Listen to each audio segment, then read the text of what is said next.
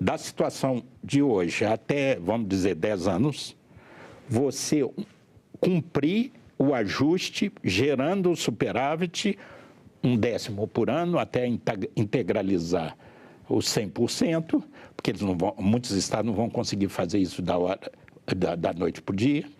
Então, você dá uma transição de 5, 10 anos, isso é uma arbitragem política que o presidente Rodrigo, os senadores, que é a Casa da Federação, podem arbitrar, negociar com o Ministério da Fazenda, com os governadores, mas o governador, qualquer que seja, independente de partido, de coisa, de orientação ideológica, estaria obrigado a gerar o superávit operacional, a poupança primária necessária para pagar a dívida. Isso pressupondo que aí, em 10 anos você vai ter um orçamento equilibrado nos estados. Porque, fora isso, se não houver obrigação nenhuma, eu posso te dizer, com experiência pessoal, daqui a 4 anos nós estamos discutindo novamente a dívida dos estados. Marcos Pestana, diretor executivo da IFA, muito obrigado pela entrevista. Obrigado a você, estou sempre à disposição. E agradeço também a você que nos acompanhou até aqui. Você pode rever esse programa que está lá no nosso site, senado.leg.br/TV ou no nosso canal no YouTube. Aproveite e se inscreva no canal, curta o programa e garanta o seu acesso à informação de qualidade. Até o próximo Agenda Econômica.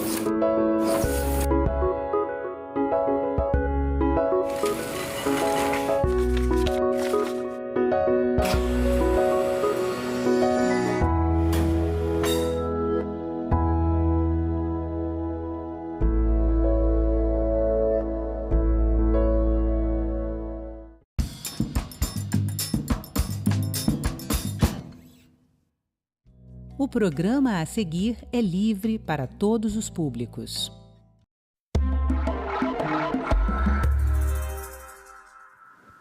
No primeiro semestre de 2024, o Pantanal registrou um número recorde de focos de incêndio desde 1998. O bioma cerrado também registrou números expressivos de queimadas no primeiro semestre de 2024. É uma situação que gera riscos a outros biomas brasileiros. Meio ambiente é assunto de cidadania e é sobre isso que eu converso agora com a analista ambiental, de conservação ambiental da WWF Brasil, Cíntia Santos.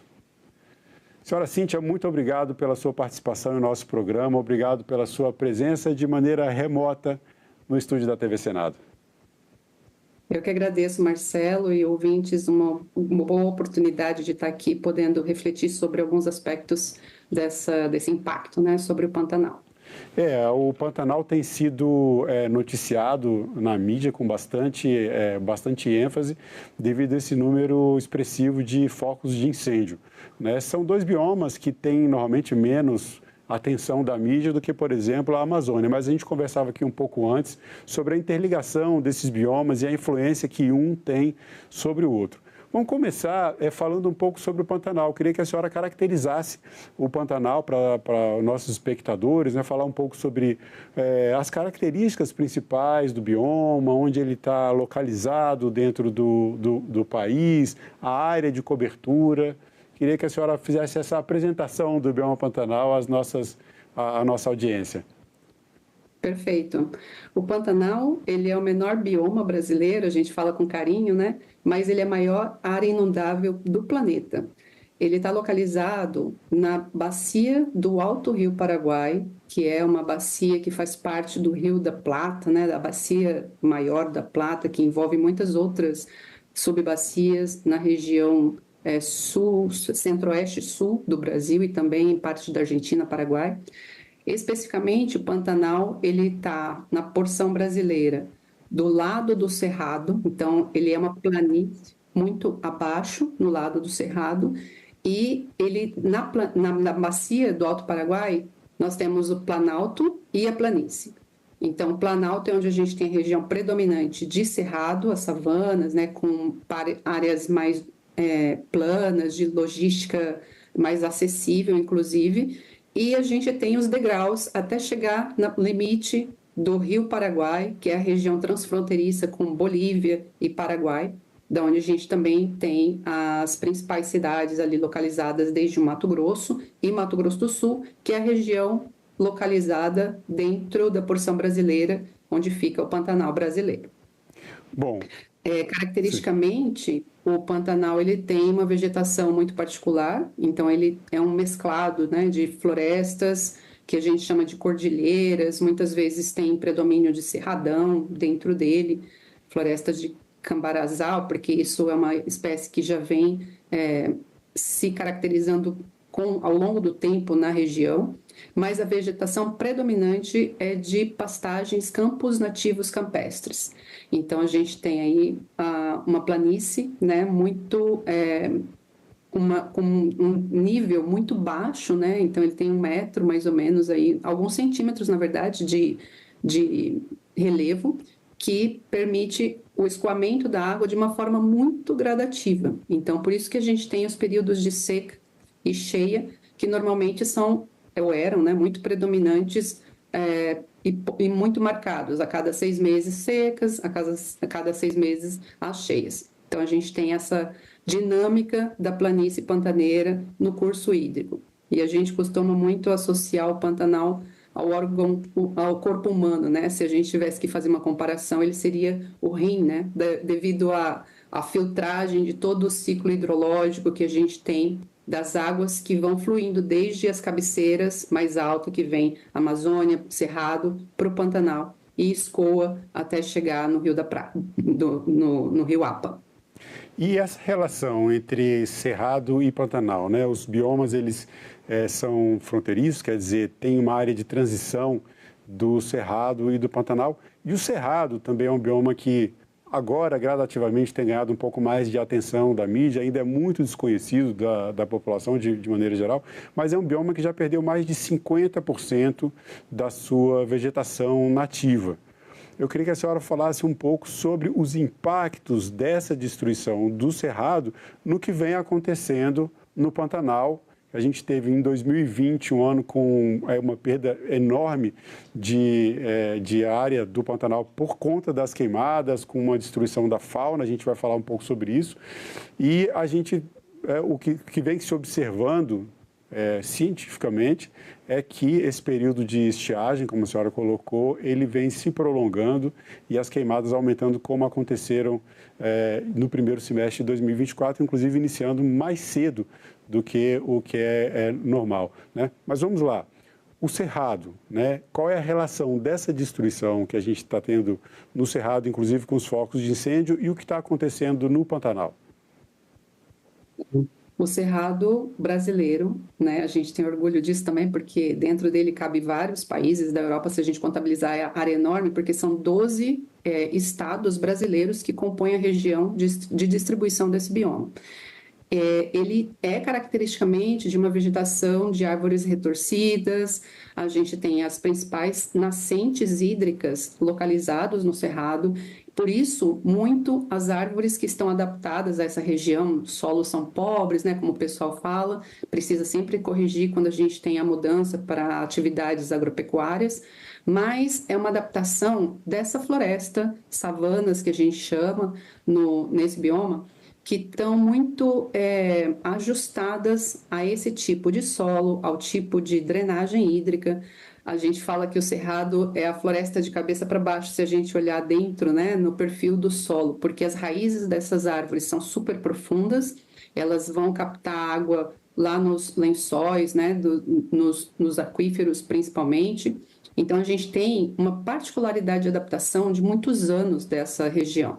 E é uma região que é muito rica em biodiversidade, do ponto de vista que muitas comunidades usam seus produtos de plantas, frutos, com uma base alimentícia muito grande, né? Inclusive na alimentação brasileira, a gente tem esse aspecto muito ressaltado na economia hoje em dia.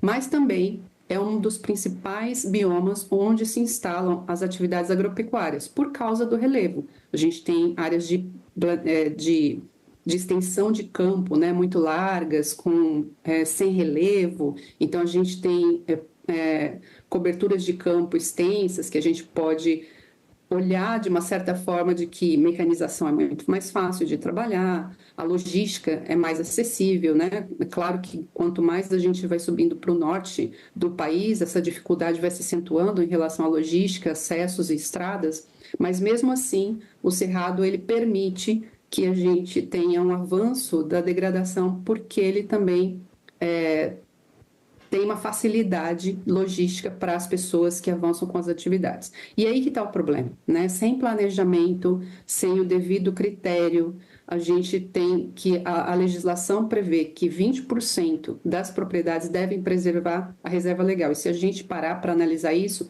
realmente a gente está caminhando para que só sobre 20% de preservação como um todo de floresta nativa do Cerrado, porque essa degradação está sendo muito acelerada. Toda essa degradação do Cerrado, que está numa parte mais alta, né, a gente chama os Campos de Parecis, a Chapada dos Guimarães, as chapadas, né, concentrando-se aí no Cerrado, elas são uma forma contínua de distribuição das espécies que vão perpassando por todos os outros biomas. Então, a gente tem a integração da Amazônia com o Cerrado. Nesses encontros entre os biomas que a gente chama de ecótonos, a gente tem ali uma transição entre florestas e savanas, e a mesma coisa acontece no Pantanal, né? Na bacia do Alto Paraguai, onde está localizado o Pantanal, a gente tem o Cerrado numa parte mais alta, e nessa confluência, quando vai começando a baixar o nível ali, o relevo, a gente começa a ter a planície pantaneira, até chegar nos limites de Corumbá, Cáceres, né? Cáceres, Corumbá, Porto Murtinho, que são as principais regiões, as principais cidades ali no encontro com o Rio Paraguai. E esse impacto das atividades não planejadas ou de um ritmo muito acelerado, essa transformação muito acelerada de pecuária para agricultura, a intensificação, né, das atividades de uma forma muito rápida, frequente, elas trazem também um problema relacionado com movimentação do solo. Então, nós temos numa parte alta, se a gente pensar, né, o Cerrado está numa parte mais alta e existe uma condução natural de sedimentos para a parte mais baixa, que é a planície. Se a gente acelera muito esses processos na parte alta e a gente tem uma movimentação muito drástica do uso do solo, isso acarreta num impacto muito veloz e em quantidade para essa parte mais baixa.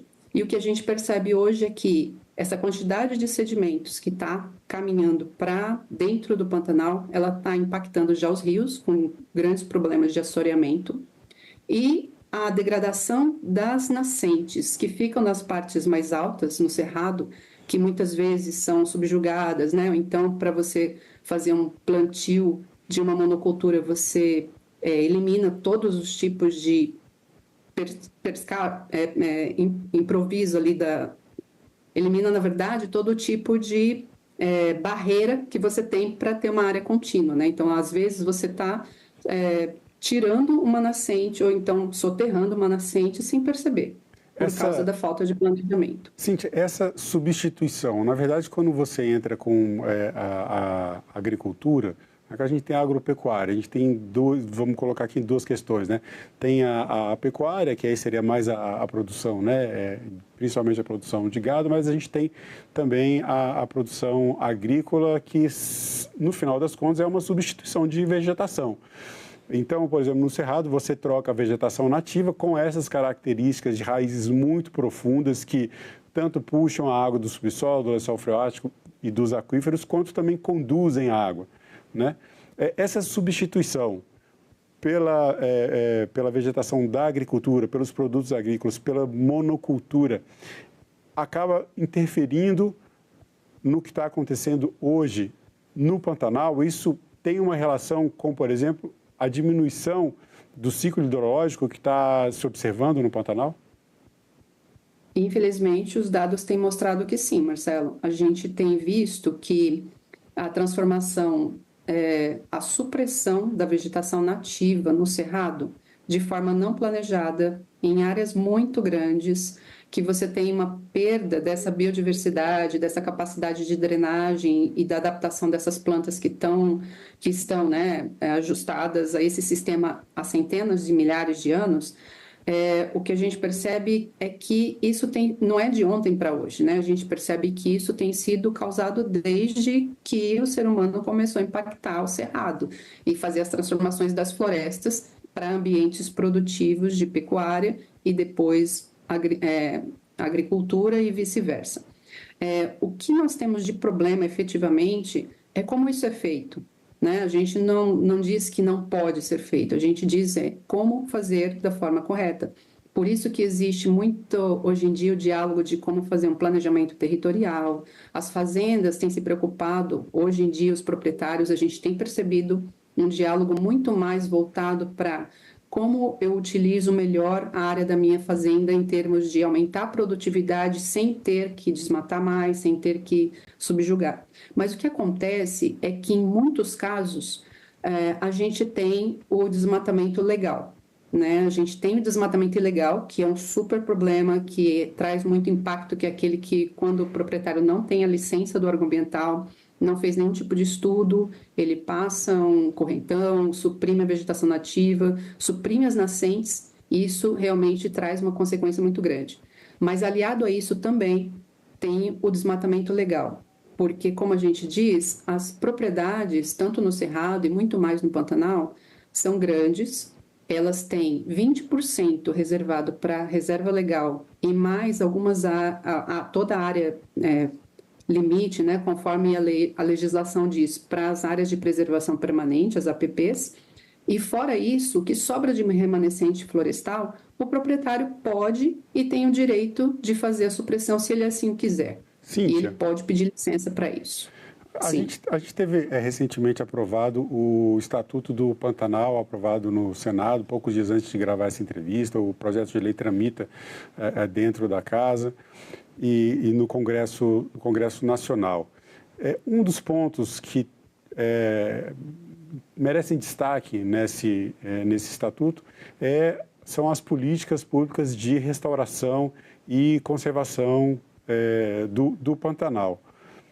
E a senhora estava falando justamente agora sobre essa relação com as áreas que podem ser preservadas, as unidades de conservação no Pantanal hoje representam apenas 5% do bioma e 95% do bioma está nas mãos, né, de propriedades privadas. Isso, claro, causa uma preocupação nesse sentido. Agora, no que diz respeito à restauração e conservação desses biomas, vamos falar primeiro do Pantanal. Quais seriam, hoje, os primeiros passos para a gente buscar, de alguma forma, pela ação humana, reverter o processo de degradação que se mostra evidente no bioma? Começaria essa restauração pelas áreas mais altas, pelas cabeceiras de rio? É possível fazer a restauração com plantio ou é melhor deixar aquele que é chamado de pousio, deixar o próprio bioma se regenerar?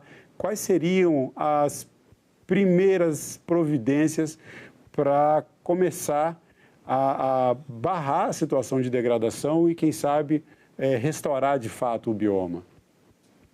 A sua pergunta está muito relacionada com entender que o Pantanal ele é uma planície de 150 mil quilômetros quadrados e ele tem uma divisão de 11 subpantanais.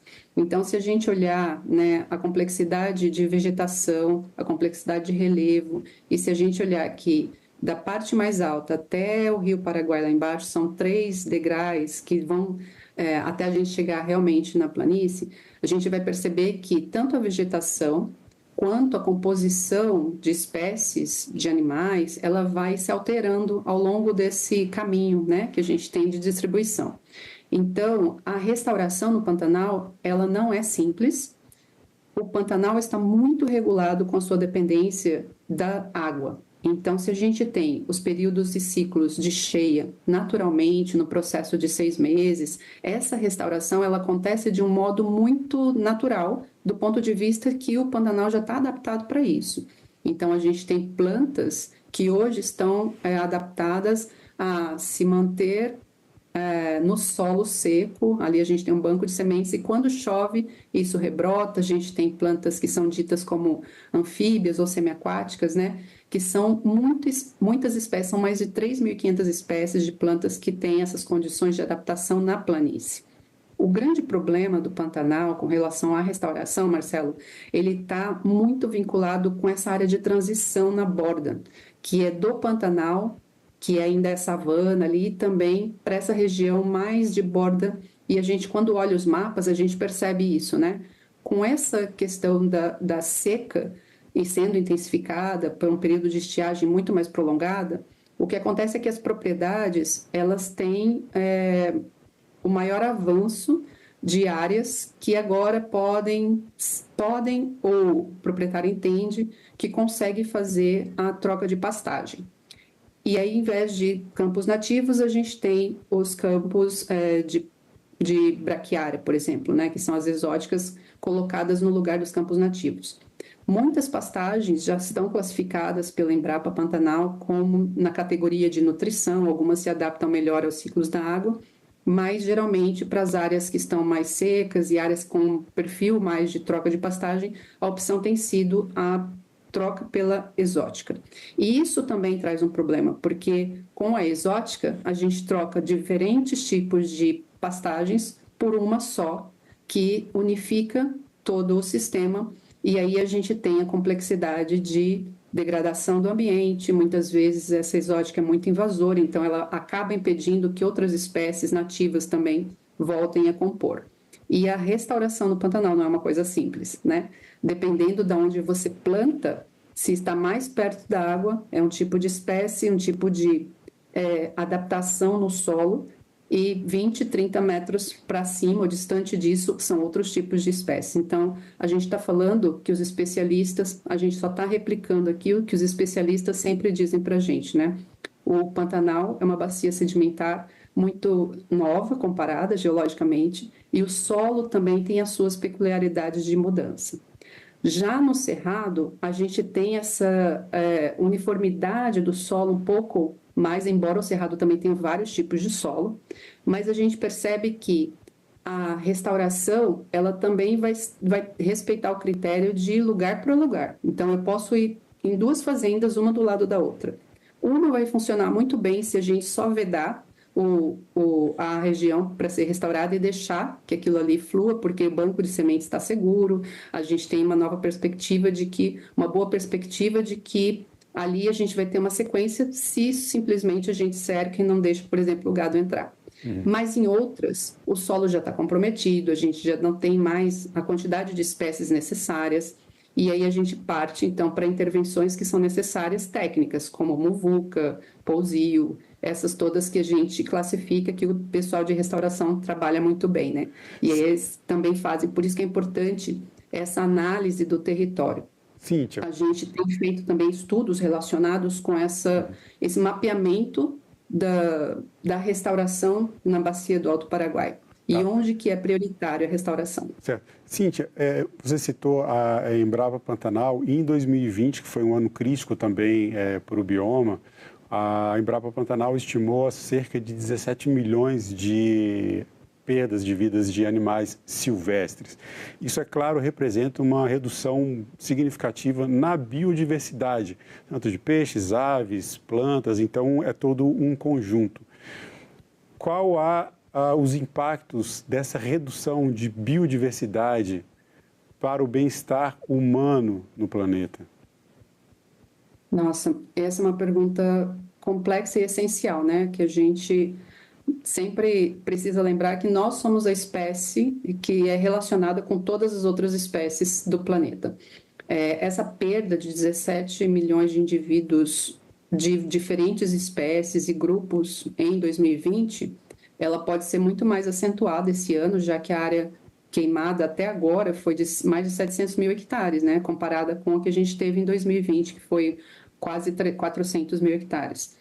O impacto, Marcelo, ele está muito ligado ao que essas espécies desenvolvem questões de funcionalidade dos ambientes. Então, quando a gente pensa, por exemplo, na onça-pintada, né, quando a gente tem um lugar como o Pantanal, que é um lugar onde os turistas visitam, as pessoas querem estar presentes, querem ver a primeira vez um felino como esse, o maior felino da América do Sul, eles têm o objetivo de enxergar a espécie, mas muitas vezes a gente esquece de que onde existe uma onça-pintada, o sistema ele está em equilíbrio do ponto de vista que nós temos uma cadeia de presas que alimentam esse grande predador em equilíbrio e ela também é adaptada num sistema ecológico que está bem conservado. Quando a gente começa a interferir nesses sistemas, a gente tem um impacto em cadeia, né? Então a escala começa a sofrer com isso. Então, se eu retiro muito a base alimentar desses grandes predadores, isso começa a impactar mais em predação, o gado fica muito mais vulnerável, né? Então, o gado já é mais vulnerável, né? Naturalmente, é um animal que ele se adapta para a região do Pantanal, mas com defesas, o Nelore praticamente, né? Com defesas um pouco mais tímidas do ponto de vista com relação a um predador como o jaguar, como a onça-pintada. Então, a gente tem um impacto de a ausência dessas espécies atrapalhar ou eliminar a funcionalidade desses sistemas. Então, a gente tem uma reprodução, por exemplo, de insetos muito grande, a gente tem pragas se replicando de forma muito grande, porque a gente eliminou a cadeia intermediária de predadores desses animais, por exemplo, anfíbios, répteis, aves, e tudo isso traz consequências do ponto de vista funcional do ecossistema. Para a gente, de uma forma muito direta, o que impacta é, por exemplo, se o Pantanal ele é visto como um ambiente para turismo, a gente tem, claro, uma interrupção na quantidade dessas populações, então vai ficar muito mais difícil você ver as espécies naturalmente, como a gente vê no Pantanal, quando você visita uma área dessa. Nas relações ecológicas, a gente tem impactos relacionados com pragas na pastagem, ataques ao gado, por exemplo, de relação com pragas, insetos que podem se multiplicar e trazer problemas, doenças relacionadas também, como brucelose, essas outras que a onça, por exemplo, faz o controle, né? Se a gente tem um animal que está mais vulnerável, que está doente, a onça preda esse animal mais vulnerável. Então, os impactos, eles são variados e depende com o tipo de organismo que a gente está eliminando desse ecossistema. Bom, Cíntia Santos, eu quero agradecer mais uma vez a sua participação no Cidadania. Obrigado pelo seu tempo e pelas informações. Obrigada eu, Marcelo. Um prazer falar com vocês e que a gente possa refletir, né, um pouco mais sobre o que a gente tem feito e atuado para a proteção desses ambientes que são essenciais para os seres humanos. Se o nosso conteúdo ajudar as pessoas a se conscientizarem, isso certamente vai ajudar a conservação e diminuir a degradação desses biomas. Muito obrigado mais uma vez. Obrigada. E eu agradeço também a você que acompanha a programação da TV Senado. Assine o canal da TV Senado no YouTube, ative as notificações e acompanhe toda a produção do Poder Legislativo diretamente da fonte. Na TV Senado, democracia é todo dia.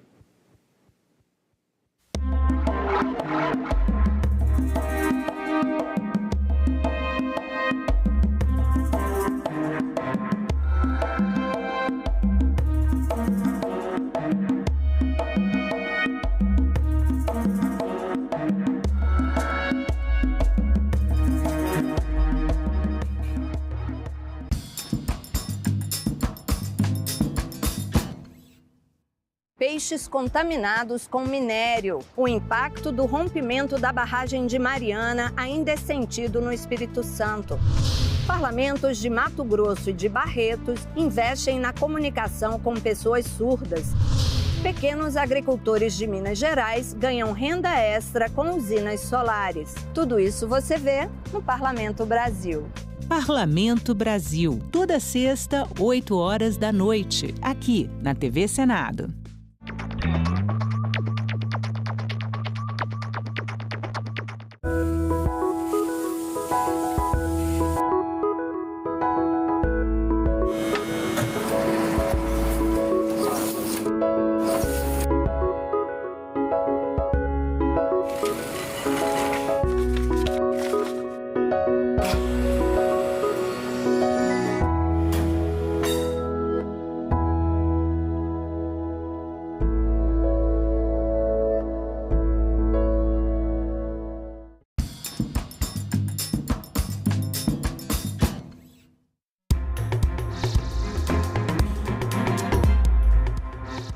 Bom dia, quinta-feira, 8 de agosto, o Senado Notícias está no ar. A solução para a dívida dos estados com a União está entre as pautas do Senado que podem ser votadas ainda este mês. São Paulo, Rio de Janeiro, Minas Gerais e Rio Grande do Sul respondem por quase 90% da dívida. O presidente do Senado, Rodrigo Pacheco, apresentou em julho um projeto de lei complementar para sanar essas dívidas.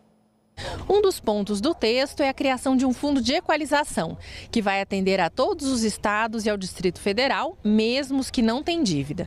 E a forma de distribuir esses recursos foi tema de uma reunião na manhã desta quarta com governadores da região Nordeste. É necessário que os estados menos endividados sejam também contemplados nesse processo de renegociação das dívidas, sob pena, se isso não acontecer, de agravar cada vez mais as desigualdades do ponto de vista regional, socioeconômico. Ou seja, o que nós temos enfatizado é que esse tema precisa ser encarado, precisa ser tratado, olhando a realidade do Brasil como um todo. Não é justo, não é desejável, né, que os estados menos endividados, inclusive que fizeram o seu dever de casa, como os estados do Nordeste, no processo de renegociação dessas dívidas, eles não sejam exatamente contemplados. Alguns estados que não têm dívidas com a União têm débitos com bancos públicos, como a Caixa, Banco do Brasil e BNDES. Os governadores trouxeram uma proposta para que essas dívidas também possam ser renegociadas. É importante possibilitar que essas dívidas bancárias também sejam renegociadas, seja com a carência, seja com o alongamento no tempo, seja com a redução da taxa. Então, a gente vai propor um texto para que ele possa avaliar, junto com os consultores do Senado e com os pares do Senado Federal, para possibilitar também essa questão de isonomia.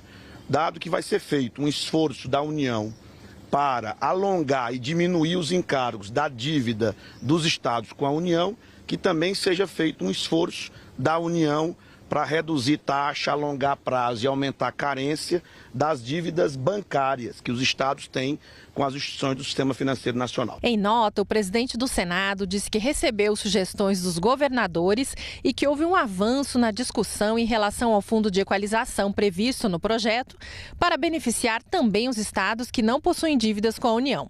O Senado deve votar a proposta na próxima semana. Ele finalizou a nota dizendo que, abre aspas, estamos trabalhando em um cenário no qual haja consenso entre os senadores para apreciação do projeto antes do início das campanhas eleitorais.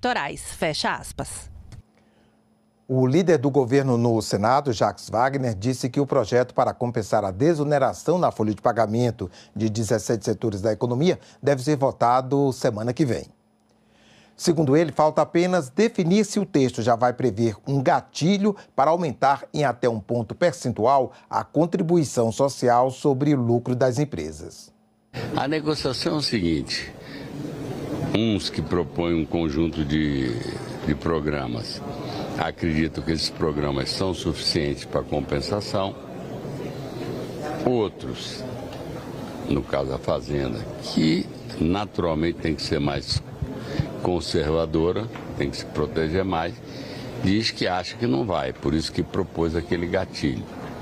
Então, Toninho, não precisa botar o gatilho. Se não for, dizem alguns, se não for, a gente se compromete a votar a CSLL. E a Fazenda preferia já deixar escrito a questão do gatilho. O que é o gatilho? Se não chegar no número necessário, aí a gente dispararia isso, não necessariamente com 1%. Pode ser 0,25, pode ser 0,5, pode ser 0,75, depende da necessidade de complementação. Então, na verdade, para mim está resolvido. Nós estamos discutindo, coloca ou deixa para colocar depois, mas todo mundo já sabe por onde vai passar. 2 reuniões de comissões, sessão temática e sessão especial no plenário do Senado. Confira a agenda dos trabalhos para esta quinta-feira. Daqui a pouco, às 9h30, a Comissão de Direitos Humanos tem audiência pública prevista para debater o tema educação midiática. O debate vai contar com a participação dos jovens senadores e senadoras que estão na semana de vivência legislativa aqui no Senado. Às 10 horas, a Comissão de Relações Exteriores tem reunião marcada em foco à crise político-eleitoral na Venezuela. Na pauta, há 3 requerimentos a serem examinados. Um de convite à embaixadora do Brasil na Venezuela, Glivânia Maria de Oliveira, para falar sobre a atual situação no país. Outro de convocação ao assessor da presidência, Celso Amorim. E outro de convite ao ministro das Relações Exteriores, Mauro Vieira, para explicar a posição do Brasil diante dos recentes acontecimentos. Também às 10 está prevista a sessão de debates temáticos no plenário do Senado. Em discussão, o projeto que trata da exploração de jogos e apostas em todo o território nacional. E logo mais às 3 da tarde está marcada a sessão especial no plenário do Senado para celebrar o Dia Internacional da Mulher Negra, Latino-Americana e Caribenha e o Dia Nacional de Teresa de Benguela e da Mulher Negra. Teresa de Benguela foi uma líder quilombola brasileira do século XVIII que atuou no território do atual estado de Mato Grosso. Ela foi assassinada em 25 de julho de 1770, logo após a destruição do quilombo. Os senadores aprovaram nesta quarta-feira, em plenário, o texto de um acordo sobre serviços aéreos entre Brasil e Ruanda. A proposta permite voos sobre ambos os territórios, sem pousos e escalas, para fins não comerciais. Também foi aprovado o acordo de cooperação econômica e comercial entre o Brasil e o Catar. Os 2 projetos seguem para promulgação. A CPI, que investiga possíveis manipulações em jogos e apostas esportivas, ouviu nesta quarta-feira 3 depoentes. O primeiro a falar foi Hugo Bravo, presidente do Vila Nova Futebol Clube de Goiás. Ele apontou caminhos para evitar fraudes. Hugo Bravo ficou conhecido por ter denunciado ao Ministério Público de Goiás jogadores do próprio time por suspeitas de manipulação de resultados de jogos. Ele é presidente do Vila Nova Futebol Clube de Goiás. O MP do Estado deflagrou a Operação Penalidade Máxima no fim de 2022 para investigar supostas fraudes. A operação está em sua 4ª fase e já ofereceu denúncias contra mais de 40 pessoas. Hugo foi o primeiro a ser ouvido. Ele detalhou como o suposto esquema funcionava. A trama consistia em fazer pênaltis no primeiro tempo em 3 partidas. Seriam elas no jogo Vila Nova Esporte, Sampaio Correia e Londrina e Tombense e Criciúma. E a partir do momento que você tem um atleta seu envolvido em um esquema no qual ele vai te prejudicar, eu tomei a dor e falei, aqui nós vamos até o fim. O presidente do Vila Nova apontou caminhos para evitar manipulação no futebol brasileiro. A punição ela é importante, essa questão do controle das apostas. Esses programas, igual a CBF tem contratado aí com a Esportes Radar, o desenvolvimento de tecnologia. A CPI também ouviu o presidente da SIGA Latinoamérica, entidade sem fins lucrativos que promove práticas de governança, transparência e integridade no esporte. Emanuel de Medeiros explicou as boas práticas indicadas pela SIGA para os clubes esportivos e foi perguntado sobre o acordo de cooperação assinado pela Confederação Brasileira de Futebol com a entidade. Em março de 2024, ela assinou... Mas até agora a CBF não fez nada. Não tem plano de ação, a gente continua com as nossas vulnerabilidades e precisando do plano de ação de vocês, mas a CBF até agora nada fez. É isso? Aguardamos com resiliência, mas também com convicção de que, cumprido este período e o verão europeu, nós vamos avançar e vamos arregaçar as mãos. E vamos concretizar.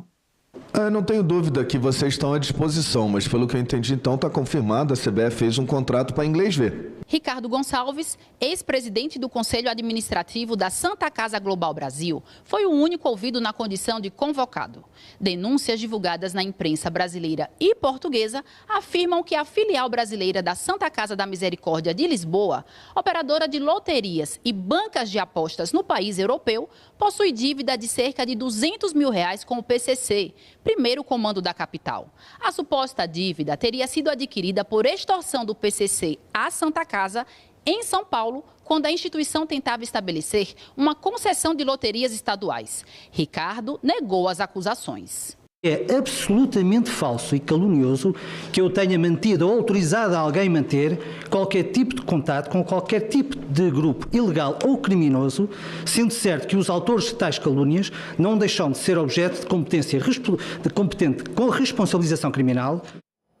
A CPI também aprovou a quebra dos sigilos bancário, fiscal, telefônico e telemático de Wesley Cardia, pelo período de 1º de janeiro de 2023 até o dia 5 de agosto de 2024.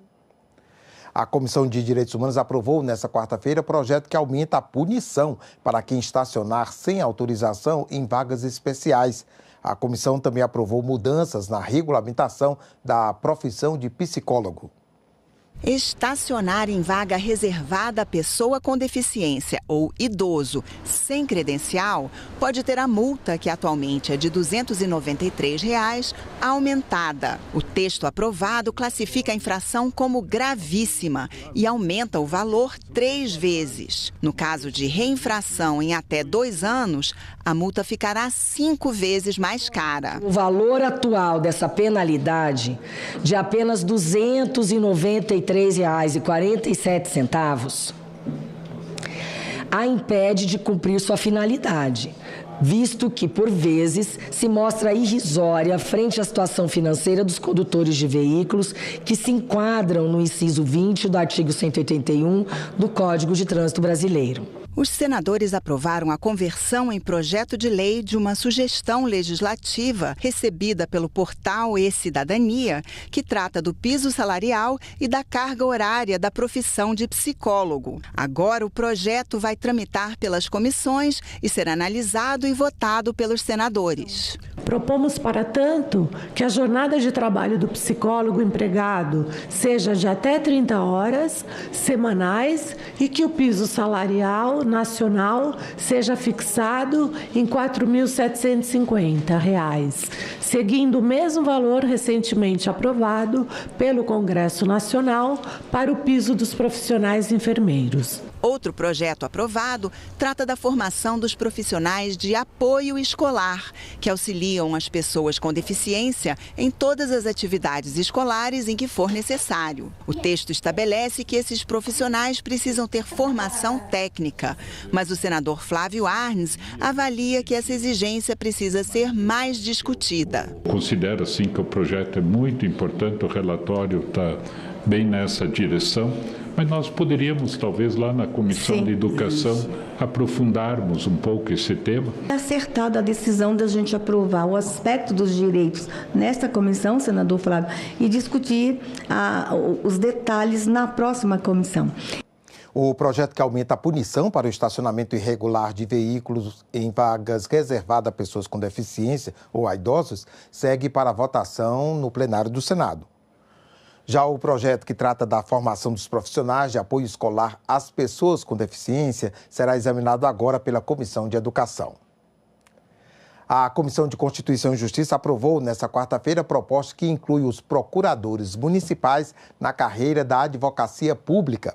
O plenário ainda vai analisar o texto. O projeto muda a Constituição para equiparar as carreiras dos procuradores dos municípios às procuradorias estaduais e distrital. De acordo com a proposta, cidades com 60 mil habitantes ou mais criarão procuradorias com servidores concursados. Os municípios com população menor do que 60 mil terão liberdade para selecionar procuradores de carreira ou contratação dos serviços jurídicos por meio de licitações. O relator incluiu no projeto a garantia de que a PEC não vai influenciar na contratação de advogados particulares pelos municípios nos mesmos casos permitidos aos estados e à União. A construção feita, ela me parece muito razoável, muito pertinente. Além de você estabelecer 2 critérios a partir de 100 mil habitantes ou de 60 mil habitantes, você ainda estabelece um prazo para essa adequação. Até 8 anos. 6 anos para os municípios com mais de 100 mil e 8 anos para municípios com acima de 60 mil habitantes. A Comissão de Constituição e Justiça também debateu o projeto que cria a Política Nacional de Combate à Perda e ao Desperdício de Alimentos. A votação foi adiada. O texto traz regras para a doação de alimentos, uma alternativa para diminuir o desperdício de produtos próprios para o consumo. De acordo com a proposta, mercadorias perecíveis ou não perecíveis, embaladas e dentro do prazo de validade e alimentos naturais ou preparados, respeitada a segurança para consumo humano e as normas sanitárias, poderão ser doados para bancos de alimentos, instituições receptoras e diretamente aos beneficiários. As doações feitas diretamente ao consumidor final deverão ser acompanhadas por profissional que ateste a qualidade dos produtos. O texto prevê incentivos fiscais para as empresas doadoras de alimentos, que poderão deduzir até 5% no imposto de renda. Um ponto polêmico na proposta. Apesar de concordar com o tema e o mérito, nós não estamos tratando aqui simplesmente de um projeto que regulamenta e que organiza a doação, mas de um projeto em que, na verdade, está dando mais isenção e aumentando, na verdade, está pagando para que esse alimento seja doado. Então, não é uma doação. Estamos tratando de produto estragado. Exatamente. Estamos tratando de produto dentro da validade, em condição de consumo. Aí você é contra o projeto, o Senado vai aprovar uma lei para dar produto estragado para os outros. Não é isso, cara. Eu queria dizer que essa casa está debatendo a regulamentação da reforma tributária, gente. E a gente não pode estar aqui discutindo isenção fiscal. Você imagina que a alíquota de alimento, inclusive sobre imposto seletivo para produtos de alimentos ultraprocessados. Assegurar essa isenção é gerar distorções. Nós estamos em plena reforma tributária. Então, não é para a gente estar discutindo aqui fora da reforma tributária isenções fiscais. O que acontece é que muitas empresas, muitos supermercados, distribuidores deixavam de fazer a doação porque não valia a pena ter a isenção de 2%. Era melhor ele jogar tudo fora, registrar como prejuízo e no balanço, na hora que eu estava falando, me faltou essa palavra, o balanço, ele lançar como prejuízo e não tributar no seu imposto de renda. Então, senador Flávio, o projeto ele não traz nenhum prejuízo, ele não traz nada que onere, não é? Ou que retire recursos do governo. Mas um pedido de vista adiou a votação. O crescimento dos jogos de cassino online do tipo caça-níquel e seus impactos na sociedade vão ser tema de audiência pública na Comissão de Ciência e Tecnologia. Outro pedido de audiência pública na comissão foi aprovado nesta quarta-feira e vai debater o impacto e a governança das ações do Fundo Nacional de Desenvolvimento Científico e Tecnológico, FNDCT, após a liberação total dos recursos. Também foi aprovado o convite à ministra da Ciência, Tecnologia e Inovação, Luciana Santos, para falar sobre o Plano de Inteligência Artificial do governo. As datas das reuniões ainda não foram definidas. Desastres naturais fazem vítimas em todo o país e, quando isso acontece, a ajuda da população é essencial. Por isso, os senadores da Comissão de Assuntos Sociais aprovaram nesta quarta-feira projeto que prevê doação de mercadorias entregues à Fazenda Nacional sem necessidade da licitação. A Receita Federal já faz isso, mas a medida visa dar segurança jurídica. O texto segue agora para a Comissão de Constituição e Justiça. Outro projeto aprovado mexe com os prazos da licença e do salário maternidade. Segundo dados do Ministério da Saúde, são 330 mil nascimentos prematuros por ano, 11% do total de nascimentos no país. O que significa cuidados a mais para a mãe e o recém-nascido. A legislação garante licença maternidade de 120 dias e salário maternidade, mas é omissa em relação a prazos quando há complicações no parto. Os senadores da Comissão de Assuntos Sociais agora atualizam a CLT e os direitos previstos na Previdência Social para prorrogar os benefícios em casos de partos prematuros. Nesse sentido, a prorrogação da licença e do salário maternidade em casos de complicações do parto ou parto antecipado é medida que promove diretamente a promoção da maternidade e da infância, tendo em vista que permite que a mãe esteja presente durante todo o período de recuperação do bebê. Esse projeto, ampliando a licença maternidade, ele é mais que necessário. E a emenda que você acolhe, que no caso de recebeu alta, mas voltou para o hospital em decorrência do parto, eu acho que aí também está abrangendo as crianças com doenças crônicas que nascem e ficam muito tempo no hospital. Não é só prematuro. Entendo que o projeto vai ajudar e ajuda muito essas mães que precisam deste apoio nesse momento tão difícil das suas vidas. Os senadores da Comissão de Assuntos Sociais também aprovaram mudanças no Programa Nacional de Microcrédito Produtivo. De 2008 a 2022, foram concedidos mais de 150 bilhões de reais em empréstimos. O projeto, que agora vai ser analisado na Comissão de Assuntos Econômicos, amplia as possibilidades de uso e estimula o aumento na oferta de microcrédito. Ficamos por aqui. Você pode ver as reportagens desta edição na nossa página na internet, senado.leg.br/TV. Muito obrigado pela sua companhia. Vamos encerrar vendo algumas imagens das atividades dos jovens senadores nesta quarta-feira, que foi o terceiro dia de vivência legislativa desses 27 estudantes de todo o país que venceram o concurso de redação.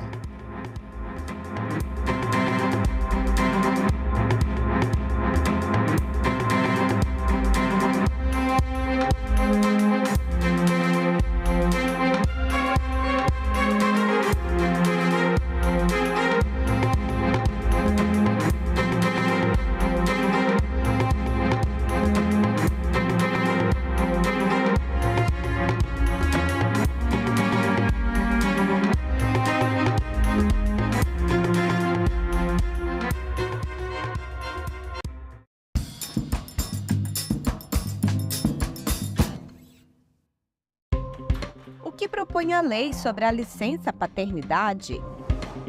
5 dias são suficientes? Qual a importância da presença do pai durante os primeiros dias de um recém-nascido? O período deve aumentar? Nossos convidados respondem a essas e outras perguntas ao vivo. TV Senado Live, nesta sexta, 9 horas da manhã.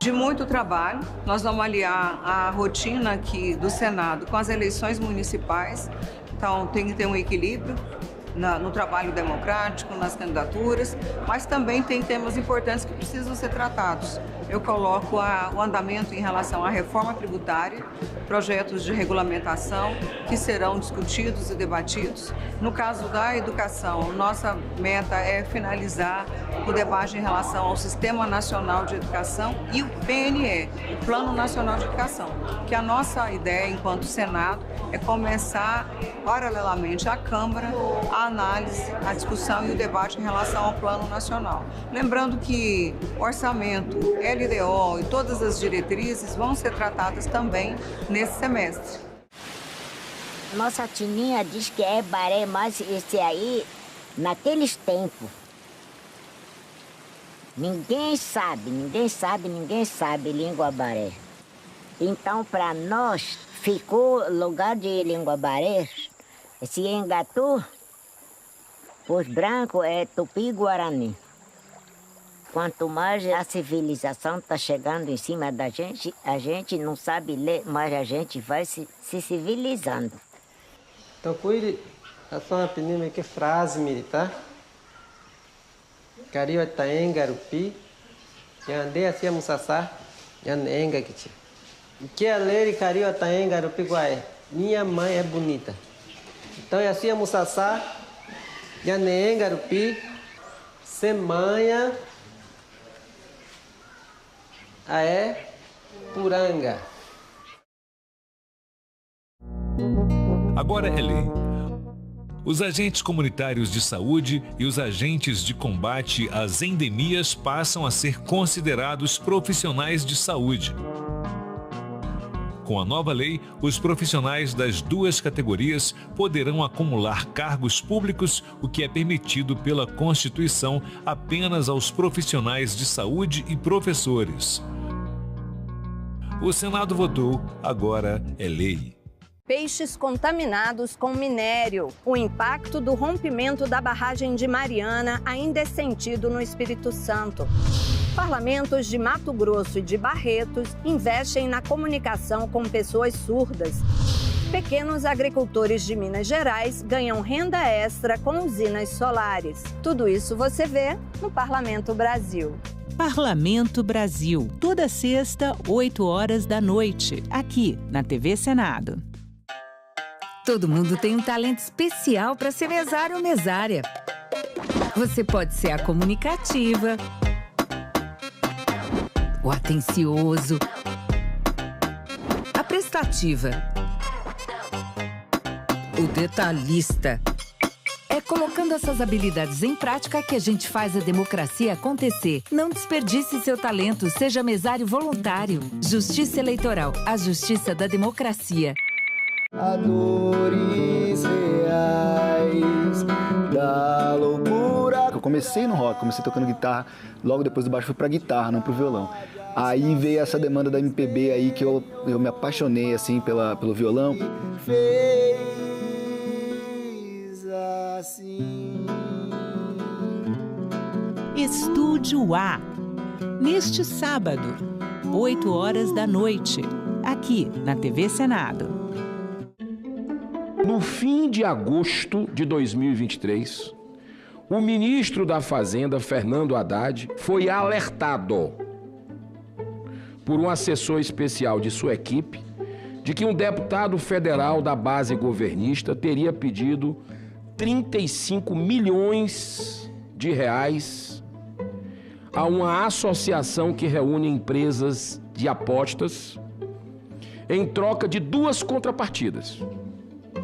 Defender seus interesses na regulamentação do setor e não transformar a vida de seus associados num, abro aspas, inferno. Foi relatado por este cidadão, Wesley Cardia, que havia recebido esse tipo de coação por parte do deputado. Não trouxe nenhum tipo de prova, não trouxe nenhum tipo de... não deu continuidade, não fez absolutamente nada. A minha reação foi: procure as autoridades e relate a elas o que o senhor está relatando a mim.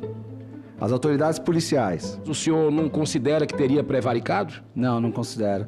Comuniquei meu superior hierárquico. Não só não considero, como a própria ouvidoria do Ministério da Fazenda já emitiu um parecer dizendo que eu não prevariquei. E o ministro Haddad, o senhor acha que prevaricou? De forma nenhuma. Por que não teve investigação? Por que o restante da imprensa não continuou no assunto? E aí um desses jornalistas, ele falou assim: Cajuru, eu conversei com essa testemunha, Wesley, e eu classifico como uma testemunha duvidosa. O senhor, em algum momento, ficou em dúvida do que ele estava afirmando ao senhor? Em muitos momentos, senador. A pessoa que estava sentada à minha frente disse e reiterou que estava tomando muitos remédios. A manipulação de resultado é grave, é gravíssimo. Essa CPI tem um papel histórico, como Vossa Excelência falou, de trazer soluções para a gente enfrentar aqui no Brasil essa que pode vir a ser a crise mais grave da história do esporte brasileiro. Uma notícia falsa pode vir de quem a gente menos espera, no grupo da família ou nas nossas redes sociais. Mas como saber se uma informação é verdadeira? Agora, as informações sobre o Senado podem ser checadas pelo WhatsApp. Envie texto, link, foto, captura de tela ou vídeo de qualquer notícia duvidosa sobre o Senado Federal. Nossa equipe vai analisar o material e responder se a informação é falsa, verdadeira ou imprecisa. Ficou na dúvida? Senado verifica.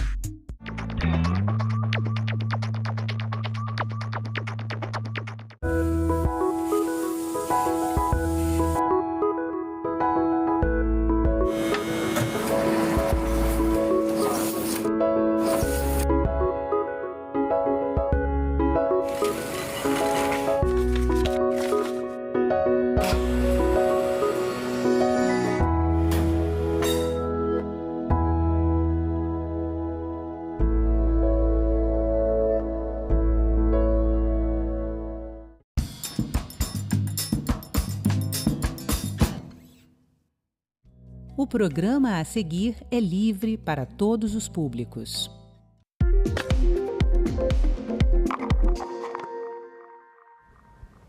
Olá, começa agora mais um Assunto de Estado.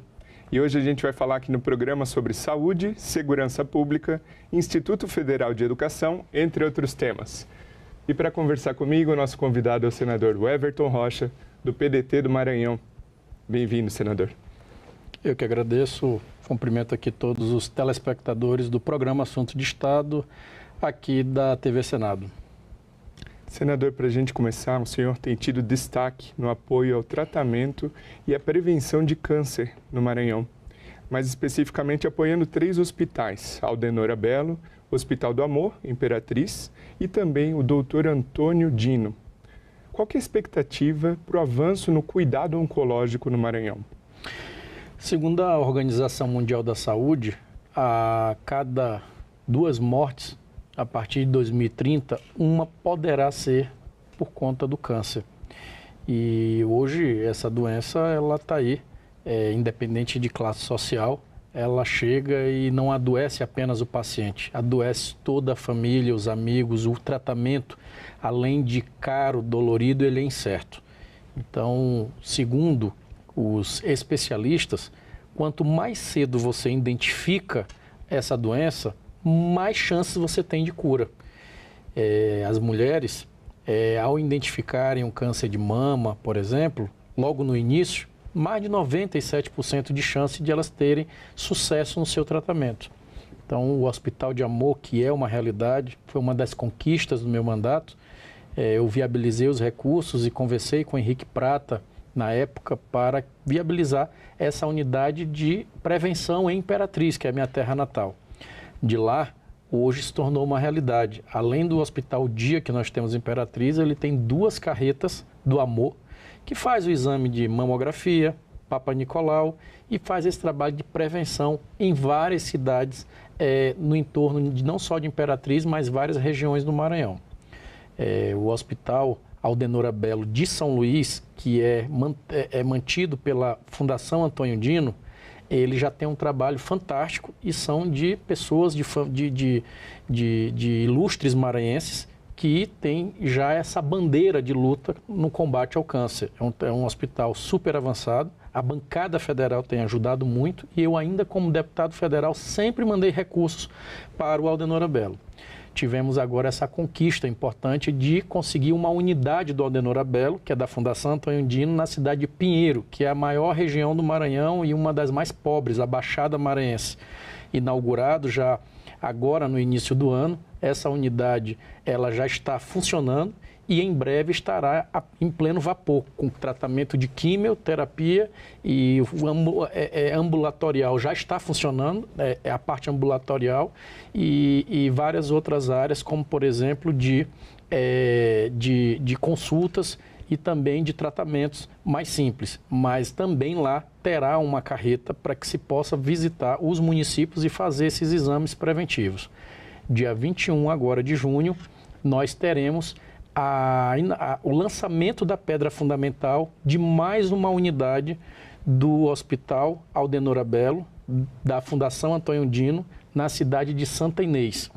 essa articulação da bancada federal, foi proposição do então deputado Fufuca, que hoje é ministro, e de pronto todos nós nos juntamos, assim como eu fiz em Pinheiro e fizemos nessas outras unidades, viabilizamos os recursos da bancada federal para garantir o início dessas obras em Santo Inês, para que tão logo a gente tenha também essa unidade. Nosso sonho, em breve, é ter todas as regiões cobertas para que a gente possa fazer essa identificação cedo e, obviamente, dar oportunidade ao maranhense de ter acesso a um tratamento justo e menos doloroso numa doença tão terrível, como eu falei, que não é só a pessoa que fica, não é apenas o paciente que fica doente, a família e os seus amigos também.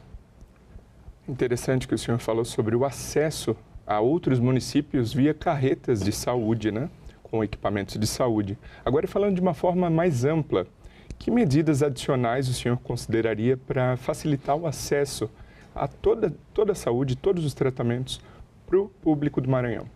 Primeiro, os centros de imagens. Além das carretas, eu tenho apoiado muito os municípios do Maranhão para que tenham seus próprios centros de imagens modernos, porque o grande desafio hoje não é apenas o exame, e sim o bom profissional que possa laudar ele e fazer um bom exame com um laudo positivo, um laudo que tenha 100% de assertividade.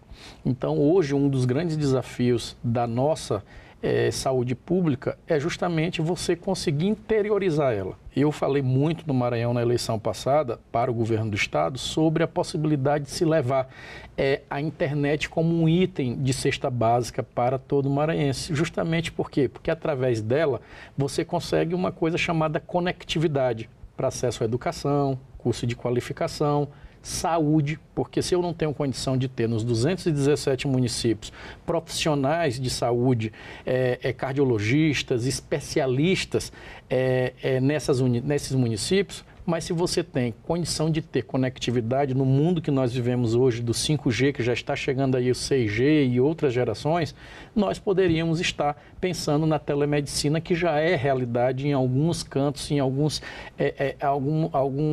regiões do Brasil. E através da telemedicina você poderia estar democratizando e facilitando o acesso de bons profissionais em todos os cantos do Maranhão. Senador, em 2023, o senhor destinou recursos, mais de 5 milhões, para a aquisição de viaturas, motos, equipamento, para o fortalecimento da segurança pública no Maranhão. No mesmo ano, no entanto, o Maranhão figurou entre os 5 estados do Brasil em que houve crescimento no número de mortes violentas. O que fazer para o povo do Maranhão se sentir seguro de fato? Olha, o problema da segurança pública é um problema nacional e cultural. Você tem que ter muita força e energia em várias frentes. Não se faz apenas segurança pública com dinheiro, com armamento e com viatura. Se faz segurança pública com também política pública na cultura, no esporte, na arte, lá na educação. Eu sou de um partido que defende a escola em tempo integral. E você, quando dá acesso à educação e consegue fazer com que esse cidadão tenha acesso à qualificação e à preparação para o mundo do trabalho, e não apenas para o mercado de trabalho, você dá condição de ter uma sociedade mais inclusiva.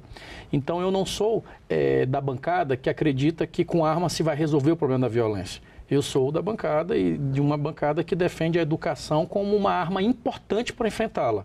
Obviamente, você tem as questões mais urgentes. Além de você fazer esse trabalho que é geracional, ele não é de uma eleição, e já dizia, né, mais fácil você educar uma criança do que transformar um homem. Então, hoje você tem que ter também as ações repressivas, e uma delas é você dar as condições para o sistema de segurança poder fazer um bom trabalho.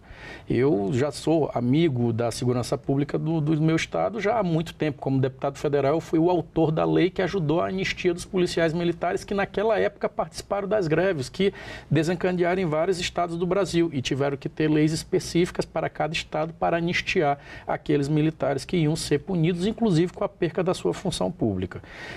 Logo depois disso, ano 2023, eu destinei quase 8 milhões de reais para a segurança pública. É a primeira vez na história da Polícia Militar do Maranhão que a Polícia Militar do Maranhão tem viaturas blindadas para fazer policiamento ostensivo. E isso é importante porque você está falando ali não é apenas com o policial militar, você está falando com um pai de família. Ele sai de casa para trabalhar e ele volta, ele tem a sua esposa, tem os seus filhos, tem a sua família. Então, você também dar condições a esse cidadão e prepará-lo para que ele possa representar bem o Estado na sua função, isso é fundamental e eu tenho também feito a minha parte na segurança pública. E outra área que o senhor colaborou recentemente com o envio de recursos de emenda parlamentar foi a educação técnica. Por exemplo, do Instituto Federal de Educação, Ciência e Tecnologia do Maranhão. A gente preparou aqui uma arte para falar mais a respeito.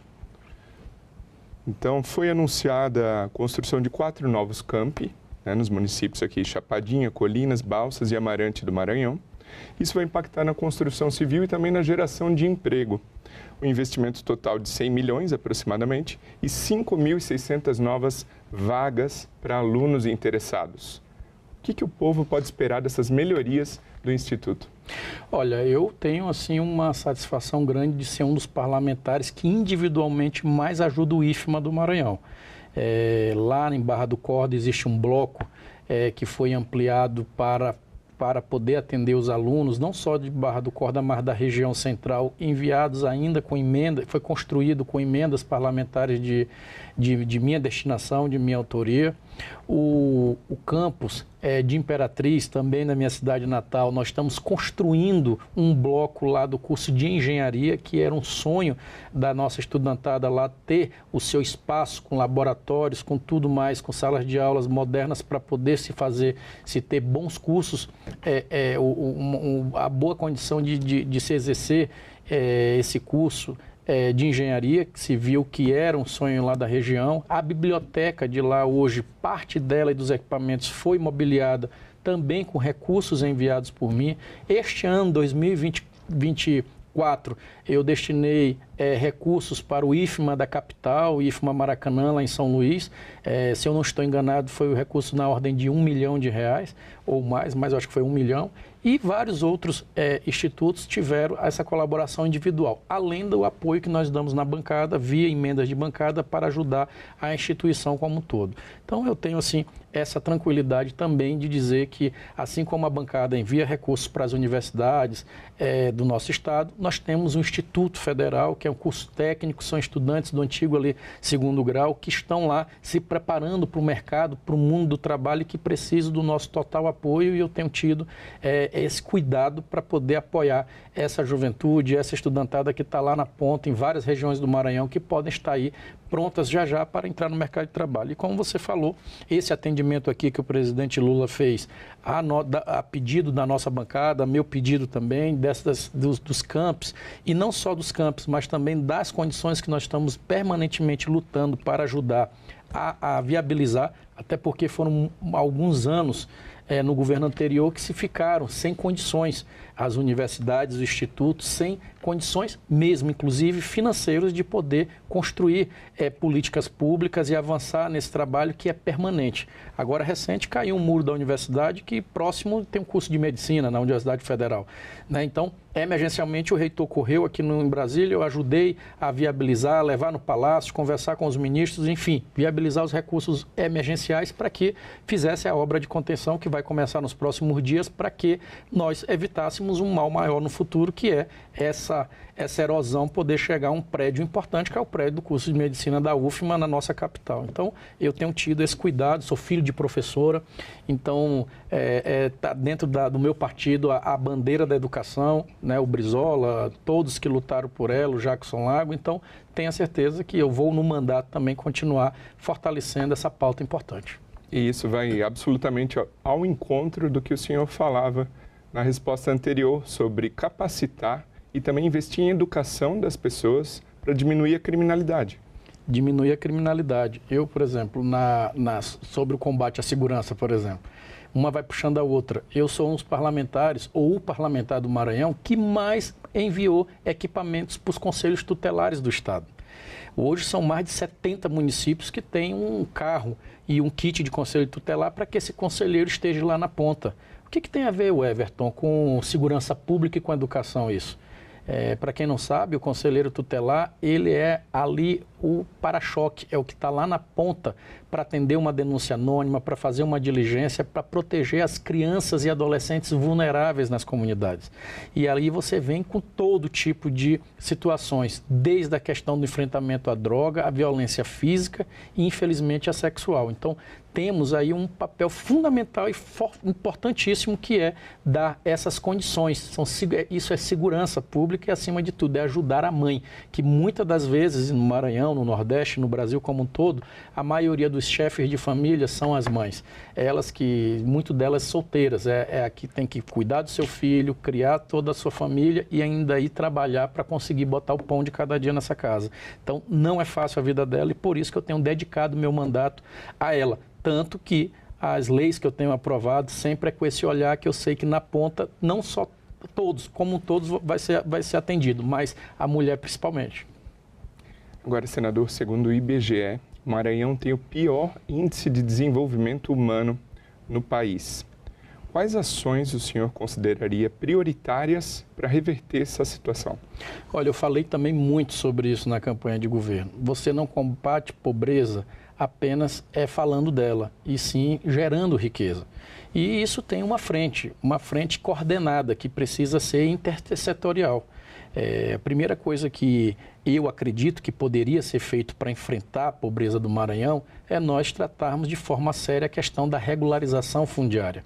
A pessoa que tem ali o seu pequeno barraco, a sua casa, ali o seu canto, a sua vida toda ali dentro, a pessoa quando recebe o documento da sua casa, ela começa a gerar riqueza, né? Ela começa a ter um patrimônio concreto, porque se aquilo ali vale 20, 15, 30 mil reais, imediatamente já dobra a partir do momento que ela tem um papel, uma segurança para dizer que tem um patrimônio. A partir daí vem a questão da geração de oportunidade de emprego. E como é que você gera oportunidade de emprego? Com uma visão desenvolvimentista, sustentável. O Maranhão ele tem incríveis potenciais que precisam ser de verdade explorados. E isso vai acontecer um momento. Você tem do turismo, que aqui a gente costuma falar que é a indústria sem chaminé, até o porto do Itaqui, né, que é um dos maiores portos do mundo, com maior profundidade do mundo, o segundo maior, né, e estrategicamente, de forma geográfica, muito estratégico. Então, assim, você tem lá o gás natural, você tem lá a base de Alcântara, você tem um povo trabalhador, ordeiro. Então, assim, você tem condição de abrir várias frentes para que você possa fazer com que se gere oportunidade de trabalho e, consequentemente, se enfrente à pobreza. E eu acredito muito nesse potencial do Estado e por isso que tenho feito a minha atuação muito nessa luta de, primeiro, ajudar nas políticas sociais, que precisa-se dessa proteção social a quem mais precisa, ao mesmo tempo de defender que é preciso também se dar a oportunidade e se dar a condição para que as pessoas possam amanhã trabalhar e possam ter condição de colocar a sua comida dentro de casa com o seu próprio suor. O senhor comentou sobre o turismo e o Maranhão tem uma posição geográfica privilegiada até para isso. O senhor considera que o potencial turístico do Estado é suficientemente explorado? Não, jamais. Muito pouco. O Brasil não explora muito pouco. Eu tenho conversado muito com o ministro que tem se esforçado demais, Celso Sabino, ministro do Turismo, e com vários outros ministros e lideranças aqui políticas e empresariais do nosso Brasil, falando justamente sobre essa potencialidade que o país tem. Você pega ali a rota do Potiguar, a rota das emoções, a rota das falésias, que vem de João Pessoa, na Paraíba, até aqui no Maranhão. Então, você passa aí por João Pessoa pela Paraíba, você passa pelo Rio Grande do Norte, passa pelo Ceará, passa por um pedacinho do litoral do Piauí. Tem muita gente que nem sabia que o Piauí tem praia, né? É pequeno litoral, mas bonito. E os Lençóis Maranhenses, por exemplo. Então, assim, você tem ali uma condição enorme de gerar condição de fazer com que isso possa, de verdade, fazer virar a chave. Você pega a República Dominicana, ela recebe a quantidade de turismo, a mesma quantidade que eles têm de habitantes, quase 8 milhões de habitantes você tem de turistas. Você pega aí a cidade de Barcelona, ela recebe por mês mais de 4 milhões de turistas. Você pega ali o Louvre, um museu na Europa tem condição de receber e hoje recebe mais de 7 milhões e meio de turistas. Aí você pega o Brasil, a gente não consegue receber 8 milhões de turistas no ano. O Brasil. Juntando Rio de Janeiro, juntando as belezas que tem a Bahia, as belezas que tem o Maranhão, as belezas que tem o Nordeste. Alguma coisa está errada. Precisamos, primeiro, criar infraestrutura, fazer com que a iniciativa privada ela tenha essa segurança jurídica para ela poder fazer os seus investimentos e melhorar sua mão de obra para dar bons serviços, ao tempo também que ir lá fora buscar esse turista que depois da pandemia está querendo conhecer lugares abertos, lugares belos como nós temos para oferecer. E isso eles vão vir se tiverem, que eu falei, infraestrutura, desde a segurança até bons serviços. Senador, o senhor é autor do projeto de lei que prevê a redução da jornada semanal de trabalho sem prejuízo do salário do empregado. De janeiro para cá, 22 empresas no Brasil aderiram ao chamado programa 4-Day Week Brasil, que prevê 4 dias semanais de jornada de trabalho. E dessas 22 empresas que eu mencionei, nenhuma é do Maranhão. Então, conta para a nossa audiência, principalmente para o empresário do Maranhão, qual o potencial de benefício desse projeto? Primeiro que não são todos os tipos de serviços que as empresas oferecem que teriam condição de aderir a esse tipo de projeto. Mas tem muitas outras que podem. E isso você faz dentro de uma visão onde o mundo começou a acordar para que entender que a peça principal da sua empresa, que é o seu empregado, ele ter qualidade de vida. Você imagine só, durante o expediente, sempre se tem um jeitinho para poder depois ou antes do almoço ou na correria ou até num afogadilho resolver um problema, seja de saúde da sua família, do seu filho, da sua filha, da sua esposa ou dos seus pais ou seu mesmo, né? Então, é sempre tudo muito complicado. Na hora que a pessoa tem também num dia útil, tempo para poder organizar a sua vida, ter mais qualidade de vida, tenha certeza que essa pessoa ela se dedica mais ainda aos 4 dias que ela tem na semana, porque ela sabe que aquilo ali está fazendo com que dê condição a ela também de viver, né? E de fazer com que a família esteja mais integrada. E pelo menos os números e as informações que nos têm chegado, que as empresas que estão fazendo isso estão saindo, estão começando a ter bons êxitos, bons resultados. Seja também no enxugamento, porque quando você está com a empresa ou com um determinado local a menos naquele momento, mas com a tarefa cumprida, né, seja da carga horária ou da sua tarefa, você está ali economizando no vale de transporte, na alimentação, na energia, no custo que é a operação para se manter o custeio, para se manter aquela unidade, aquele espaço de trabalho funcionando. Então, claro que ainda é o início, ninguém aqui está dizendo vai ficar todo mundo em casa, está todo mundo tranquilo e tal, não é, porque se fosse assim meu gabinete estava morto de feliz comigo, porque ia começar a me pedir também os 4 dias, mas aos poucos você vai começando, repito, pós-pandemia, começando a trazer essa reflexão de que as empresas só existem se existir o empregador. E o empregador entender que eles só existem se existir o empregador. Então, para me defender o trabalhador, eu tenho que ter o empregador. E para o empregador também ter êxito, ele tem que entender que ele tem que crescer mais junto com o seu trabalhador. Então, é uma junção que eu tenho certeza que é o caminho para você enfrentar a pobreza, de você começar a gerar de verdade riqueza e também distribuir de forma justa a vida, né? A qualidade de vida para todos que merecem. Senador, esse ano o Senado celebra 200 anos da sua existência. Eu gostaria que o senhor comentasse com a nossa audiência, na sua opinião, quais foram os fatos mais relevantes para o Maranhão que passaram aqui pela casa e também como o Senado pode continuar atuando para atender as demandas do Estado. Olha, eu tenho 2 frentes. A minha do mandato, né? Durante o mandato de senador, eu tenho a honra de dizer que eu tenho 2 leis aprovadas de minha autoria já nesse mandato. A primeira que proíbe o corte de energia elétrica dia de sexta, sábado, domingo e véspera de feriado. E isso não é apenas para o Maranhão, é para todo o Brasil.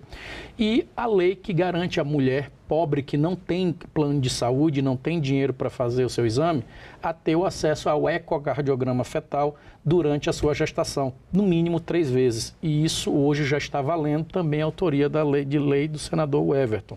Esse trabalho que nós estamos fazendo no combate ao câncer, enviando recursos parlamentares para ajudar na saúde dos municípios, para ajudar na questão da infraestrutura dos municípios, seja no bloquete, no asfalto, seja na estrada vicinal, na oportunidade que nós estamos criando de geração de emprego nessas cidades, essa é uma linha de atuação minha.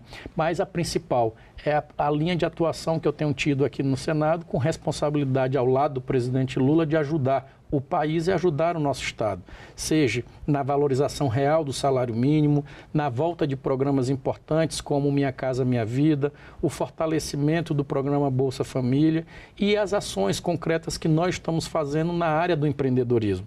Eu tenho tido essa sintonia, não só com o nosso também pequeno produtor, com o homem do campo, como também com o agro, para entender que dá para se conviver, dá para se fazer com que cada um cumpra bem a sua função e com isso a gente possa ajudar a fazer com que a roda gire.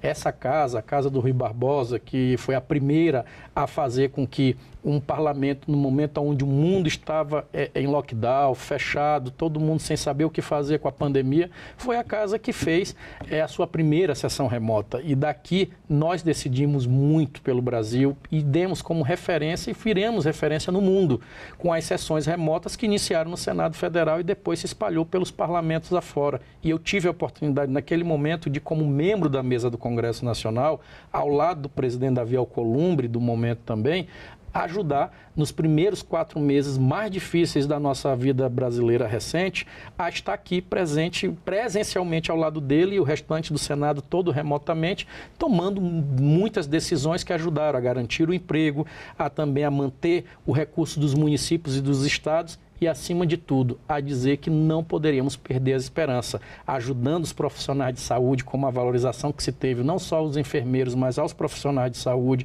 ajudando de verdade a garantir com que as categorias pudessem ter o mínimo de reconhecimento e de apoio daqui do Congresso Nacional. Esse Senado dos 200 anos do Rui Barbosa é o Senado que, apesar de estar aí dividido ideologicamente falando, mas ele se une quando se trata de pauta que trate o Brasil. E nós temos votado muitas pautas que trate o Brasil justamente por essa visão grande de líder que o presidente Rodrigo Pacheco tem tido. Então, eu tenho hoje muito orgulho de fazer parte dessa história dos 200 anos e dizer que, como membro hoje também da mesa do Senado Federal, nós não vamos fugir jamais às nossas responsabilidades e continuaremos aqui aprovando leis e ajudando o Estado do Maranhão e ajudando o Brasil, porque no final nós somos um só. Veja aí o Rio Grande do Sul.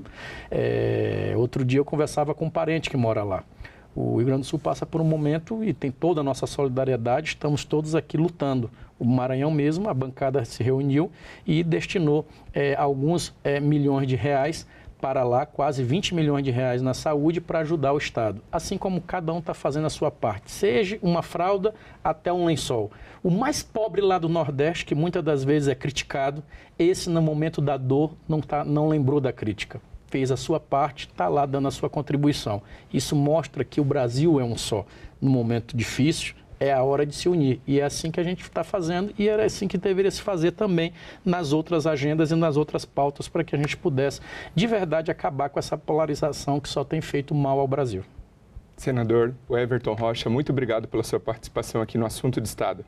Eu que agradeço e quem quiser continuar ou tiver mais interesse de acompanhar o meu mandato, é só acompanhar minhas redes sociais, o Everton Senador. E o meu muito obrigado a você que nos prestigia com a sua audiência. Essa entrevista já está disponível para você rever ou compartilhar no nosso site senado.leg.br/tv ou no nosso canal no YouTube. Aproveita e se inscreve lá. Até o próximo Assunto de Estado.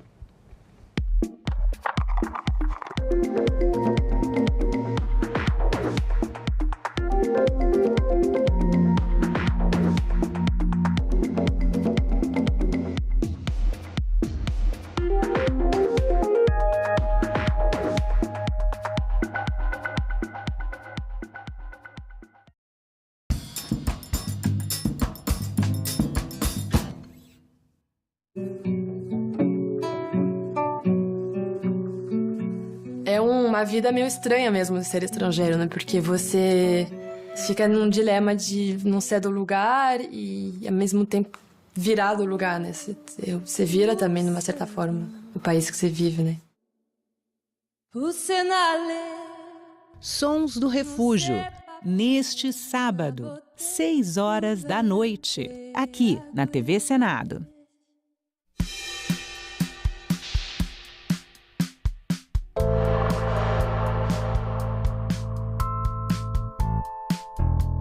Passadas as eleições, nós temos um período extremamente importante para pensar a respeito da nossa reforma tributária, regulamentação da reforma tributária, o que afeta todos nós em todos os estados. Especificamente no setor de tecnologia, nós também temos a inteligência artificial, né? Nós precisamos terminar a discussão, fazemos a votação da inteligência artificial, da regulação da inteligência artificial. E eu tenho uma expectativa muito grande também no segundo semestre de conseguirmos votar a PEC 31, a PEC da ciência. Essa PEC, ela aumenta os investimentos no Brasil de 1,14% do PIB para pelo menos 2,5% do PIB num prazo de 10 anos. Isso é muito importante para o desenvolvimento econômico e social do país. Missão Salesiana do Rio Negro, Amazonas, Brasil. Discoteca Folclórica do Alpes. Vocabulários Nheengatu. Pajé. Paié. Vespa. Zabucuri. Cacique. Tuxaua. Escravo inteira que também se pai cima ya. Mas cima tinha poder e agora está com a nenga. Se acontece a nenga, pai tá no pai né por ser palmatória militar tá tita poteia e acontece na fronteira com a pé missão tá pé país mãe tá a pia se que é já né pai tá que tá se que tá já tá mungatura oi macia. Agora é lei. Os agentes comunitários de saúde e os agentes de combate. Legislatura, 57ª Legislatura. A audiência pública será realizada nos termos do requerimento número 40/2024 dessa comissão, de minha autoria, para debater educação midiática dentro do programa Jovem Senador.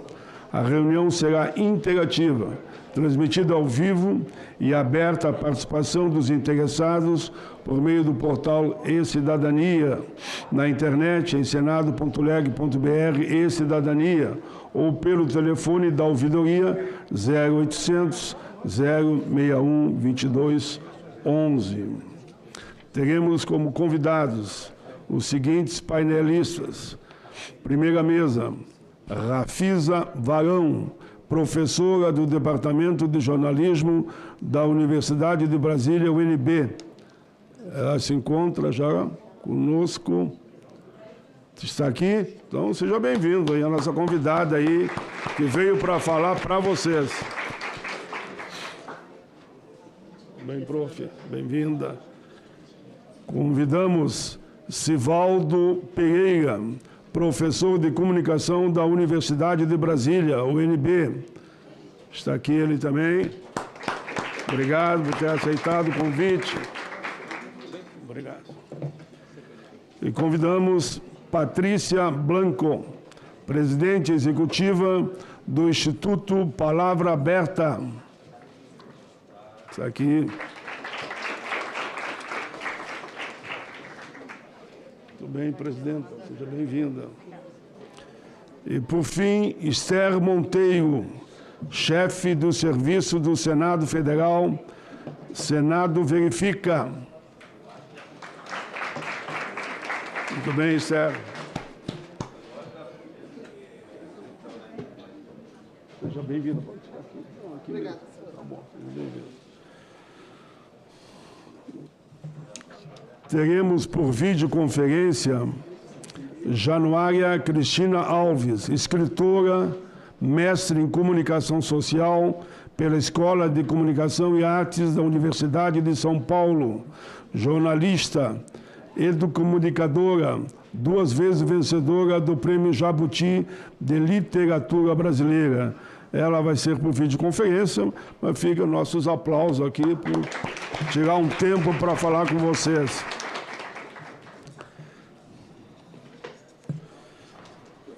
Antes de iniciar com os nossos convidados as suas palestras, eu queria, primeiro, dizer que, para mim, é um orgulho que presida essa sessão, já há alguns mandatos aqui na casa, dizer que vocês estão aqui hoje para saber como é que funciona a comissão.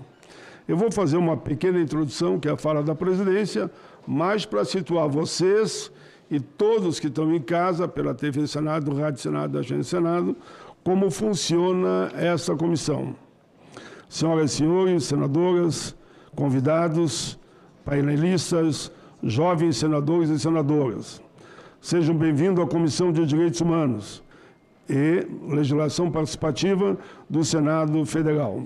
É importante explicar que esse é um colegiado que fala sobre todas as políticas do campo humanitário. A CDH, como chamamos, é responsável para debater, analisar propostas relacionadas à garantia da promoção dos direitos humanos, incluindo direitos da mulher, são alguns exemplos, proteção à família, à infância, às pessoas com deficiência, aos idosos, aos negros, às negras, aos indígenas, aos migrantes, os imigrantes, os quilombolas, os trabalhadores do campo e da cidade, a comunidade LGBTQIA+, as minorias em geral, entre outros. A CDH é composta por 19 senadores titulares e 19 suplentes. Aqui eu falo um pequeno registro. Essa comissão do Senado é a única comissão que quem manda nessa comissão, que está refletindo aqui na mesa, são as mulheres. Quem manda aqui são elas, porque elas são maioria. De 19 nós temos 12 mulheres, né? Temos 12 mulheres. E a comissão funciona muito bem. Não pelo presidente, mas pelo colegiado que aqui vocês estão, no momento, representando, né? Qualquer dúvida de um projeto mais polêmico e que possa ter algum setor contra, mas que ele tenha um apelo social, né? É voltado ao interesse comum da população, eu só peço para a bancada feminina votar, que está liquidado, que temos 12 votos, né? Então, eu queria dar uma salva de palmas, principalmente à bancada feminina, que é o que me ajuda muito, todos ajudam, mas elas é que decidem. E eu, como um bom cidadão, eu digo, sim, senhora, sim, senhora. Até para ficar na presidência, né? Porque elas têm força para me tirar o que quiserem. Enfim, falei aqui da composição. Dizer também que a comissão é a porta de entrada para sugestões de projetos de leis enviados pela população por meio do portal E-Cidadania. Já vou falar de vocês. As ideias ficam no portal durante 4 meses e se durante esse período receberem 20 mil ou mais cliques de apoio dos internautas, são encaminhados para que eu indique um relator e ele passa a ser analisado no projeto.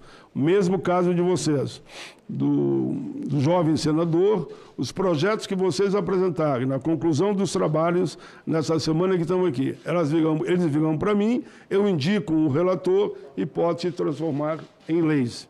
Então, vocês não estão aqui, digamos, só simbolicamente, pela importância do momento, claro, que é um aprendizado para toda a vida, né?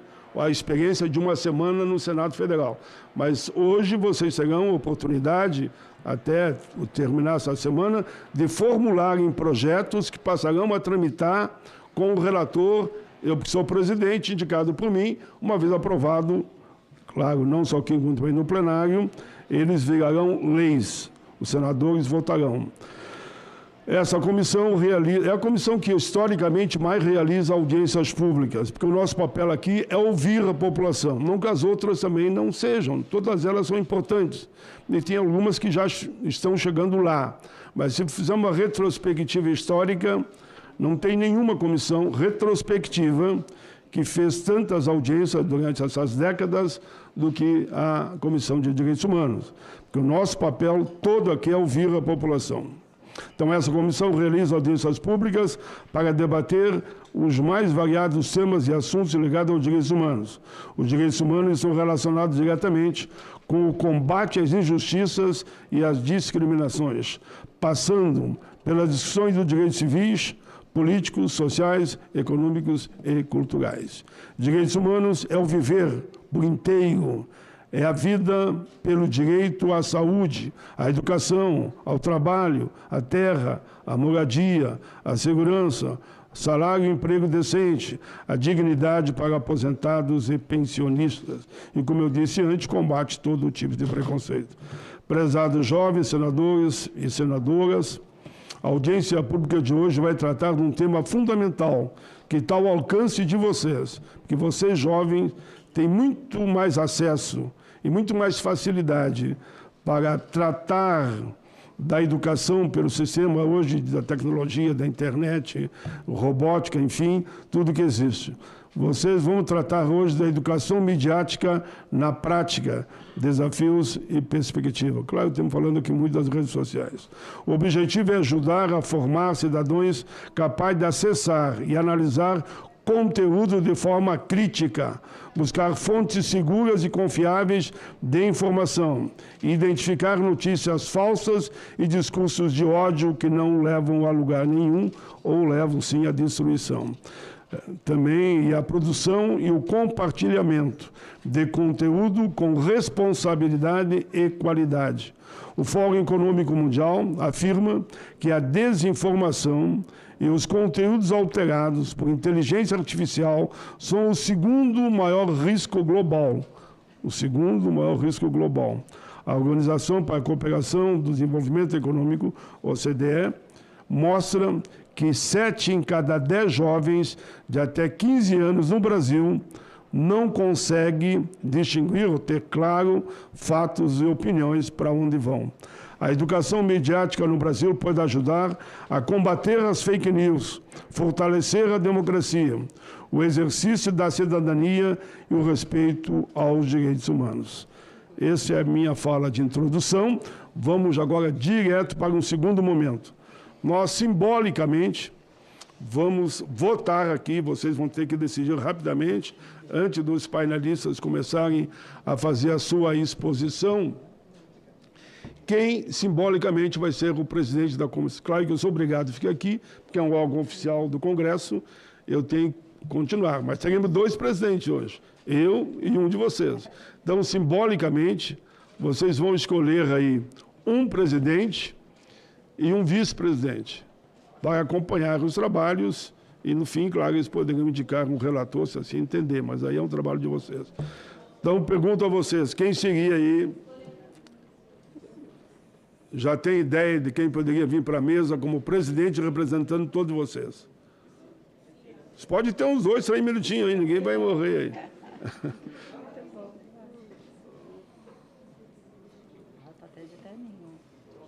Olha, deu de novo uma mulher, hein? Muito bem. Venha para a mesa e ela aqui ela se identifica. Não, ficam aí. Vocês ficam aqui, eles vão ficar nas contas. Como é o seu nome? Priscila? Eu não posso errar, porque é o nome da esposa do meu filho, Priscila. Então, Priscila, não é tudo de Canoas, é essa aqui, viu? Priscila, venha para a mesa, então, como presidente em exercício. Vamos indicar agora o vice, que na falta da presidente nós vamos ter o que um vice. Vocês escolhem quem seria o vice.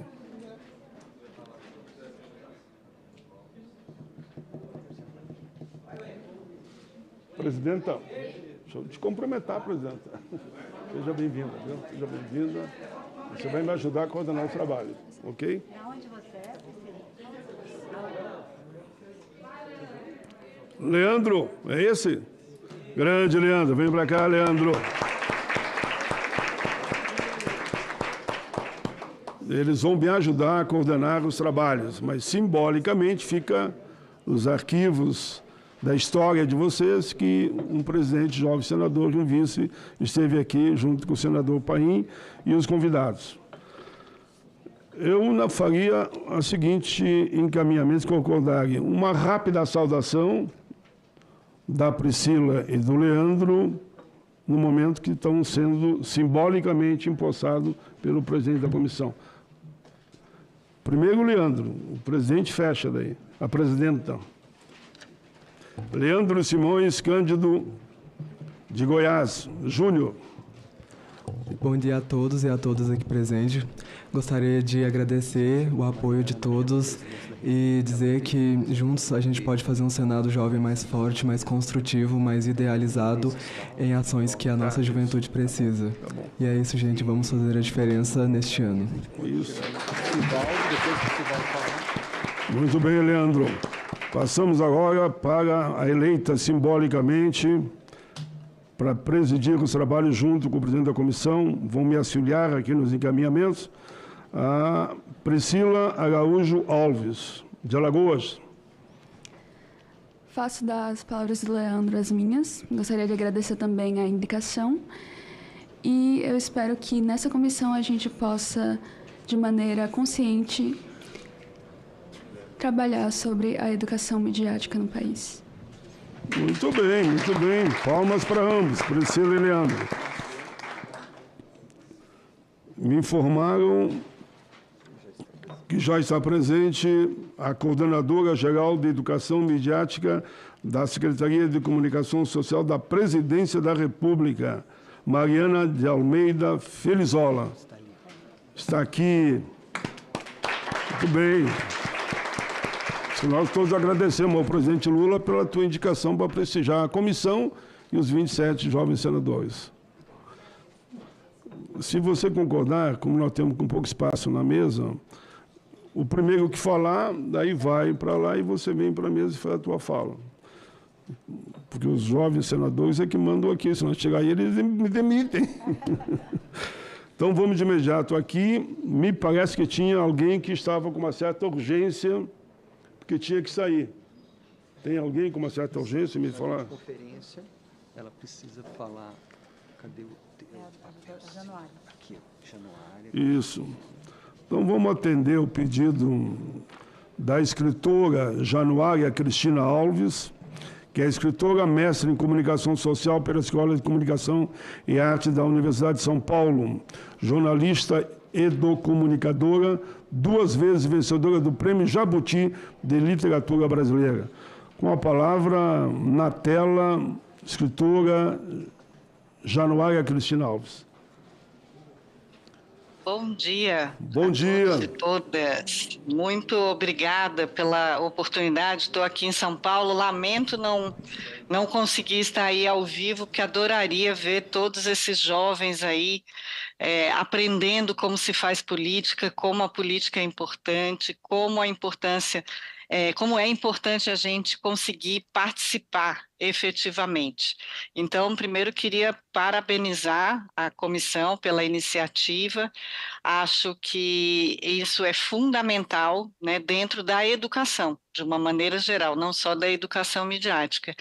E, nesse caso, a educação midiática tem muito a ver com a educação política, né, com o direito de participação, porque a educação midiática também é um direito de todos nós. Então, estou muito feliz, gostaria de estar aí, mas não foi possível, e serei breve também na minha fala, no sentido de reforçar aqui a importância da participação do jovem na educação midiática. Muitas vezes o que acontece é que há uma preocupação da formação de professores, né, de que o assunto esteja em sala de aula, que eu acho muito legítimo, né? Eu estou nessa área já há mais de 30 anos e sei que existe aqui no Brasil diversas iniciativas que pensam e que focam no professor, mas eu gostaria de destacar aqui, como estou falando para os jovens senadores, na importância da participação de vocês, né? Sobretudo no que se refere às mídias sociais. Eu tenho o privilégio de participar de um projeto muito interessante e que tem se revelado bastante relevante, inclusive nas escolas, que é um podcast que se chama Curti, e daí que eu apresento com a jornalista Laura Matos, com a Eliane Leme, e que é parte do Instituto Vero, dos projetos do Instituto Vero, que é um instituto também voltado à educação midiática. E nesse podcast, o objetivo da gente é conversar com os jovens sobre a relação deles com as redes sociais, com as mídias sociais. E tem sido um trabalho extremamente rico, no sentido da gente chegar nas escolas, sentar, abrir os microfones e ouvir o que vocês têm a dizer sobre isso. Eu acho que a gente não pode falar por vocês.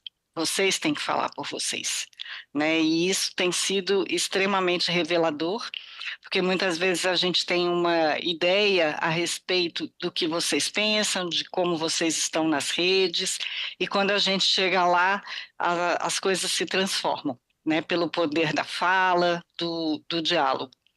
Então, eu acho super importante que vocês reflitam, né, sobre a importância daquilo que vocês estão acessando nas redes, né?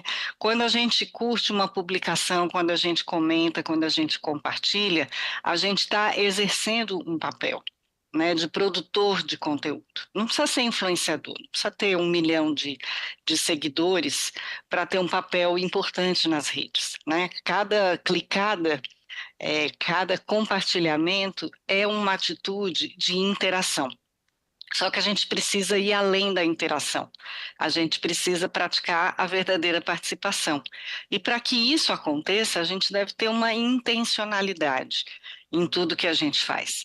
Então, será que aquilo que eu estou curtindo é uma coisa interessante? Será que aquilo de verdade contribui para a melhoria do ambiente onde a gente vive? Ou, minimamente, né, se é um conteúdo de entretenimento, se é uma coisa mais descompromissada, se aquilo contribui para que o ambiente da internet seja um pouco mais saudável, menos tóxico, né? A gente está aqui na Comissão de Direitos Humanos, então sempre a gente pensar, será que isso aqui fere o direito de alguém? Será que isso aqui ofende alguém? A gente tem visto, infelizmente, muito essa questão do discurso de ódio, de como ele se propaga nas redes de uma maneira extremamente veloz, né? Porque quando estamos falando de internet, falamos sempre de escala e velocidade. Então, todo mundo que está ali tem um alcance muito maior do que imagina que tem, né? Diferente da gente estar conversando aqui entre nós, ou em grupo, ou na escola. Então, existe essa necessidade de vocês se verem como produtores também de conteúdo, né? E que dentro das redes sociais, dentro das mídias sociais, na internet, a gente também está fazendo a nossa memória, está construindo as histórias que a gente quer contar. Então, é nesse sentido que eu chamo vocês para reflexão como cidadãos digitais. Né? Da mesma maneira como a gente exerce a nossa cidadania, vocês estão aí, né, numa comissão, no Senado, uma coisa super importante, né? Eu me lembro de quando eu era criança, depois adolescente, fui presidente de centro cívico, eu atuava na escola. Naquela época era um outro contexto, né? A gente pensava desde hastear a bandeira até em quais as pautas que a gente ia reivindicar na diretoria. Mas estamos falando da mesma coisa, né? Da participação social, da participação cidadã. Então, vejam isso também nas redes, né? Vocês são responsáveis pelos conteúdos que vocês compartilham, né? Então, antes de compartilhar qualquer informação, chequem, né? Todas as fake news, a estratégia é uma só, é nos mobilizar pela emoção. Né? E muitas vezes a emoção da gente ela é inócua naquele momento, além de sentir raiva ou de querer simplesmente compartilhar uma fofoca, é preciso que a gente pare e pense qual a função daquela informação, o que aquilo pode causar no outro, na nossa comunidade, na sociedade. É muita responsabilidade e que a gente acaba não tendo consciência. Né, dada a velocidade com que a gente se comunica e as coisas acontecem ali. É muita informação, é muito vídeo, é muita música, é um entretenimento misturado com a notícia, né? É essa multiplicidade de vozes, essa cacofonia, que é feita para isso mesmo, para confundir a gente, para tirar a gente do foco, né? Então, se vocês puderem, antes de compartilhar, refletir se aquilo é importante, se aquilo tem algum valor, se aquilo contribui para a sociedade de alguma maneira, eu acho que já é um bom começo de conversa. Então, a educação midiática, ela está na vida da gente, né? Eu costumo dizer que ela é um instrumento importante para a gente dar conta de entender esse mundo que a gente vive, que é um mundo muito complexo, que é um mundo muito volátil, né? Que é um mundo em que as coisas acontecem sem que a gente consiga refletir muito. Por isso que é importante a gente assumir o comando, né? Quando a gente pensou no Curtir Daí, aliás, o nome foi muito feliz nesse sentido, né? Que é depois da curtida, e daí? O que acontece? 1 milhão de coisas pode acontecer, né? A gente já viu gente ser alçada ao estrelato, ao sucesso instantaneamente por causa das curtidas e muitas vidas serem prejudicadas, né? Muito prejuízo ser causado. Então, eu acho que essa reflexão ela é a mais importante e está na mão de vocês. Vocês estão aí numa comissão, são jovens de vários estados do Brasil, isso é muito importante, é muito representativo. No podcast a gente teve a oportunidade de falar com gente de todo o país, né? E a gente vê que são muitos Brasis, são muitas necessidades, mas no fundo, a gente está falando da mesma coisa, né? Do respeito ao outro, aos direitos humanos, e da mesma maneira como a gente procura fazer isso na sociedade, né, no mundo aqui que a gente chama offline, a gente deve fazer isso online também. Porque, na verdade, esses dois mundos hoje em dia estão misturados, né? Eu costumo dizer que mesmo quem não acessa a internet está sendo influenciado por ela, né?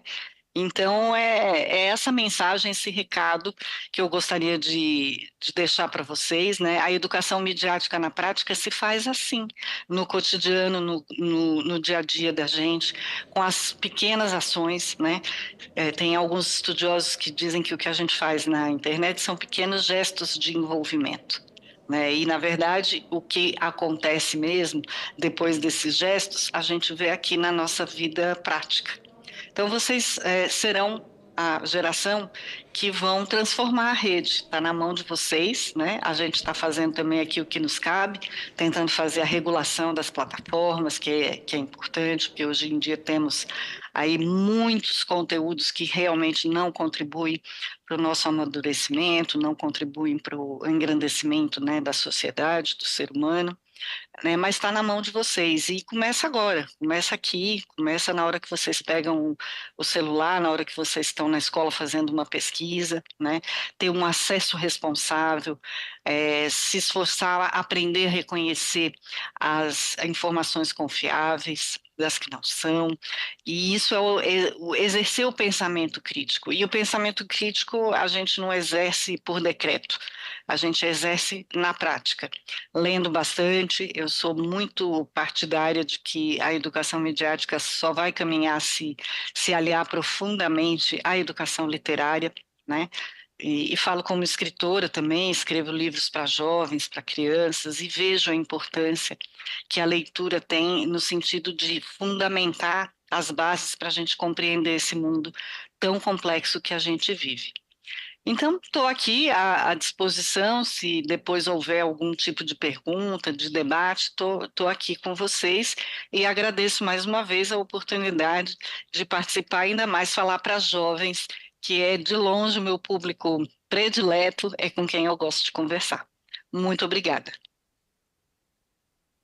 Muito bem mesmo, bela exposição da escritora Januária Cristina Alves, mestre em Comunicação Social pela Escola de Comunicações e Artes da Universidade de São Paulo, jornalista, comunicadora, 2 vezes vencedora 15 segundos. do Prêmio Jabuti de Literatura Brasileira.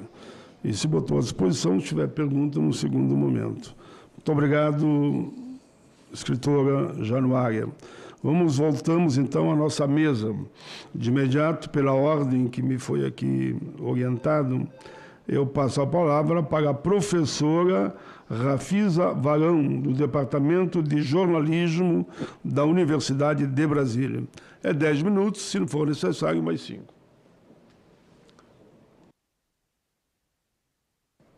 Tá ligado? Pronto. Bom dia a todos. Em primeiro lugar, eu gostaria de agradecer o convite feito pelo senador Paulo Paim para compor a mesa.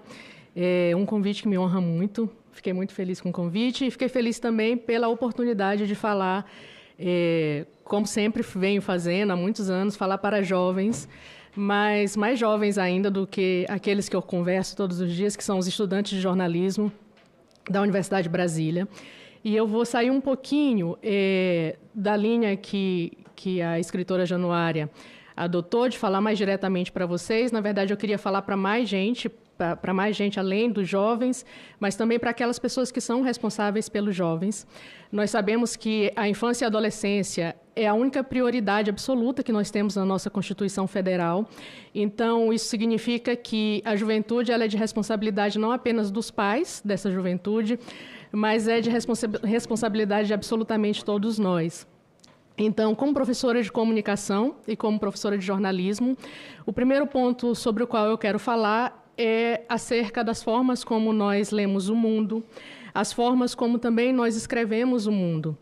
Quando nós estamos nesse mundo, nós lemos ele o tempo todo, independente da gente estar falando de uma linguagem escrita ou não, e nós escrevemos o mundo também para outras pessoas. Entretanto, nessa leitura e nessa escritura do mundo, um dos elementos que consta, né, como um dos mais importantes são os meios de comunicação. E aí tanto faz se são os meios de comunicação de massa tradicionais aos quais a minha geração, a geração anterior, se habituaram, ou se são os meios de comunicação digitais, os quais vocês são considerados os primeiros, né? Ali a geração nascida a partir de 1995, são considerados os primeiros nativos digitais, ou seja, vocês já entram no mundo sabendo como lidar com os meios de comunicação digitais. Entretanto, é importante a gente entender que o conteúdo desses meios, assim como o conteúdo dos meios anteriores, são construções, são recortes da realidade, mas não correspondem exatamente à realidade. Então, nós precisamos também ser dotados de uma capacidade de ler esses meios de uma forma mais complexa e de uma forma mais completa. No sentido de que nem sempre aquilo que os meios de comunicação de massa ou os meios digitais nos apresentam correspondem a uma realidade ou correspondem a um conteúdo que é transmitido de maneira ética, de maneira correta e correspondem, de fato, a algo que realmente aconteceu. Quando nós falamos, então, de vocês, que são indivíduos ainda em formação, embora eu acredite que não existe ser humano que complete a sua formação, nós estamos sempre nesse processo, essa questão se torna ainda mais preemente, porque, ao mesmo tempo que temos que protegê-los, de alguma maneira, das intempéries da vida, nós também precisamos fazer com que vocês próprios possam lidar com essas intempéries da vida. Então, eu trago um dado aqui da pesquisa TIC Kids Online, Brasil 2023, que diz o seguinte: 88% das crianças e adolescentes possuem perfis em mídias sociais hoje. Nas mídias sociais, nós somos produtores de conteúdo, nós não só apenas recebemos um conteúdo como se dava nos meios de comunicação tradicionais. Então, esse momento em que nós temos 88% das crianças e adolescentes nas mídias sociais é um momento extremamente preocupante. Por quê? Porque nós não sabemos exatamente como vocês vão produzir esses conteúdos e a gente não sabe exatamente como esses conteúdos vão chegar até vocês. Quais são os tipos de danos ou quais são os tipos de benefícios que esses conteúdos podem trazer?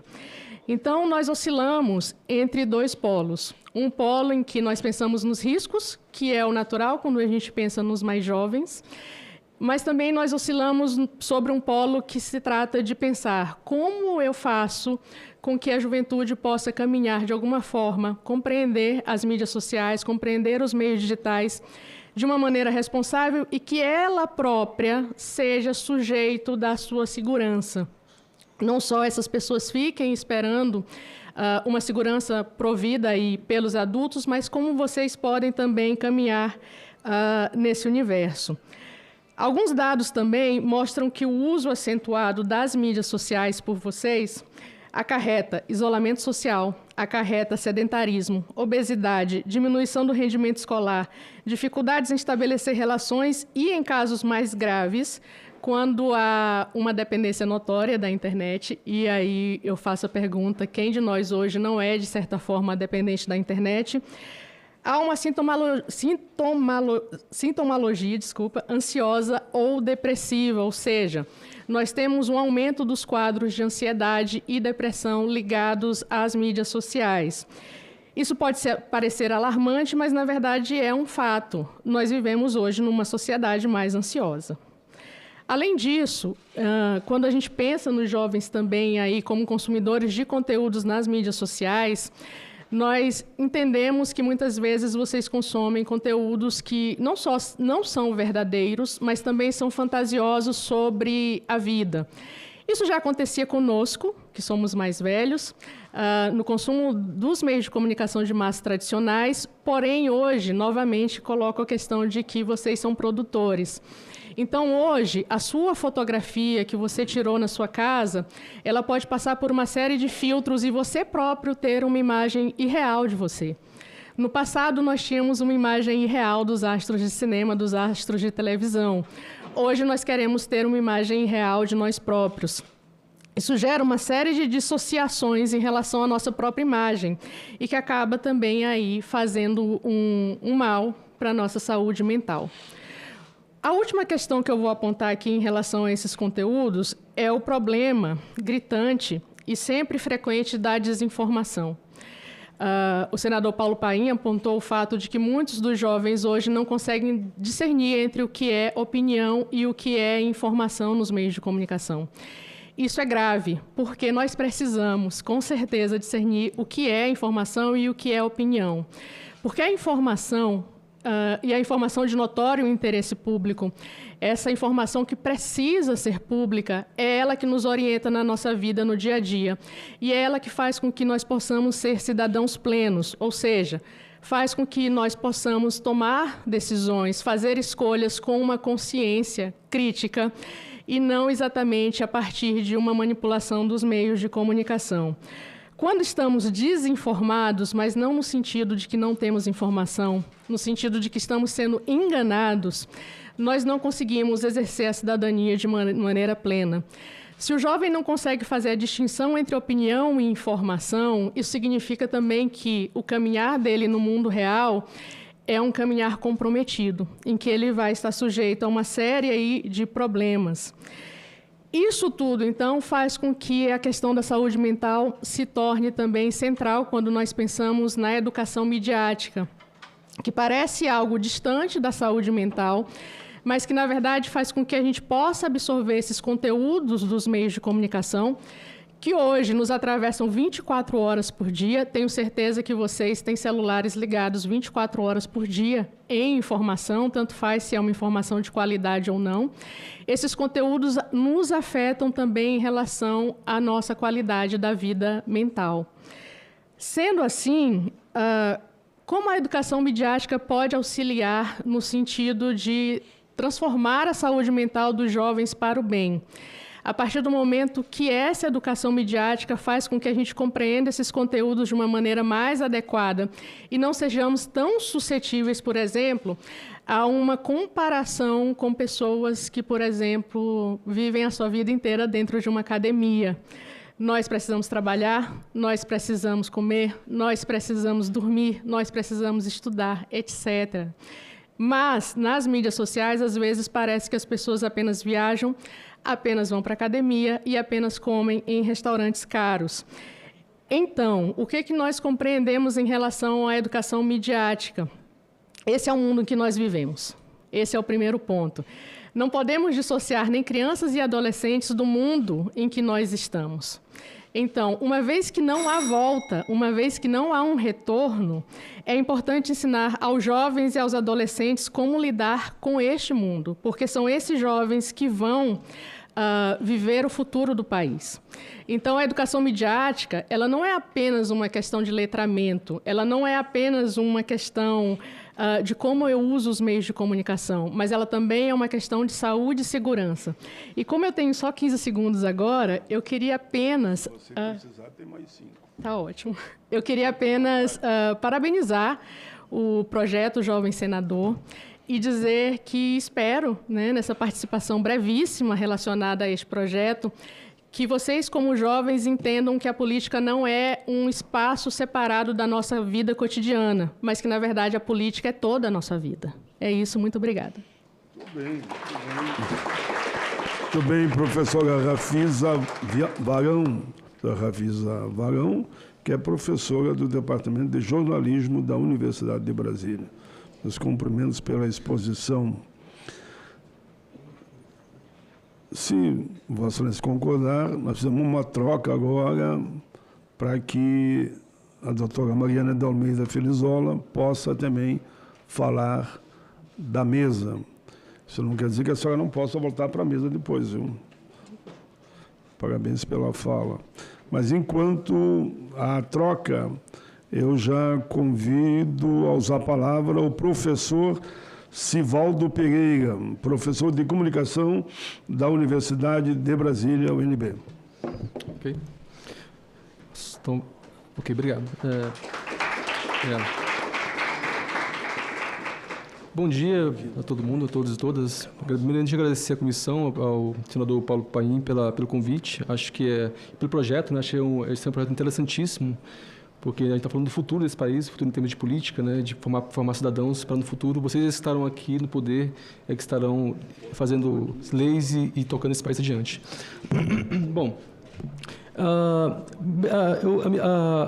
algum tempo atrás, quando eu ainda era estudante universitário, né, em comunicação, a gente tinha uma grande preocupação sobre a questão do letramento midiático, né, da questão de como os meios de comunicação eles afetavam as nossas vidas e como estudante de comunicação, tinha preocupação em relação de como isso era importante se pensar em estruturas curriculares que pensassem essa questão da mídia, né? E aí é algo importante de pensar da seguinte forma: no mundo mediatizado, mundo onde intermediado por meios de comunicação, boa parte do que a gente tem na nossa cabeça em termos de realidade do mundo, ela é mediada, certo? Então, quer dizer o seguinte, boa parte do que a gente tem hoje em termos de ideia do que é o mundo, boa parte dela não é experienciada. Nós não vivemos aquilo. Na verdade, são percepções de alguém que nos relatou isso, certo? Em sala de aula, na sala de aula, eu faço um experimento com estudantes que é o seguinte: eu coloco um mapa dos Estados Unidos e pergunto para eles, me dê o nome dos estados americanos.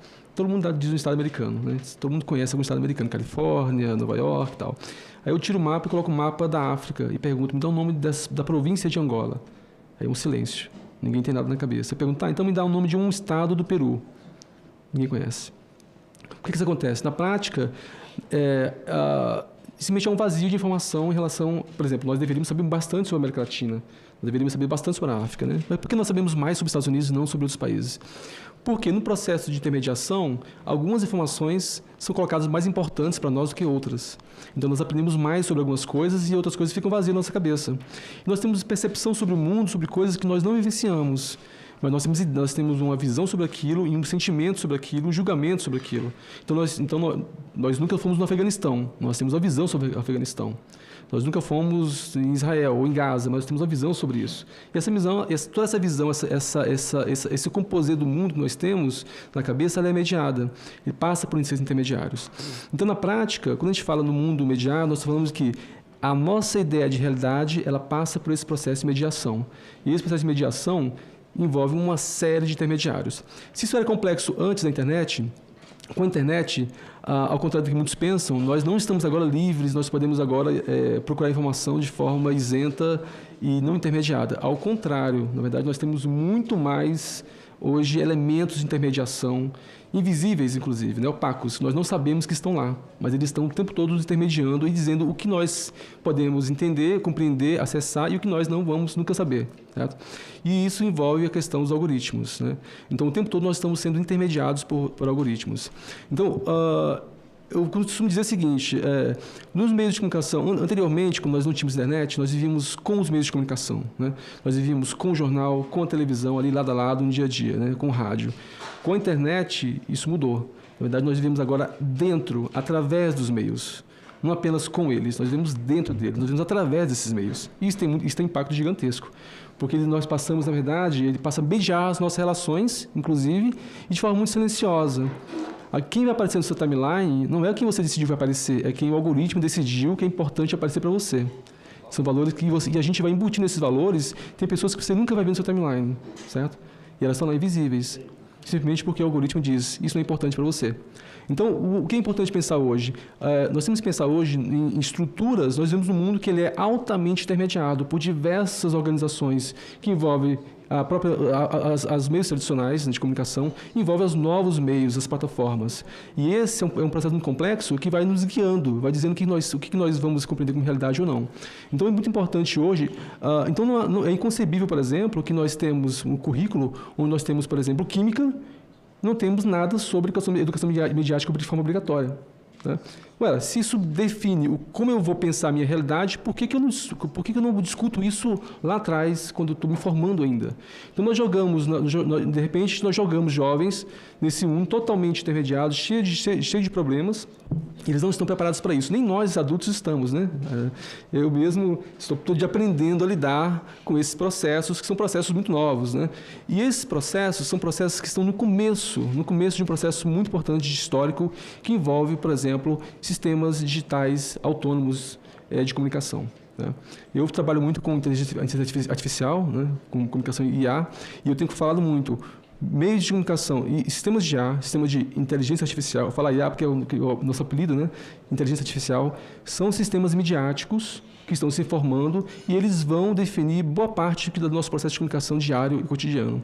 Eu quero dizer que no futuro não muito distante, nós vamos nos relacionar mais com máquinas do que com pessoas, digamos assim, né? Embora eu diga o seguinte, as máquinas não são seres alienígenas. As máquinas não são, por exemplo, essa dicotomia entre máquinas e humanos de um lado, máquinas de outro, é uma dicotomia falsa. Não existe nada mais humano do que a máquina, certo? O problema é o tipo de humanidade que está dentro dessa máquina. Esse é o problema. Então, você tem que pensar que tipo de humanidade está aqui, que tipo de relação essa máquina trava comigo, né? Então, a tendência é todos os dias, nós termos relações com máquinas. Isso parece uma coisa futurista? Não é. Nós estamos agora num processo histórico de formação desses projetos. Né? Porque esses projetos de inteligência artificial, e eu penso em IA como mídia, esses projetos eles estão se formando agora, porque agora eles estão sendo alimentados por dados. Daqui a alguns anos, nós vamos ter uma série de inovações tecnológicas digitais que vão mudar a forma como nós lidamos com a vida, com o mundo e com a realidade. Porque, sobretudo, os artefatos midiáticos são artefatos culturais. Os artefatos tecnológicos são artefatos culturais. Um celular, ele não é apenas um aparelho de celular, ele é um artefato cultural. Eu me adapto a ele, certo? E ele se adapta a mim e ele faz parte da cultura. Né? Eu lembro que antigamente, quando eu era jovem, não que seja muito velho ainda agora, nesse momento, mas a gente marcava um show pessoal, a gente avisava antes por telefone ou combinava antes na faculdade onde a gente ia se encontrar no show. Né? Tinha que definir muito bem antes, tinha que falar assim, olha, a gente vai se encontrar no horário tal, no lado esquerdo do show, do palco. E esse era combinado, não tinha como no meio do caminho mudar o roteiro. Hoje, com o celular, nós nos adaptamos. Ninguém marca nada de forma antecipada. No meio do caminho, vocês vão se comunicando. Se acabar a bateria, não existe mais relação cultural. Acabou. Você não encontra mais ninguém. Né? Então, se nós desligarmos o celular, as pessoas simplesmente não sabem nem se comunicar. Né? Por quê? Nós incorporamos o celular como objeto cultural. E esse objeto cultural, ele molda a forma como nós vivemos a vida. Eu quero dizer que... então, isso envolve... Então, hoje, quando a gente fala de letramento midiático, educação midiática, nós temos que pensar em educação midiática e digital e pensarmos que esses meios, aparentemente... Por exemplo, robôs sociais são formas de comunicação. E nós vamos lidar com isso diariamente, num futuro não muito distante. O ChatGPT é um bom exemplo disso, né? Ele começou agora, né? Mas isso é só a pré-história disso. Né? Nos próximos anos, vamos ter uma série de inovações Já tem alguns países já, por exemplo, robôs sociais, as pessoas se relacionando com robôs, né? E cada vez mais a tendência é nós termos esses meios sendo massificados, isso é uma coisa gradativa, não é uma coisa que vai chegar um robô e a gente vai começar agora a interagir com o robô. Isso quer dizer que nós vamos aos poucos nos adaptando a isso, né? Por exemplo, essa geração já usa muito ChatGPT para tudo, né? A próxima geração vai usar outras ferramentas e nós vamos naturalizar isso. Então nós precisamos estar preparados para lidar com isso. Né? Por exemplo, você usar uma ferramenta como o ChatGPT e a generativa, ela é uma ferramenta midiática e nós precisamos ter ética para usar essa ferramenta. Nós não podemos usar essa ferramenta de forma solta e sem princípios. E isso se faz na formação lá na escola, lá atrás. Nós precisamos entender de ética desse uso, né? De como isso é importante para uma série de eventos, uma série de questões. Então, hoje, diversas organizações falam da importância de nós termos um panorama mais amplo de pensar essa comunicação digital e midiática. Vou finalizar já. E não basta apenas saber lidar com ferramentas. Então é importante não confundir, por exemplo, saber usar bem a ferramenta não é letramento midiático, não é educação midiática digital. É saber lidar bem com a ferramenta e entender como ela funciona, entender quais os efeitos dela. Né? Então, alguns elementos que a Unesco e outras organizações colocam. Né? Então você tem que ter a habilidade, primeiro, de informar, saber informar e receber informação. Isso é importante. Porque senão nós vamos viver no mundo que ele é falso, né? Você vai criar uma realidade falsa na cabeça com informações de desinformação, com fake news. Nós precisamos distinguir o que chega, porque nós vamos receber uma série de informações que nós precisamos saber filtrar essa informação. Então, e para ter esse filtro, esse é um treinamento, né, cultural que precisa ser feito desde da escola. Segundo, é saber se comunicar, né? Então, existe uma questão importante quando a gente fala do digital, que é a questão da escala. Tudo que você faz tem um grande impacto. 1% de algo de que o Facebook ou que o Instagram, que tem impacto gigantesco. Então nós precisamos, por exemplo, saber que o ato de comunicar online, ele tem grande impacto. Então você tem que pensar 1000 vezes antes de você colocar, postar, compartilhar alguma coisa, porque aquilo tem um impacto potencial gigantesco. Embora você ache que aquilo não vai ter nenhum impacto, aquilo pode potencialmente impactar e pode, inclusive, tirar vidas. Uma desinformação mal colocada, ela pode impactar e pode tirar vidas, como tem vários exemplos disso no mundo hoje. Segundo, colaborar. Como nós podemos usar as ferramentas para colaborar e criar coisas interessantes, criativas e conjunto, né? Então, o interessante de ferramentas digitais é nós nos comunicamos, nós nos conectamos. E essa conexão, ela não pode ter uma função de gerar coisas ruins. Ela tem que ter uma função de gerar coisas boas. Como eu posso me conectar e gerar coisas boas? Né? Então, essa habilidade a gente não pode perder. Quarto, de criar, né? Ser criativo. Para ser criativo, nós precisamos lidar com as ferramentas e saber usar essas ferramentas. Então, por exemplo, eu acho inconcebível nós não temos, por exemplo, programação nas escolas. Não que você tenha que programar, fazer programação de computador, mas tem que entender como aquilo funciona.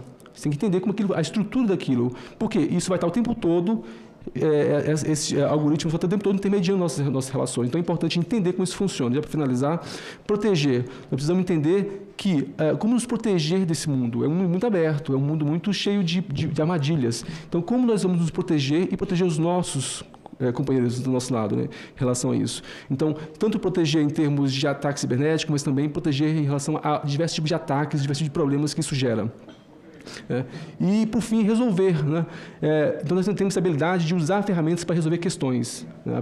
Ter essa capacidade de resolver coisas com as ferramentas. Então, para finalizar, nós temos que pensar, então, hoje, educação midiática e digital, nesse quadro mais amplo, certo? Para resolver os problemas que já existiam antes, em termos da mídia tradicional, e os problemas que estão agora e que virão com o avanço de IA nos próximos anos. Então, é uma questão importante, isso impacta muito na forma como nós vamos avançar enquanto país, enquanto cidadania nos próximos anos. Obrigado.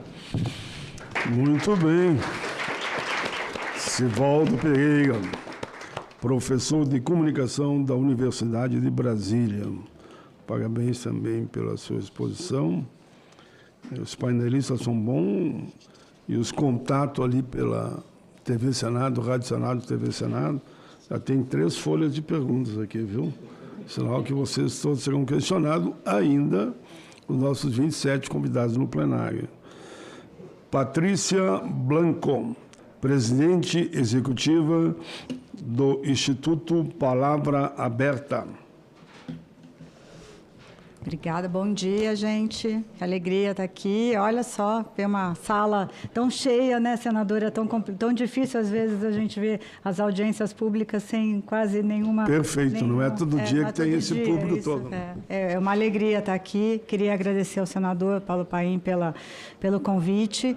Queria cumprimentar os presidentes, né, a Priscila, presidente da comissão, representando o jovem senador, e o Leandro também, né, por estar aqui. Gostei muito da fala de vocês e acho que essa temática da educação midiática, junto com o público, né, de jovens senadores, jovens que estão se formando para se tornarem protagonistas do mundo, da política, da sociedade, é extremamente importante, porque a educação midiática é justamente isso, é uma necessidade fundamental para os dias atuais, para que a gente reforce os nossos direitos. Direitos fundamentais da liberdade de expressão, direito fundamental do livre acesso à informação, o direito de nós nos comunicarmos, de nos tornarmos protagonistas mesmo dos nossos tempos, a partir de ferramentas que trazem grandes oportunidades, riscos, mas também muitas oportunidades, né? Eu acho que a gente tem que analisar esses dois lados da moeda. Eu trouxe uma apresentação, eu não sei se já está pronta para passar, muito rapidamente, mas para contar um pouco o que a gente tem feito e também conceituar um pouquinho a educação midiática. Eu acho que todos que me antecederam já foram brilhantes em falar sobre a necessidade, né, e a importância da educação midiática para o momento atual. Tem um passador ou você passa para mim? Então tá bom. Pode passar a próxima, é só para... O Palavra Aberta é uma entidade sem fins lucrativos que foi criada em 2010, há quase 15 anos, com o objetivo de promover e defender a liberdade de expressão, a liberdade de imprensa, né, esse direito ao acesso à informação, combater a violência contra os jornalistas e comunicadores, né, senadora? A gente tem visto um crescimento do ataque e da violência contra jornalistas e comunicadores, principalmente pelo fato das pessoas não entenderem o papel do jornalista como fundamental para o exercício da democracia. Então, a gente tem trabalhado muito fortemente nisso. E, mais recentemente, a gente lançou o programa Educamídia, que é um programa de formação de professores em educação midiática. A gente desenvolve formação, uma formação gratuita, online, está inclusive aberta para quem quiser participar. A próxima turma começa agora em setembro, as inscrições estão abertas. A gente tem diversos materiais que oferecemos para os professores, mas também para os jovens. E temos também um programa voltado para o público 60+, que é o Educamídia 60+, projetos de advocacy, e o Fake Tô Fora, que é essa cartilha, esse material aqui que eu distribuí para vocês, que eu vou explicar um pouquinho mais adiante, por favor. Bom, muito aqui já foi falado sobre a importância da educação midiática hoje em face a essa nova realidade. A gente sai, né, de uma realidade de uma escassez ou de poucas vozes ou de poucas pessoas comunicando, né, tendo canais de comunicação, para uma era de uma abundância total e restrita, onde todos nós passamos de simples consumidores de informação para produtores de conteúdo. A gente, a partir disso aqui, né, de um dispositivo móvel na palma da mão, produzimos conteúdo e disseminamos em larga escala com um grande potencial de mudança, né, de agregar, de trazer, de tornar, de mudar realidades, por exemplo, do nosso entorno, mas também grande potencial de risco, de dano ao outro. A gente está vivenciando hoje na Inglaterra, não sei se vocês viram, um caso de um jovem que foi acusado de violência contra um menor e, por uma questão de xenofobia, de intolerância aos imigrantes, já até foi vítima de uma notícia fraudulenta e está sendo perseguido. Então, a gente viu isso acontecer de diversas formas. Mas pode passar, por favor. Então, nesse contexto, né, de hiperabundância informacional, a gente tem que lidar hoje com novos formatos, novos desafios, né? Essa convergência do consumidor-produtor. A gente tinha, e aqui os professores podem falar com muito mais competência sobre a questão da forma como a gente lia, né, os veículos de comunicação. Era uma leitura, muitas vezes, horizontal. A gente abria o jornal, a gente folhava a revista, a gente assistia o veículo de comunicação, o telejornal, por exemplo, sabendo que ia ter o break comercial, né? Então, a gente já tinha uma complexidade de entendimento, de fazer uma análise crítica sobre aquela edição, mas hoje a gente tem uma camada ou diversas camadas adicionais que fazem com que isso se torne ainda mais complexo. Por quê? Numa timeline, né, de uma rede social ou de um telefone móvel, de um smartphone, a gente faz isso, a gente faz a rolagem. É o tal do arrasta para cima, né, gente? Todo mundo aqui arrasta para cima. Não gostou do conteúdo, arrasta para cima. E o que acontece? Está tudo misturado. Então, tem a informação jornalística, tem o post do meu colega, tem o influenciador que está tentando me vender alguma ideia, algum produto. Então, está tudo ali junto e misturado, fazendo com que se torne ainda mais complexo essa leitura crítica da informação. E aí, então, aqui já foi colocado também essa pesquisa que foi divulgada em 2021 pela OCDE, mostrando, né, que os nativos digitais têm, né, uma dificuldade de diferenciar e de entender o que é fato, né, o que é uma informação factual, de uma opinião. Porque opinião todo mundo tem. Pode ser boa, pode ser ruim, pode ser falsa, pode ser verdadeira, pode ser criada, né, em cima de falsas premissas, mas é uma opinião pessoal. Então, a gente saber diferenciar isso é fato, né, o que aconteceu de fato, mesmo que tenha visões diferentes sobre aquele fato, é diferente da gente, né, o que é uma opinião de alguém que está embasado na sua livre expressão de colocar aquela opinião.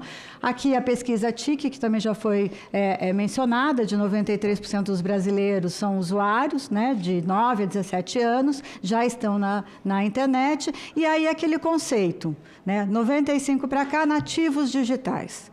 Todos aqui, vocês todos nasceram já com esse dispositivo móvel na mão, né, já sabendo mexer nessa tecnologia, mas com uma camada que a gente não percebe, de uma certa inocência no sentido de entender esse mundo que é oferecido para a gente. É aquilo que o professor colocou sobre saber o que é, né? Saber o que os algoritmos estão nos oferecendo, saber o que está por trás dessa tecnologia. Então, a necessidade da gente olhar para um outro olhar para esse público que, embora saiba mexer nos dispositivos, precisa ser educado midiaticamente para saber diferenciar esses conteúdos e utilizar bem a tecnologia que está aí, toda essa parte digital e midiática que está ofertada. Então, o que é a educação midiática? É esse conjunto de habilidades para que o cidadão possa saber acessar, saber diferenciar conteúdo, saber fazer uma análise crítica de toda e qualquer informação que chega até mim, independentemente do meio. Esteja ele na internet, num site, numa mensagem de WhatsApp ou até mesmo numa embalagem de um produto. A gente precisa entender o que é um discurso publicitário, o que é um discurso propagandístico, o que é aquela embalagem de um produto quer nos ofertar. Então, a gente precisa entender e ler esse mundo de forma adequada. Mas a educação midiática vai além, né? Ela vai também nessa questão do que a gente fala da autoexpressão. A partir do momento que eu sei ler criticamente a informação, eu sei usar as ferramentas disponíveis para promover a minha autoexpressão, eu começo a participar mais ativamente do ambiente digital, do ambiente democrático e fazendo aquilo que a gente precisa, que é um direito fundamental da livre expressão. Então, aqui, a gente resumiu, né, lá no Educamídia, no Palavra Aberta, a gente resumiu a educação midiática nessa, que a gente chama da mandala da educação midiática, que são esses 3 eixos. O eixo da leitura crítica, o eixo da escrita e o eixo da participação cidadã. Que é onde a gente quer chegar. É onde vocês que estão aqui, né, jovens senadores, querem também atuar, que é a promoção da participação cidadã, da participação cívica, de forma ética, de forma responsável, né, de forma a aproveitar todas as oportunidades que esse ambiente, né, nos oferece para que a gente possa, de fato, fazer a diferença, mudar nosso entorno, mudar a nossa sociedade. Por favor. E aqui ser educado midiaticamente. Então, né, tem toda essa questão de aprender a ler, filtrar, dar, né, sentido a esse enorme fluxo de informação, desenvolver nossa voz e participar da sociedade democrática. Mas também é ser responsável. Acho que muito foi colocado aqui da nossa responsabilidade agora, que somos também produtores e disseminadores de conteúdo. Somos todos responsáveis. Precisamos olhar o que a gente está mandando para frente, o que a gente está engajando, onde a gente está curtindo, onde a gente está dando o nosso like, onde a gente está colocando, né, o nosso engajamento para perpetuar preconceitos ou não, ou brecar, ou frear preconceitos, para disseminar conteúdos que sejam positivos, versus aqueles conteúdos intolerantes. Por que a gente ainda engaja com conteúdo violento? A gente pode brecar isso. Então, a gente precisa ter essa percepção justamente para que a gente atue de forma responsável desse ambiente midiático. Por favor, pode passar. E aqui o impacto, né? Estou só finalizando, senador, muito rápido. Aqui. 4 minutos ainda. Então tá bom, ótimo. Aqui o impacto da educação midiática, né? Na forma como a gente coloca sobre a importância da gente tratar desse tema, na equidade do acesso à informação. Né? A gente olha muito a questão do acesso. Precisamos aumentar o acesso à tecnologia. Precisamos. É um primeiro fator. Mas tem uma camada seguinte, que é a camada do que vem depois do acesso.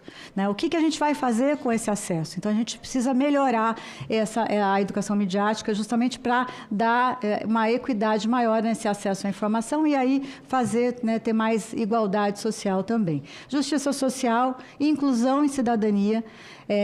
Para mim, esse ponto da inclusão digital e da cidadania, ele é um dos pontos principais da educação midiática, que é justamente o que vem depois do acesso, é justamente dar essa noção de uso fortalecedor dos meios de comunicação, sejam eles digitais ou não.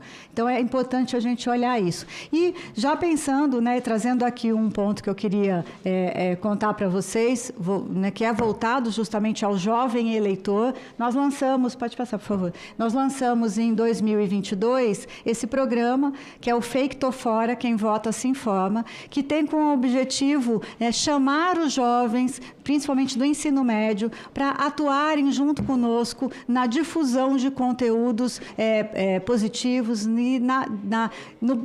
em tentar brecar, frear a desinformação no período eleitoral.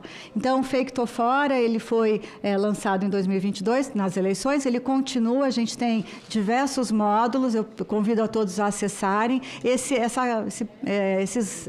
adesivos aqui, senadora, a gente fez porque a gente promove oficinas e checagem, né, clubes de checagem, incentiva para que hajam clubes de checagem lá nas escolas de ensino médio. Então, eu gostaria de convidar, inclusive, os professores que estão aqui também, a entrarem, acessarem essa página. Nós temos diversos conteúdos, por favor. São trilhas, né, não só de educação midiática, mas também de educação para a democracia. Por favor, no próximo. Que aqui só para contar quais são os conteúdos. Então, a gente tem o que é a democracia, a Constituição, os 3 poderes, e até o mais recente, que é IA nas eleições, já voltado para esse novo desafio da inclusão das ferramentas de inteligência artificial para tentar manipular, né, a nossa opinião. E um convite para que as escolas, os jovens, criem coletivos de checagem, para que esse jovem se torne também um embaixador, um protagonista do seu entorno, ajudando a frear a desinformação. Então, nós temos também, inclusive, esse ano, uma novidade, pode passar, por favor, que foi o lançamento... Pode passar o próximo? Aqui é só um plano de aula, como que ele está mostrado, o clube de checagem. E pode ir para a última, por favor, que é o lançamento a gente lançou um prêmio, né, que então estão abertas as inscrições para o prêmio, para que nós vamos premiar escolas que tenham criado clubes de checagem voltados para combater a desinformação no período eleitoral deste ano. Então, agradeço e queria também, senador, deixar com o senhor um guia, né, um material que a gente desenvolveu, que é o Guia da Educação Midiática, e esse esse material aqui, que é o Guia do Gestor, que auxilia, né, o professor a como implantar a educação midiática na sala de aula, não só em língua portuguesa, mas em todas as disciplinas, né, professor? 15 segundos. A educação midiática vem para suprir essa questão do entendimento do mundo na atualidade. Agradeço e fico à disposição para perguntas. Muito obrigada. Muito bem. A presidenta executiva do Instituto Palavra Aberta, doutora Patrícia Blanco, que nos deixou aqui, inclusive, uma série de materiais aqui que, com certeza, vão contribuir muito. A comissão já agradece e quer ver se tem mais para dar para os alunos, para eles levarem. Tá, ela vai assegurar também para vocês.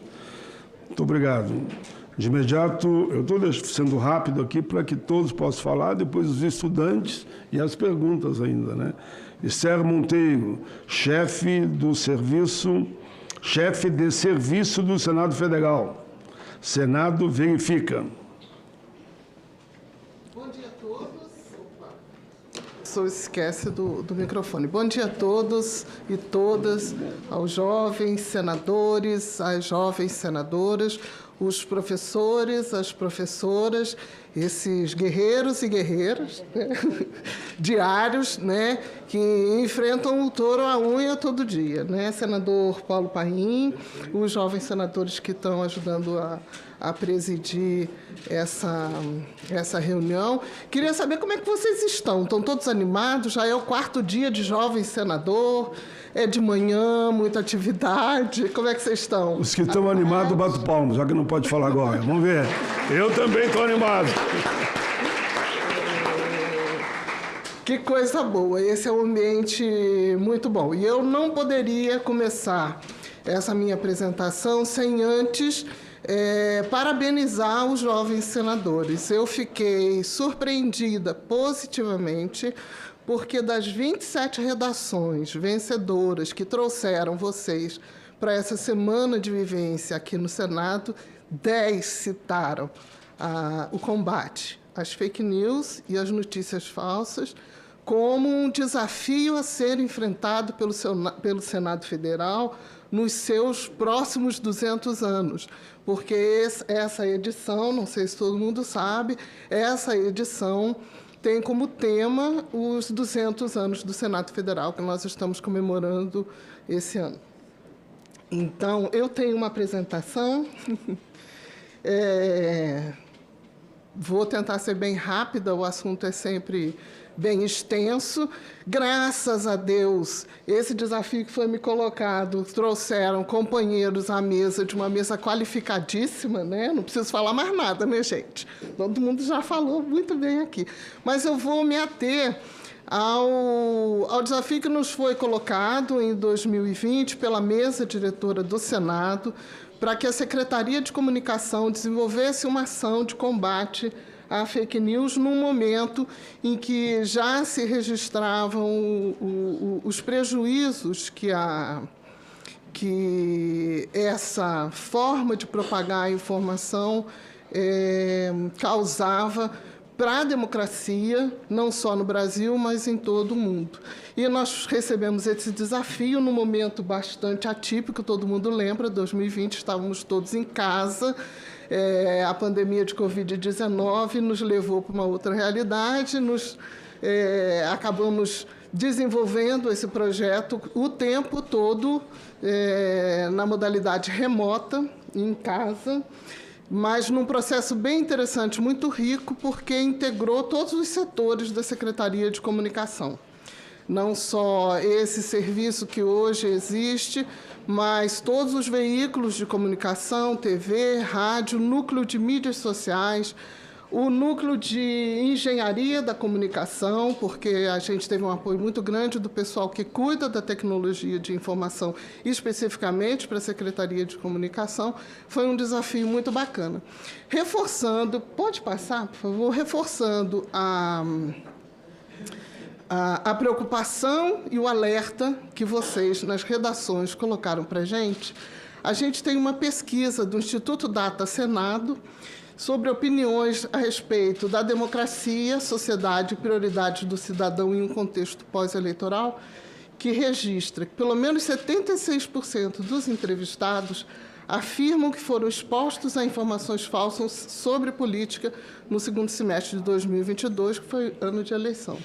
89% dos entrevistados disseram ter tido contato com notícias falsas sobre políticas que acreditavam ser falsas. 67% dos usuários de WhatsApp e Telegram entendem que tiveram acesso a algum tipo de conteúdo desinformativo. E entre os usuários do Facebook, Instagram e YouTube, o percentual é de 83%. Pode passar. Quando a gente começou a discutir esse projeto, e eu gostaria de trazer essa reflexão para vocês, a gente tinha uma preocupação muito grande de entender do que a gente estava falando.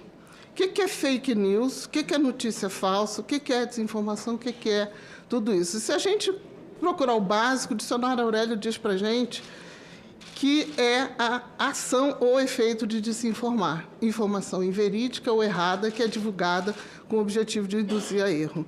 Essa definição, ela já dá uma abrangência maior ao que é esse fenômeno, né? O termo, a Unesco, em 2018, destacou que o termo é usado para se referir a tentativas deliberadas, frequentemente orquestradas, para confundir ou manipular pessoas por meio de transmissão de informações desonestas. Logo no início, o senador Paim chamou atenção para os dados que mostram um número muito grande de jovens que não têm liberdade de pensamento, na verdade. Na medida em que a gente tem informações sendo manipuladas, a forma como são propagadas, influenciando o pensamento dos jovens, a gente não tem um ambiente livre para poder pensar, criticar e tomar decisões.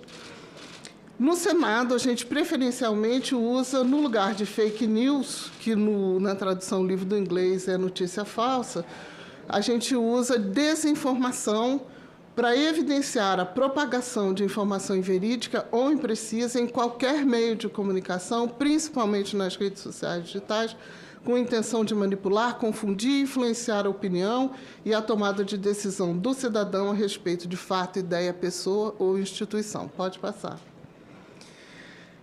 E, então, o meu objetivo aqui é mostrar para vocês como o Senado debate ou combate a desinformação.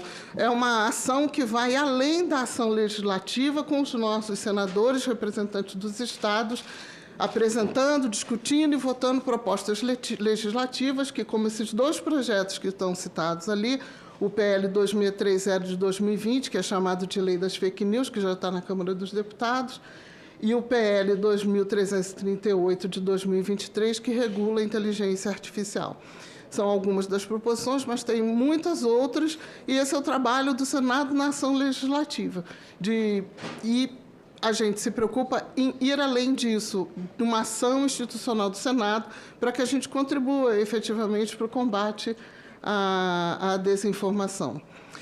Evidentemente, a gente tem veículos de comunicação que foram criados justamente para mostrar para a população o que acontece dentro do Senado de uma forma bastante ampla, muito clara, isenta, para que a população possa se posicionar sobre o que é discutido aqui. A partir disso, a população pode, então, compreender esse trabalho, e vocês têm tido essa oportunidade aqui nessa semana de vivência, né? E a gente desenvolve várias campanhas de orientação, veio, então, a criação do serviço em 2020, a publicação de conteúdos jornalísticos e institucionais sobre o tema é uma preocupação, e o Senado é um parceiro da Justiça Eleitoral no combate à desinformação no ambiente eleitoral. Pode passar. A gente fica com pouco tempo para falar, né? Daqui a pouco toca a campainha. Vai ter mais tempo. Eu queria destacar, é importante a gente colocar que o Senado Verifica é uma ação institucional do Senado, né, de combate à desinformação, e é voltada para as questões que envolvem o Senado Federal, de fato.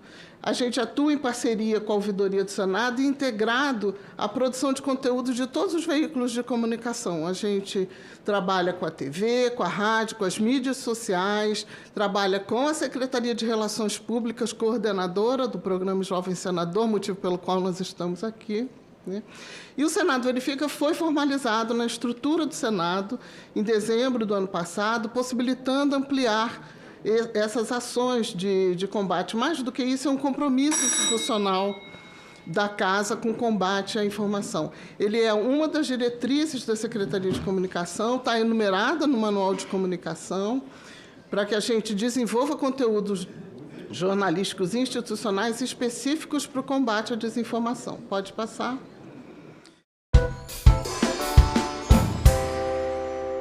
Minha pauta publicada. Sobre a mesa, requerimentos que serão apreciados. Perdão. Antes de iniciarmos, proponho a dispensa da leitura e a aprovação da ata da 9ª reunião da comissão, ocorrida em 10 de julho de 2024. As senhoras senadoras e os senhores senadores que aprovam permaneçam como se encontram. Aprovada. Conforme a pauta publicada, a presente reunião destina-se à apreciação de requerimentos. Item 1 da pauta, requerimento da Comissão de Relações Exteriores e Defesa Nacional, número 13 de 2024, de autoria da senadora Tereza Cristina, que requer, nos termos do artigo 50, caput, e 58, parágrafo 2º, 3, da Constituição Federal e dos artigos 90, inciso 3º, 397, parágrafo 1º e 400-A do Regimento Interno do Senado Federal, a convocação da senhora Glivânia Maria de Oliveira, embaixadora do Brasil na Venezuela, para que compareça a esta comissão a fim de prestar informações detalhadas e oficiais sobre as eleições presidenciais ocorridas na Venezuela. Eu queria antes, senadora Tereza Cristina. Obrigado, presidente Renan. Quero cumprimentar aqui, de maneira especial, meus colegas, senador Ciro, senador veneziano, presidente Renan, e dizer que eu vou retirar esse requerimento de convocação para a embaixadora, porque nós vamos ter aqui o chanceler Mauro Vieira, né, que é o responsável pela política internacional do Brasil, e também o assessor especial do presidente Lula, o senhor Celso Amorim. Então, retirarei esse requerimento de convocação à embaixadora do Brasil na Venezuela. Muito obrigado, presidente. Muito obrigado. Item 2 da pauta, requerimento da Comissão de Relações Exteriores e Defesa Nacional, número 14 de 2024, de autoria também da senadora Tereza Cristina, que requer, nos termos dos artigos citados, a convocação do senhor Celso Luiz Nunes Amorim, assessor-chefe da Assessoria Especial da Presidência da República, para que compareça a esta comissão a fim de prestar esclarecimento. Eu gostaria só de encaminhar a necessária mudança do termo convocação para convite, uma vez que há um esboço de acordo. Nós conversamos há pouco detalhadamente e estamos dispostos a fazer o convite para que o embaixador Celso Amorim compareça na próxima semana, exatamente na quinta-feira, e o ministro Mauro Vieira virá na sequência. Nós ficamos apenas de combinar com o ministro e com os senadores uma data em função das sessões deliberativas que nós vamos ter no Senado no Senado Federal. Eu ontem, inclusive, telefonei para o ministro Mauro Vieira. Ele vai viajar durante 2 semanas e em função disso também nós vamos convidar o Celso Amorim para a próxima semana e, na volta do Mauro, ele virá para a Comissão de Relações Exteriores. Então, requerimento 2 e o requerimento 3. Nós vamos votar os requerimentos 14 e 15. O requerimento 15 é um requerimento do senador Ciro Nogueira, que requer, nos termos do artigo 58, parágrafo 2º e 5º da Constituição Federal, que seja convidado o excelentíssimo senhor Mauro Vieira, chanceler brasileiro, a comparecer a esta comissão. Em discussão, não havendo quem queira discutir, em votação, o requerimento número 14, aprovado. Só a título de dirimir qualquer dúvida. Perfeito. Também será por convite ou convocação o chanceler? Não, o convite.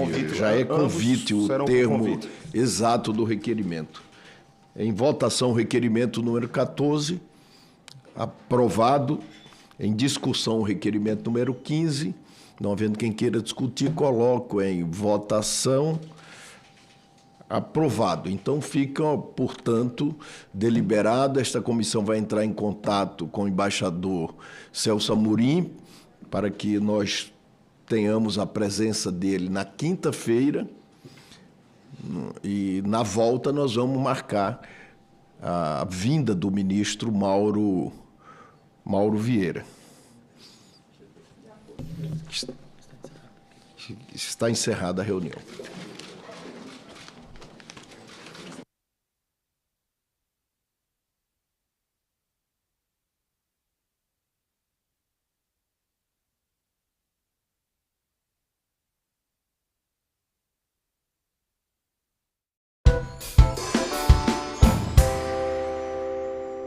Que a gente tem. Todos os que falaram aqui deram vários instrumentos, ferramentas, informações para que vocês possam fazer essa reflexão e nas suas comunidades adotarem ações que possam mudar essa realidade. Fernando falou sobre isso, né, Leandro? Justamente de aqui, a partir desse trabalho, vocês poderem mudar as realidades de vocês nos estados. Eu agradeço a todos e peço desculpas aí pela demora. Não, ficou nos 15 minutinhos. Obrigada. Parabéns, doutor Esther Monteiro, chefe do serviço do Senado Federal. Senado verifica. Bela exposição, como as outras convidadas e convidados. Vamos de imediato agora para a coordenadora geral de Educação Midiática da Secretaria de Comunicação Social da Presidência da República. Por favor, coordenadora Mariana de Almeida Filizola. É grande, né, o nome? Não, tá que bom. Fica aí. Bom dia, gente, tudo bem? Vocês estão bem? Ah, beleza. Queria começar aqui saudando os presidentes da mesa, né? Senador Paulo Paim, a jovem senadora Priscila, o Leandro também, os outros membros aqui, vocês. E dizer o quanto que a gente fica feliz que esse tema esteja sendo pautado aqui hoje, senador, em nome do secretário João Brant, né? Que é nosso secretário de Políticas Digitais. Todo mundo deve estar dizendo para vocês esses dias que é uma oportunidade única vocês estarem aqui representando o estado de vocês. E é mesmo, mas eu queria dizer que para a gente também é uma oportunidade única poder escutar vocês e o que vocês vão propor. Porque não tem nada mais importante do que ouvir de quem está no dia a dia e de quem está com a cabeça fresca, né, para ajudar a gente a desenvolver políticas públicas. Eu, por exemplo, quando estava no ensino médio, não fazia nem ideia de como esse processo acontecia. Então, acho que vocês estão no lugar aí de oportunidades enormes nesse sentido. A gente tem uma apresentaçãozinha. Consegue colocar aí na tela, por favor? Obrigada. Pode pôr no modo apresentação aí que ela fica grande. Bom, enquanto colocam ali, vocês tiveram a oportunidade aqui hoje de escutar um pouquinho sobre educação midiática de vários setores. Então, da academia, né, do legislativo aqui no Senado, da sociedade civil com a Patrícia. E agora eu vou falar para vocês um pouquinho da perspectiva do que a gente está fazendo no Executivo, no governo federal. Essa é a primeira vez que o governo federal tem um departamento pensado, estruturado, para desenvolver políticas públicas pensando no ambiente digital, especificamente um departamento para pensar educação midiática. Então, isso mostra a importância que esse tema tem dentro do governo federal, pensando que não dá mais para a gente não ter políticas públicas para o Brasil inteiro nessa área. Pode passar. Então, aqui, para vocês verem um pouquinho da nossa estrutura, né? Dentro da Secretaria de Comunicação da Presidência, a gente fica na Secretaria de Políticas Digitais, que é especificamente desenvolvida, foi pensada para pensar nessas políticas. São 2 departamentos, um que trabalha com a promoção da liberdade de expressão e o outro com direitos na rede de educação midiática, que é onde eu estou atuando. E aí, de onde a gente parte para pensar nessas políticas em todas essas áreas? Do conceito de integridade da informação. Não sei se é algo que vocês já ouviram falar, mas provavelmente vão daqui para frente, ainda mais quem se interessa no tema do digital. É um conceito adotado internacionalmente por várias organizações e vários países e que reconhece que todo mundo tem o direito ao acesso a informações precisas, consistentes e confiáveis.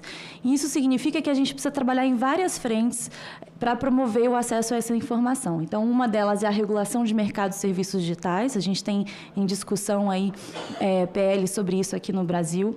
Educação midiática, fortalecimento e sustentabilidade do jornalismo de interesse público, então pensar como que o conteúdo de qualidade precisa ser promovido e o estímulo ao pluralismo e à diversidade na comunicação. Então, dentro dessas 4 frentes, o que a gente está falando quando a gente fala em educação midiática? Qual é a visão que a gente tem? Vocês já tiveram uma visão aqui ampla, então não vou me aprofundar muito, mas de forma bem resumidinha, é pensar no desenvolvimento das habilidades para lidar com um conjunto de informações, comportamentos e práticas nesse meio digital de forma crítica.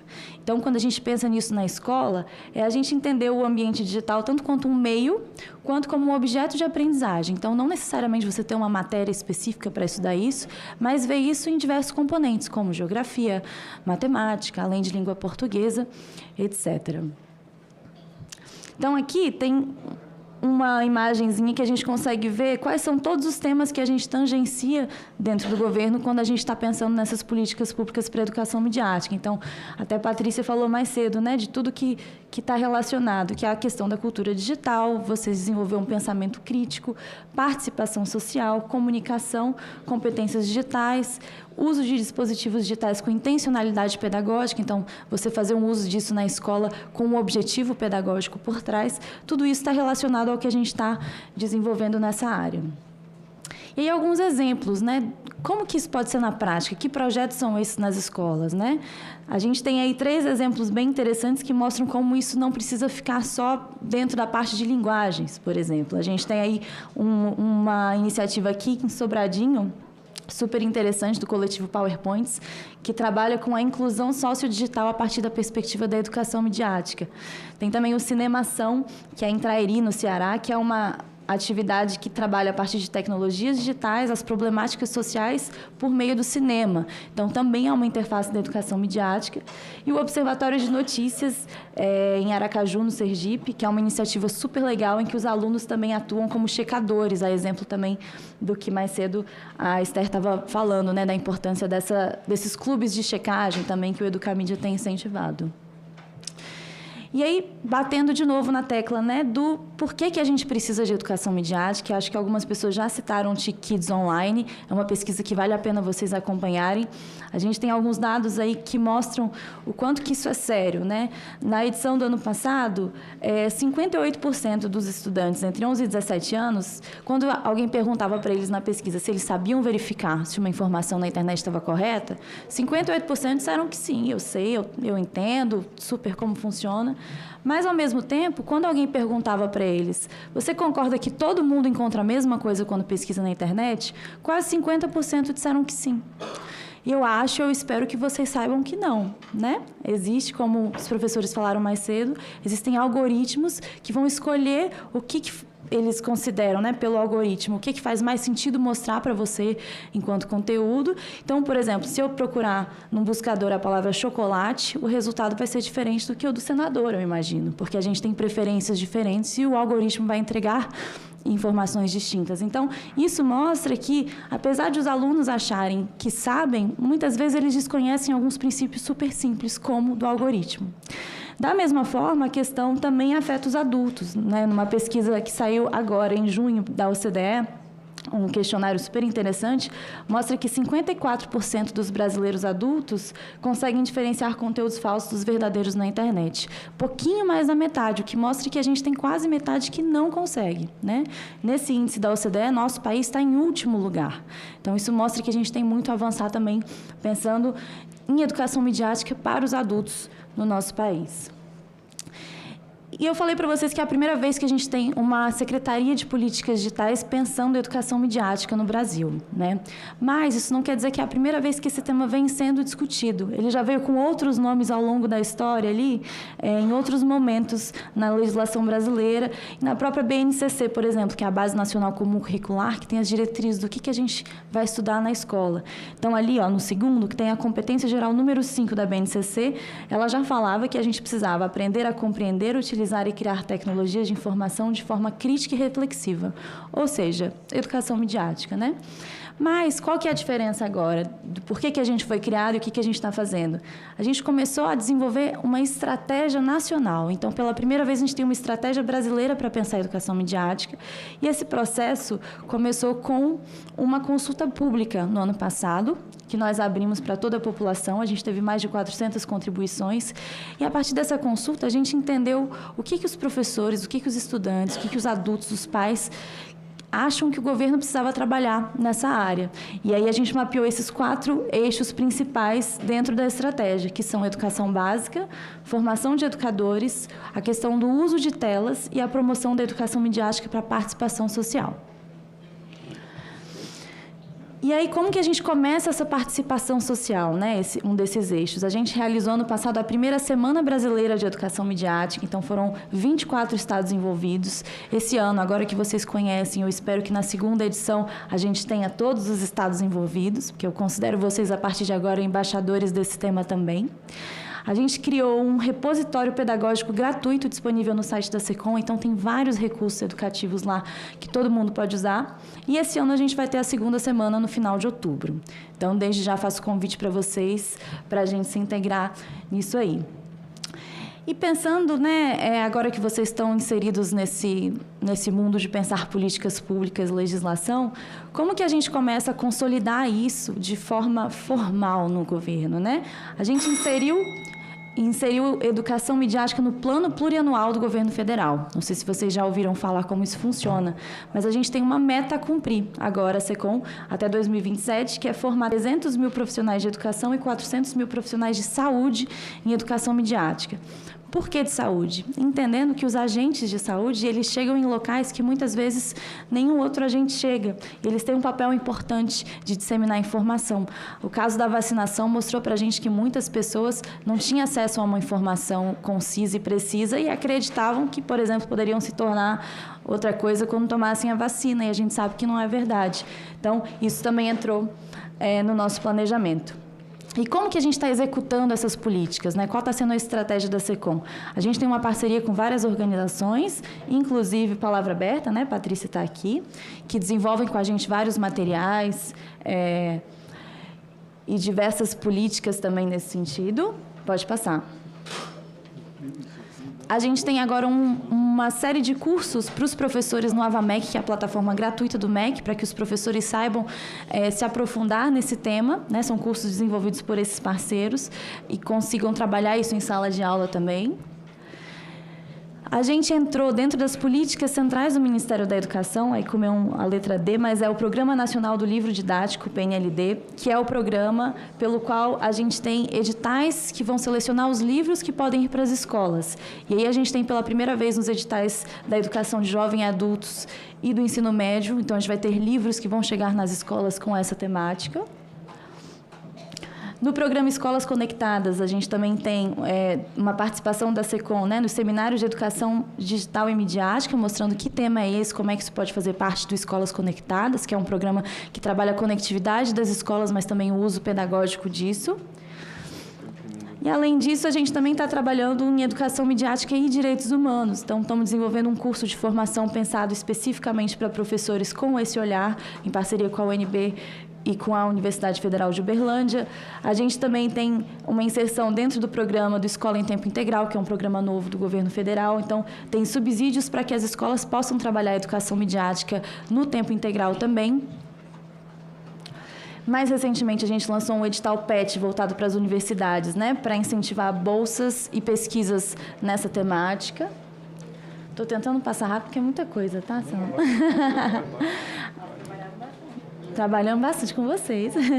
Ano passado, a gente teve aqueles episódios de violência nas escolas, que certamente vocês foram afetados de alguma forma, né, por essas informações, e a gente criou uma série de conteúdos para os professores e para os educadores, com o apoio desses parceiros, com orientações sobre como lidar com isso em sala de aula. Então, como é que você tem essas conversas difíceis dentro do ambiente escolar? Pode passar. Recentemente, a gente entrou no programa Mais Ciência na Escola, entendendo que a literacia, que a gente chama literacia científica, ela também tem tudo a ver com educação digital e midiática. Então, a gente entender como que a ciência é fonte primária de informações confiáveis também. O concurso de redação e vídeos da CGU, né, que foi lançado recentemente, a temática desse ano tem a ver com educação midiática e cidadania digital. E a gente também trabalha com parceiros internacionais que já têm políticas públicas pensadas em educação midiática há algum tempo. Então, a gente tem uma parceria com a Dinamarca, com a Finlândia e com a União Europeia. A gente também tem trabalhado em cooperação com o Reino Unido, então estamos desenvolvendo com eles agora um curso inédito sobre proteção e direitos das meninas online, que vai estar disponível para vocês e para os professores de vocês no ano que vem. A gente tem um projeto de escuta, né, de crianças e adolescentes para desenvolver o guia sobre o uso de telas e dispositivos digitais, então para entender o que as pessoas acham que é importante a gente desenvolver e pensar quando o assunto é celular na escola, por exemplo. E uma cooperação mais recente com a França, um projeto de formação em educação midiática e ambiental, pensado nos professores da região norte, que a gente vai desenvolver aí para a COP, né, do ano que vem. Pode passar. Além disso, a gente tem uma cooperação com a Unesco. Obrigada, pode passar. Que trabalha com a gente na Semana de Educação Midiática, um grupo de trabalho para refletir sobre o uso de telas por crianças e adolescentes. Então, a gente vai lançar um guia, né, a partir desse trabalho, para orientar os pais e os professores em relação a isso. E o nosso grande xodozinho, que eu espero que vocês também se envolvam, a gente está desenvolvendo as primeiras Olimpíadas de Educação Midiática para o ensino médio, junto com o Ministério de Ciência e Tecnologia e com o MEC. A previsão é que ela seja lançada no ano que vem. E a gente quer que vocês participem, se envolvam com a gente, porque as Olimpíadas são sempre um momento super interessante para a gente trabalhar esses temas e se desafiar a conhecer um pouquinho mais, né? Pode passar. Então, gente, é isso. Eu fui bem rápido, mas eu convido vocês a entrarem depois no site da SECOM. Tem uma aba ali de educação midiática em que vocês podem ver tudo que a gente está desenvolvendo. E eu espero que isso sirva também de inspiração e de subsídio para o que vocês vão propor aqui, né, ao longo dessa semana. É a primeira vez que a gente tem essa secretaria, é a primeira vez que a gente está desenvolvendo essa estratégia e pensando nessas políticas. E as ideias e as propostas de vocês são super bem-vindas, tá bom? Obrigada, senador. Muito bem, Mariana de Almeida Frizola, coordenadora-geral da Educação Midiática da Secretaria de Comunicação Social da Presidência da República. Meus cumprimentos pela bela exposição. Sei que não deu tempo para falar de tudo, mas fez um resumo com muita competência. Nós vamos para uma segunda etapa agora. A segunda etapa, eu vou ler as perguntas que chegaram do E-Cidadania. Cada painelista e o meu presidente e a minha vice estão com uma cópia também das perguntas e todos podem escolher a resposta que acha que tem que dar mediante esse rol de perguntas. Eu vou fazer isso com a mesa, mas enquanto eles vão olhando, nós vamos também acertar como é que vamos fazer com a participação do plenário. Eu sempre, quando há uma audiência pública como essa, eu permito que o plenário fale. E, naturalmente, hoje, vocês são as estrelas, né? E não poderão deixar de falar.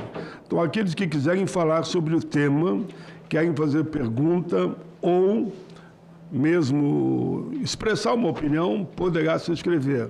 Aí nós vamos levar o tempo que for possível, que me parece que a reunião do plenário começa às 15 horas. Eu tenho que ir lá ajudar a presidir, junto que Zenaide Maia, que é a minha vice-presidente, hoje é um debate lá no plenário muito interessante sobre as mulheres... pode falar aí. Caribenhas, né? Ele me ajudou lá. Eu digo pode falar porque ele me ajudou, as mulheres caribenhas. É um debate interessante que eu vou ajudar na presidência, a convite da minha vice, ela que é a autora dessa iniciativa, Zenaide Maia. Mas eu vou ler primeiro, pessoal. Vocês já vão pensando aí, quem quiser escrever, quem quiser falar, perfeito. Eu vou fazer a leitura das perguntas que chegaram pelo E-Cidadania. Rodrigo, do Distrito Federal. Segundo a Imperva, a metade do tráfego online em 2022 foi realizado por robôs, com previsão de aumento. Quais as implicações para o futuro? Oséias, do Espírito Santo. Como a educação midiática pode capacitar os alunos a serem consumidores críticos e criadores responsáveis de conteúdo no ambiente digital? Lorena, do Paraná. Como a educação midiática pode ser integrada ao currículo escolar de forma eficaz? Otávio, de São Paulo. Os alertas constantes e a divulgação dos reais fatos a fim de combater fake news seriam aplicados na educação midiática? Sueli, do DF. Há brasileiros sem energia elétrica e sem internet. Como tornar a educação midiática acessível aos pobres? Maria, do Maranhão. De que maneiras a educação midiática vai preparar os jovens para o consumo responsável de informações? Ana, de São Paulo. Como a população idosa será incluída nesse debate, considerando que é a mais atingida por notícias falsas e golpes? Júlia, do Rio de Janeiro. Como preparar os profissionais de educação para ensinar sobre educação midiática? Luara, de Minas Gerais. Quais ferramentas temos para educar o público a respeito de fake news e fontes confiáveis? Como aumentar a eficiência? E a última folha, Gabriele, do Acre. Viu, Gabriele? Como superar os desafios relacionados à desinformação e à falta de pensamento crítico na interpretação de informações? Ainda, Aline, do Rio de Janeiro. Tendo em vista o compartilhamento de tantas fake news, é notório a importância de educar os jovens no que tange às mídias sociais. Rosenberg, do DF. Em um mundo cada vez mais digital, é crucial que os jovens sejam capazes de navegar e interpretar o vasto mar de informações. E, por fim, Bruno, lá do nosso Rio Grande do Sul. Nossa solidariedade a todo o povo gaúcho. Todos sabem que eu sou de lá. Eu estava olhando se o meu broche estava aqui do Rio Grande, mas não está. Bruno, do Rio Grande do Sul. Muito interessante, as plataformas digitais são necessárias para a democratização da informação. Então, antes da mesa responder, nós vamos interagir com o plenário. Então, os primeiros que estiverem inscritos no plenário usarão a palavra nesse momento. Né, Cristiano? Eu preciso saber quais os que estão inscritos no plenário. Vão ser 3. Quais os 3 que pediram para falar? Deixa eu passar já aqui. Passa a palavra primeiro para Ana Cecília Moreira Santiago, da Bahia. Então, a primeira escrita, Ana Cecília Moreira Santiago, Bahia. Você tem 5 minutos. Bom dia a todos. Cumprimento a mesa em nome do senador Paulo Paim e dos jovens senadores Priscila e Leandro. E, primeiramente, eu queria dizer que eu estou muito feliz de estar participando dessa audiência pública, porque a minha redação foi sobre isso, foi sobre as fake news, e uma das soluções que eu propus foi a regulamentação das mídias digitais. O que eu quero perguntar é para Mariana sobre se o governo federal tem interesse em desenvolver mais estratégias para a aplicação efetiva da educação midiática nas escolas.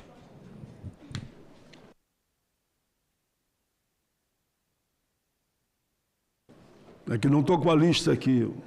Já chegou. A assessoria aqui é competente e rápida. Vamos lá.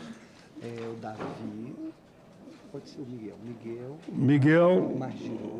Miguel Magiô Patilaf. Daquela pronúncia de onde que eu dizia para você. Isso tudo bem, pode tocar. Mato Grosso do Sul. Isso. Bom dia.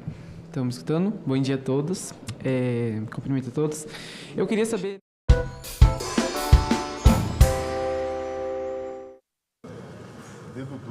Declaro aberta a sessão. Sob a proteção de Deus, iniciamos os nossos trabalhos. A presente sessão de debates temáticos foi convocada em atendimento aos requerimentos números 468, 546, 552, todos de 2024, de autoria dos nobres senadores Carlos Viana, Otto Alencar e Eduardo Girão, aprovados pelo plenário do Senado Federal. A sessão é destinada a receber os seguintes convidados a fim de debater o projeto de lei número 2.234 de 2022, que dispõe sobre a exploração de jogos e apostas em todo o território nacional. Senhor Carlos Henrique Sobral, secretário nacional de Infraestrutura, Crédito e Investimentos do Ministério do Turismo. Senhor Regis Dudena, secretário de Prêmios e Apostas do Ministério da Fazenda. Senhor Lucas Gabriel de Sá Barbosa, gerente de Relações Governamentais da Associação Brasileira de Promotores de Eventos, ABRAPE. Senhor André Rolim, empresário. Senhor Manuel Cardoso Linhares, presidente da Associação Brasileira da Indústria de Hotéis. Senhor Silas Malafaia, pastor.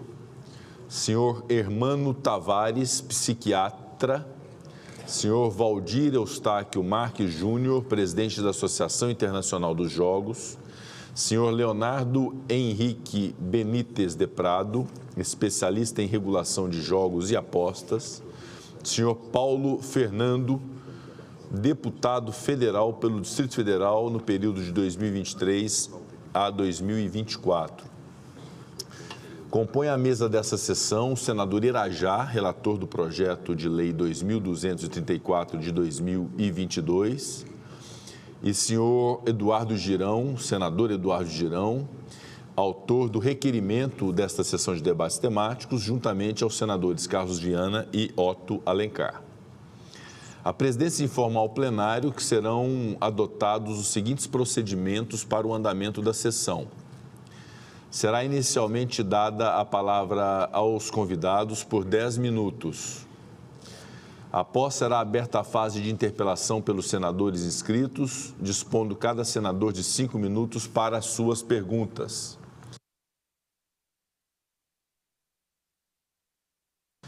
Então, esse é o procedimento que será adotado com a exposição dos convidados, aos quais agradeço a presença no plenário do Senado Federal. E saúdo os senhores senadores, as senhoras senadoras, notadamente o senador Irajá, relator do projeto, que compõe a mesa, também o senador Eduardo Girão, um senador muito aguerrido na discussão desse tema. Hoje nós nos reunimos para discutir um marco legislativo que atravessa 3 décadas de história. O projeto de lei 442 de 1991, agora sob o número de PL 2234 de 2022 no Senado, reflete não apenas a evolução do tema, mas também a complexidade do processo legislativo brasileiro. Desde sua apresentação inicial em 1991, o mundo e o Brasil passaram por transformações significativas. Este projeto de lei também evoluiu consideravelmente. Iniciado como uma proposta para regulamentar o jogo do bicho, expandiu-se para abranger diversos tipos de jogos de azar, incluindo cassinos, bingos, videobingos e apostas online. O PL 2234 de 2022, resultado desse longo processo, chega ao Senado Federal como uma proposta abrangente e complexa. É importante ressaltar que este projeto suscita debates intensos, refletindo a diversidade de opiniões e interesses em nossa sociedade.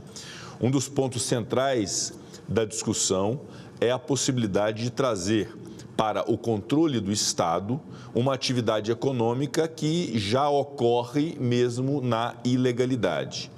Estimativas recentes sugerem que o mercado de jogos de azar no Brasil pode ter movimentado algo entre 14 e 31 bilhões de reais em 2023.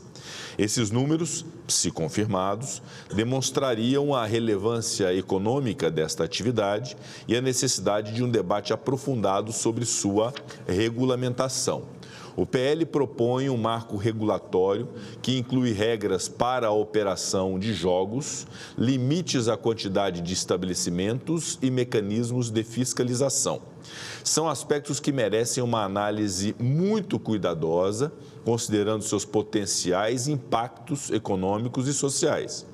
Uma questão que demanda profunda atenção e especial atenção é a ludopatia, ou a compulsão por jogos.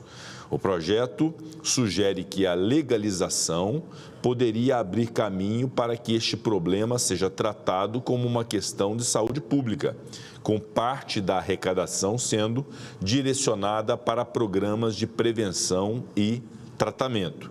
Esse é um ponto crucial que merece amplo debate e, quero crer, será um objeto prioritário dessa sessão de debates na data de hoje. É digno de nota a evolução desse debate pela ação do seu relator na Comissão de Constituição e Justiça, o competente senador Irajá, que tem se esforçado para amadurecer o texto, principalmente nos aspectos relacionados à prevenção da prática de crimes. É fundamental que nossa discussão considere todos os aspectos deste projeto. Devemos avaliar cuidadosamente eventuais benefícios, como geração de emprego e receitas para o Estado brasileiro, mas também os riscos e desafios, incluindo prevenção da lavagem de dinheiro e o combate ao crime organizado, além do problema social e de saúde pública relativo à ludopatia. Esse é um tema complexo que toca em questões econômicas, sociais, de saúde pública, de segurança, mas também morais, religiosos, culturais, e isso tudo precisa ser profundamente debatido à luz do dia e é muito importante, portanto, a realização dessa sessão de debates na data de hoje. Cada aspecto merece uma análise aprofundada e uma discussão franca e aberta. Ao iniciarmos dessa sessão de debates, convido todos que usarão a palavra a se expressarem, que o façam expressando suas opiniões, preocupações, sugestões. É por meio deste diálogo amplo e construtivo que pauta a condução do Senado Federal que poderemos chegar a uma decisão que melhor atenda aos interesses da sociedade brasileira. Lembremos que nosso papel como legisladores é analisar cuidadosamente todas as facetas desta proposta, considerando seus impactos de curto, médio e longo prazo para o Brasil e para o povo brasileiro. Não se trata apenas de aprovar ou rejeitar um projeto, mas de moldar uma política que pode ter profundas implicações para o futuro do país. Agradeço a todos pela presença, agradeço a todos pela atenção, declaro aberta essa sessão de debate sobre o projeto de lei 2234 de 2022 e concedo a palavra ao eminente relator, senador Irajá, para o seu pronunciamento inicial.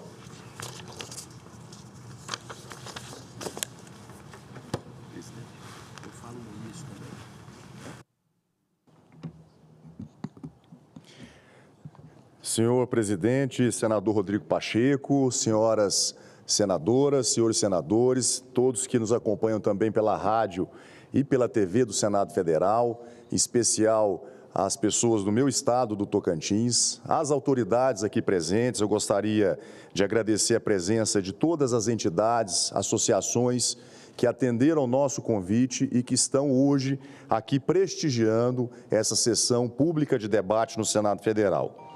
Saúdo a presença do nosso secretário de Prêmios e Apostas do Ministério da Fazenda, o senhor Regis Dudena, o senhor André Rolim, empresário, ao senhor Manuel Cardoso Linhares, presidente da nossa Associação Brasileira da Indústria de Hotéis, a BIH, senhor Hermano Tavares, psiquiatra, o senhor Lucas Gabriel de Sá Barbosa, gerente de Relações Governamentais da Associação Brasileira de Promotores de Eventos, a ABRAP, ao senhor Silas Malafaia, pastor, ao senhor Valdir Eustáquio Marques Júnior, presidente da Associação Internacional de Jogos, ao senhor Leonardo Henrique Benites de Prado, especialista em regulação de jogos e apostas, ao senhor Paulo Fernando Melo da Costa, deputado federal pelo Distrito Federal, e ao senhor Carlos Henrique Sobral, secretário Nacional de Infraestrutura, Crédito e Investimento do Ministério do Turismo.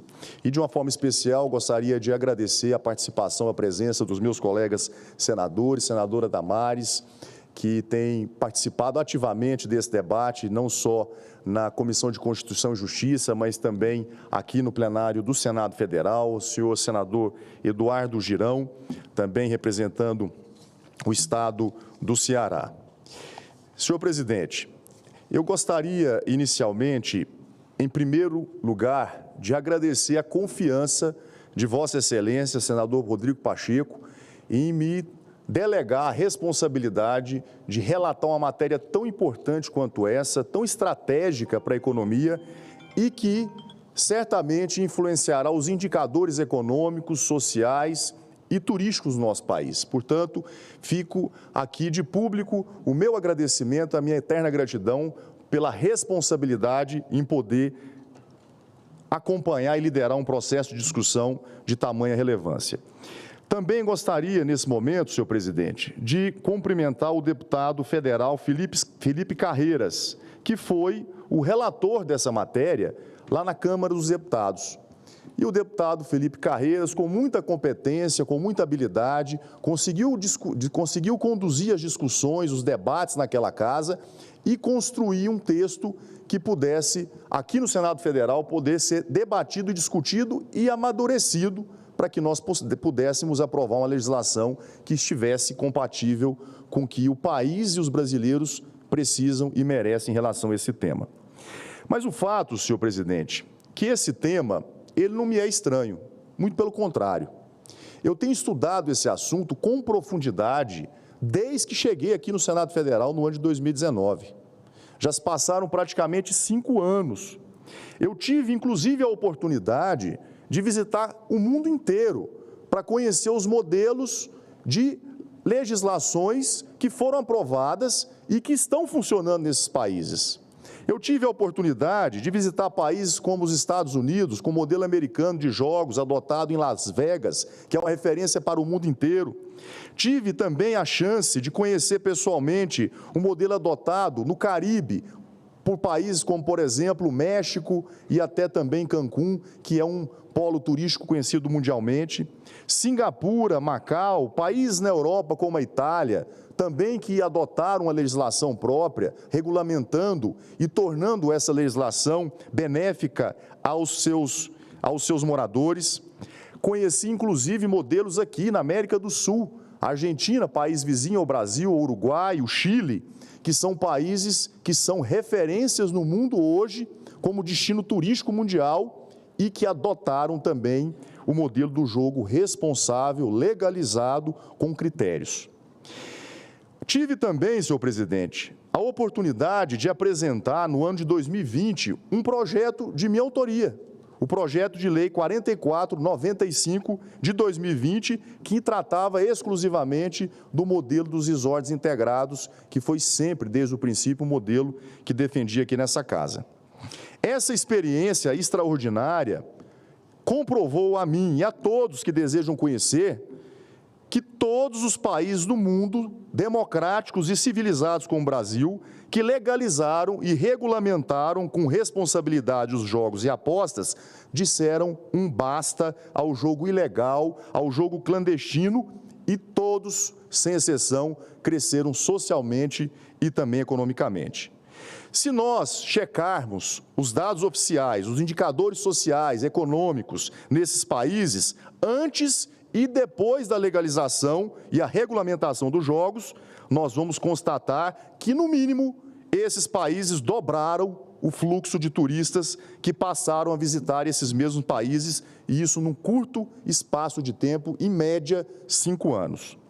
Portanto, senhor presidente, eu cheguei à seguinte conclusão: não é possível que está o mundo todo errado e apenas o Brasil esteja certo em não enfrentar e estabelecer critérios, limites nesse projeto estratégico necessário e, mais importante, que é presente na rotina das brasileiras e dos brasileiros de todas as faixas etárias e sociais. Ou alguém aqui é ingênuo ou incapaz de negar essa realidade que acontece no país.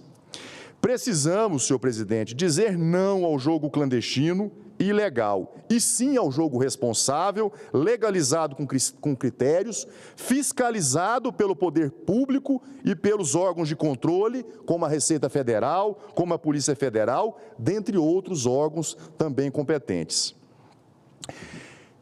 Foi exatamente isso, senhor presidente, que praticamente o mundo inteiro fez. Eu gostaria de pedir que a minha assessoria pudesse compartilhar com os nossos convidados o material que nós preparamos especialmente para essa sessão de debate, que ilustra de forma comparativa hoje como está o status quo do mundo, que é esse mapa que as senhoras e os senhores receberão, que demonstra aonde nós temos aqui de vermelho todos os países do mundo, sejam da América Central, da América do Sul, da América do Norte, da Europa, da Ásia, da Oceania, que já legalizaram e regulamentaram em algum nível, em algum grau, o jogo responsável. E azul, senhor presidente, aqueles países, os poucos países, entre eles o Brasil, que ainda não o fizeram. Se nós levarmos em conta, senhor presidente, os países da OCDE, constituído por 38 países no mundo, todos os países legalizaram, com exceção de apenas um país, que é a Islândia. Se nós compararmos com o G20, que são os países das 20 maiores economias mundiais, onde o Brasil é a 8ª maior economia hoje, apenas, pasmem, a Indonésia e o Brasil ainda não legalizaram os jogos e apostas.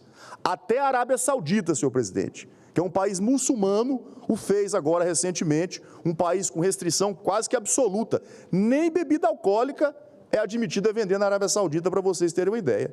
E eles também fizeram a regulamentação dos jogos e apostas responsáveis.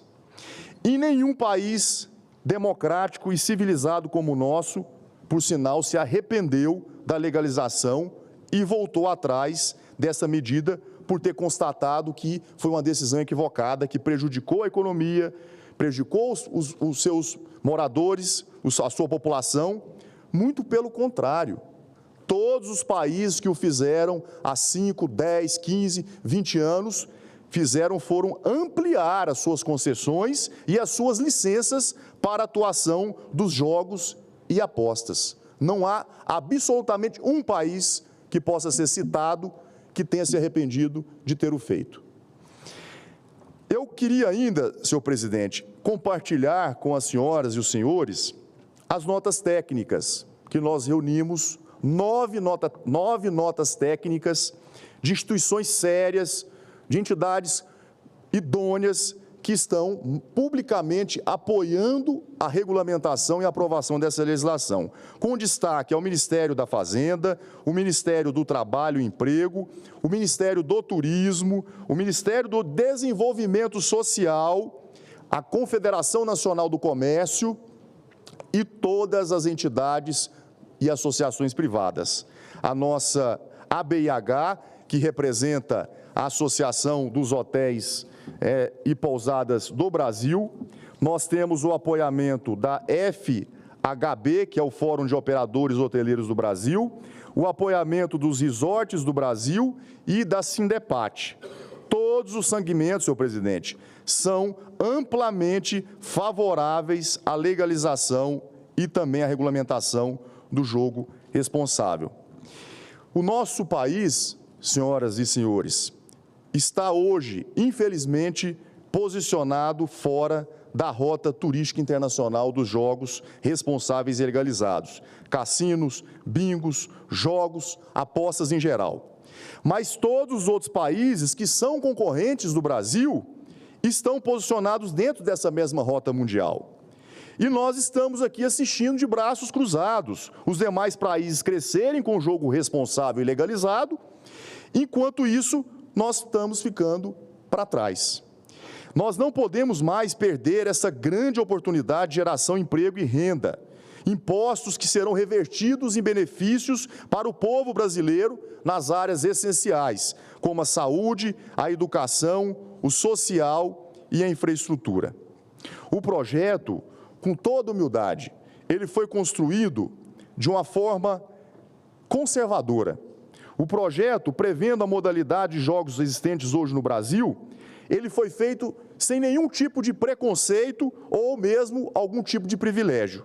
Até porque todos os jogos, sem exceção, estão presentes na rotina dos brasileiros e brasileiras há séculos. O jogo do bicho, para se ter uma ideia, presidente, foi inventado em 1892. Nós temos 133 anos do jogo do bicho presente na vida das brasileiras e dos brasileiros. Em 1941, acabou, por força de lei, se tornando uma contravenção e, posteriormente, proibido em 1946 por um decreto de lei 9215 do ex-presidente Eurico Dutra. Há décadas, senhor presidente, nós temos o funcionamento dos bingos e cassinos no Brasil funcionando na sombra da lei, debaixo dos nossos narizes, de forma ilegal e também clandestina, sem nenhum tipo de imposto recolhido ou proveito revertido para a nossa população. O jogo faz parte da cultura dos brasileiros, inclusive da igreja. Eu sou cristão, católico, devoto do Espírito Santo, frequentador inclusive da minha paróquia, Casa de Maria, lá em Palmas, no Tocantins, que é a minha capital. E é comum a igreja promover bingos e rifas para poder arrecadar fundos para as suas ações. E tem o meu apoio, o meu aplauso. Inclusive, eu mesmo participo e ajudo. Isso é uma prova de que o jogo, ele é uma situação real, verídica, presente na vida dos brasileiros, até da própria religião, que utiliza os bingos e rifas como instrumento de arrecadação para poder reformar a igreja, para poder ampliar suas ações perante a sua paróquia e que merecem o nosso reconhecimento, o nosso aplauso e incentivo.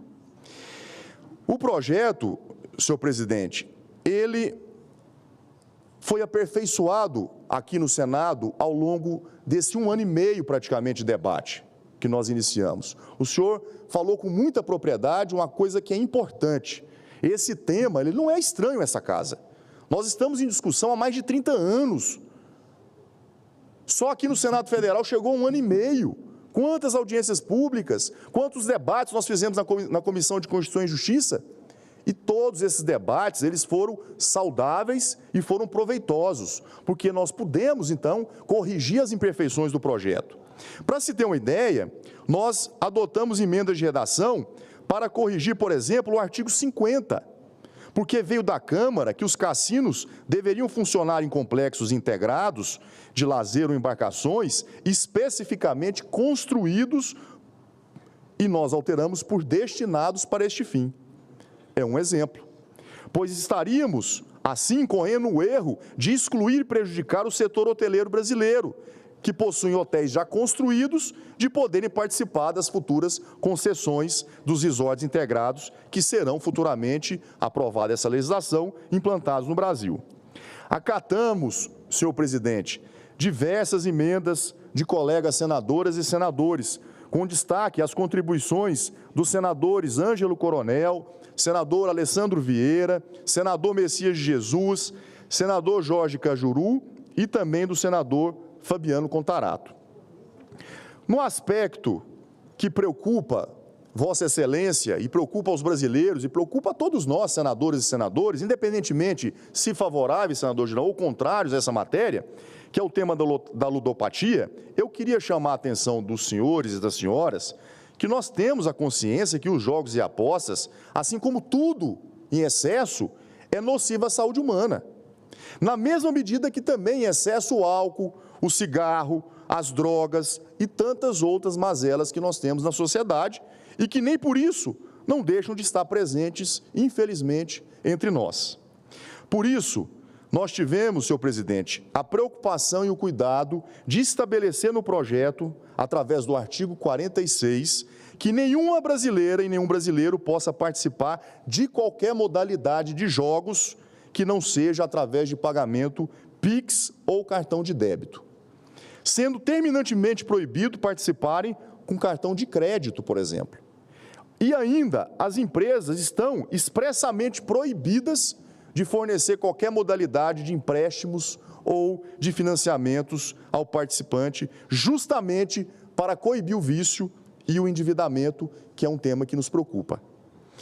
Com relação ao aspecto da sonegação e da evasão de divisas, nós estabelecemos também no projeto que é terminantemente proibido o jogo em espécie.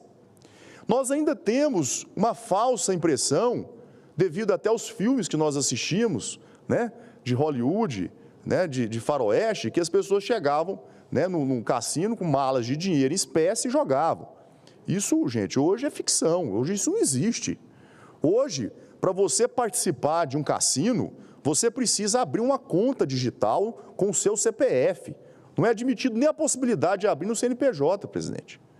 Todas as apostas que você efetuar, o movimento de apostas e prêmios que você venha a receber, será transacionado também nessa conta digital, na pessoa física. Portanto, todo o processo, ele é passível de auditagem, porque ele tem um lastro, podendo ser fiscalizado pelos órgãos de controle, como a Receita Federal, a Polícia Federal e todos os demais órgãos que desejem, de alguma forma, estabelecer uma relação de transparência ao que está acontecendo nessa movimentação financeira. Esse projeto, senhor presidente, daqui a alguns anos, eu tenho absoluta convicção que nós lembraremos da aprovação desse projeto como um grande divisor de águas no turismo brasileiro. Nós vamos lembrar do turismo antes e depois do jogo responsável, legalizado, fiscalizado e controlado pelo poder público. Porque nós vamos posicionar o Brasil na rota mundial do turismo internacional. Hoje, as pessoas não vêm no Brasil, eles vão na Argentina, vão no Uruguai, vão no Chile, vão nos países vizinhos, porque lá existe a modalidade. Portanto, nós vamos garantir que os turistas de todo o mundo gastem aqui os seus dólares, os seus euros, dentro da nossa economia, e com o nosso povo, gerando emprego, renda, impostos e um novo ambiente de negócio que seja regulado. Para vocês terem uma ideia, o Brasil hoje tem um turismo muito aquém do nosso potencial. Nós, há 10 anos consecutivos, não conseguimos ultrapassar a marca de 6.300.000 turistas por ano. E isso nem na Copa do Mundo em 2014, presidente, nem na Olimpíada em 2016, nós conseguimos superar essa marca.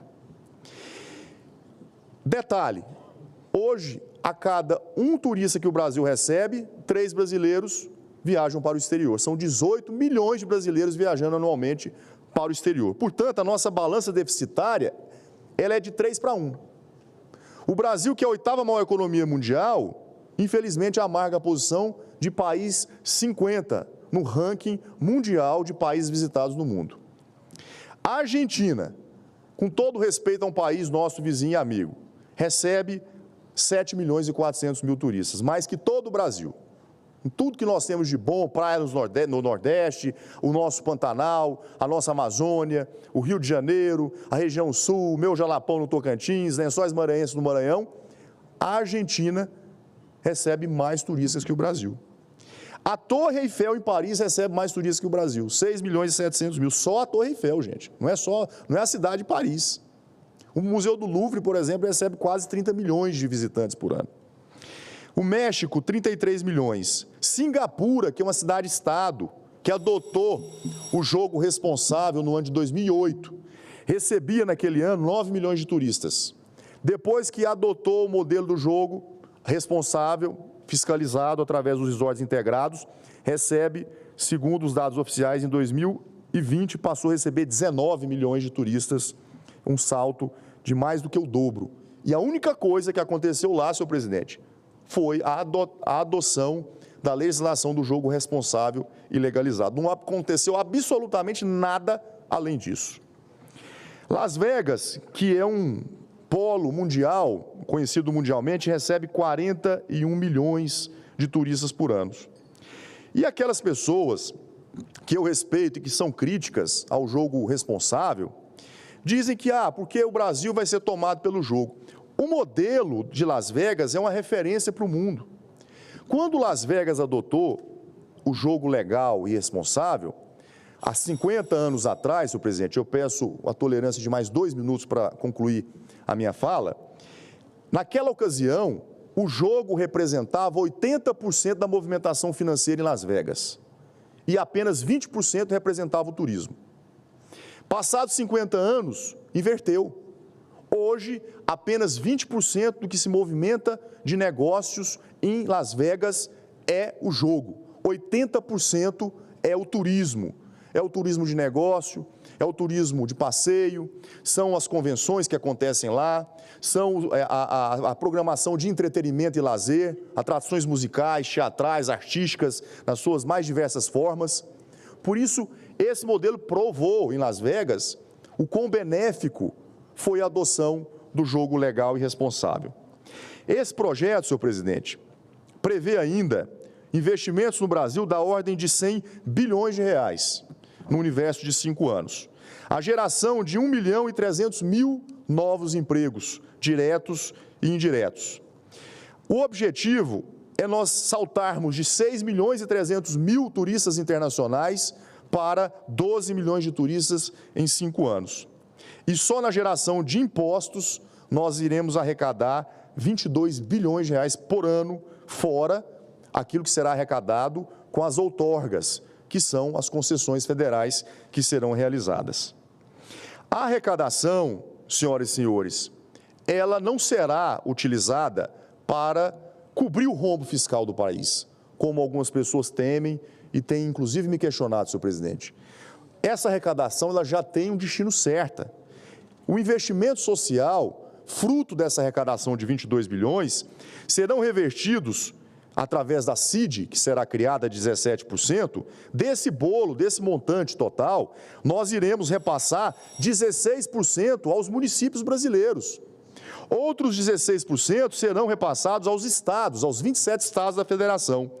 12% à nossa Embratur, 10% ao esporte, 10% à prevenção de desastres naturais e à reconstrução, 10% à cultura, 8% à saúde, 6% à segurança pública, 4% ao FIES, 4% a políticas de que promovam a adolescência, os adolescentes e a criança e 4% ainda de defesa animal. Portanto, qual é o medo, afinal de contas? Optamos por um projeto conservador que adota apenas uma licença, por exemplo, de resorts integrados no Brasil por estado, com exceção dos estados mais populosos, como Rio de Janeiro, São Paulo, Minas, a Bahia e os estados do Pará e do Amazonas, pela sua extensão territorial, que poderão ter 2 licenças. Se houver imperfeições em relação a essa legislação, qual o problema em corrigi-las ao longo do curso? ou mesmo se identificarmos que foi uma mudança nociva e ruim para o país, em voltarmos atrás e proibirmos, como aconteceu exatamente em 1946, pelo ex-presidente Henrique Dutra. Nenhum de nós, senhor presidente, temos aqui o compromisso com o erro. Muito pelo contrário. Agora, o que nós não podemos é ficar de braços cruzados, fazendo de conta que o mundo todo está errado, porque eles estão avançando ao regulamentarem com responsabilidade jogos e apostas e provando para o mundo inteiro que fizeram a escolha certa, enquanto isso, o Brasil fica aqui para trás assistindo os países se darem bem de todos os continentes. Portanto, senhor presidente, o nosso país, eu acredito que já ficou por muitas vezes sendo motivo até de chacota, porque por alguns ficou conhecido como o país da promessa. A promessa que pode ser uma potência no turismo, a promessa que pode ser um país potente na produção de energia limpa. Então, nós temos que deixar isso de lado e virar essa página. O Brasil pode e será uma grande potência no turismo. E a legalização de jogos e apostas com responsabilidade será o maior impulso no turismo brasileiro. Quem não quer, senhor presidente, eu tenho também dito isso com todo respeito a quem diverge da minha opinião, mas, infelizmente, quem não quer o jogo legal, responsável, com limites e critérios, em algum grau, vai estar favorecendo o jogo ilegal, clandestino e que continuará funcionando na sombra da lei. E aí sim, favorecendo o crime organizado, as milícias, a sonegação fiscal, a evasão de divisas, que infelizmente é o que está dominando hoje o nosso país. Portanto, senhoras e senhores, o Brasil, que já é por todos nós reconhecido, inclusive internacionalmente, como a maior potência na produção de alimentos e energia renovável, tem uma outra vocação adormecida e se tornará uma grande potência mundial no turismo internacional. Escrevam isso.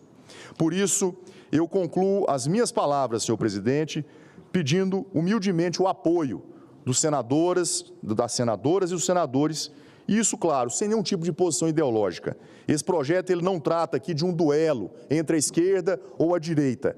Esse tema é uma agenda econômica, social e de interesse nacional. Por isso eu peço a cada senador e senadora que manifeste, no momento oportuno, o apoio com base no seu convencimento, nos argumentos técnicos, por todos os bons exemplos exitosos dos demais países que regulamentaram também essa matéria, por fazermos o que é certo para o Brasil, e esse projeto, o tempo provará às senhoras e os senhores que proporcionará um ganho extraordinário ao povo brasileiro. Muito obrigado, presidente. Agradeço ao senador Irajá, relator dessa matéria, a quem peço, inclusive, que assuma a presidência e a condução dos trabalhos dessa sessão de debates. Eu registro a presença também do senhor deputado distrital Tiago Manzoni, do senhor vereador do município de Ipuã, São Paulo, Demétrios Gola, e dos alunos do ensino médio do Colégio Anglo-Brasileiro de Salvador, na Bahia. São todos muito bem-vindos ao plenário do Senado Federal. Concedo a palavra nesse instante e permanecerei presente para ouvi-lo, nobre senador Eduardo Girão, autor do requerimento para a realização dessa sessão de debates. E transfiro a presidência ao eminente senador Irajá.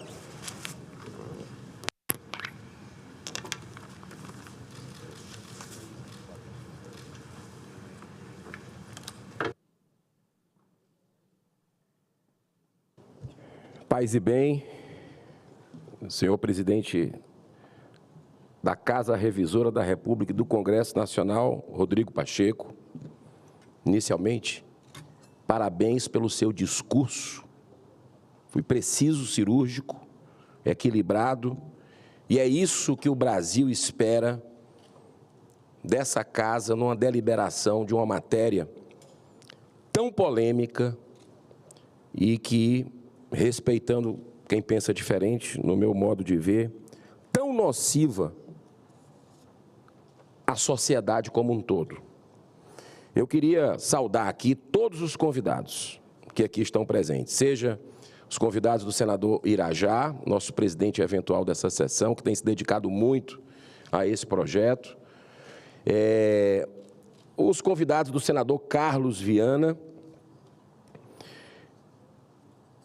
aos nossos convidados também que aqui estão, e especialmente fazer aqui um registro ao deputado Tiago Manzoni, presidente da Comissão de Constituição e Justiça da Câmara Distrital aqui, que nos recebe aqui o Congresso Nacional, todo esplanada aqui em Brasília, capital federal. Quero também saudar os nossos senadores aqui, a senadora Damares, senador Marcos Rogério, líder da oposição, vice-presidente da CCJ. Quero saudar também o deputado Paulo Fernando, sempre presente nesse tema.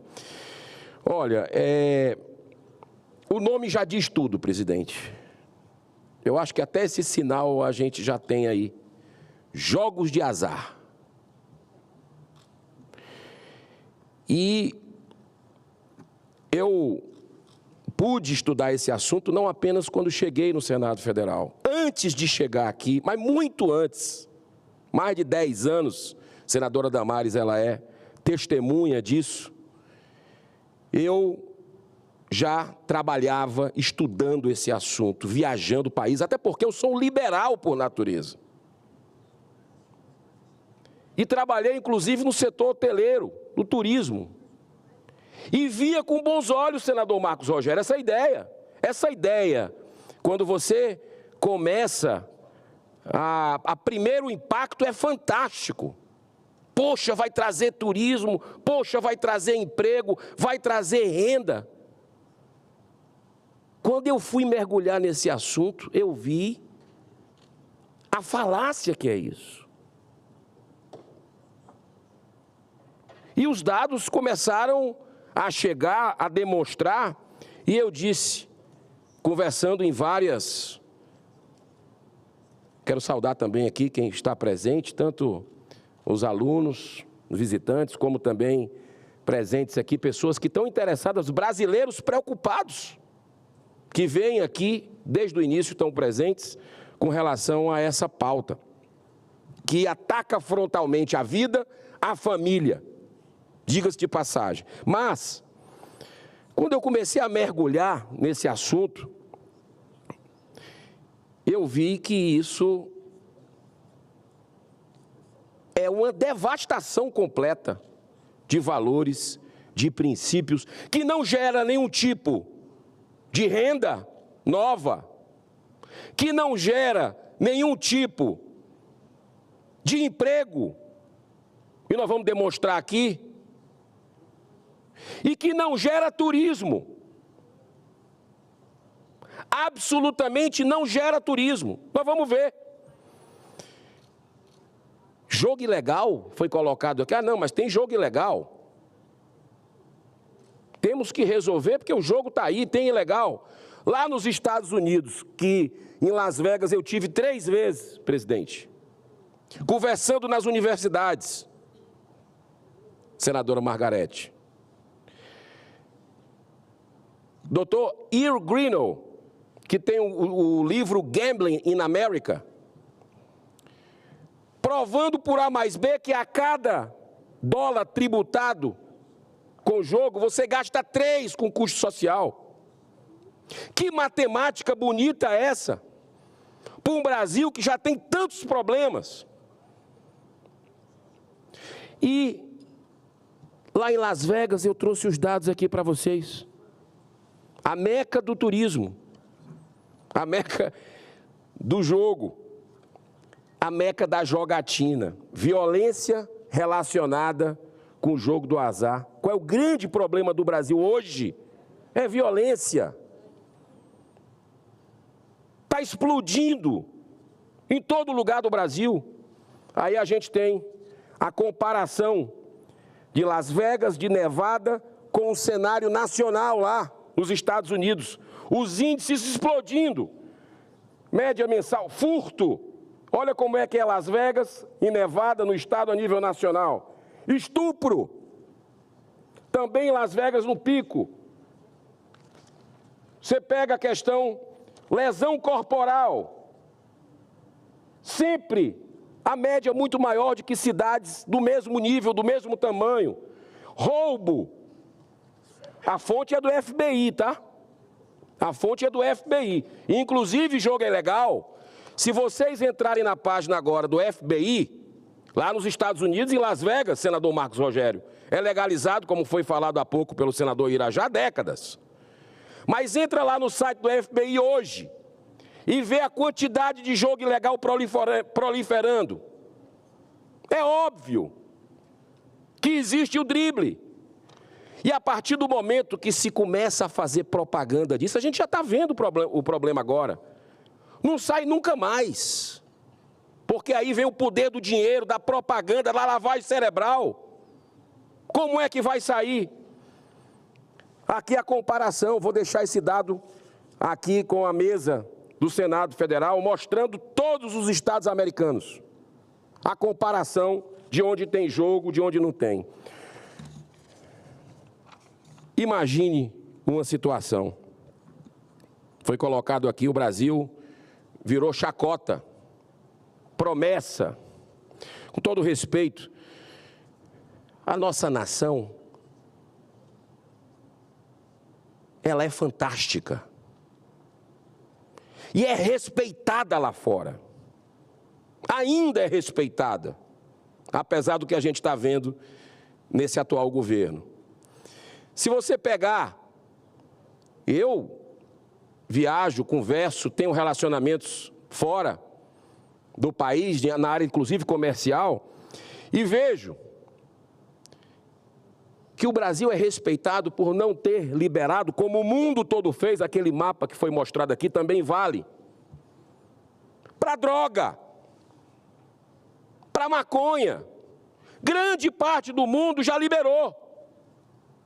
Grande parte do mundo já liberou para aborto.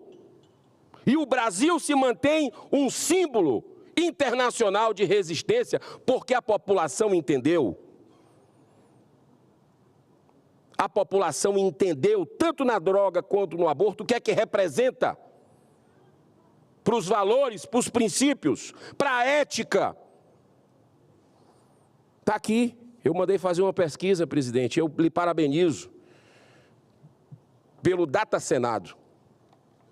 A casa tem esse instrumento que cada senador pode fazer uma pesquisa sobre o que, é que a população acha de alguns assuntos. Sabe o que foi que eu escolhi?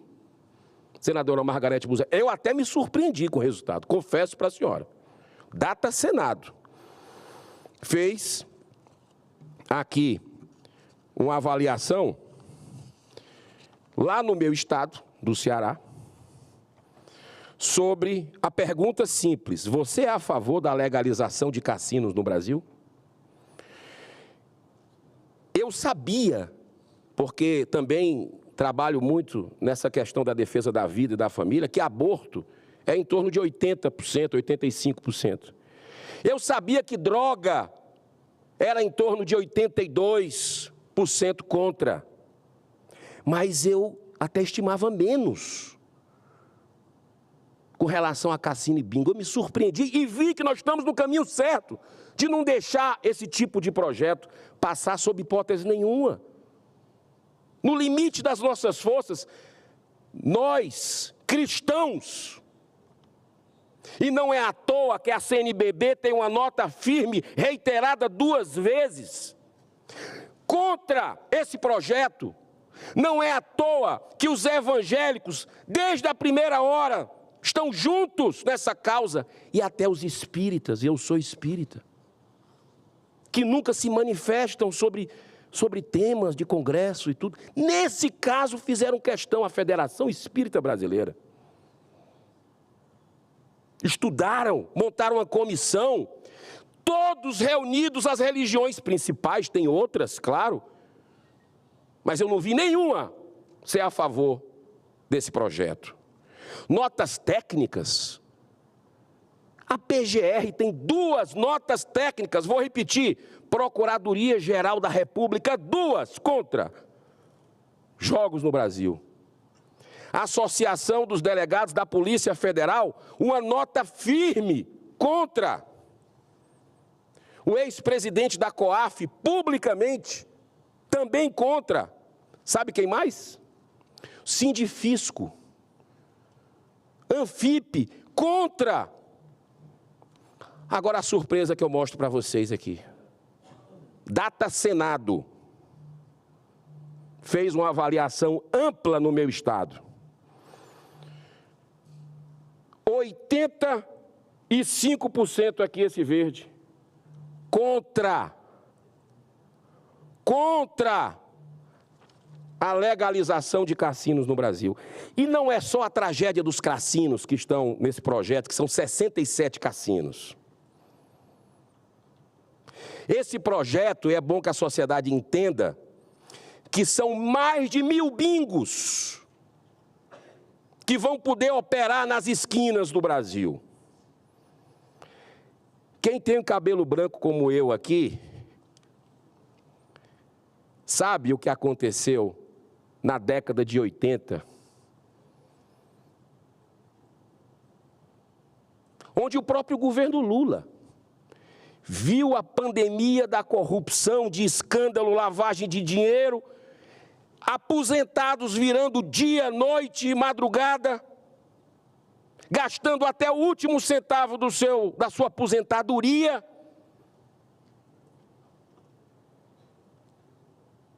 Aqueles que tinham emprego perdendo, família desesperada, muitos atentaram contra a própria vida, que hoje o grande problema é suicídio.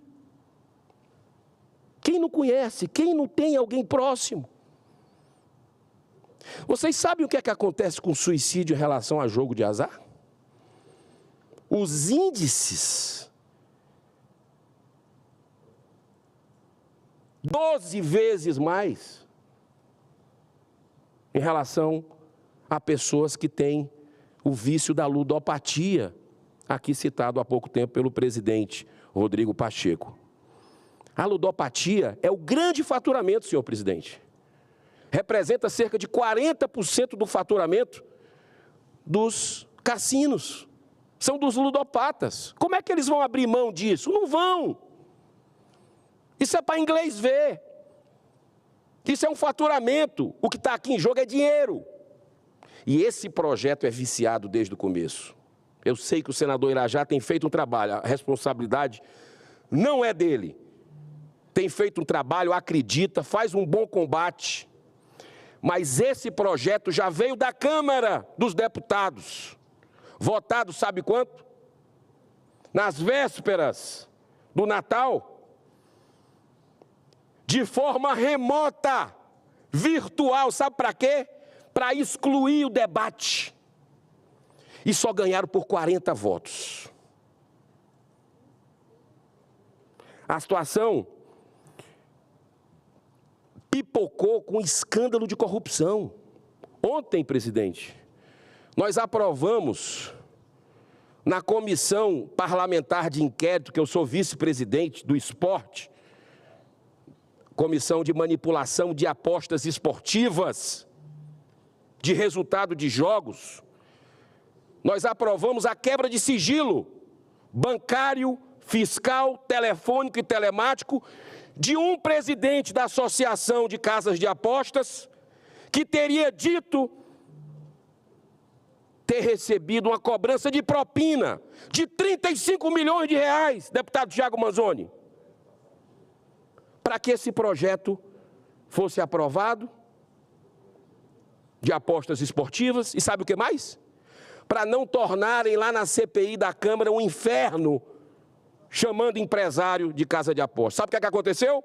Coincidentemente, passou o projeto de apostas e a CPI acabou lá na Câmara sem direito à votação sequer do relatório. Esse projeto não é bom. Esse projeto não atende os interesses da sociedade. Pesquisa do Datafolha. Pesquisa do Datafolha. Quem recebe Bolsa Família chega a gastar mais de R$100 por mês em apostas esportivas. Isso vai quebrar, sabe quem? Os menos favorecidos desse país, que já estão atolados em dívida. E aqui, com as casas bets, que nós votamos contra, esse sim, nós temos o dever moral, presidente. Em 8 meses de de legalização, de votação, a gente já está vendo esse número aqui de R$100 por mês, em média, do brasileiro que recebe Bolsa Família, comprometido com a aposta. Ou seja, a segurança alimentar do brasileiro já começa a ser ameaçada. E eu vou dizer, conversei com várias associações do comércio e do serviço, e já estão sentindo. Por isso que o Senado, eu tenho certeza que o presidente Rodrigo Pacheco, com a sensibilidade dele, com os líderes, com a sensibilidade deles, vão querer decantar esse projeto em outras comissões. Não tem jeito.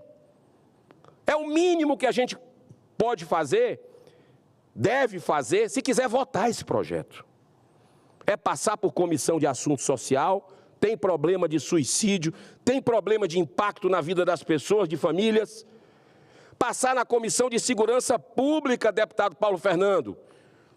As manchetes do Globo, de vários outros veículos, Estadão, Folha, 3, 4 semanas atrás, mostrando, sabe o quê? Que o crime organizado está soltando fogos para jogos, para aposta. Estão aumentando seus lucros. Eles estão lavando dinheiro a rodo. E é isso que a gente vai fazer, ampliar, dar um golpe de misericórdia no brasileiro, que já está consumindo R$100 do Bolsa Família, com aposta. Querem mais? Querem ir para 200? Porque é isso que vai chegar. O comércio já está perdendo, presidente. Já tem notas assinadas aí de artigos em jornais, de presidentes de associações comerciais de serviços pelo Brasil, e vai aumentar cada dia. A verdade, ela triunfa, ela vem à tona, porque o comércio está perdendo com isso. E vai, sabe para quê? Para encerrar e tentar cumprir aqui o tempo. Esse projeto, ele é destinado, carimbado. Por isso eu peço aos brasileiros que leiam esse projeto. Para um grupo interessado. Estrangeiro. Isso não é correto, não é justo. Isso é um monopólio que está sendo feito. Não queremos volta de bingos. Não queremos absolutamente nada de volta de cassino no Brasil. A gente já viu esse filme em nossa nação. E tem aqui um dado fundamental, se foi falado em turismo. O senador Alessandro Vieira levou para o dia da deliberação na CCJ, presidente, que só foi votado por 2, só ganhou por 2 votos, inclusive até no dia do aniversário do presidente, Davi Alcolumbre, 3 senadores que, na hora da votação, eu nunca tinha visto isso no Senado, confesso, eu estou aqui também, só estou há 5 anos e meio, mas 3 senadores que votavam contra, que já tinham manifestações públicas, os partidos tiraram na hora da votação e colocaram 3 que votavam a favor ali na suplência e ganhou por 2 votos. E olha o dado que o senador Alessandro Vieira trouxe, bem curtinho. O primeiro deles é a questão de emprego, fomento do turismo. Eu tive a cautela de verificar os 50 pontos mais visitados do mundo. Só um deles é vinculado a jogos. Para terminar, para concluir, senhor presidente. Ele termina, então, me parece que ter ou não ter jogos não é um fator decisivo para um turista fazer sua escolha de viagem. Pô, o cara tem cassino legalizado na França, aí ele vai chegar e dizer, acordei hoje, estou com vontade de jogar, eu vou para o Brasil. Para com isso, respeita o Brasil. O Brasil tem praias maravilhosas, o Brasil tem, claro que precisa melhorar com a infraestrutura. Claro que a gente tem que investir em segurança. Aqui vai gerar insegurança. Aqui vai gerar crime. Aqui vai gerar suicídio. Não podemos, absolutamente. O dinheiro não é tudo na vida. O dinheiro não é tudo na vida. O Brasil já tem problemas demais.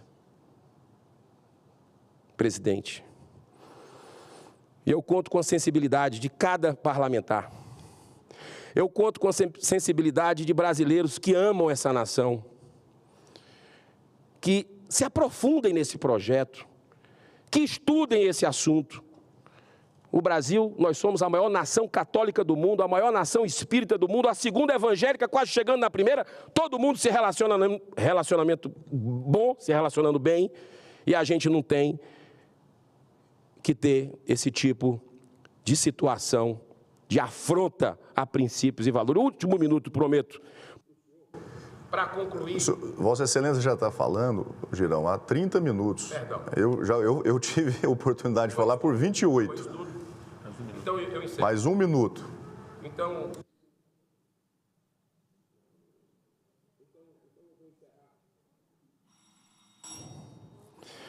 Então eu vou encerrar, só dando o dado aqui que eu falei, e eu acho que sempre é bom as pessoas terem. Foi entre 50% e 80% já pensaram em suicídio, daqueles que jogam, né? E 13% a 20% já tentaram ou conseguiram suicídio. Números absurdamente maiores de quem não está exposto ao jogo. E não foi véspera de Natal a votação na Câmara. Peço a retificação. Foi véspera de Carnaval. Né? Então, os deputados votando de forma virtual. Então, que Deus abençoe a todos aqui, a consciência. Temos dados técnicos, muito. E nós vamos ouvir aqui dos nossos convidados para aprendermos com ele. Muito obrigado, senhor presidente. Parabéns pelo debate.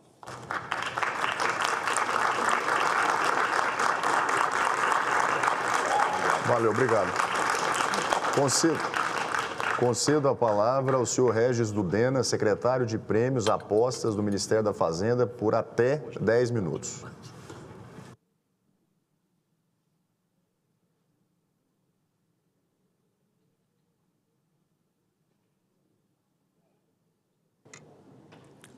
Bom dia a todos e todas. Cumprimento aqui o presidente Pacheco, senador Irajá, presidente da mesa, senador Girão. Cumprimento aos demais senadoras e senadores, aos demais parlamentares, servidores e todos aqueles que estão aqui para acompanhar esse debate, além, obviamente, de todos os colegas debatedores que foram convidados para aqui falar. Falo aqui em nome da Secretaria de Prêmios de Aposta do Ministério da Fazenda para trazer a nossa visão como reguladores potenciais da temática aqui trazida. Primeiramente, é importante falar sobre o posicionamento em geral do Ministério da Fazenda em relação a políticas públicas dirigidas neste país.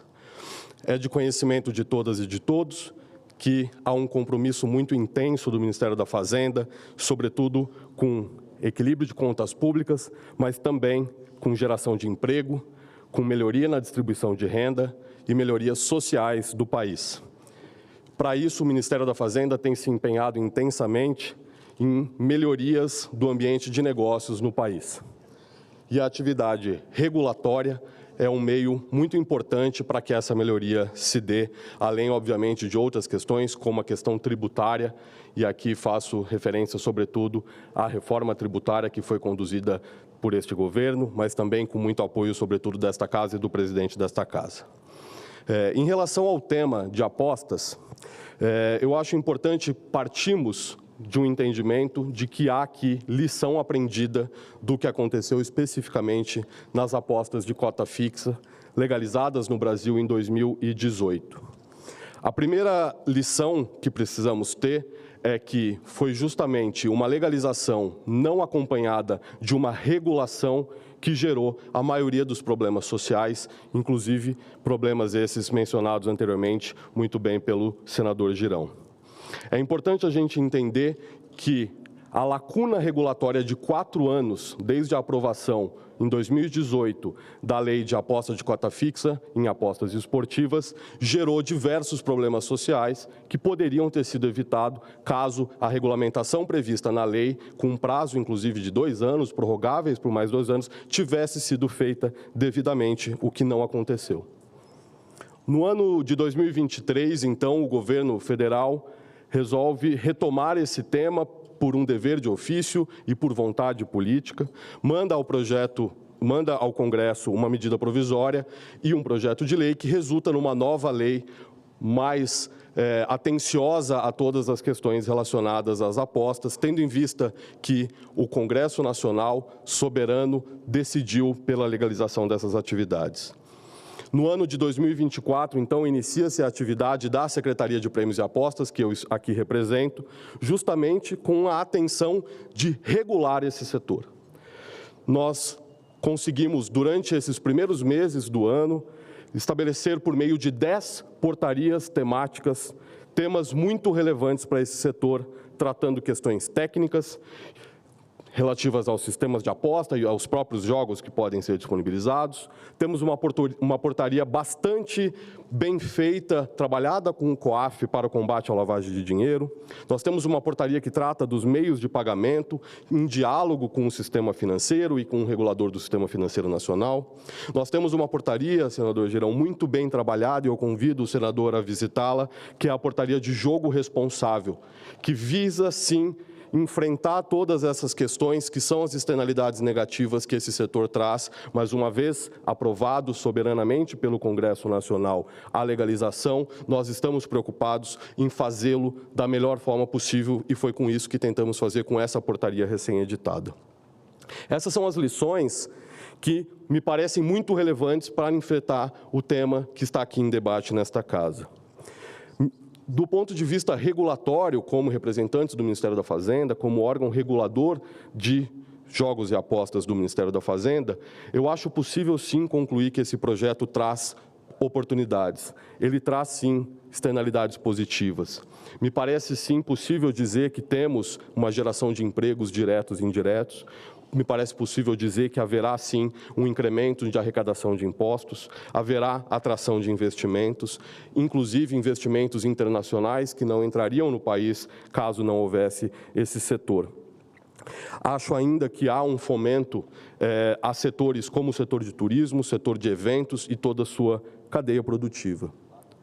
Por outro lado, o convite que faço é para que lembremos que, sim, há as chamadas externalidades negativas. E aqui o convite é a reflexão da necessidade de algo que já é feito em alguma medida no projeto de lei, precise ser continuado do ponto de vista regulatório.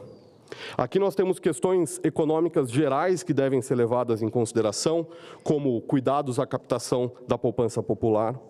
Aqui ainda cuidados específicos relacionados ao setor e, sobretudo, em sua interação com outros setores econômicos, principalmente o sistema financeiro nacional. E aqui eu menciono, por exemplo, o cuidado para combate à lavagem de dinheiro.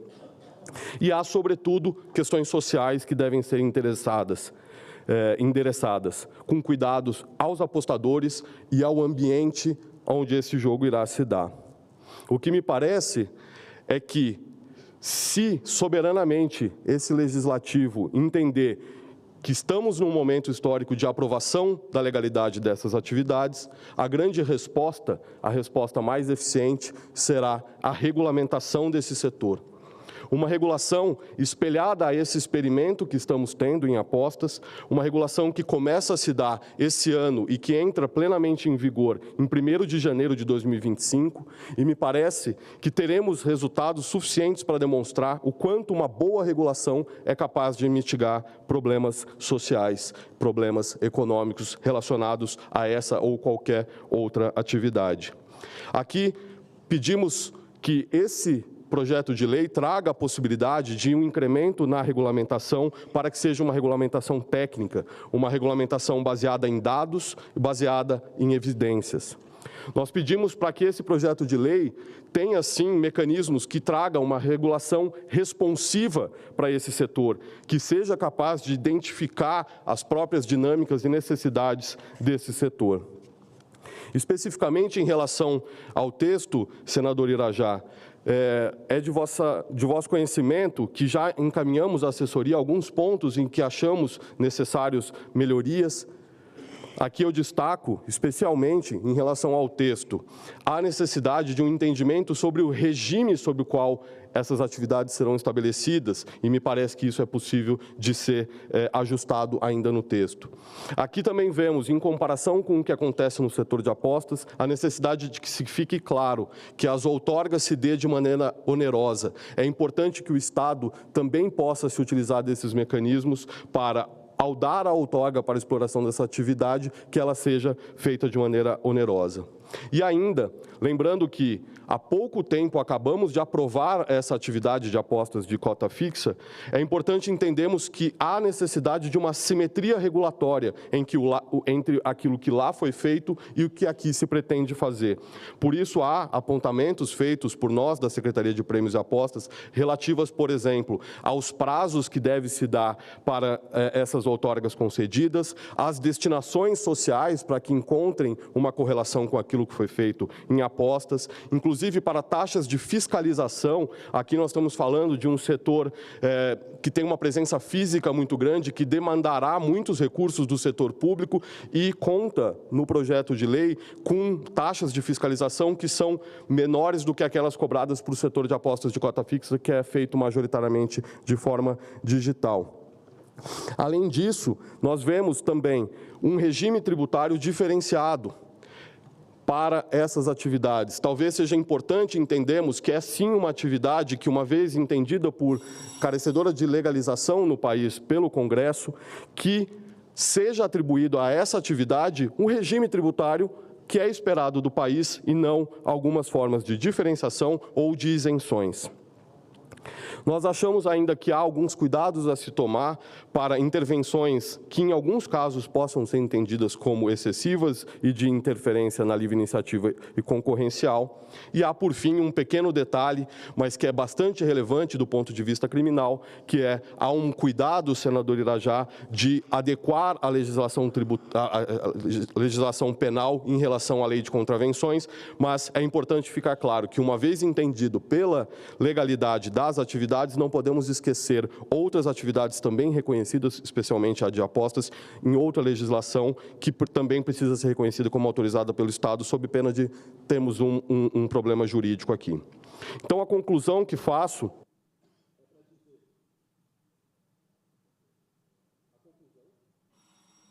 Para concluir. A conclusão que faço é: a legalização dessas atividades é uma decisão soberana do Congresso Nacional.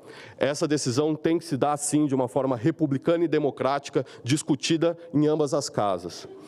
A sugestão que fazemos como reguladores do setor de apostas e potenciais reguladores do setor de jogos é que a legislação garanta que a regulação seja feita da melhor forma possível e dentro de tempo hábil, que não deixemos as atividades avançarem a uma regulação. Se esse setor tem chances de prosperar no Brasil, ele só irá prosperar com uma boa regulação. Agradeço, obrigado a todas e todos. Concedo obrigado, primeiramente, ao senhor Regis Ludena pela participação e pela contribuição e concedo a palavra ao senhor André Rolim, empresário, por até 10 minutos. Eu queria até, enquanto o senhor André se dirige à tribuna, eu queria pedir a compreensão e também a colaboração dos nossos expositores em relação ao tempo, porque nós temos já agendado uma nova sessão aqui para o plenário às 14 horas, como já são meio-dia e meio. Então eu peço que todos possam colaborar com o tempo para que todos também possam participar. Muito obrigado. Boa tarde a todos. Queria agradecer primeiro ao senador Irajá pelo espaço, ao senador Eduardo Irão pelo convite. E eu estou aqui falando pela sociedade brasileira. Estou aqui com a voz da população. As pessoas que estão lá na ponta de todo esse debate são as pessoas que vão estar à frente disso tudo. Nós já estamos vivendo praticamente uma pandemia mais diferente daqui que vivemos. A pandemia que vivemos, a gente sentia dores, sentia mal-estar e a gente procurava um médico. Hoje a gente vive uma pandemia silenciosa, onde o paciente nem sabe que está doente, onde o paciente continua tomando o próprio veneno para continuar se acabando. E esse paciente era eu, 20 anos de adicção. Meu nome é André Rolim, estou limpo há 3 anos e 2 meses. Graças à minha boa vontade, Jesus Cristo e a minha família que me deu amor. Eu comecei meus jogos com 16 anos. Todos os tipos de jogos de azar eu passei. manipulações, mentiras, pura enganação, achando que aquilo era o modo de viver. Quando eu me peguei, depois de uma certa idade, aprendi que ali era o modo de morrer. E foi assim que quase aconteceu. Porque passava pela minha cabeça tirar minha vida diante de dívidas, diante de percas patrimoniais, diante de brigas familiares, afastamento de amigos, e a ludopatia, assim como outros vícios, tem como grande característica o isolamento. E foi assim que eu fiquei, isolado da sociedade, isolado na área do trabalho, queria viver para ter a próxima ficha. Nesse avanço da doença, eu consegui perder tudo que eu tinha patrimonial. Foram terrenos, casa, 2 carros e o principal, o meu emprego, junto na sociedade com meu pai, que eu era diretor da empresa junto com ele. Então hoje, quando eu tenho que fazer o meu imposto de renda e o meu contador chega e diz, você não tem nada a declarar, eu repenso tudo. Lá com 16 anos, se eu gostaria de, com 40 anos, estar aqui sem ter nada a declarar. Eu acho que recomeçar a vida não tem nada de errado, mas eu tenho certeza que meu sonho não era recomeçar aos 40. Meu sonho era estar aqui hoje, independentemente financeiro, tendo liberdade financeira para fazer o que eu bem quisesse, e hoje eu não tenho, devido à escravidão que eu vivi de 20 anos no jogo. Porém, nada disso me matou. Estou aqui hoje, graças a Deus, na frente de vocês todos, agradeço demais essa oportunidade, mas por causa da minha família que me abraçou. No momento mais difícil da minha vida, quando eu pensava em tirar minha vida, a minha família interviu dia 10 de junho de 2021 e conseguiu me levar para São Paulo para fazer uma intervenção clínica, e eu fui internado durante 4 meses. Inicialmente pensei que era o fim da minha vida, achei que eu nunca mais seria o mesmo. E realmente eu nunca mais fui o mesmo. Eu mudei a forma de viver, mudei a forma de ver o mundo e entendi que aquela forma de viver de nada serviria. O tempo, a mudança, proximidade com Jesus Cristo, porque sim, o vício é uma doença gradativa, incurável e fatal. E ela tira todos os princípios espirituais ou princípios, vamos dizer assim, bacanas, exemplares da nossa vida. O que vale é a mentira, o que vale é o maioral, quem é o melhor nesse momento, quem tem mais, quem ganhou mais, quem jogou mais. Então, o ambiente onde se instala-se jogos, onde se instala-se esse tipo de jogo de azar, e eu passei por todos, falou-se aqui de algumas cidades, provavelmente eu visitei todas elas, só não fui para a China, mas o resto aqui é América do Sul e América do Norte. Eu cheguei aí a todas, inclusive mentindo para a minha família, dizendo que é para um turismo normal e não, estava indo lá perder alguns milhares de dólares. É tudo falácia de achar que isso vai engrandecer a população. Eu sou um milagre vivo e agradeço, né, todo dia, porque hoje eu aprendi que eu vivo só por hoje. Amanhã é um novo dia, amanhã é um novo momento, amanhã é uma nova história que eu posso fazer. Mas hoje, baseado nos princípios bíblicos, eu estou aqui, na minha recuperação, reestruturei minha família, eu tenho uma esposa, a minha esposa Paula e meus 2 filhos, Luiz e André, hoje estão comigo.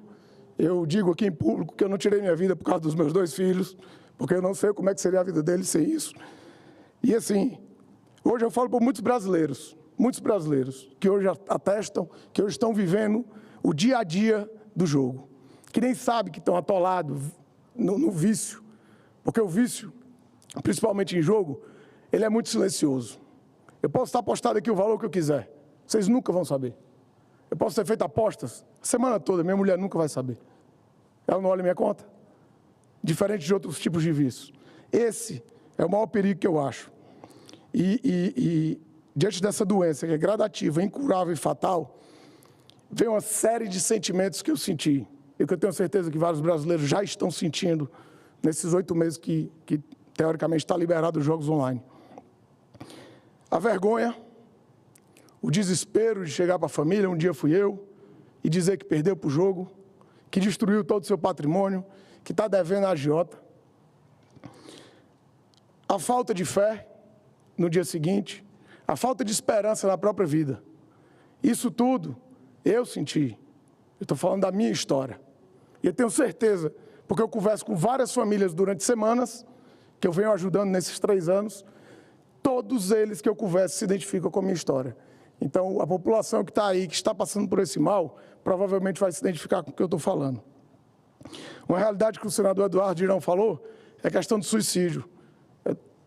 Girão, e você disse que alguém conhece, eu conheço, 2 colegas, infelizmente, nos últimos 5 anos, tiraram a própria vida por algum tipo de vício.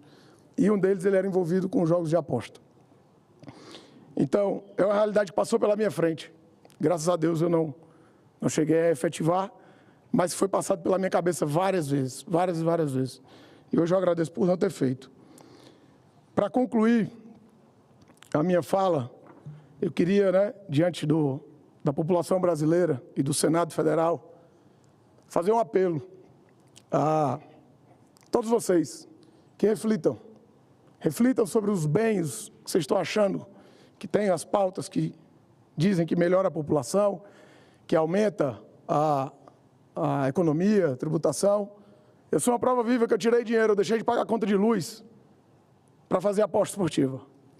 Eu deixei de pagar colégio do meu filho para jogar roleta. O bolso do brasileiro é um só. O brasileiro não tem o bolso da aposta, o bolso da comida, o bolso do parque, o bolso, não. O brasileiro é um só. Ele faz a conta, se der, vai. Quando a gente está dentro na ativa do vício, ele não faz conta. Eu só queria saber se eu tinha dinheiro para comprar a próxima ficha. Se eu tivesse, eu estava feliz. Se eu não tivesse esse dinheiro, eu estava altamente estressado, impaciente, poucas palavras, e altamente isolado. E eu que sou um cara que gosto de estar perto de muita gente, eu senti isso, meus amigos sentiram isso, minha família sentiu isso. Então, o apelo que eu faço é porque eu tive essa oportunidade. Nunca imaginei que estaria aqui. Nunca imaginei nem que sairia da clínica, quanto mais estar aqui, lutando por essa causa. Mas eu tive a oportunidade. Hoje eu estabeleci minha família, meus amigos todos me abraçaram, e hoje eu estou vivendo o melhor momento da minha vida. Não tenho o patrimônio que eu tinha antes e nem quero. Eu nem quero voltar à vida que eu tinha. A vida vazia, a vida supérflua, a vida que era baseada em valores, que hoje eu tenho outros tipos de valores, e que hoje, diante da minha família, diante de tudo que eu tenho hoje, do meu trabalho que eu exerço hoje, eu queria o apelo de dizer: várias pessoas estão desamparadas. Várias pessoas não têm apoio psicológico, apoio financeiro, apoio, qualquer tipo de apoio. A família dilacerada, eu converso com pessoas semanalmente, Eduardo Girão. Eu já indiquei 10 pessoas para a clínica que eu fui, 10 de jogos em 3 anos. Eu indiquei 10, certo? Imagina os outros que estão aí morrendo no meio da rua. E a reflexão que eu faço é a seguinte: eu estive lá, não considero que eu estive no fundo do poço, porque com família ao lado, amigos ao lado, eu não considero isso o fundo do poço, mas estive bem fundo. E consegui sair dessa. E quem está aí morrendo na escuridão? Quem está aí sem saber por onde começar? Quem está aí devendo agiotas, endividado até o talo, e que não sabe nem por onde começar? Todos esses estão fazendo isso a troco de quê? A troco de um mero prazer? A troco de nada. Então essa é a minha reflexão que eu gostaria de compartilhar com vocês. Agradeço mais uma vez, Eduardo Girão, pela oportunidade. Que Deus abençoe todos nós e espero que reflitam e que a gente tome o melhor caminho para o nosso país. Obrigado. Obrigado pela participação do senhor André Rolim. Concedo a palavra ao senhor Manuel Cardoso Linhares, presidente da Associação Brasileira da Indústria de Hotéis, a BH, por até 10 minutos.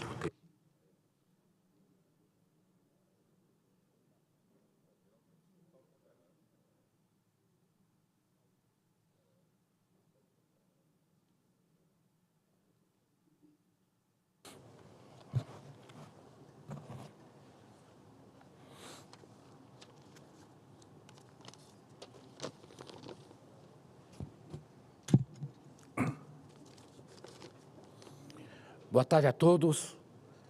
Queria saudar nosso querido senador Irajá, referência para Tocantins e, por que não dizer também, para o Brasil, pelo trabalho em defesa quem gera emprego. E é isso que nós precisamos, é de político que olhem para quem gera emprego. Eduardo Girão se retirou-se, senador do meu estado. Saudar meus queridos hoteleiros que estão aqui presentes, em nome do meu vice-presidente, Sérgio Gaspar, todos os palestrantes, senhoras e senhores, membros do Congresso Nacional e colegas do setor de turismo. É com grande entusiasmo que me dirijo a vocês hoje para discutir uma oportunidade verdadeiramente transformadora para o Brasil. Estamos aqui para falar sobre o projeto de lei 2234/2022, que regulamenta os jogos de aposta do nosso país. Um tema que pode revolucionar o turismo e a economia brasileira. Quando eu falo isso, porque, meus amigos, minhas amigas, tenho 32 anos de experiência no turismo brasileiro. Primeiramente, gostaria de expressar minha profunda ingratidão ao senador Irajá, cujo trabalho incansável na sua relatoria deste projeto tem sido essencial ao seu progresso. E quero ressaltar, quando meu conterrâneo, Eduardo Girão, falou aqui duas coisas que eu acho que ele não deveria ter falado, senador Irajá. Primeiro, eu acho que ele não teve oportunidade ou não teve cuidado de ler o seu relatório. Quando o senador Eduardo Girão falou que tinha, sim, um lobby de fora para pegar os cassinos aqui no Brasil. E posso dizer de bom tom que foi uma reivindicação da BH Nacional ao senador Irajá para dar oportunidade à hotelaria brasileira que tivesse a oportunidade de ter cassino já dentro dos seus empreendimentos aqui no Brasil, que não era justo um hoteleiro de 10, 20, 30, 40 anos já investindo aqui no Brasil, já gerando emprego, pagando seus impostos, não ter a oportunidade de colocar um cassino. De pronto alcance, o senador Irajá, na mesma hora, aceitou a nossa reivindicação. Muito obrigado, meu senador. Sua dedicação é um exemplo de compromisso com o desenvolvimento do Brasil. Agradeço também aos senadores da Comissão Constituição e Justiça, especialmente ao senador Davi Alcolumbre, ao senador Ângelo Coronel, pelo seu estimado apoio, assim como a todos os senadores que têm se empenhado na importância desta causa. E também, quero dizer também, eu fico triste quando eu vejo um senador ou um deputado que nós temos que falar, nós que trabalhamos com turismo, dizer que o cassino, um empreendimento desse, não gera emprego. Aqui eu estou com hoteleiros na minha frente, que gera mais de 1.500 empregos. Eu fico triste pelo conhecimento. Temos que ter conhecimento, pessoal. Hoje, a indústria que gera mais emprego nesse país se chama turismo. É diferente do agronegócio, devido à tecnologia. Uma fazenda de grande porte, vou dar um exemplo lá do Centro-Oeste, gera em torno de 50, 80 empregos devido à tecnologia. Vou dar um exemplo lá do meu estado, o Beach Park gera em torno de 3.000 empregos.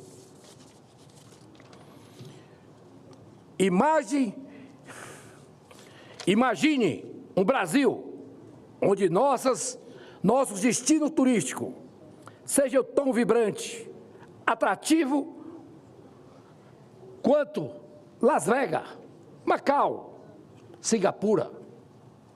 Os cassinos são mais do que locais de entretenimento. São verdadeiros motores de desenvolvimento. Países que regulamentaram essa indústria transformaram suas economias, gerando milhares de empregos e melhorando a qualidade de vida de seus cidadãos. Atualmente, o Brasil se destaca como um dos poucos países que ainda não aproveita essa oportunidade. Ferramenta de desenvolvimento. A maioria dos países do OCDE, grandes nações, já perceberam os benefícios de regulamentar o setor de jogos. Estamos, infelizmente, perdendo terreno, oportunidades valiosas de manter esta atividade clandestina no nosso país. Os cassinos são uma atração turística por excelência. Imagine turistas que viajam em busca de lazer, cultura, mas que prolongam a sua estadia para também poder jogar. Cidades como Foz do Iguaçu poderia se tornar destinos muito mais fortes e atraentes.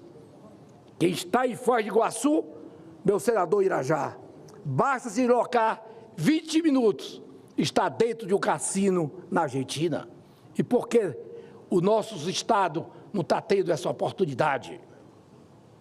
Os resorts integrados são a chave, essa transformação.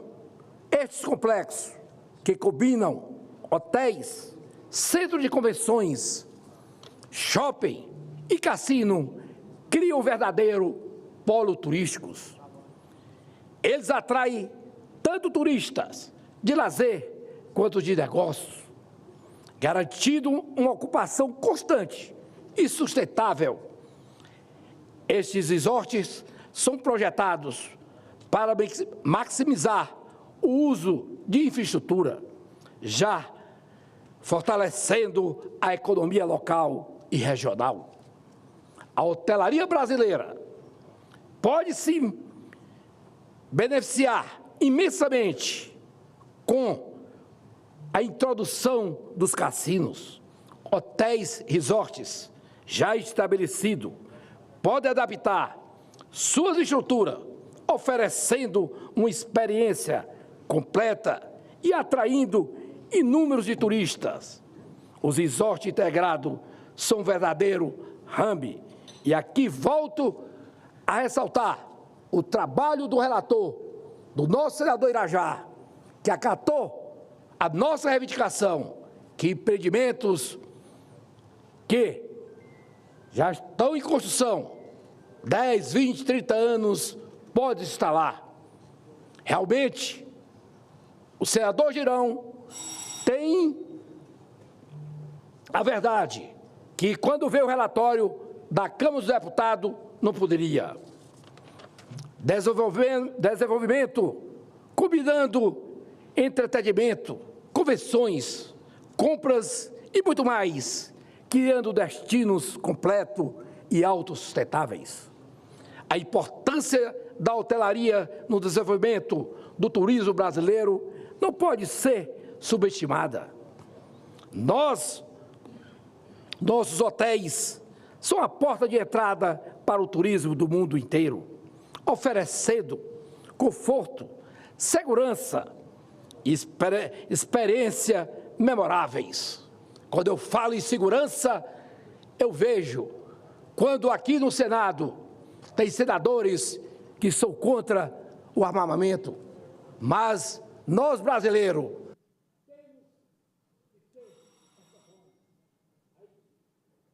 para concluir, potencializar ainda mais o setor, levando o padrão de nossos serviços, a implantação, as oportunidades e o crescimento econômico do nosso país. O governo até já definiu regras para os jogos online, que não trazem benefícios locais, como os hotéis e os resorts, pode trazer. E aqui eu quero dizer, hoje, o jogo já existe no celular, o jogo já existe nos computadores, e eu pergunto, qual é o emprego que ele gera? Qual é a infraestrutura que ele gera? Se os brasileiros podem apostar dentro de suas residências, pela internet, por que não permitir que os resorts integrados a infraestrutura de nossa cidade? Um minuto para concluir, por gentileza. Trazendo turista para o Brasil, aumentando o nosso emprego.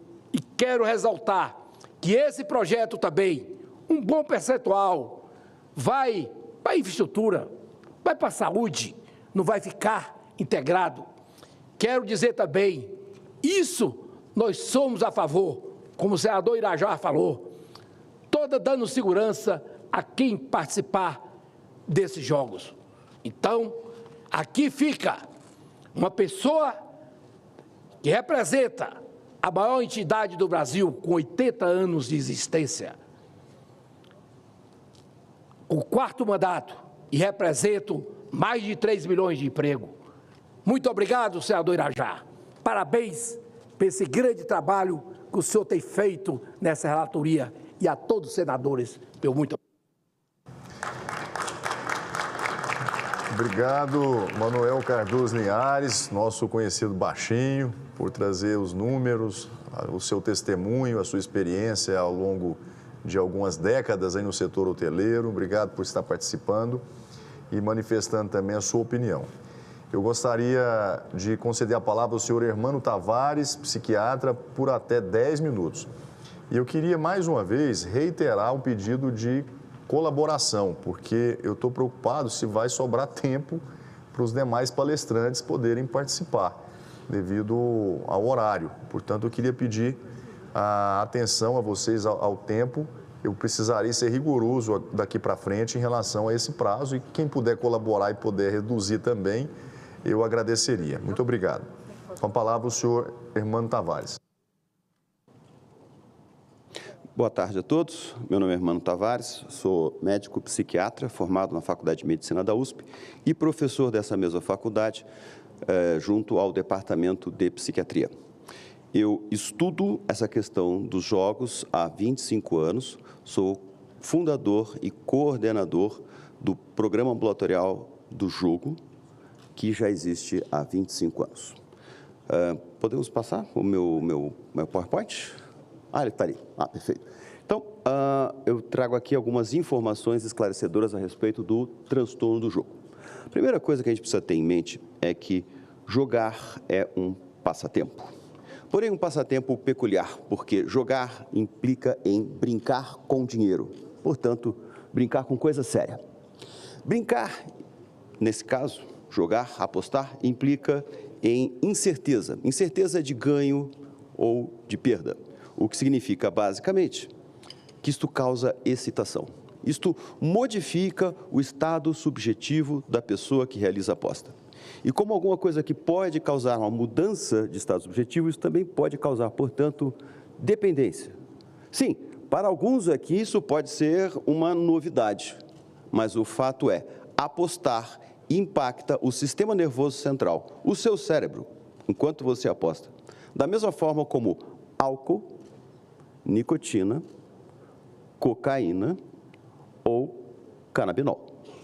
Em outras palavras, isto tem um potencial para causar dependência, e o que escutamos antes no depoimento tocante do senhor André, portanto, não é, a esta luz, exatamente uma novidade.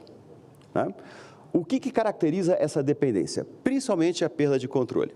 O indivíduo não é capaz de se conter ou de se autodeterminar diante dessa situação. Ele promete que vai jogar pouco, ele sempre excede aquilo que foi prometido a si mesmo, seja em termos de tempo ou de dinheiro, certo? À medida que passa o tempo, há necessidade de apostar quantidades cada vez maiores para se obter a mesma excitação. Quando detido externamente, não pode mais jogar porque acabou o dinheiro, porque está tomando uma dura, uma prensa da família, esse indivíduo passa mal, ele passa mal, ele fica inquieto, ele pode ter até suor e tremores, que sabe que passa quando ele pode e tem a oportunidade de fazer uma nova aposta. Portanto, isso gera uma fissura, uma vontade contínua de jogar, que faz com que o indivíduo permaneça jogando, mesmo em face a prejuízos cumulativos, agora já reconhecidos por ele também. Bom, vamos para o próximo slide. Não está funcionando. Parou de funcionar. Ok. Alguém pode me ajudar aqui? Alguém pode me ajudar aqui? Ops. Não, parou de funcionar. Não está avançando. Bom, é uma pena. Eu tenho alguns dados importantes para mostrar aqui que eu não vou me lembrar necessariamente de cabeça. Minha sugestão, só para poder ganhar tempo, enquanto a equipe olha... Foi. Bom, foi, mas foi muito para frente. Ok. Muito bom. Então, dados relevantes. 1% da população já preencheu critérios para transtorno do jogo, aquilo que se conhece popularmente como jogo compulsivo. Uma outra parcela não necessariamente preenche todos os critérios, mas já expressa sintomas preocupantes, esse é 1,3%. Então, arredondando, 2,5% da população sofre com dificuldades associadas à aposta ou sofreu em algum momento da sua vida. Considerando que esses indivíduos convivem com outras pessoas dentro das suas famílias, nas suas casas, o exemplo aqui de hoje já está bem evidente, em geral, mais 3 pessoas, nós temos algo em torno de uma taxa de exposição da população de 10%. Em outras palavras, 10% da população brasileira já foi forçada a conviver com problemas causados pela exposição ao jogo. Coisas como desemprego, ruptura familiar, falência financeira e a ideação suicida e, eventualmente, a tentativa de suicídio. Muito bem, esses dados aqui eu trouxe, já são dados ultrapassados, mas eu trouxe exatamente porque eles são ultrapassados, né? A previsão é que em 2022 nós entraríamos para esse grupo dos 10 maiores mercados do jogo. Mas nós cumprimos a previsão e ultrapassamos a previsão. 2023, a gente aumentou em mais de 200% o mercado e agora existe uma projeção, uma estimativa de que já se foi aplicado em 2024, que não é um ano concluso, 11 bilhões de dólares em apostas online. Isso nos torna o 3º maior mercado do mundo. Então, nós nem estávamos aqui e agora nós somos o 3º lugar, atrás apenas de Reino Unido e Estados Unidos. Muito bem, mas o boom dessas apostas, né, é muito movido pela questão das apostas esportivas, que tem um grande apelo ao público masculino jovem. Está mudando o perfil. O perfil está atingindo indivíduos mais jovens, numa época em que eles estão iniciando a profissionalização, ou seja, nós estamos comprometendo a nossa força de trabalho logo no princípio. Muito bem. O jogo, a aposta online esportiva, traz consigo a aposta online dos cassinos, o tigrinho, o cavalinho, tudo aquilo que vocês já estão escutando na imprensa. Muito bem. Para isso, é preciso que a gente tenha à disposição da regulação efetiva. O que acontece? Nós estamos botando a carroça na frente dos bois. Nós estamos legalizando e deixando para regulamentar depois. Muito bem. Eu acho que não há tempo para eu comentar aqui tudo aquilo que programas de jogo responsável e efetivos devem realizar. Vou destacar alguns que eu considero fundamental. Apostas neste país e em qualquer país que se pretenda fazer uma regulamentação séria, tem que ter cadastro junto à Receita Federal. É o seu CPF. Você quer fazer uma aposta, você bota o seu CPF. Porque, sim, esteja previamente avisado. Aquilo que você empenha como aposta vai ser contrastado com aquilo que você declara como renda. E se o que você aposta supera em muito a sua renda, só tem 2 possibilidades. Você está lavando dinheiro ou você é um jogador compulsivo. E você receberá o tratamento adequado para cada uma dessas condições. Outra coisa, não há que haver aposta entre meia-noite e 8 horas. Seja aposta online, seja aposta física. Quem é que está numa quarta-feira às 3 da manhã apostando descontroladamente? Não é o apostador recreativo. Terceira coisa que eu acho que é fundamental. É preciso que a gente tenha um conselho interdisciplinar. Este conselho tem que ter advogados, legistas, há que haver pessoas especializadas em economia, questões tributárias, há que haver os representantes da sociedade civil e há que haver os cientistas, os acadêmicos e as pessoas da saúde. Todos esses indivíduos que devem tomar decisões representando os diferentes segmentos da população precisam ser informados com dados concretos e não coisas que a gente acha que acontece. Então, finalizando, eu quero fazer a seguinte reflexão. Primeira coisa, comunicação social aqui é fundamental. Não pode, deveria ser terminantemente proibido qualquer comunicação feita por influencer ou pessoa de notoriedade pública. Pessoas como jogadores de futebol,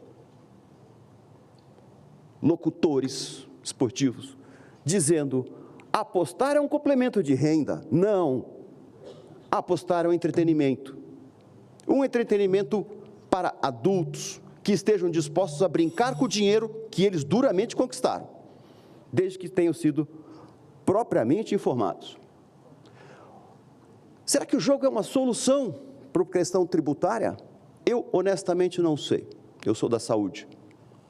Mas o que eu sei é o seguinte, porque sou eleitor, é extremamente impopular elevar impostos. É extremamente impopular cortar gastos. Sabe o que não é impopular? Legalizar o jogo. Sabe quem vai ficar dependente do dinheiro do jogo? O governo. Aí nós vamos ter que ter uma adicção num nível muito maior. Muito bem. Outra coisa importante. Aumentar o acesso ao jogo aumenta a exposição dos indivíduos vulneráveis. Aumentar o acesso ao jogo aumenta a exposição, e eu peço aqui por conta do problema do negócio, mais um minuto de adição de tempo, por favor. Aumentar o acesso ao jogo aumenta o acesso dos casos latentes. Como é que a gente observa isso na prática? Eu observei isso porque o ambulatório que a gente abriu nos anos 90 por causa dos bingos. Aumentem até 4 vezes a demanda por tratamento. No final do ano passado ainda tínhamos vagas para tratamento. Esse ano não temos. Nós conduzimos o único centro especializado de tratamento de jogo do Brasil. Fazemos, inclusive, atendimentos remotos online à distância. Não vai dar. É ridículo imaginar que um único centro localizado em São Paulo vai dar conta do Brasil. A rede de atenção psicossocial precisa ser municiada de profissionais competentes para lidar, sim, com a pandemia que já estamos vivendo de transtorno do jogo. Portanto, vou fazer minha última observação. Nós tivemos a PL 332.000.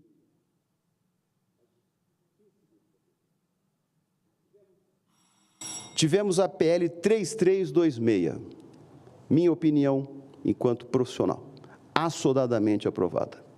Não há regulamentação adequada dos jogos online ainda. Tivemos a inundação por um verdadeiro tsunami de apostas. Vamos organizar a casa. Vamos lidar com os problemas que o jogo online já causa. Vamos aprender com isso. Vamos nos alimentar de informação e aí sim vamos refletir sobre a PL 2234. Não é o momento da aprovação enquanto a gente ainda não fez o nosso dever de casa. Muito obrigado. Obrigado, senhor Hermano Tavares, também pela sua participação e as contribuições. Eu gostaria, então, de passar a palavra ao senhor Lucas Gabriel de Sá Barbosa, gerente de Relações Governamentais da ABRAP, por até 10 minutos. Eu tenho Silas...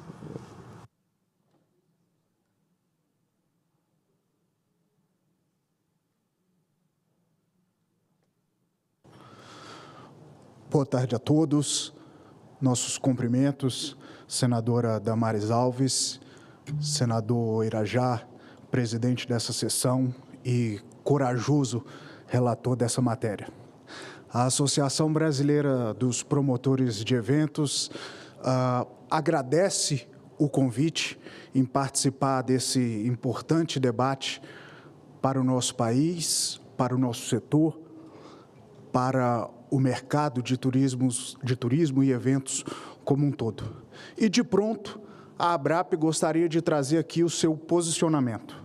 Não só o seu posicionamento favorável ao PL 2234 de 2022, mas também o seu entusiasmo diante da possibilidade de aprovação dessa matéria e do florescimento de empreendimentos que explorem jogos e apostas no nosso país. A cadeia produtiva dos eventos, que é uma cadeia produtiva que guarda a sua complexidade, uma cadeia produtiva que vai desde o grande artista, seu empresário, mas passa pelo responsável pela montagem de estrutura de palco, técnico de som, técnico de luz, o segurança, o que cuida da bilheteria e vai até o ambulante que realiza o seu trabalho na porta do evento. Essa cadeia produtiva, vista a experiência internacional com a regulamentação de jogos de apostas, não tem dúvidas do incremento, da diversificação e do aumento que a regulamentação dos cassinos pode trazer a esse hub de negócios no nosso país. Entretanto, a cadeia produtiva de eventos se entende como parte de uma cadeia produtiva muito maior e ainda mais importante, que é a cadeia produtiva de eventos e turismo do nosso país. E aí, enxergando turismo e eventos como uma só cadeia produtiva, onde já não se pode entender mais o que é a receita de um evento sem entender a receita do turismo local. Não se pode mais entender a receita do turismo sem entender a receita gerada pelos eventos daqueles locais.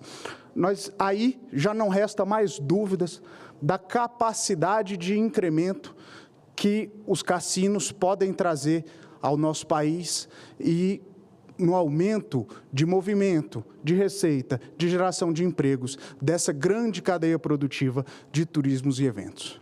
Entretanto, senhor presidente, o setor de eventos não pode ocupar essa tribuna e deixar, mais uma vez, de agradecer ao Poder Legislativo Federal e especialmente ao Senado Federal pelas reiteradas demonstrações de apreço, pelas reiteradas vitórias, pelo reiterado reconhecimento que esta casa tem dado ao setor de eventos. Foi assim na criação e na manutenção do Programa Emergencial de Retomada do Setor de Eventos, o PERSE, programa esse responsável pela garantia da sobrevivência dessa importante cadeia produtiva. Foi assim durante o debate da reforma tributária, onde esta casa reconheceu a excepcionalidade da cadeia produtiva dos eventos e firmou de forma destacada, num regime diferenciado, a produção de eventos que está lá constante da Emenda Constitucional 132, embora, senhor presidente, agora no PLP 68, tente-se retirar aquilo que foi a manifestação clara e inequívoca do legislador ao colocar o setor de eventos na Emenda Constitucional 132, mas esse é um assunto para outro momento. Eu apenas quero voltar a citar o PERSE para mostrar a capacidade de resposta positiva e rápida do setor de eventos e turismo do nosso país. Este é um setor que responde bem e responde rapidamente às políticas de incentivo do poder público. Hoje, graças ao PERSE, o setor de eventos e turismo é o setor que proporcionalmente mais gera empregos no nosso país. Nós ainda não conseguimos alcançar outras cadeias produtivas, porque obviamente nós caímos muito mais durante o período de pandemia do que outros setores, mas a curva do nosso gráfico, a ascensão do nosso gráfico mostra claramente a capacidade desse setor de responder bem e de responder rápido, sobretudo na geração de empregos, às políticas de incentivo do poder poder público. Eu digo isso porque já não resta dúvidas de que este projeto de lei é também uma política pública de incentivo ao setor de eventos e turismo do nosso país. Eu gostaria, então, de falar rapidamente, da forma mais específica possível, sobre aquele que é o ponto mais caro para o setor de eventos desse projeto. E aí, eu gostaria de destacar o inciso 2 do parágrafo 3º do artigo 50 do PL 2234. Este é o inciso que traz como condicionante para o estabelecimento de cassinos no nosso país que esses estabelecimentos contem com infraestrutura para o recebimento de eventos nacionais e internacionais, sociais, artísticos e culturais de grande porte para que possam receber a sua outorga. Essa garantia se repete no texto ao falar das embarcações, mas aí para eventos de pequeno porte. Mas eu gostaria de dizer, para concluir rapidamente, que é esta garantia que vai trazer todos os benefícios que eu falei agora há pouco. É esta garantia que traz o posicionamento favorável e o entusiasmo do setor de eventos brasileiro com a aprovação do PL 2234. É essa garantia que vai trazer o incremento na cadeia produtiva de eventos e turismo do nosso país.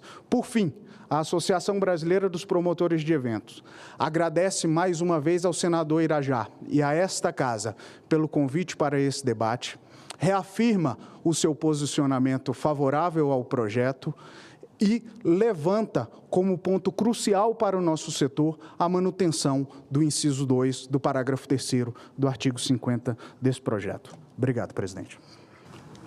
Muito obrigado, senhor Lucas, inclusive contribuindo com o tempo na apresentação. Muito obrigado pela participação. Concedo a palavra ao senhor Silas Malafaia, pastor Malafaia, por até 10 minutos no sistema remoto. Que vai trazer um incremento na cadeia produtiva de eventos e turismo do nosso país. Por fim, a Associação Brasileira dos Promotores de Eventos. Enquanto o sistema possa ser aberto, para ganhar tempo, eu vou passar para o senhor Valdir Eustáquio Marques Júnior, presidente da Associação Internacional dos Jogos. Como ponto crucial para o nosso setor, a manutenção Acho que o pastor Silas Malafaia já está disponível. Do artigo 50 desse projeto. O que é o problema do áudio? Eu passo... Pede para ajustar, então. Uma palavra o senhor Valdir Eustáquio Marques. O senhor Silas Malafaia. Pastor Malafaia, o senhor nos ouve? Alô, ok, som? O senhor nos ouve? O senhor precisa desligar, a televisão, porque está dando microfonia. Oi. O sistema possa O senhor precisa desligar a televisão aí do senhor. Vou passar para o senhor Valdir Eustáquio Marques Júnior, presidente da Associação Internacional dos Jogos. Senhor Valdir Eustáquio, com a palavra. A manutenção que o pastor Silas Malafaia está disponível no artigo 50 desse projeto. Oi. Eu passo para ajustar, então. Uma palavra, senhor.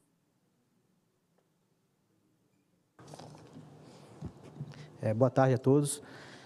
Eu gostaria de primeiro agradecer e cumprimentar Vossa Excelência, senador Irajá, pelo convite, por estar aqui e poder contribuir um pouco nesse debate tão importante, que esse tema é tão preciso para a sociedade brasileira neste momento, tá?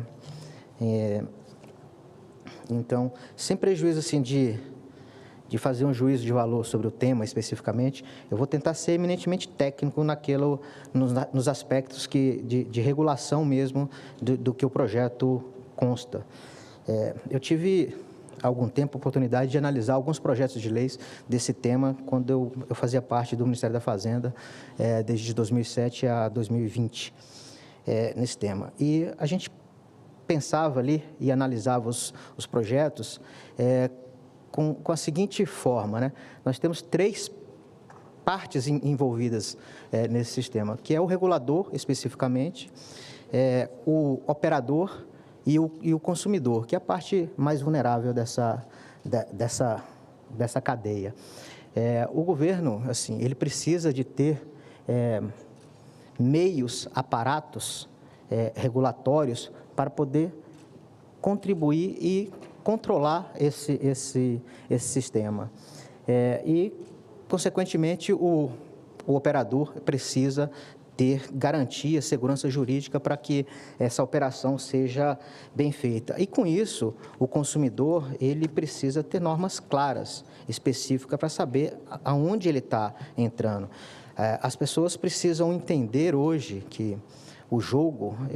Eu vi aqui as pessoas conversando, até parabenizo muitos de terem falado sobre o tema, e eu já ouvi muito falar sobre o nome, jogo de sorte, jogo de ganhos. Na verdade, o nome correto, e está muito bem falado aqui, que é o jogo de azar, né? Onde as pessoas, se tiver sorte, vai ganhar. E isso tem que ficar muito claro para o consumidor. E dos projetos de leis que eu tenho analisado, me parece que o projeto 2234, abarca toda essa preocupação que se precisa ter com o consumidor especificamente, né? Eu sei da complexidade de você analisar, de regulamentar um jogo desse. Na verdade, assim, uma atividade econômica para ser regulada já é difícil.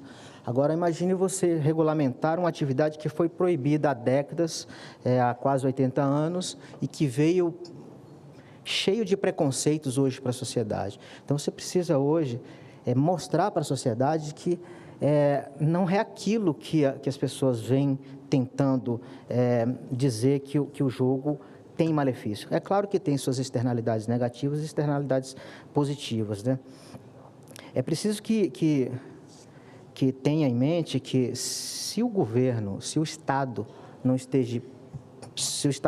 esteja presente na determinada regulação, é claro que o crime organizado começa a tomar conta. É aquilo que eu sempre falo para as pessoas. Se você está no escuro e não tem nenhum policial perto, a chance de você ser atingido por alguma coisa, por um crime, é muito grande. Agora, quando passa ou tem um policial perto, ou passa uma viatura, você tem aquela sensação de segurança. E o governo precisa estar perto dessa atividade para que evite os malefícios dessa possível atividade, tá? Normalmente, numa regulação, e eu tenho visto nesse projeto, que tem que ter um cuidado muito grande com a responsabilidade social corporativa, com o jogo responsável, que precisa estar muito bem tratado para que o consumidor, especificamente, tenha em mente sobre como agir. Existem várias recomendações por organismos internacionais que eu vi destacado nesse projeto. A gente tem acompanhado no mundo afora, normalmente se legaliza primeiro o meio físico e depois o online. O Brasil foi diferente. O Brasil optou-se em regulamentar os jogos online primeiro, para depois regulamentar o meio físico. Isso foi, de certa forma, até positivo, porque você ampliou, é muito mais difícil você controlar o meio online, porque está dentro do seu telefone, dentro da sua casa, todo mundo está vendo o que está acontecendo. E agora nós temos a oportunidade de fazer a coisa certa, trazer para dentro da regulação a regulação para o físico, né? Então, senhores, assim, senhor presidente, em resumo, eu acho que essa atividade econômica, ela deve ser, não deve ser somente vista como benefício os investimentos, receita e os futuros empregos diretos e indiretos.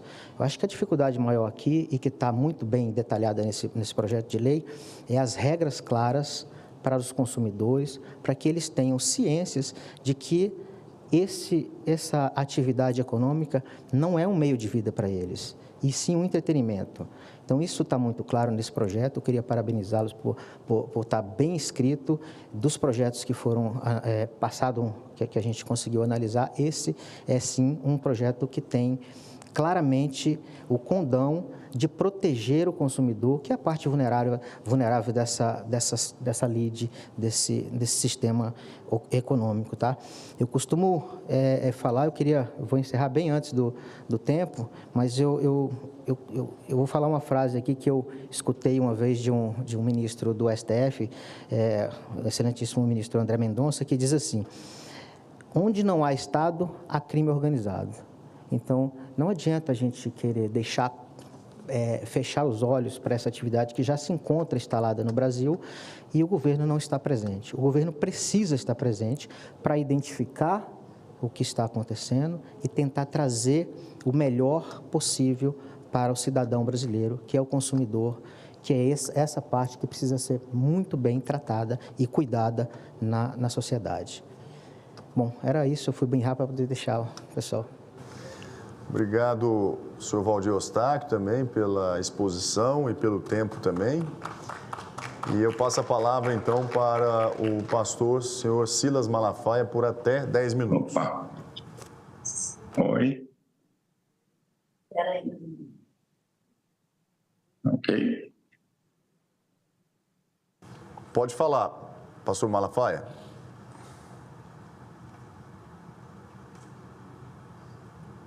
Sai da frente, minha filha. Sai da frente. Dá o microfone aqui, sai.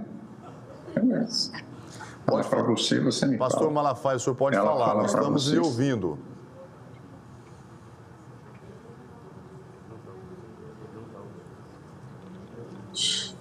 Pode falar. Liga para ele aí e fala que ele pode falar. Com a palavra, alô? O pastor Silas Malafaia. Alô, alô? Oi? Ó. Eu estou aberto aqui. Pode falar, pastor Silas. Tá me ouvindo? Sim, estamos lhe ouvindo. Só que eu não estou ouvindo ninguém para eu ter o sinal. Minha imagem está aí, eu não tenho... Pode falar. Posso falar? Sim. Posso falar? Pode. Em primeiro lugar, eu quero agradecer ao presidente que está em exercício, senador Irajá, pela deferência de permitir eu falar online. O voo foi cancelado, me mudaram de aeroporto e o avião ficou com defeito. Por isso, eu quero aqui acabar com essa falácia de que o jogo aumenta turismo e também incrementa empregos. Tem um estudo da plataforma Mercado e Consumo. Já está causando estrago hoje. Imagina somar esse lixo. E a questão não é só cassino não, minha gente. Se põe uma cortina de fumaça em cassino, são mais de 1.000 bingos e, preste atenção a isso aqui, bancas do jogo de bicho. Isso aqui vai virar um verdadeiro cassino para todos os níveis e classes sociais. Então, vamos lá. O que o estudo do mercado, não é? A plataforma Mercado e Consumo fez? Que a aposta online, hoje, já está trazendo um estrago, impactando o emprego, venda e comércio. Comércio e varejo. Para vocês terem uma ideia, as pessoas pobres estão utilizando 20% da sua renda para apostas online. Isso não é brincadeira. Já é provado que dinheiro de assistência para Bolsa Família, Auxílio-Desemprego e Auxílio Brasil, grande parte indo para apostas. A grana anual de apostas online, 100 bilhões de reais, quase 1% do PIB, entregue a grupos internacionais. E uma migalha fica aqui no Brasil. Já é provado, senhores.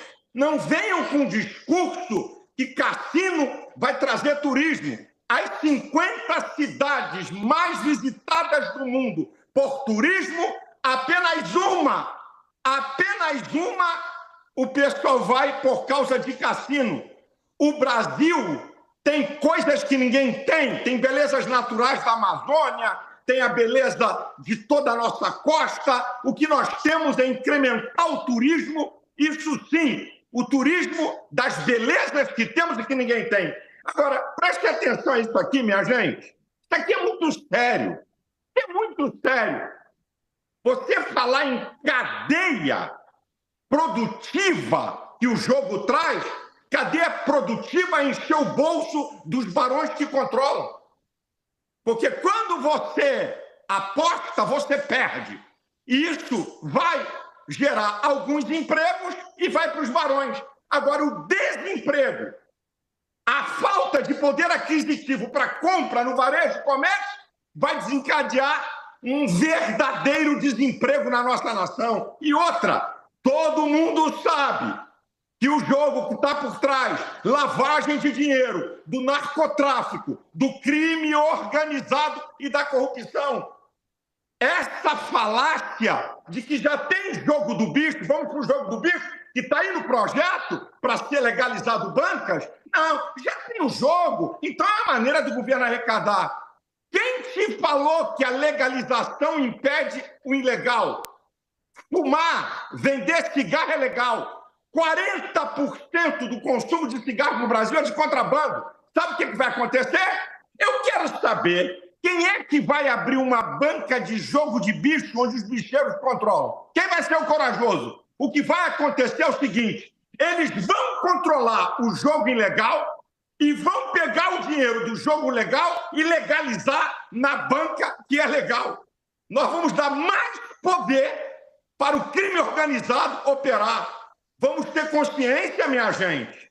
Na verdade, o jogo é uma desgraça social. A Organização Mundial de Saúde classifica como doença e o psiquiatra falou que nós já estamos vivendo uma pandemia de transtorno do jogo. O custo social é muito maior do que o que se arrecada. Essas são verdades que não tem como escapar. Não tem como se defender. A questão é muito séria. Vamos destruir homens, mulheres, jovens, idosos, mais de 1000 bingos e bancas de jogo do bicho nesse país. Onde é que nós vamos parar? Vai sim, senhor, ter perda de emprego e perda de renda, porque vai afetar o comércio e o varejo. Essa é uma verdade nua e crua que tem que ser encarado nessa questão. Vamos acabar com essa falácia de renda. E outra, grupos internacionais vão controlar cassinos, senhor presidente da Associação Hoteleira do Brasil. Grupos internacionais que têm bilhões é que vão construir complexos, são 67. Vai ficar na mão de estrangeiro na sua maior parte? Também é uma outra verdade. A questão é o seguinte: eu quero apelar aos senhores senadores. Se tem um mínimo de espírito cristão e um mínimo de temor a Deus, diga não à jogatina, porque ela destrói o ser humano e corrói a própria economia. Lamento dizer que esse governo que está aí, ávido por arrecadar, estão nem aí para pobre, estão nem aí para famílias, estão nem aí para idosos. O negócio é arrecadar, a avidez para cobrir o rombo da falta de controle nas contas públicas. É isso que eles querem, porque se esse governo tivesse compromisso com as pessoas, estava recomendando a sua bancada para dizer não para a jogatina. Esse governo está aí, que se dane famílias, que se dane idosos, que se dane o pobre, que já está jogando rios de dinheiro nos jogos online e agora vai somar esse lixo. E eu termino dizendo uma coisa: senhores senadores, os senhores têm o direito de votar a favor disso. E nós, sociedade, temos o direito, na sua reeleição, no seu estado, denunciar que você pactuou com essa desgraça social que vai também trazer desemprego na cadeia produtiva da nossa nação. Nós temos o direito de denunciar diante da sociedade no período da sua reeleição. Essa é a verdade. Digam não à jogatina pelo bem da sociedade, pelo bem do Brasil, para esse país não ser desgraçado. Por isso que é uma questão horrorosa terrível que destrói homens, mulheres, famílias e empregos. Deus abençoe a todos.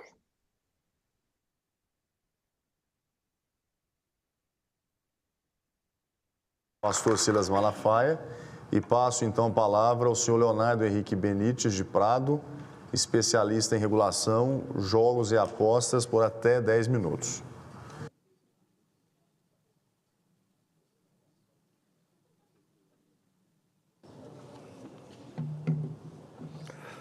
Boa tarde a todos. Em primeiro lugar, muito obrigado pela oportunidade de estar aqui falando na nossa casa. Como o último, eu não tenho a mínima possibilidade de manter tudo aquilo que eu diria antes.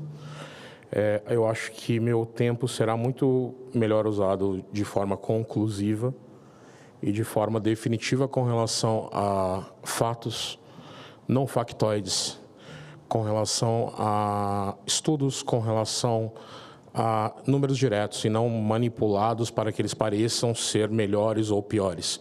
É interessante ver, após ouvir o pastor Silas, como existe um movimento e um alinhamento de discursos que não se sustentam em dados e não tem nenhum tipo de embasamento ou histórico em outros países. Mas é uma pena para mim que o senador Girão não está aqui conosco. Eu queria muito que ele estivesse ouvindo, mas, de qualquer forma, estou à disposição e continuarei à disposição durante o período de regulação e durante o período de aprovação, com todo o meu conhecimento e a minha experiência com a indústria. Tá? Apostar é humano. Ninguém ensina duas crianças de 3, 4 anos a elas se desafiarem com um prêmio no final. Negar isso é negar a existência do ser humano. Negar a questão do cassino, mas manter as loterias, fechar os olhos para as loterias. Mas as loterias, elas não prejudicam. As loterias, elas são usadas e elas também têm todo o seu compromisso. Mas só seguindo, eu vou só corrigir alguns dados que eu ouvi aqui hoje, que me fizeram levantar da cadeira, praticamente. Então, primeiro, o senador Girão contou uma história de terror para os presentes, digna de uma série, com relação ao aumento de roubos, estupros, de alguma forma foi relacionado estupro com apostas. Mas o que eu vou dizer é o seguinte: na América do Sul, qualquer região com um ganho econômico significativo será alvo de exploradores e bandidos. As apostas esportivas, elas não criam bandidos. As apostas, os cassinos, eles não criam bandidos. Mas é inocente imaginar que, num país que sofre e convive com a violência, o desenvolvimento econômico de uma região não vai atraí-los para isso. Portanto, é errôneo ou tentar imprimir essa ideia de que nós somos a causa. Nós não somos a causa, nós somos a consequência. Consequência essa que aqueles que já estiveram em algum cassino na vida entendem a segurança, o quão seguro acaba sendo lá dentro. Tá? Ainda com relação àquilo que foi dito aqui, o mercado de apostas foi defenestrado. Ele se tornou hoje o boi de piranha do mercado no geral. Então, qualquer queda no consumo, é por causa das bets. Anteontem nós vimos uma fábrica de sapatos que pediu recuperação judicial e citou que um dos motivos de estar faturando menos é por causa das apostas. Todo esse tipo de dúvida acontece porque nós vivemos um período previsto em lei, aprovado aqui nessa casa, sancionado pelo nosso presidente da República, onde as ações punitivas começarão somente 1º de janeiro. A culpa não é da indústria. Nós queremos estar aqui. Nós queremos pagar impostos, nós queremos declarar os nossos faturamentos, porque não existe nenhuma possibilidade, sem a abertura e o compromisso da indústria, nós só vamos criar o segundo filme sobre o bingo. Nós vamos construir algo que será destruído e que vai ser colocada uma pedra em cima por muitos anos. E não é o que nós queremos. A indústria busca estar no país por muitos e muitos anos, de forma positiva para todos os envolvidos. Existe também uma tentativa, eu só posso considerar como vazia, de imprimir que abriremos resorts e aí instantaneamente teremos 1 milhão de turistas lá dentro. Isso é uma interpretação errônea dos dois lados.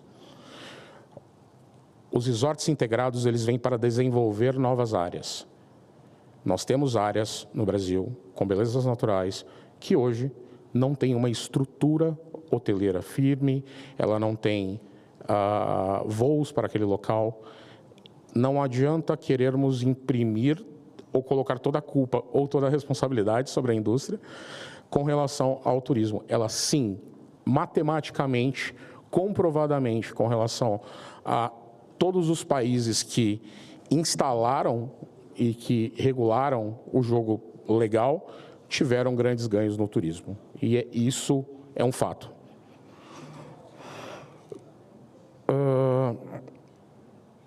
Com relação à pesquisa que o senador Girão apresentou, que eu considero como a cena extra do filme de terror, aquela pesquisa, aquele ponto de pesquisa foi retirado de uma pesquisa com 120 perguntas, de um subgrupo de endividados.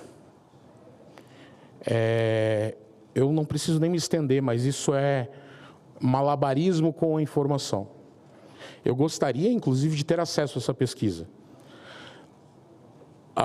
porque eu gostaria de entender melhor para nós, como indústria, faz muito sentido entender e as reações do povo como um todo. Eu sugiro que seja feito de forma correta, não com um trecho extremamente específico, com um público extremamente específico. É mais ou menos como perguntar se alguém com fome quer comida. É muito simples. É uma visão simplista, e o que eu vi hoje foi muita gente simplificando. Coisas graves, coisas sérias, e eu gostaria muito de ter mais tempo e ter tido um debate. E eu vou encerrar no tempo, senador. Eu gostaria de agradecer principalmente os meus colegas do debate, o André, pela coragem de expor a sua história. Não é simples, mas o que eu venho trazer aqui, e eu também gostaria de agradecer ao doutor, acredito que ele não esteja mais aqui, mas eles só validam o nosso argumento de que o problema com a ludopatia, ele atinge uma parcela ínfima da sociedade.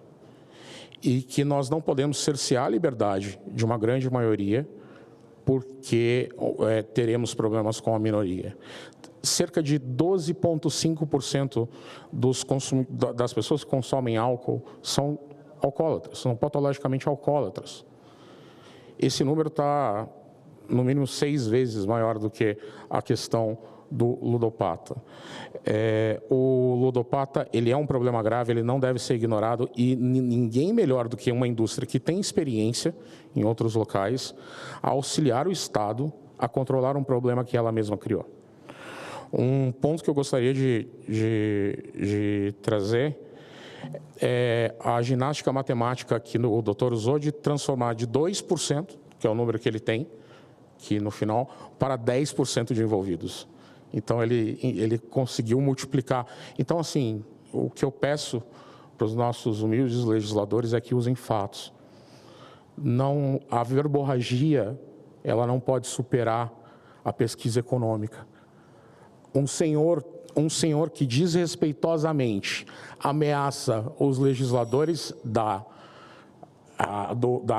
minha nação, que os eleitores lembrarão, desculpa, eu acredito no meu país, eu sou um patriota, eu acredito que as nossas forças policiais podem se adaptar, eu acredito que nós poderemos, sim, controlar essa indústria que traz muitos ganhos em termos de empregos, turismo e investimento no país. Permanecer onde estamos hoje, existe um outro presidente, existe um outro país católico que não é permitido cassino. Se chama Cuba. Nós nos colocamos de forma retrógrada como Cuba, como uma ditadura. E eu tenho fé na aprovação desse projeto e eu me disponho a estar junto com os ministérios, compartilhar experiências. E uma última frase para encerrar. Agradeço muito o senador Irajá, agradeço muito os presentes, agradeço muito a oportunidade e eu agradeço muito a Deus. Porque quem nos deu o livre-arbítrio e o poder de decisão foi o nosso Pai Celestial. E o que nós queremos, não existe democracia sem liberdade. O que nós queremos é só isso. Muito obrigado a todos. Agradeço ao senhor Leonardo Henrique também pela sua contribuição, a sua experiência nesse setor da indústria. E quero, então, passar a palavra por 10 minutos para o senhor Paulo Fernando, deputado federal pelo Distrito Federal no período entre 2023 e 2024. Senhor presidente, senadora Damares, em nome de quem cumprimento as demais autoridades, eu estou na Câmara há 37 anos. Comecei como office boy, trabalhando durante a Assembleia Nacional Constituinte e hoje deputado federal.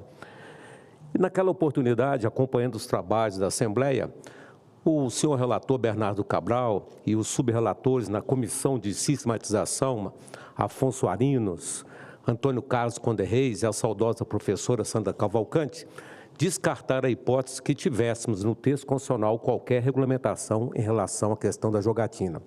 Em 91, foi apresentado o projeto 442, do deputado Renato Viana, que hoje está aqui no Senado com o novo número 2234.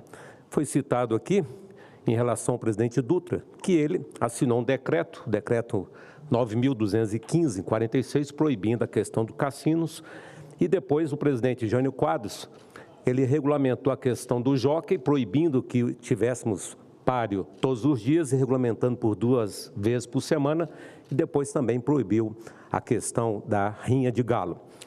De tal sorte que, mais recentemente, tivemos a Lei Pelé, e que o intuito na questão do bingo e a Lei Pelé é que uma parte da arrecadação do bingo seria destinada ao desporto nacional para que tivéssemos mais êxito nas competições internacionais, inclusive nas Olimpíadas. E isso não ocorreu porque os recursos nunca chegaram também aos atletas. Então, vamos fazer uma recordação aqui. Vamos avivar nossa memória.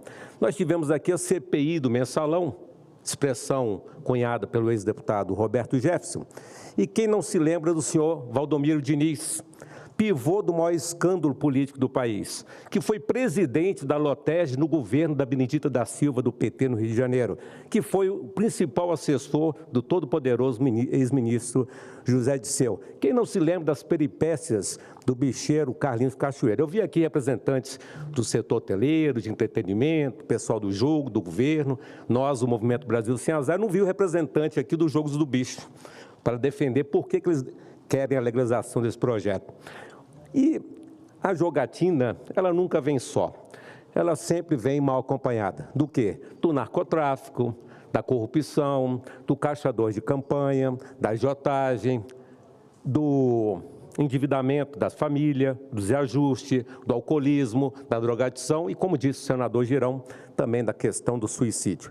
E eu me lembro bem nesta casa, o ex-senador Álvaro Dias, que lutou em relação à máfia das loterias. Ele ficou muitos anos querendo abrir aqui a CPI das loterias, porque era uma maneira de lavar dinheiro. Quem não se lembra da CPI dos anões do orçamento? O deputado João Alves, muito sortudo, que ganhou mais de 200 vezes na loteria. De tal maneira que uma das falácias aqui que eu gostaria de tratar é em relação a questão das pessoas comuns, que são as pessoas mais pobres, são as que mais jogam. Quando nós tínhamos o bingo, quem mais frequentava o bingo eram senhoras, aposentadas, mulheres. E, pior de tudo isso, é que essas pessoas não veem o jogo como imposto. Ou seja, as pessoas mais pobres jogam mais e, portanto, pagam mais. O Estado, como diz o economista Ricardo Gazel, ele não arrecada mais dinheiro porque nós vamos ter um novo cassino ou vamos ter um novo bingo. O jogador faz uma substituição. Ele tem uma renda, ele deixa de jogar até na loteria oficial da Caixa Econômica, despesa com lazer, com cinema, com shows, com restaurante, ingresso no futebol e passam a jogar. Aqueles que são mais viciados, inclusive, trocam a comida pelo jogo. Quando nós tínhamos aqui os caças-níqueis nos bares, nas padarias, o presidente da Associação da Panificação me disse que vendia menos pão na padaria porque as pessoas jogavam no caça-níquel ao invés de comprar pão. De tal maneira, outra coisa importante que foi falada aqui em relação à fiscalização.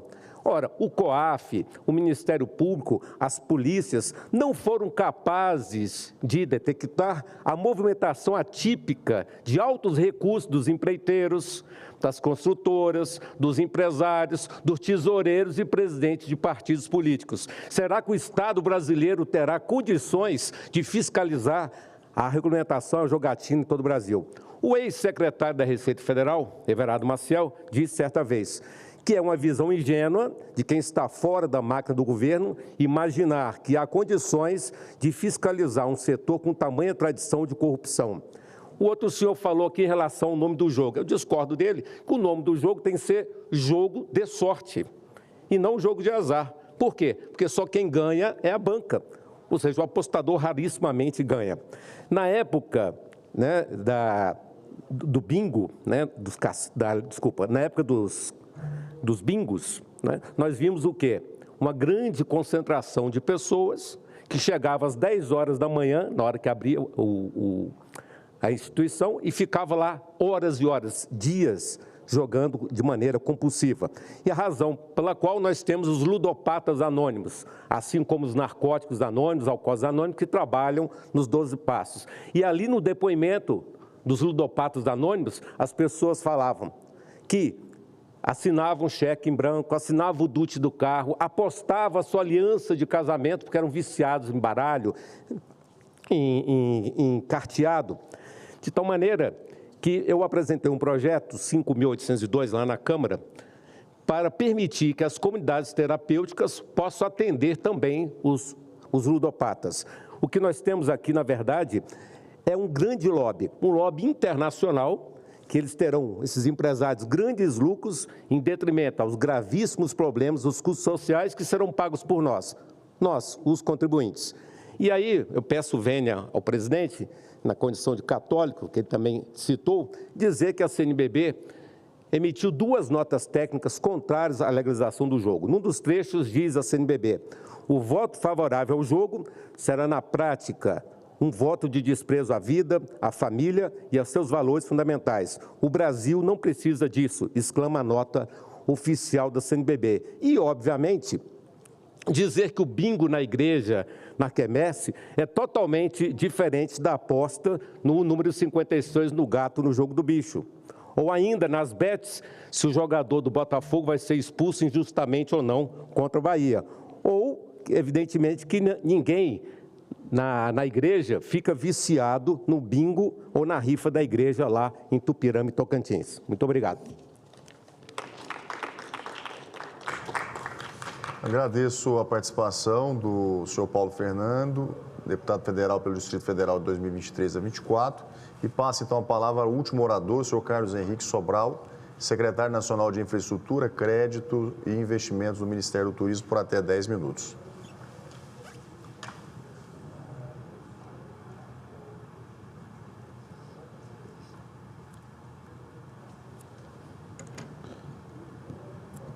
Boa tarde a todos. Boa tarde, senhor presidente, senador Irajá, relator do projeto. Boa tarde, deputados, senadora Damares, demais colegas, ouvintes da rádio, telespectadores da TV Senado. Nós do turismo, vamos postar aqui, começar mostrando os números. Para você ter uma ideia, senhoras e senhores, em 2023, o turismo no Brasil cresceu 7,8%. Isso nós estamos falando de um faturamento de 189 bilhões de reais. Isso significa 6 milhões de turistas estrangeiros em 2023. Ainda muito aquém, como foi falado aqui até pelo senador Girão, em termos de números que não conseguimos passar nem da Torre Eiffel, nem da Museu do Louvre, nem tampouco de alguns países aqui da América do Sul. Para vocês terem uma ideia, o nosso recorde histórico, que foi no ano passado, nós estamos falando de 34,5 bilhões de reais que foram injetados aqui na economia brasileira. Nós falamos em termos de 2023, senhor presidente, 112 milhões de passageiros foram transportados no setor aéreo. Isso significa, foram 214 mil novos empregos gerados só no ano de 2023 no setor de turismo. Agora, em 2024, nós conseguimos, no primeiro semestre, alcançar 3,5 milhões de turistas internacionais. Isso representa 9,7% maior do que o mesmo período do ano de 2023. Para vocês terem uma ideia, em termos de valores, no ano deste ano, já alcançamos 3,3 bilhões de reais. Foi o melhor abril da história para o turismo internacional no Brasil no ano de 2024. Nós tivemos também neste ano, senhor presidente, recorde de gastos de turistas em fevereiro. Foram mais de 3,4 bilhões de reais. Isso significa que nós ainda estamos muito aquém de chegar aos 2 dígitos do PIB brasileiro. Nós estamos ainda chegando no 8% do PIB brasileiro. Nossa meta é poder alcançar até o final do ano os 2 dígitos do PIB brasileiro. Para você ter uma ideia, senhor presidente, no turismo brasileiro de 2024, nós tivemos também a melhor alta temporada da década. Foram 162 bilhões de reais de faturamento. Em termos de cruzeiro, na temporada de 2023-2024, alcançamos 48 mil empregos, 840 mil leitos, e isso representou um impacto econômico de 3,9 bilhões de reais na economia do país. Nós tivemos, em 2024, o melhor primeiro trimestre da história do Brasil em faturamento internacional. 10,6 bilhões de reais foram injetados na economia. Os nossos principais emissores, nesses primeiros 5 meses, foram a Argentina, aqui pertinho, né, mais de 1 milhão de passageiros, os Estados Unidos com 298 mil e o Chile com 294 mil, quase empatando com os Estados Unidos. No Brasil, o turismo ele é responsável por 1 em cada 10 novas vagas de emprego no setor de serviços. Agora eu entro no seguinte, isso porque ainda não possuímos no Brasil, senhor presidente, o tal dos nossos resorts integrados, que são o quê? São os grandes empreendimentos que vão poder reunir nos hotéis que já possuem ou que possam vir a ser construídos, centro de convenções, parques, esportivo, golfes, entendeu? E tudo no mesmo complexo. Isso vamos fazer com que nós possamos ter uma média mínima de $1 bilhão de investimentos para a implementação dos nossos resorts integrados. Isso vai representar 5 mil empregos diretos. E por que os resorts integrados? Para que possamos ter capacidade de investimento privado, alto poder de transformação no entorno. Isso eu posso dar um exemplo, como recentemente no Chile, vários resorts que foram feitos no interior do país fizeram com que toda a sua parte que foram ao lado dos resorts fizeram com que tivesse toda essa sua expansão turística nessas cidades chilenas. Isso, presidente, sem incentivos fiscais, pelo contrário, tem elevado a carga tributária, uma média de 30% do faturamento. Nós estamos falando aqui de investimento de mais de 50 bilhões de reais, podendo ser gerados com regulamentação e segurança jurídica. E por quê? Para que ele tenha o mercado global do jogo, ultrapassou uma renda bruta, para vocês terem uma ideia, de 500 bilhões de dólares. E os recentes resorts integrados já representam aproximadamente 20% disso. Isso aí nós estamos falando do grande desenvolvimento econômico que aconteceu nos casos de Las Vegas e Macau, além de Singapura, Bahamas e as implantações na Espanha, Austrália, Coreia do Sul e Japão. O nosso papel aqui é ser uma âncora econômica e não só um fluxo turístico que será consolidado pelo conjunto de atrações. Cassino não pode exceder, nesse caso específico, 20% da área total construídas, mas subsidiam grande parte das atrações turísticas de um complexo. Isso vai se transformar o quê? Um complexo de cassino.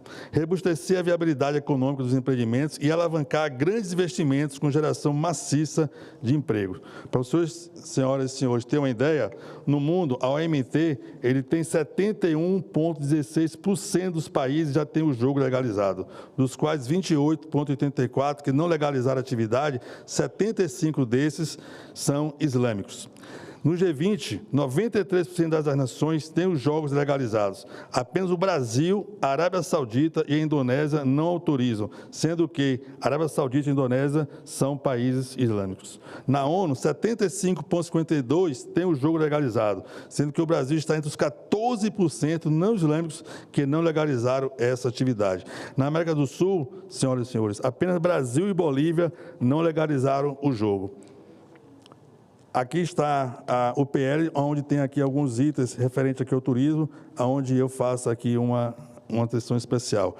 No caso do local, obrigatoriamente a existência de um patrimônio turístico a ser valorizado e o potencial para o desenvolvimento econômico e social da região. Não vai ser em qualquer lugar.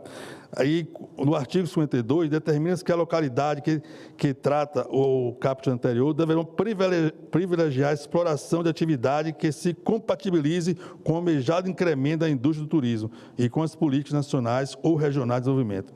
Estabelece que as localidades classificadas como polos ou destinos turísticos poderão possuir apenas um cassino turístico instalado, independentemente da densidade populacional do estado em que se localiza. Ou seja, não vai ser em qualquer lugar. Para vocês terem uma ideia, a nossa sugestão aqui de implementação é, no caso de um estabelecimento ou estado DF que tenha até 15 milhões de habitantes, tem apenas um estabelecimento. No caso que tenha de 15 milhões a 25 milhões, 2 estabelecimentos. E no caso de mais de 25 milhões, 3 estabelecimentos. E qual seria esse impacto direto na economia do Brasil, no turismo? Em 2023, para vocês terem uma ideia, os empregos no Brasil foram 3,3 milhões. A nossa estimativa é de passar de 650 mil empregos a mais de 658 mil. A receita, enquanto em 2023 foi de 497 bilhões de reais, a nossa estimativa é de passar mais 74 bilhões de reais. Isso é um incremento de 15%.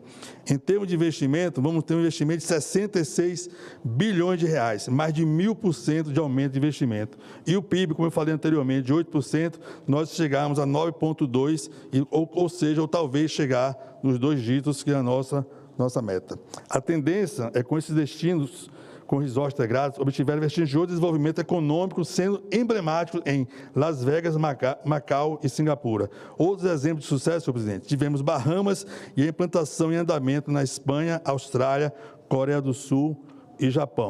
Para você ter uma ideia, foi citado aqui o caso de Las Vegas. Para você ter uma ideia, o case em Las Vegas, uma evolução entre 1970 e até o ano passado, aconteceu uma receita com jogos de 369 milhões para 10 bilhões de dólares. Um volume de visitantes de 6 milhões para 40 milhões no ano passado. O número de quartos de hotéis, para você ter uma ideia, de 25 mil para 156 mil hotéis em Las Vegas. E essa renda per capita teve um aumento de 5 mil dólares para 44 mil dólares. Isso gerou lá em Las Vegas um turismo de 379 mil empregos, 83,5% taxa de ocupação hoteleira por conta da questão dos jogos lá. Em termos de visitantes, os gastos diretos foram 51,5 bilhões de reais, gerando um impacto econômico de 85 bilhões na economia. Em Macau, senhor presidente, para encerrar, mas em Singapura, tivemos aqui um PIB de 6,4 para 47 bi. E em Singapura, para você ter uma ideia, uma receita de cassino, só no cassino, de 5 bilhões de dólares foram em termos de cassino. Qual seria o impacto econômico, para ter uma ideia, aconteceu nos Jogos dos Estados Unidos de 2017 a 2022, como exemplo aqui, para encerrar minha última apresentação. Nos Estados Unidos, o número de cassinos passou de 1.000 cassinos em termos de números de 2017 a 2022. Gerou um impacto econômico de 328 bilhões de reais, gerando mais de 1,8 milhões de empregos. Isso aí, senhor presidente, dá uma receita bruta nos jogos só em 2023 de 66 bilhões de reais.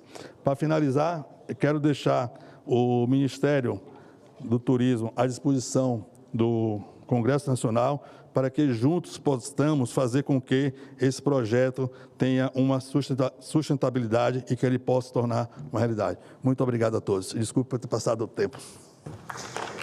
Eu que agradeço o senhor Carlos Henrique Sobral, nosso secretário nacional de Infraestrutura, Crédito e Investimento do Ministério do Turismo, que enriquece muito o debate, trazendo esses dados técnicos, esses dados econômicos, essas experiências que aconteceram no mundo e a base científica, porque eu acho que assim deve ser balizado o debate em torno desse tema que é estratégia para a economia nacional. Inclusive, eu gostaria, antes de passar a palavra para a senadora Damares Alves, de fazer aqui algumas considerações que eu considero pertinentes e importantes para poder compartilhar com as senhoras e os senhores. Eu também gostaria muito que o senador Eduardo Girão estivesse presente até o final, infelizmente, em função de uma agenda no estado do Ceará, ele é pré-candidato a prefeito da capital, ele precisou se ausentar, mas seria muito importante que ele estivesse aqui até o final, para que a gente pudesse promover um debate saudável, um debate democrático, porque eu acredito que a gente ficar apenas apresentando dados, apresentando números sem comprovação, não vai contribuir para o debate. Com exceção da CNBB, entidade do qual eu tenho um profundo respeito, não existe nenhuma nota técnica, como disse o senador Girão, por parte da PGR e por parte da Polícia Federal, contrária a essa matéria. Existem posições individuais de alguns procuradores, de alguns servidores públicos, do qual nós respeitamos, que possuem a sua posição contrária. Mas não há uma posição institucional, não há aqui uma nota técnica da instituição PGR, da instituição Polícia Federal, manifestando uma posição contrária à aprovação dessa matéria. Eu queria primeiro destacar esse ponto. Um outro ponto que eu acho importante e que merece também ser tratada com muita seriedade é trazer à tona uma pesquisa de opinião pública, que foi inclusive realizada aqui por uma instituição, um órgão do Senado Federal, que é o Data Senado, do qual todos nós aqui inclusive utilizamos muito com frequência para fins de avaliação, de pesquisas que nós possamos fazer dentro dos estados da federação. Mas aí você utilizar uma pesquisa realizada no âmbito de uma cidade, de uma capital do país e generalizar essa opinião como se fosse uma opinião geral do país inteiro, no mínimo, de uma irresponsabilidade, para não dizer outra coisa. Não estou entrando nem no mérito do critério da pesquisa, se ela foi feita dentro de 120 perguntas, dentro de um grupo específico de pessoas endividadas, até porque eu não tive acesso à sua base, que ela foi realizada. Mas nós não podemos aqui achar que a opinião em Palmas, no meu estado Tocantins, reflete a opinião do Brasil inteiro. Isso é de uma irresponsabilidade. Bom, terceiro aspecto. Outro dado que foi apresentado é que, segundo alguns oradores, eu não vou aqui nominar, mas que dos 50 destinos mais visitados no mundo, tem apenas um país que regulamentou os jogos de azar. Isso não é verdade. São dados oficiais. Qualquer um de nós podemos ter acesso a isso. Pelo contrário, dos 10 destinos mais visitados no mundo, dos 10, não estou falando nem dos 50, 7 países regulamentaram os jogos de azar. E aqui eu cito, inclusive, o nome desses países que estão nesse grupo de países mais visitados do mundo. Os Estados Unidos, em primeiro lugar, que tem o jogo regulamentado. A França, em segundo lugar. A Espanha, em terceiro lugar. A Itália, em quarto lugar. O Reino Unido, em quinto lugar. A Rússia e Hong Kong. Portanto, isso é uma inverdade. Então, a gente precisa tratar isso com muita responsabilidade para não ficar dividindo, compartilhando informação errônea. Então, esse era um outro aspecto. E, por fim, que eu queria também compartilhar com as senhoras e os senhores, que é super bem-vindo a presença dos nossos ilustres convidados, os que falaram contra, os que falaram a favor, todos têm o direito de manifestar, né, as suas opiniões pessoais, mas houveram aqui debatedores da parte do senador Girão que estão manifestando a sua opinião pessoal. Não há representantes de entidades ou mesmo de associações que estão aqui manifestando opiniões institucionais. Então, isso precisa ser levado em conta. Mais uma vez, repito, vocês enriqueceram o debate, são super bem-vindos e as experiências que foram aqui compartilhadas também são válidas, mas nós estamos tratando de uma matéria onde nós precisamos também de manifestações de entidades e associações que representem o coletivo, não apenas as suas posições pessoais.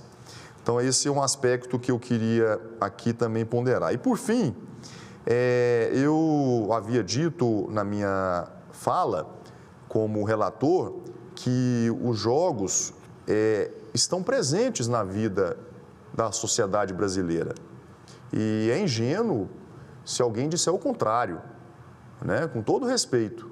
Eu acho que você apenas fazer aqui um pré-julgamento de que o jogo do bicho é uma atividade nociva, como se isso não existisse no país, eu não posso concordar com isso, porque é uma atividade que está presente há 133 anos no país.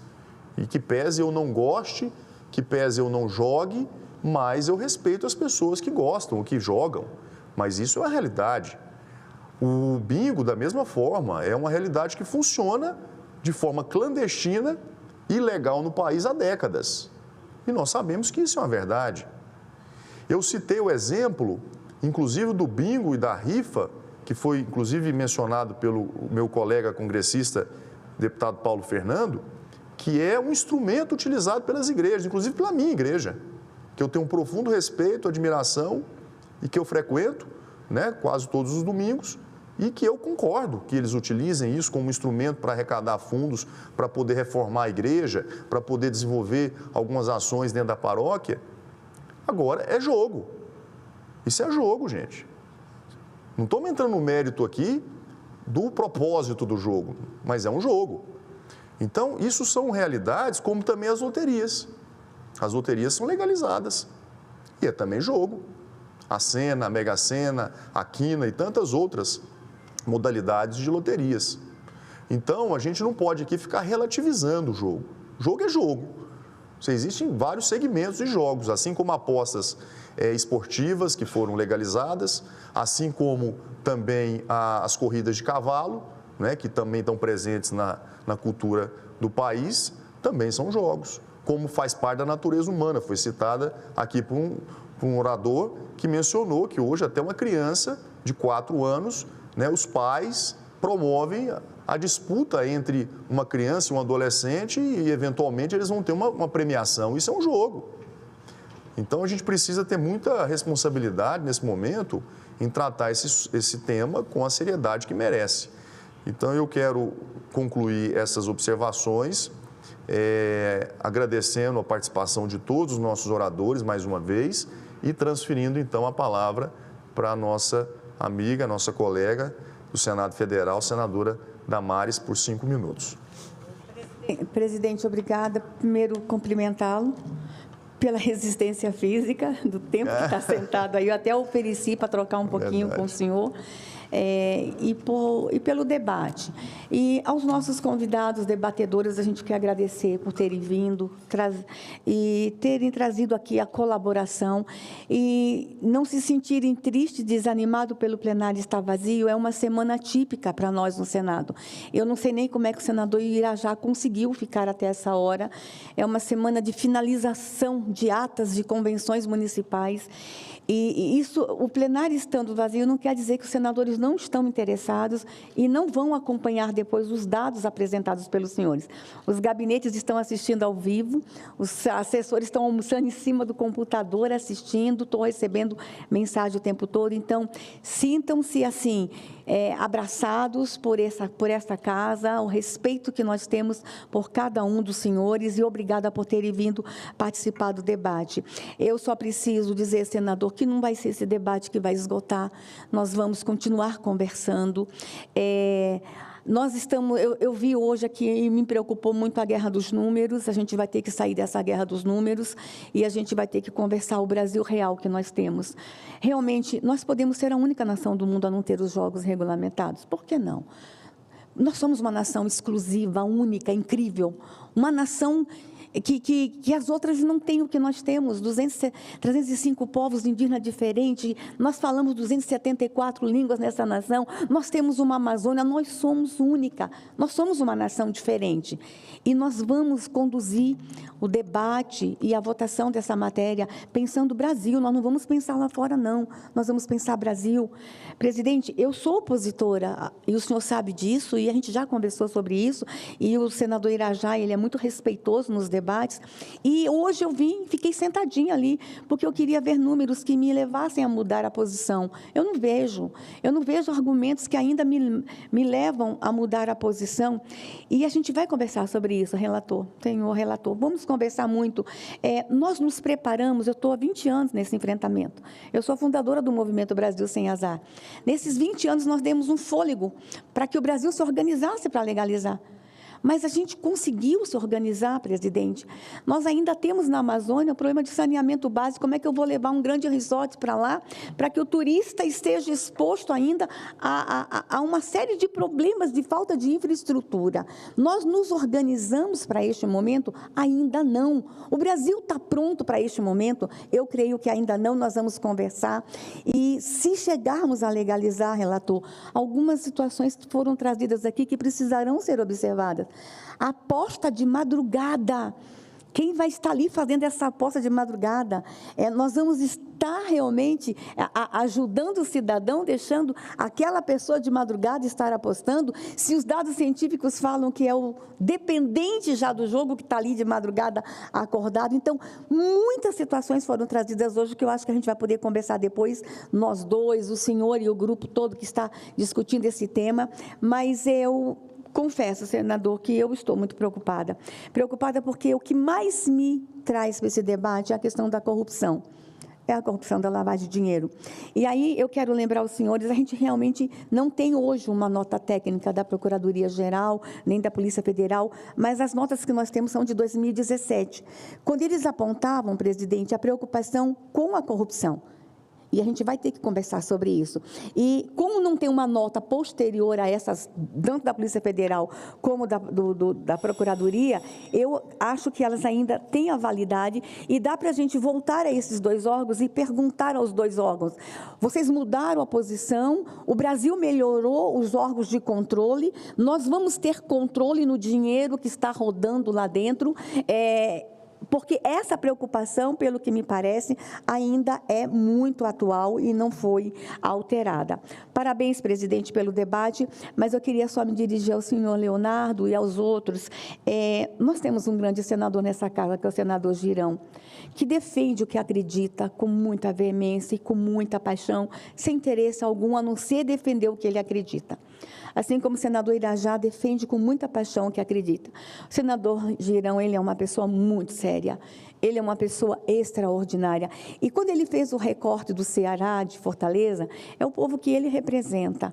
Então, o povo que ele representa não quer a legalização. E é por isso que ele faz esse debate aqui. Então, eu queria fazer essa observação e dizer que o senador Girão é uma pessoa muito séria, ele acredita no que está fazendo, e eu não podia deixar de fazer esse registro e defender o meu colega da forma como eu estou fazendo, dessa forma. Parabéns, presidente, senador, nós vamos continuar conversando, porque eu acho que tem muita coisa ainda para ser discutida, se nós estamos prontos, como nação brasileira, para legalizar ou não os jogos que são de azar. E uma nação que vai apostar no azar para gerar emprego é uma nação que está reconhecendo falência, e eu estou muito preocupada com isso. Que Deus lhe abençoe, presidente. Agradeço a participação da senadora Damares, as suas contribuições também, as suas preocupações, e que são, em grande parte, também a nossa preocupação quanto parlamentares, congressistas, que a gente possa entregar um bom projeto ao país, aos brasileiros, que possa mitigar o máximo de riscos porque o que nós todos desejamos aqui, eu acho que nesse aspecto, todos que são favoráveis ou contrários ao projeto, mas ao menos nisso nós somos convergentes, que é, evidentemente, criar um ambiente de negócio ao país que gera emprego, renda, impostos, né, e que possa trazer benefícios à população brasileira, muito mais benefícios que, eventualmente, malefícios que possam surgir a partir daí. Então, fica aqui o meu agradecimento, senadora Damares, por estar até o final também aqui participando ativamente sempre do debate, aos nossos oradores também pela paciência, por terem vindo dos seus estados, muitos aqui pegaram horas e horas de voos, deixando os seus afazeres, as suas agendas, para estar aqui hoje, nessa sessão de debate do plenário, participando aqui, contribuindo com as suas experiências, com as suas opiniões, para que a gente possa aperfeiçoar o projeto e possamos apresentar um bom texto ao Senado, ao plenário do Senado Federal, e que nós possamos votar essa matéria. Porque é claro que numa democracia não deve prevalecer a vontade A ou B, né? Se há discordância, isso é natural, né? Que nós possamos votar a matéria, se aprovada a matéria, nós possamos depois regulamentar esse projeto para que a gente possa criar um ambiente de negócio no ano que vem que traga benefícios à população brasileira, ao país, que possa trazer ao país todo o potencial que está muito aquém do que o Brasil hoje oferece no turismo internacional. Com todas as belezas que nós temos, né, o Brasil não perde em absolutamente nada para nenhum país no mundo, com todo respeito. Pelo contrário, nós temos belezas naturais que muitos países gostariam e sonhariam ter. Nós temos um povo trabalhador, um povo hospitaleiro, um povo acolhedor, né? Nós temos a mão de obra qualificada, nós temos, enfim, várias vantagens que nós possamos oferecer aos turistas de todo o planeta e fazer do turismo brasileiro, como eu disse e repito, uma nova vocação brasileira, né? Nós temos a condição de tornar o turismo uma potência mundial, assim como já é o Brasil na produção de alimentos, na produção de energia renovável. O Brasil, de forma muito objetiva, é reconhecido em todo o mundo como um país que tem essas duas grandes vocações. E nós podemos tornar essa vocação que ainda está adormecida, que é o turismo, uma grande indústria geradora de emprego, renda, de oportunidades ao país. E eu acredito, com todo respeito, que a legalização do jogo responsável, com critérios, sendo fiscalizado, é um grande indutor do turismo brasileiro. E, é claro, nós vamos ainda seguir esse debate, provavelmente nós devemos votar essa matéria, se assim houver o entendimento do presidente da Casa, juntamente com o Colégio de Líderes, nós devemos votar essa matéria nas próximas semanas, para que a gente possa entregar ao país uma nova legislação, né, e que possa ter tempo ainda, né, de que o governo se organize para que no ano que vem haja já os estímulos e que haja também já a influência na aprovação dessa nova matéria. Então fica aqui meu agradecimento ao tempo de vocês, a participação que vocês tiveram, a todos que nos acompanham também pelo Senado, pela TV do Senado, pela Rádio Senado, a mesa em nome dos nossos colaboradores, servidores aqui também que ajudaram na realização dessa sessão. E eu declaro, portanto, cumprida a finalidade da sessão de debates temáticos, a presidência declara o seu encerramento. Muito obrigado.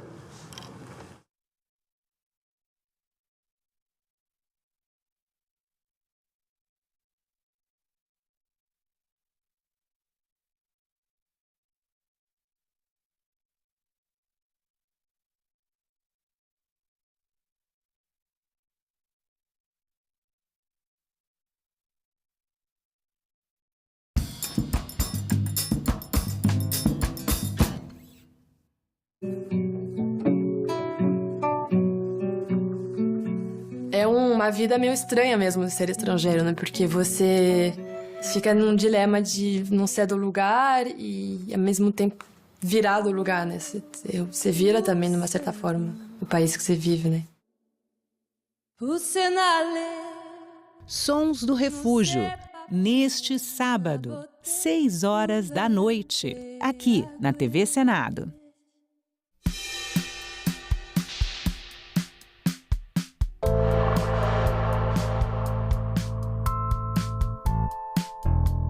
Passadas as eleições, nós temos um período extremamente importante para pensar a respeito da nossa reforma tributária, regulamentação da reforma tributária, o que afeta todos nós em todos os estados. Especificamente no setor de tecnologia, nós também temos a inteligência artificial, né? Nós precisamos terminar a discussão, fazemos a votação da inteligência artificial, da regulação da inteligência artificial, e eu tenho uma expectativa muito grande também no segundo semestre de conseguirmos votar a PEC 31, a PEC da ciência. Essa PEC, ela aumenta os investimentos do Brasil de 1,14% do PIB para pelo menos 2,5% do PIB num prazo de 10 anos. Isso é muito importante para o desenvolvimento econômico e social do país. Missão Salesiana do Rio Negro, Amazonas, Brasil. Discoteca Folclórica do Alpes. Vocabulários Nheengatu. Pajé. Paié. Vespa. Zabucuri. Cacique. Tuxaua. Ya escravo inteiro que também é sepaia Kushima ya. Maya Kushima tia podeva e agora tá com a nenga. Se acontece a nenga, pai tá no pai né por ser palmatória. Militar tá tita poteia e acontece em a fronteira com a Arapé. Missão tá pepai mãe tá. A pia se que é. Já né paeta coita se quieta. Já tamungatura oi maciwa. Agora é lei. Os agentes comunitários de saúde e os agentes de combate às endemias passam a ser considerados profissionais de saúde. Com a nova lei, os profissionais das duas categorias poderão acumular cargos públicos, o que é permitido pela Constituição apenas aos profissionais de saúde e professores.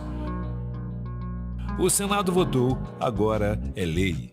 Peixes contaminados com minério. O impacto do rompimento da barragem de Mariana ainda é sentido no Espírito Santo. Parlamentos de Mato Grosso e de Barretos investem na comunicação com pessoas surdas. Pequenos agricultores de Minas Gerais ganham renda extra com usinas solares. Tudo isso você vê no Parlamento Brasil. Parlamento Brasil, toda sexta, 8 horas da noite, aqui na TV Senado. Todo mundo tem um talento especial para ser mesário ou mesária. Você pode ser a comunicativa, o atencioso, a prestativa, o detalhista. É colocando essas habilidades em prática que a gente faz a democracia acontecer. Não desperdice seu talento, seja mesário voluntário. Justiça Eleitoral, a justiça da democracia. O que propõe a lei sobre a licença paternidade? 5 dias são suficientes? Qual a importância da presença do pai durante os primeiros dias de um recém-nascido? O período deve aumentar? Nossos convidados respondem a essas e outras perguntas ao vivo. TV Senado Live, nesta sexta, 9 horas da manhã.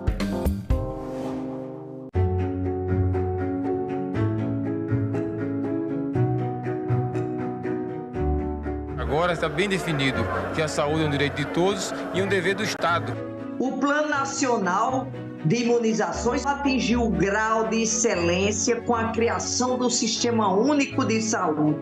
O SUS é a maior política nacional responsável pela elevação da expectativa de vida da população brasileira. Todos nós aqui lembramos do que ocorreu na pandemia.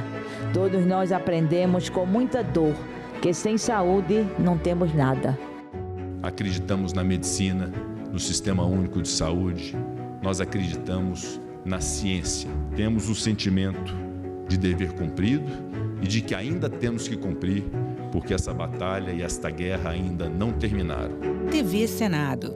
Democracia todo dia.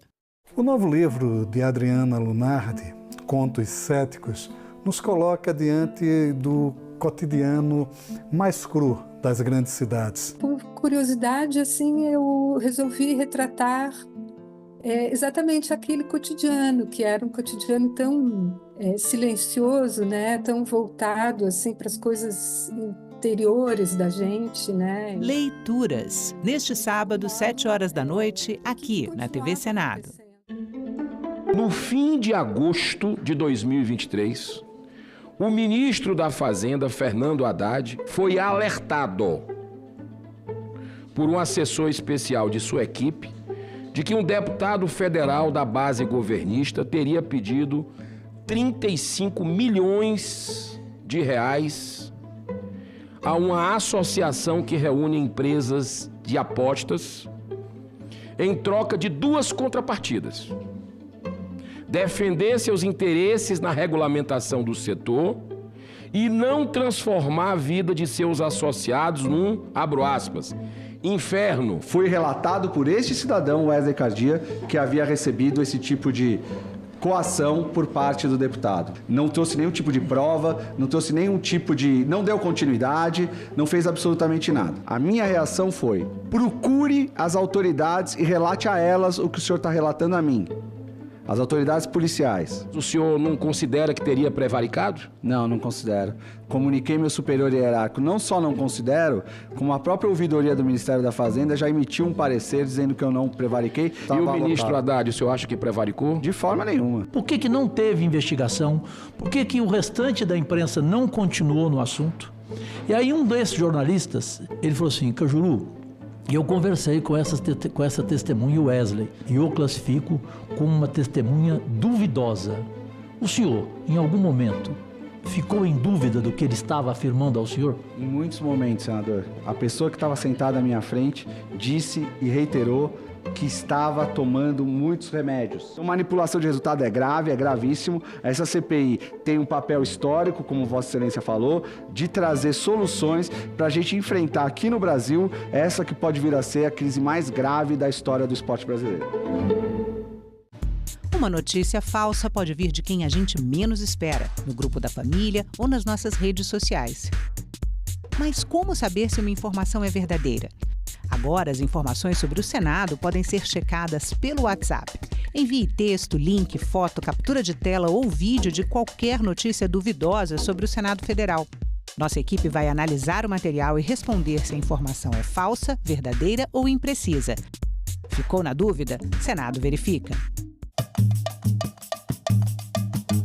A violência contra as mulheres é um problema social e também um problema de saúde pública. Uma lei que passou pelo Senado alterou o Código Penal brasileiro e mudou a forma de proteger as mulheres e, principalmente, de punir os agressores. Lei Maria da Penha. Um marco histórico, né? Olá, meu nome é Lavínia Rocha, eu sou professora de História, criadora de conteúdo e escritora, e hoje a gente vai falar sobre a Lei Maria da Penha. A Lei Maria da Penha não protege a mulher apenas contra a violência física, existem outros tipos de violência.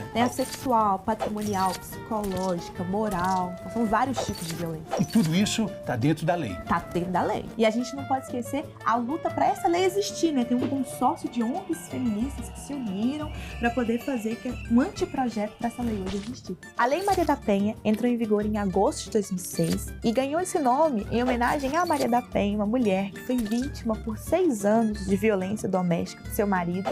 A lei agora determina a prisão em flagrante e também a prisão preventiva. Ela determina essas punições, mas ela também tem a ideia de prevenção e acolhimento da vítima. Então ela vai determinar também que uma mulher que esteja sofrendo, ela tenha isolamento, né, que o marido saia de casa, não possa ver os filhos. E a partir da lei, a violência doméstica passa a ser considerada violação dos direitos humanos. A violência contra a mulher, ela tem em todas as classes sociais, ela acontece em todas as classes sociais. A violência doméstica ela está em todas as classes, raças, religiões, mas ela tem uma prevalência. Das 18 milhões de mulheres que sofrem violência, 12 milhões são mulheres negras, pretas e pardas. Toda mulher tem o direito de viver em segurança, de ter o seu valor reconhecido. É um esforço de todo dia, de toda a sociedade. É uma jornada que teve e continua tendo a participação dos senadores. Senado, 200 anos.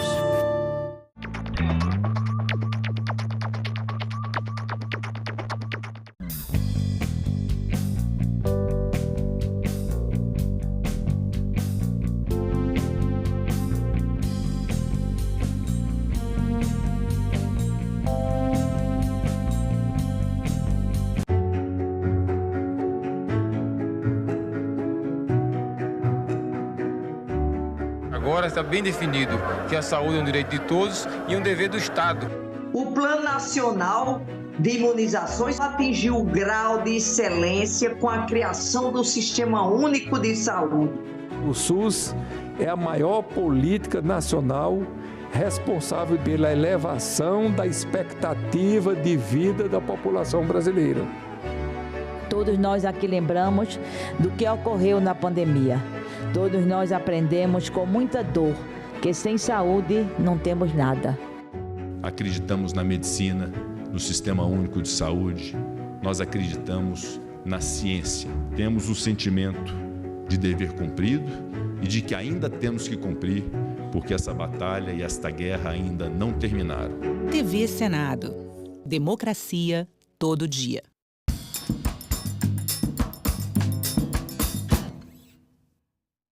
O programa a seguir é livre para todos os públicos.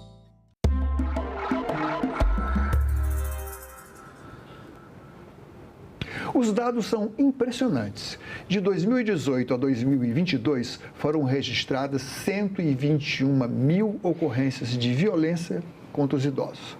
Em 75% dos casos, o local foi a própria residência e 36% dos autores, filhos e filhas.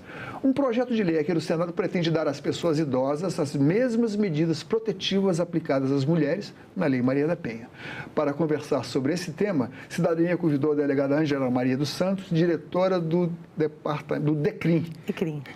Seja bem-vinda, muito obrigado pela sua presença. Muito obrigada. Sou delegada-chefe da DECRIM, que é uma delegacia que a gente fala do nome grande, né, que é das discriminações, o nome originário de intolerância, que são os crimes de ódio, raça, religião, LGBT, pessoa idosa e pessoa com deficiência. E essa explicação é necessária, porque quando se coloca ali DECRIM, será que escreveram errado? Não é delegacia não deveria ser com M, porque é delegacia de crime? Não, o IN deriva de intolerância, crimes de ódio mesmo. Bom, a gente chegou, essa delegacia existe há 6 anos, não é isso?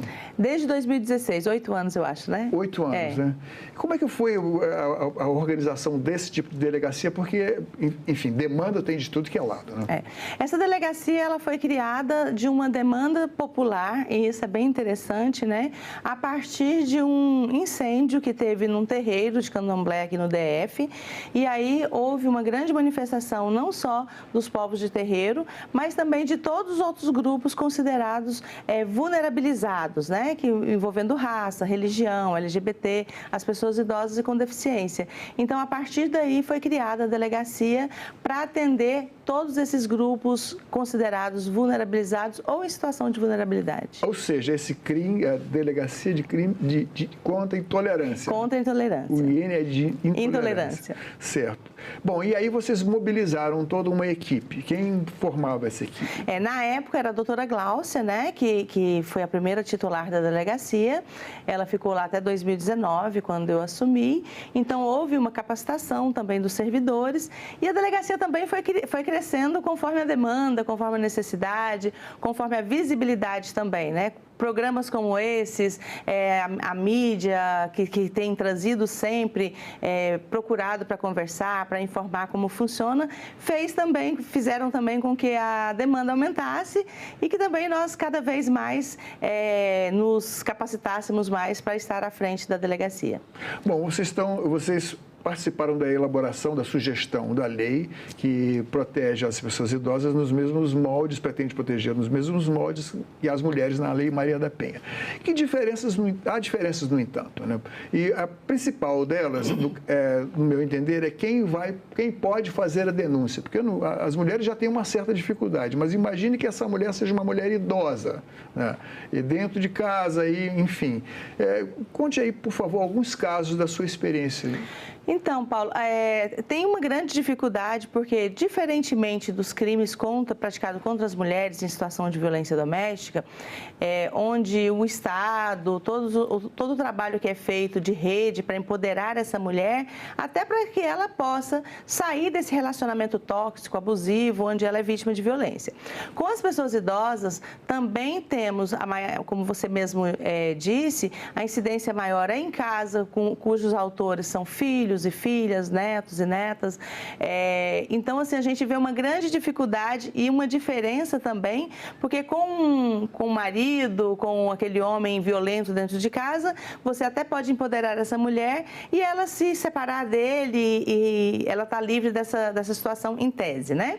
Mas com as pessoas idosas é mais complicado, porque não existe ex-filho, não existe ex-neto. Então, as pessoas idosas, pais, mães, avós, têm muita dificuldade de denunciar, tem muita dificuldade de falar que sofre uma violência praticada por seu ente querido. Então, a gente conta com várias ferramentas, como os disques de denúncia, pessoas, familiares que presenciam uma violência, que pode procurar a delegacia, pode fazer uma denúncia anônima, os vizinhos.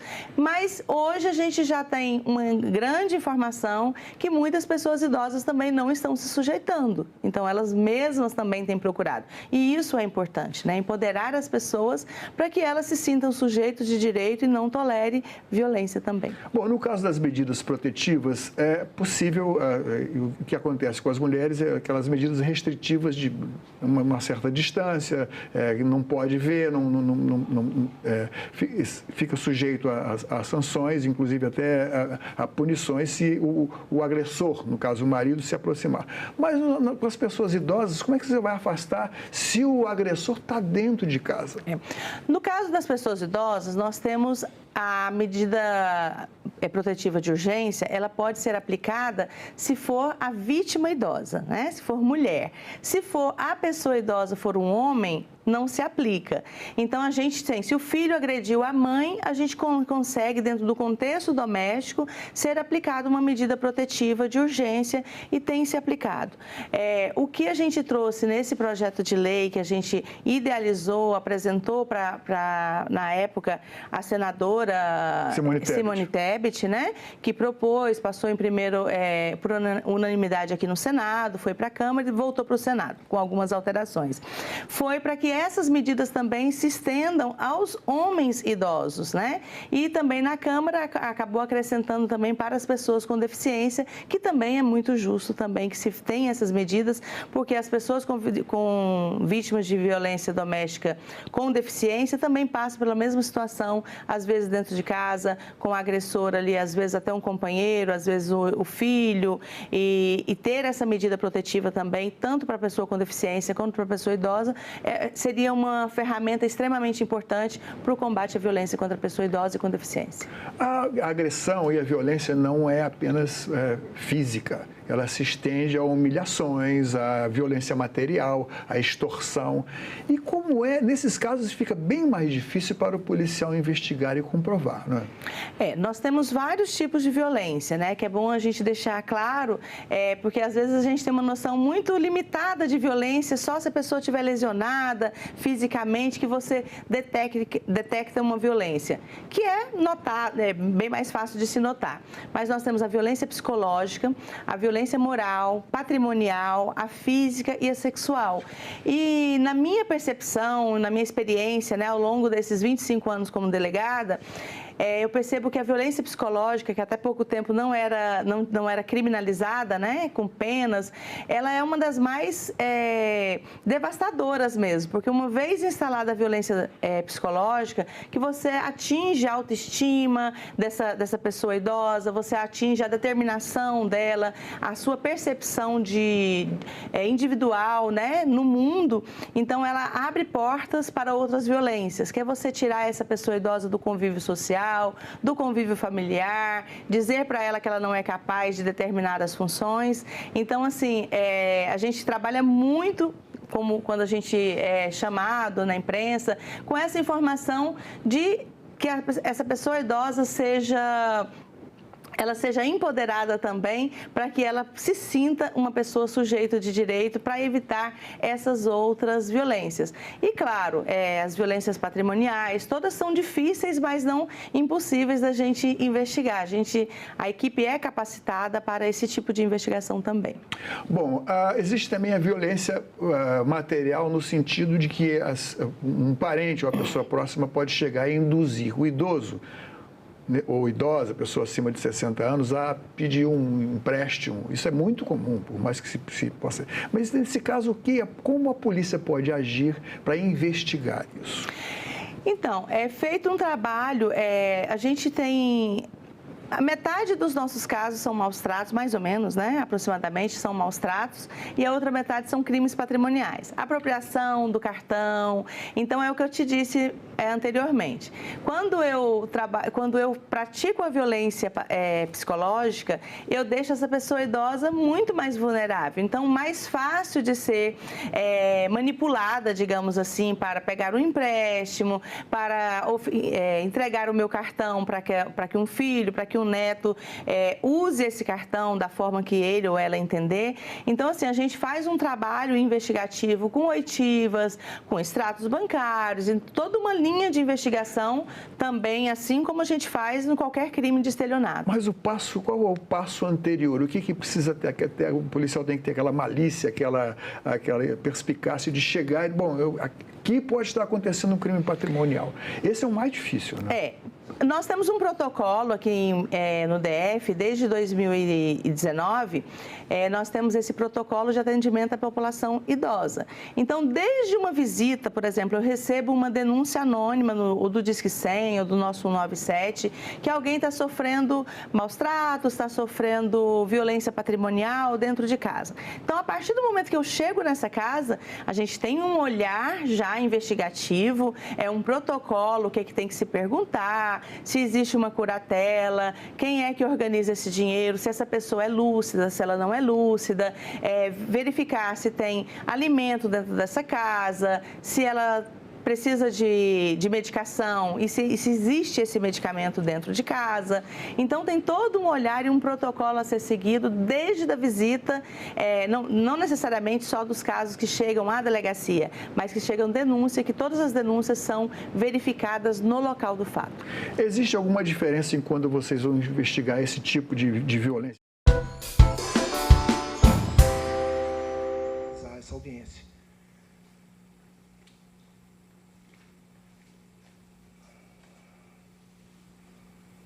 Havendo número regimental, declara aberta a reunião da Comissão Temporária Interna da Criação pelo Regimento 752/2023 para planejar e coordenar, no prazo de 365 dias, as atividades de comemoração dos 200 anos da Confederação do Equador.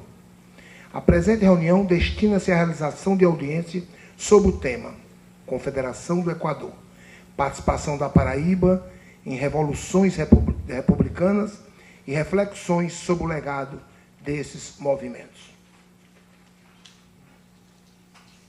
Essa é a primeira audiência externa promovida por essa comissão, atividade prevista em nosso plano de trabalho. Esta reunião está sendo transmitida ao vivo pelo canal da TV Senado no YouTube.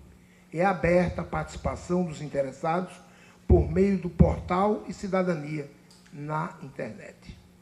No endereço do senado.leg.br/cidadania ou pelo telefone da ouvidoria 0800 061 2211.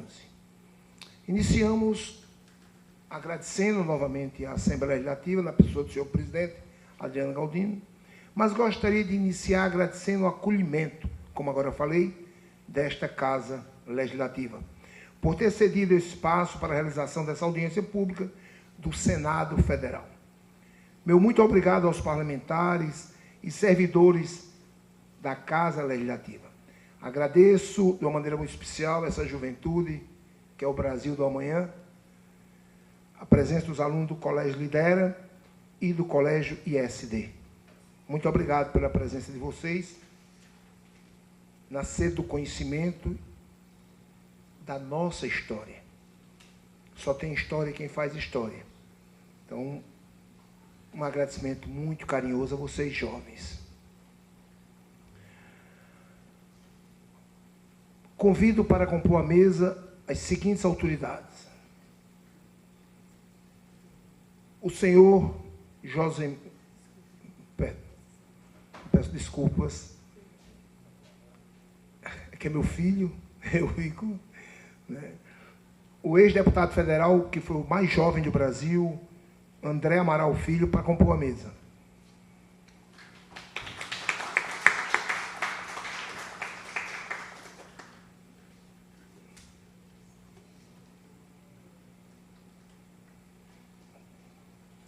O senhor professor mestre Josemir Camilo de Melo, membro do Instituto Histórico e Geográfico da Paraíba.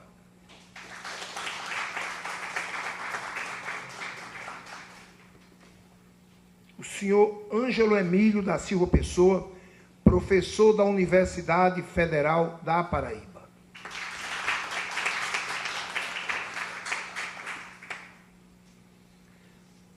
A senhora Andresa Rodrigues dos Santos, professora da Rede Estadual da Paraíba e da Rede Municipal da querida cidade de Pilar.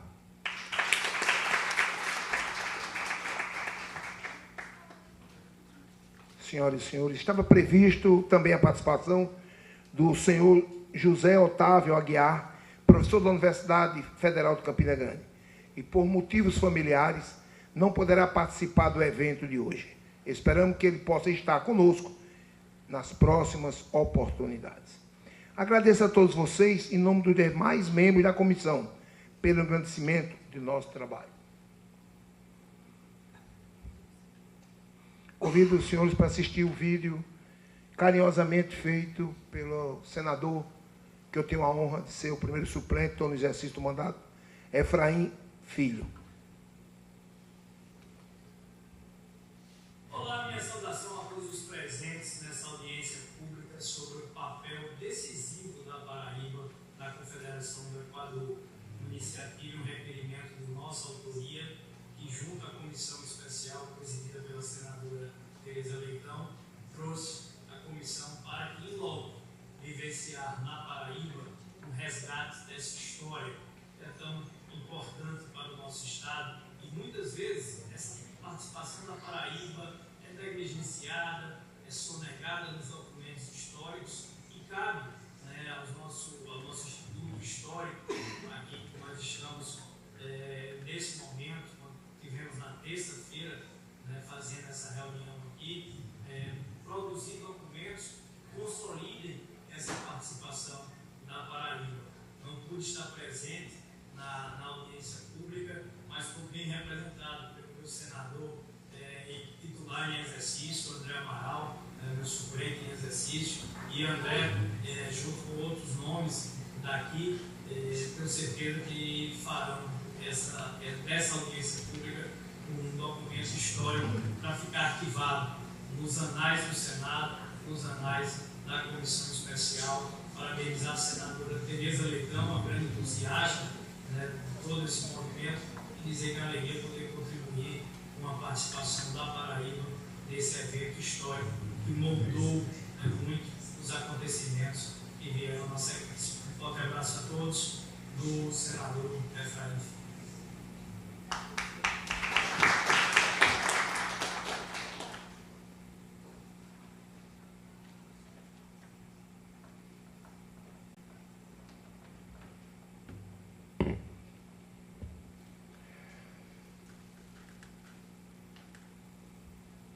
Senhoras e senhores membros que compõem essa mesa, o deputado federal André Amaral Filho, professor Ângelo Emílio da Silva Pessoa, professora Andressa Rodrigues dos Santos, senhoras e senhores jovens estudantes com sede de conhecimento. Mais uma vez, obrigado pela presença de vocês. Senhores historiadores. Olá, minha saudação. É com enorme satisfação que abrimos esta audiência pública. Semana especial para que a nossa querida João Pessoa, dia 5 de agosto, comemoramos os 439 anos de João Pessoa. A audiência é destinada a debater a participação da Paraíba na Confederação do Equador. A vinda da comissão à Paraíba decorre de um pedido feito pelo meu querido líder senador Efraim Filho, que também teve esse cuidado de procurar entender qual foi a participação de nosso Estado na Confederação. Então, nesse momento, o Senado da República e a Assembleia Legislativa da Paraíba, com apoio de ilustres especialistas, estudiosos, se debruçaram sobre a história da formação política do Brasil e do Estado da Paraíba. Como veremos nas apresentações, os ideais de liberdade, democracia e democracia, cidadania, tudo isso nos moveram a todos os paraibanos, sobretudo do interior do Estado, a não aceitar a imposição de Dom Pedro I, imperador do Brasil, na indicação dos governantes da província da Paraíba em 1824. O que tem de ser dito é que, nesse mesmo nível de Frei Caneca, no Pernambuco, Padre Mororó, no Ceará, na Paraíba tivemos Félix Antônio Ferreira de Albuquerque, líder político que disseminou os ideais de liberdade, inicialmente na cidade de Areia, vizinha minha querida Lagoa Grande, na cidade de Pilar, Itabaiana e demais vilas no interior. O movimento paraibano se deu em período anterior à proclamação da Confederação do Equador, em 2 de julho de 1824, tendo seu ponto máximo de tensão a Batalha de Riacho das Pedras, em Itabaiana, no dia 24 de maio de 1824. Estima-se que 2.000 tropeiros do Império se confrontaram com 1.500 valentes paraibanos idealistas, evento que resultou em mais de 100 perdas de vida, 100 mortos. O que nos surpreende é que esse talvez seja o maior conflito interno da história nacional ocorrido em nosso Estado e pouco lembrado nos livros didáticos, pouquíssimo lembrado. Fala-se muito de Pernambuco. O grande enfrentamento foi aqui em Itabaiana, na Paraíba. Lembro também da Fazenda Cauã, na região de Souza, que sediou reuniões entre o padre Luiz Corrêa de Sá, proprietário da fazenda, e demais líderes das regiões sertanejas. Abrigou também o Frei Caneca, já preso e em trânsito. A fazenda pertenceu ao engenho de José Rodrigues Ferreira e, posteriormente, em 1930, ao governador da Paraíba, João Suassuna, pai do eterno Ariano Suassuna, que passou parte da sua infância lá na fazenda, tendo servido de inspiração para suas memórias do sertão paraibano.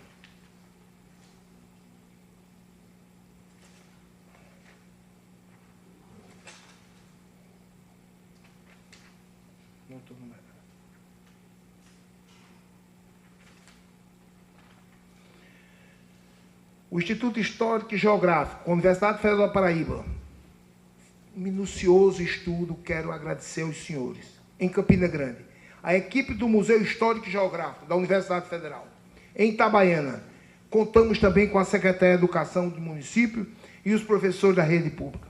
Gostaria, desde já, de deixar o nosso agradecimento a todos que contribuíram para os trabalhos da comissão, muitos deles aqui presentes, em especial a Jean Patrício, do Instituto Histórico e Geográfico da Paraíba, a professora Serioja, da Universidade Federal da Paraíba, ao professor Josemi, da UFCG, ao diretor Ângelo Rafael, do Museu Histórico de Campina Grande, a secretária Socorro de Itabaiana e a professora Andresa dos Santos de Itabaiana. Para concluir, vamos observar que todos esses movimentos revoltosos devem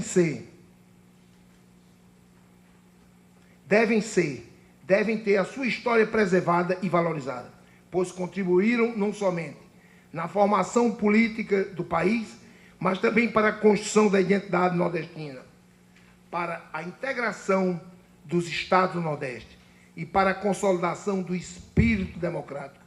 Que não seja esquecido também os anônimos Quantos anônimos que não constam em nossas linhas escritas, que fizeram parte na luta pelo exercício da democracia e da liberdade, que lutaram tanto e contribuíram com a nossa amada Paraíba e o Brasil, para que tivemos hoje essa unidade federativa, unida, um Brasil único, que é a democracia justa, já no seu nascedouro, a exemplo da Confederação do Equador.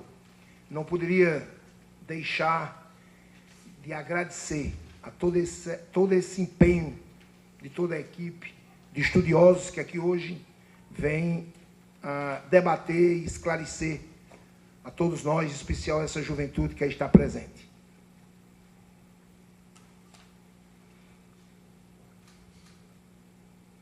Antes de passar a palavra ao primeiro orador, peço à equipe que passe o vídeo da presidente da comissão, senadora Tereza Leitão.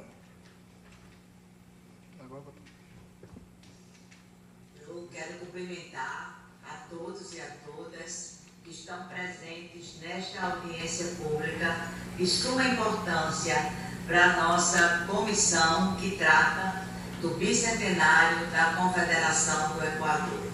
Faço isso em nome do senador André Amaral, suplente do nosso querido senador Efraim, que é membro permanente da comissão, e agora ela passa a ser integrada pelo querido senador André Amaral. Quero agradecer a possibilidade de termos incluído Paraíba neste roteiro, porque essa é a nossa intenção. A Confederação do Equador teve sede principal aqui no estado de Pernambuco. Deu consequência aos ideais da Revolução de 1817, que apesar de ter instalado no estado de Pernambuco mais de 70 dias de república, foi muito combatida pela coroa portuguesa. Mas os ideais não morreram. Então a Confederação do Equador, ela retoma com esses ideais republicanos e invoca, além de Pernambuco, o estado da Paraíba, o estado do Ceará e outros estados que foram convocados a fazerem parte não de um movimento separatista, mas de um movimento federativo. Por isso que ela é tão atual. O estado da Paraíba foi fundamental. Nós já realizamos a audiência também no Ceará e vamos realizar outras, para que esta revolução ela seja conhecida e as pessoas, os estudantes, o mundo político, a sociedade percebam como ela ainda é atual. Nós não temos, por exemplo, um pacto federativo ainda definido e a Confederação já propugnava por isso. A Confederação questionava o poder moderador de Dom Pedro, que fez uma Constituição disfarçada de democrática, mas que no fim era absolutista, porque o poder moderador cabia a ele definir. Aquela rebelião, aquela revolução também questionava os impostos, e nós estamos discutindo uma nova tributação através da reforma tributária. Então são coisas que secularmente permanecem na agenda da sociedade.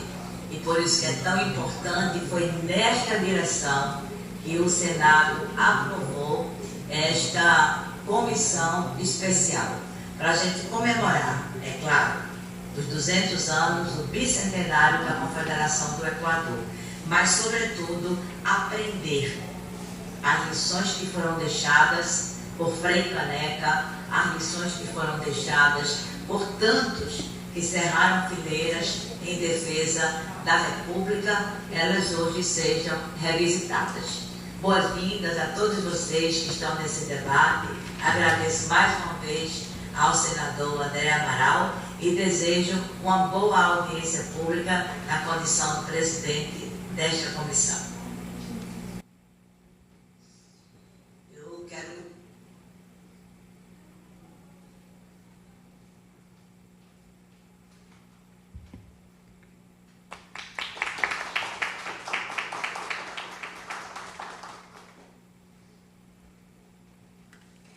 passo a palavra agora ao professor Josemir Camilo de Melo, membro do Instituto Histórico e Geográfico Paraibano. O senhor Josemir é professor aposentado da Universidade Federal da Paraíba. É pesquisador de História Regional do Brasil, trabalhando com os temas História Econômica, Estudos Afro-Brasileiros, Memória, Patrimônio e Cultura. Nesta audiência, falará sobre o tema A Paraíba na Confederação do Equador. O senhor Josemir, se desejar, poderá usar o púlpito para se pronunciar, fazer sua fala. Professor, 10 minutos é suficiente, professor? É? 200 anos. Boa tarde. Excelentíssimo senador. Tem que ligar aí.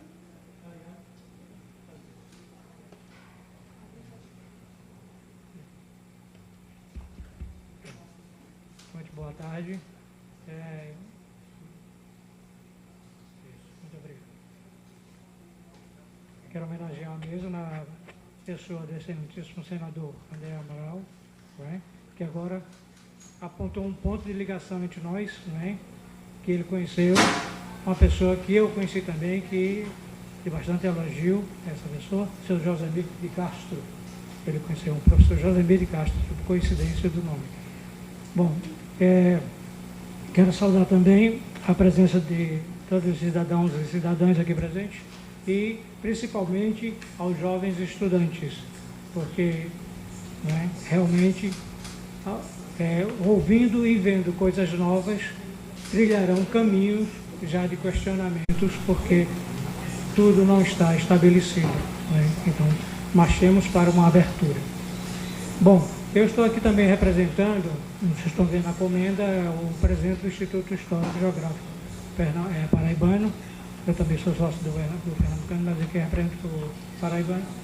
E ele não pôde vir, que tinha uns compromissos, então ele pediu que fosse representado. Então, eu represento, portanto, o senhor Jean da Silva. Então, vamos falar sobre a participação da Paraíba. Bom, por que eu assumi esse papel de falar sobre a Paraíba? Para me identificar, eu sou um pouco suaçuna, eu costumo dizer. Meus pais são paraibanos, eu nasci em Pernambuco e voltei para Paraíba para continuar a minha saga aqui. Portanto, eu tenho esse duplo papel. Bom, a minha participação com essa intervenção tem a ver com reparar uma injustiça causada pela historiografia, porque sempre se fala da Confederação do Equador em Pernambuco. Pernambuco é a mãe, é a pátria da Confederação do Equador. Tudo bem, o Ceará também o é, e é pouco lembrado, e a Paraíba também o é, e é também, aliás, não só lembrada, escanteada, me permitam, mas uma posição mais crítica. Então, o que eu queria, o meu tema chama-se A Paraíba na Confederação do Equador. O que foi a Confederação do Equador?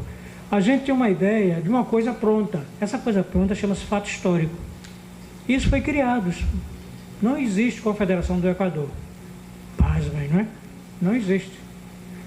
O que houve foi o lançamento de uma proclamação chamada Confederação do Equador, por um motivo que eu vou dizer. Então, a partir daí, a partir das leituras dos documentos, vai se formando uma visão de Confederação do Equador. Como ela surgiu pela versão do presidente na época de Pernambuco, Manuel de Carvalho Paz de Andrade, a gente tem o fato histórico, mas falta apontar o que é que identifica esse fato histórico. Então eu elenquei, como já é do conhecimento um pouco da comissão que esteve presente à abertura no Instituto Histórico com o senador Efraim Moraes, eu elenquei 3 motivos que são o gatilho, detonaram isso que vem a ser a Confederação do Equador. Então, a Confederação do Equador, embora não exista como tal, mas ela incorpora 3 movimentos, ou seja, ela surgiu por causa de 3 gatilhos. O manifesto dos deputados que foram caçados por Dom Pedro em 13 de novembro de 1823. Dom Pedro fechou a primeira Assembleia Legislativa e Constituinte do Brasil. Ele deu um golpe que Frei Caneca, em Recife, sem ter ido ao Rio, sem nada, escreveu. Foi o golpe 18 Brumário. Ele não disse a palavra golpe, quem está dizendo sou eu. Porque o 18 Brumário ficou conhecido na historiografia por Karl Marx, quando escreveu o golpe de 18 Brumário de Napoleão Bonaparte sobre a sociedade francesa, a política francesa. Mas Frei Caneca disse isso em 1824, no jornal dele, Tifes Pernambucano. O golpe de Dom Pedro era igual ao golpe de Napoleão Bonaparte, o primeiro, né, em cima da Revolução Francesa. Então, essa é a causa do manifesto dos deputados quando chegaram em Pernambuco. 13 deputados, 3 da Paraíba, 5 de Pernambuco e 1 do Ceará e mais outros que agora não lembro. Eles assinaram um manifesto veementemente contra Dom Pedro, chamando de tirano. E saíram pelas suas províncias pregando que a gente devia se rebelar. E as províncias então começaram a se rebelar. Outra coisa, o presidente o imperador, quero dizer, ele criou um decreto em 1823 dizendo que daí por diante ninguém ia mais eleger, as províncias não iam eleger suas juntas. Ele ia indicar o presidente de cada província. E aqui na Paraíba, em todo lugar, toda a província, tinha, mas já estabelecido esse movimento, essa consciência, esse ato político, essa manifestação de os cidadãos irem na paróquia em dia aprazado e ir lá escolher o seu representante na junta que ia governar a província. Dom Pedro acabou com isso. Então, aqui na Paraíba, a Câmara de Areia, a Câmara de Campina Grande, a de Pilar, a de São João do Cariri, a de Mamanguape, que na época era Montemor, se rebelaram e disseram, não aceitamos essa indicação, queremos eleger. Então entenda aí, né, como foi importante. E terceiro, a proclamação da Confederação em si, o documento. Do jeito que houve a proclamação da República, né, nós produzimos a Confederação do Equador. Esse é um documento mesmo, chamando todas as províncias para se unirem, para se defender. Agora, por quê? Foi um ato republicano? Não foi. Foi um ato ideológico? Não foi. Foi partidário? Não foi. Foi simplesmente o seguinte, Dom Pedro estava tentando impor o presidente dele em Pernambuco e não conseguia, e mandou uma esquadra com o almirante nacional dirigindo para acabar com Pernambuco, porque o presidente Manuel de Carvalho tinha sido eleito por Olinda e Recife, pelas duas câmaras, né? E Olinda e Recife queriam estes e disseram não, então ele mandou uma esquadra. Então ele vai e o que ele faz? Pasmemo-nos, mas ele faz uma fake news. Ele lança uma portaria dizendo, vem uma tropa de Portugal invadir o Nordeste. Invadiu o Brasil. Bom, Brasil para a Europa é Nordeste, primeiramente. Então, Pernambuco disse, estamos acabados. Né? Então, Manuel de Carvalho chamou todas as províncias do Nordeste, se reuniram para se reunir e se defender do governo de Portugal e do governo do Rio de Janeiro. E essa é a versão. Aí é que se chama Confederação do Equador. Para quê? Para se defender tanto do governo do Rio, como dessas supostas, nunca veio, tropa nenhuma portuguesa, não é para cá, nesse período. Não é? Então são esses 3 gatilhos. Há um 4º gatilho que vem depois, que Frei Caneca, no mês de junho, lá em Recife, no Conselho, disse, nenhum pernambucano deve aceitar a Constituição otorgada por Dom Pedro. Dom Pedro fez uma. Dom Pedro fechou a Assembleia Constituinte, né, se tivesse aqui os deputados, novos deputados, né, fechou a Constituinte e nomeou de gosto próprio 10 pessoas para fazer a Constituição. E em março entregou essa Constituição ao Brasil. Bom, então, nesse sentido, qual é o papel da Paraíba? Né? Estamos pulando para obedecer o cronograma.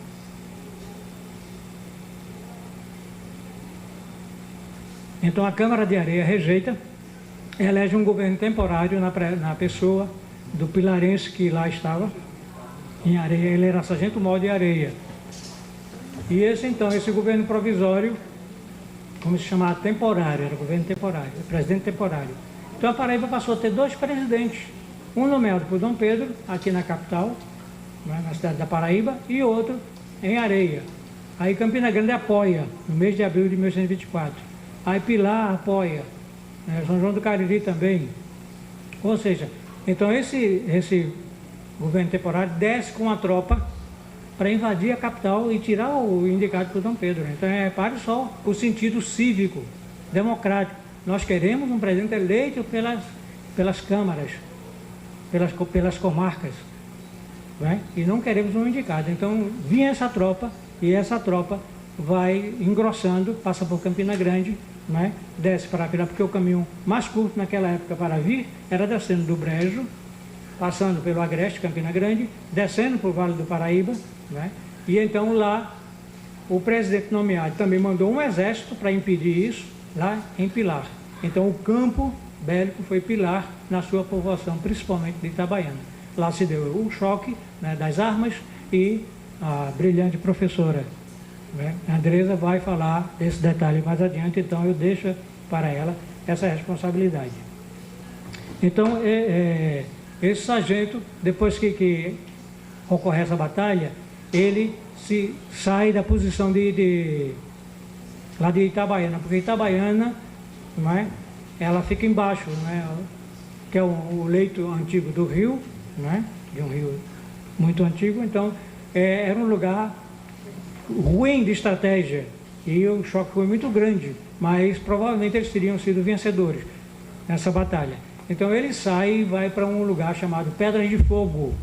Então você veja que isso é muito interessante, porque é a história dos municípios. Naquele tempo não, eles não eram municípios. Alguns eram vilas, portanto municípios, mas só havia 10 vilas em toda a Paraíba, 10 vilas com câmaras. O resto era povoação como freguesia. Então ele vai para Pedra de Fogo e lá começa a regimentar tropas. E como ele era casado com uma filha de uma goianense, ele vai a Goiânia buscar tropas. É quando Dom Pedro mandou bombardear Recife. Mandou bombardear.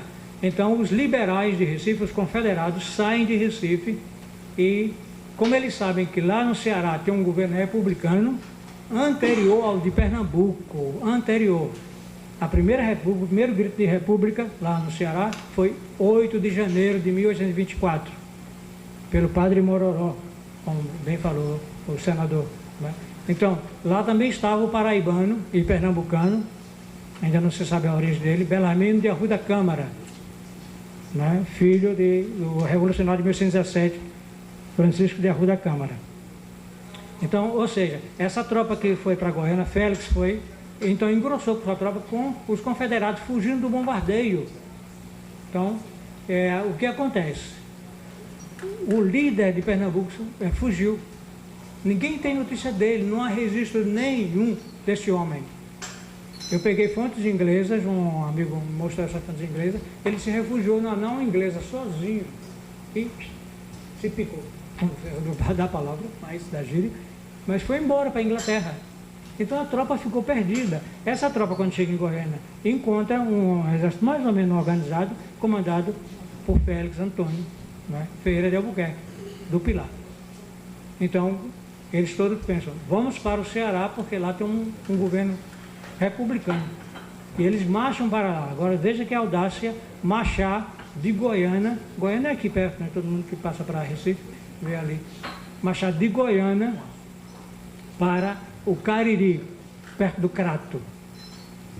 A pé e a cavalo, 3.000 homens com famílias e tudo.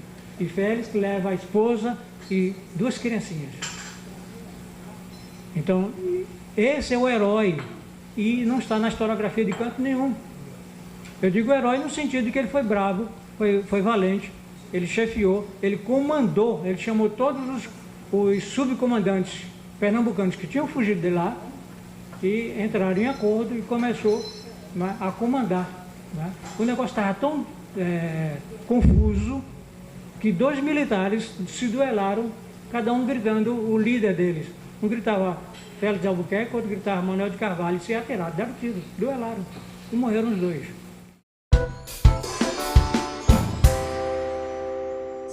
Foi convocada em atendimento ao requerimento de número 476 de 2024, de autoria desta presidência e de outros senadores. A sessão é destinada a celebrar o Dia Internacional da Mulher Negra, Latino-Americana e Caribenha e o Dia Nacional de Teresa de Benguela e da Mulher Negra. Compõe a mesa dessa sessão especial os seguintes convidados: a excelentíssima senhora ministra Aniele Franco, ministra de Estado da Igualdade Racial, a excelentíssima senhora ministra Edilene Lobo, ministra do Tribunal Superior Eleitoral, a excelentíssima senhora ministra Vera Lúcia Santana Araújo, ministra do Tribunal Superior Eleitoral, a senhora Adriana Alves dos Santos Cruz, juíza e secretária-geral do Conselho Nacional de Justiça, a senhora Márcia Lima, secretária de Políticas de Ações Afirmativas e Combate e Superação do Racismo do Ministério da Igualdade Racial, e a senhora Renata Gil, conselheira do Conselho Nacional de Justiça. Como extensão da mesa, os seguintes convidadas: a senhora Ilana Trumbica, diretora-geral do Senado Federal, a senhora Maria Helena Guarezi, secretária executiva do Ministério das Mulheres, a senhora ministra Cláudia de Ângelo Barbosa, diretora do Departamento de Direitos Humanos e Temas Sociais do Ministério das Relações Exteriores, a senhora Carolina Reis, secretária executiva adjunta do Ministério dos Direitos Humanos e da Cidadania, representando aqui o ministro Silvio Almeida, a senhora Ingrid Farias, representante da Coalizão Negra por Direitos remotamente, né, apresentação, e a senhora Ana Carolina Querino, representante da ONU Mulheres Brasil. Convido a todos para a imposição de respeito, acompanharmos o hino nacional, que será interpretado pela Banda Sinfônica do Exército Brasileiro.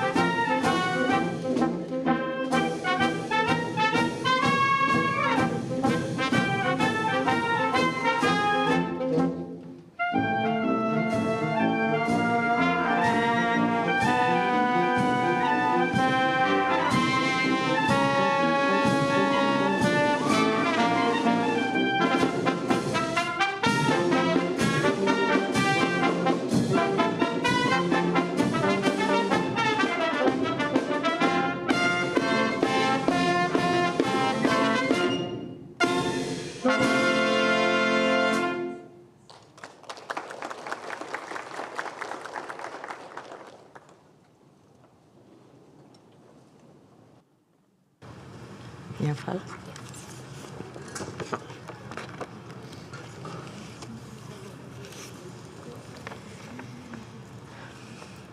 Senhoras e senadoras e senhores senadores, autoridades já nominadas, senhoras embaixadoras e senhores embaixadores, senhoras convidadas e senhores convidados, brasileiras e brasileiros que nos acompanham pela plataforma de comunicação do Senado Federal. Já se passaram 32 anos desde que, em 1992, 300 representantes de 32 países se reuniram em Santo Domingo, na República Dominicana, para encontrar soluções para os dois problemas gravíssimos: o sexismo, a discriminação contra as mulheres e o racismo. Discriminação que atinge, sobretudo, pessoas negras. O grande objetivo do evento, que ficou conhecido como o primeiro encontro de mulheres negras, latino-americanas e caribenhas, foi chamar a atenção para as dificuldades que enfrentam em nossa região as mulheres negras. Um dos resultados foi a criação da Organização das Nações Unidas do Dia Internacional da Mulher Negra, Latino-Americana e Caribenha, celebrada em 25 de julho, com o objetivo de reforçar a luta das mulheres negras contra a discriminação e o sexismo. E então, senadora Seres Marli, senadora pelo estado de Mato Grosso, propôs em 2009 que nosso país também tivesse um dia dedicado à causa.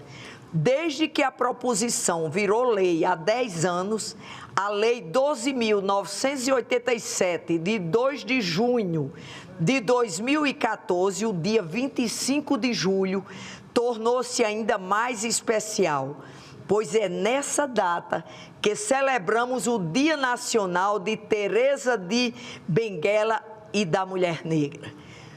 Como bem disse a senadora Seres, a situação da mulher negra no Brasil de hoje manifesta um prolongamento da realidade vivida na época da escravidão. Não falarei hoje apenas sobre Teresa de Benguela, a rainha do quilombo de Cariterê, uma mulher negra valente que por 2 décadas, às margens do rio Guaporé, no Mato Grosso do século XVIII, defendeu seu povo com unhas e dentes.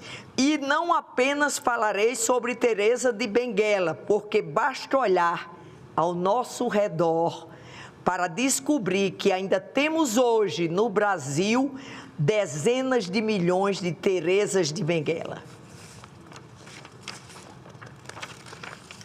São mulheres e meninas que carregam o duplo fardo de ser, ao mesmo tempo, mulheres e negras, em um país que, miseravelmente, em pleno século XXI, ainda se mostra racista e machista.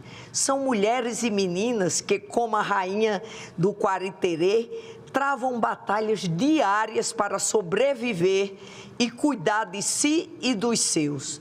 São, na realidade, verdadeiras atletas olímpicas, como Rebeca Andrade e Beatriz Souza, mas que disputam jogos insólitos, diferentes, com provas que nunca terminam. Uma espécie inaceitável de pentatlo, onde as participantes têm de vencer o preconceito, a discriminação, a violência, a falta de oportunidades e o desamparo para simplesmente seguir em frente com suas vidas. Estamos aqui novamente para chamar a atenção, dar visibilidade para esta realidade. É uma data destinada a celebrar avanços institucionais e conquistas sociais obtidas ao longo do tempo. Mas essa celebração é, sobretudo, um convite a uma reflexão sobre os desafios ainda existentes e os caminhos que percorreremos para que os reprimamos. Não podemos mais admitir que a vida da mulher negra no Brasil seja tão difícil e tão cheia de obstáculos, pois, ao contrário dos obstáculos naturais, estamos falando de obstáculos criados por nós mesmos, de dificuldades impostas pela própria sociedade. É uma realidade triste e profundamente injusta que precisa mudar. E no que depender de nós, ela vai mudar. Por isso, nesta data tão especial, celebraremos um acordo de cooperação técnica para a democratização do acesso à informação e fortalecimento de práticas antirracistas na política institucional entre o Senado Federal e o Ministério da Igualdade Racial. Nesta data, também temos a satisfação de lançarmos primeiro fruto deste acordo, que é o Guia Eleitoral para candidaturas femininas e negras, com a presença das excelentíssimas senhoras ministras Edilene Lobo e Vera Lúcia Santana Araújo, e do excelentíssimo senhor ministro Floriano de Azevedo Marques, do Tribunal Superior Eleitoral.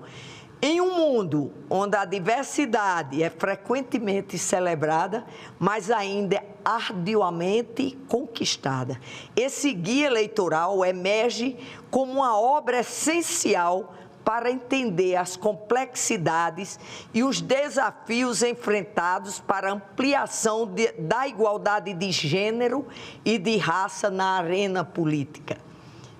É uma janela para a história, as lutas e as vitórias de mulheres que, contra todas as probabilidades, ousaram sonhar e agir para transformar o cenário político.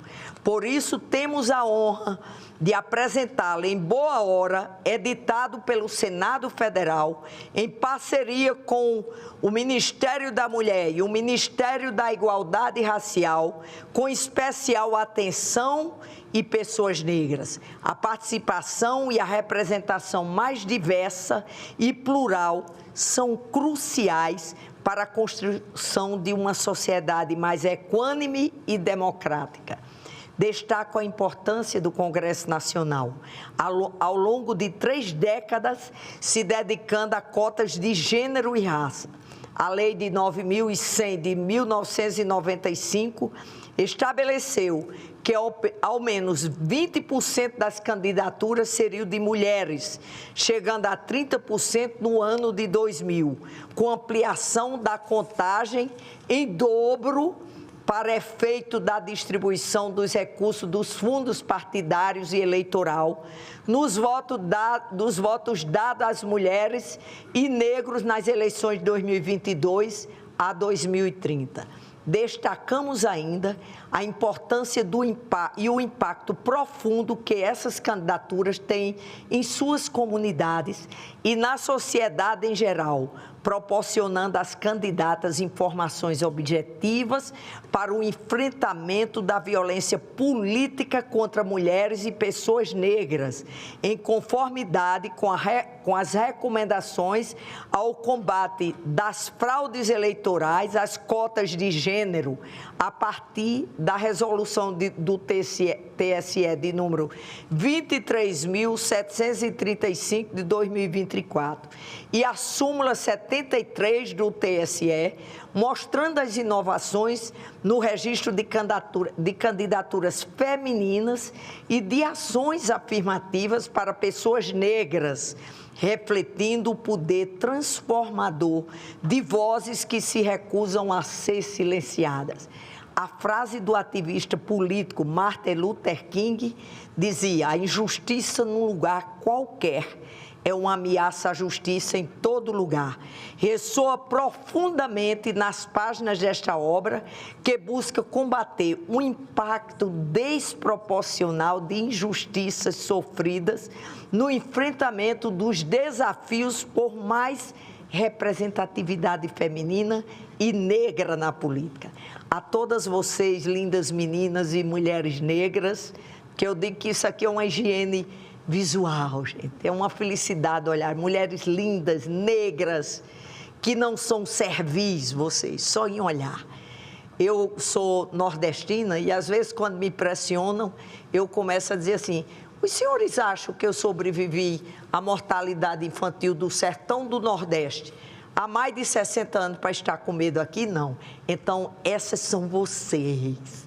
São vocês que lindamente levantam a cabeça e dizem assim, não fui educada, nem treinada para ser servil nem escrava. Então, por isso que a gente vai à luta. E é isso que a gente está fazendo aqui hoje, gente. Fugindo aqui do script.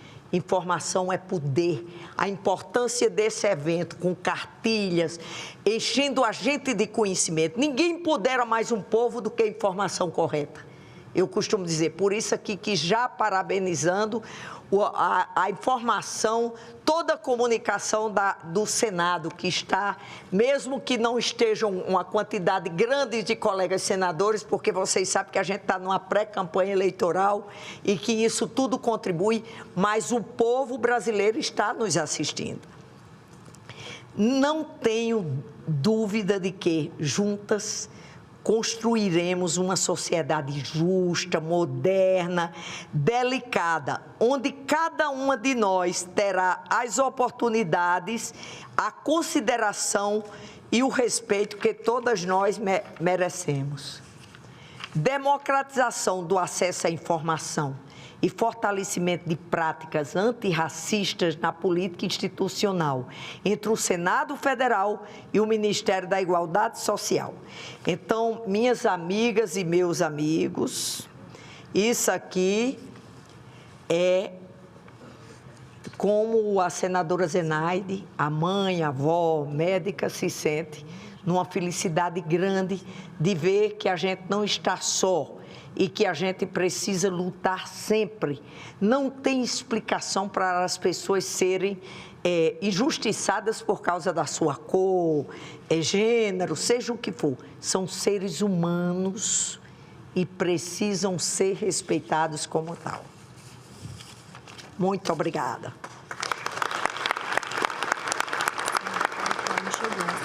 Paulo Paim, peraí, quero. Não, mas eu só anunciar. Eu quero aqui anunciar a presença do nosso senador Paulo Paim, mulheres negras para o Paim, mas a gente sempre, nós mulheres, dizemos que tem que ser eles por elas, homens por mulheres.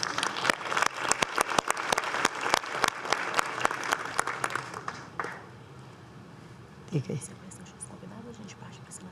Ok. Você quer que eu fale? Não, vamos prestar atenção. Pronto. Neste momento, convido a senhora Márcia Lima, secretária de Políticas de Ações Afirmativas, Combate e Superação do Racismo do Ministério da Igualdade Racial, ministra de Estado da Igualdade Racial, representando a ministra Aniele Franco, e a senhora Ilana Trômbica, diretora-geral do Senado, e o senhor Fernando Meneguin, diretor executivo do Instituto Legislativo Brasileiro, para realizar a assinatura simbólica do Acordo de Cooperação Técnica entre o Ministério da Igualdade Racial e Senado Federal. Democratização do acesso à informação e fortalecimento de práticas antirracistas na política institucional.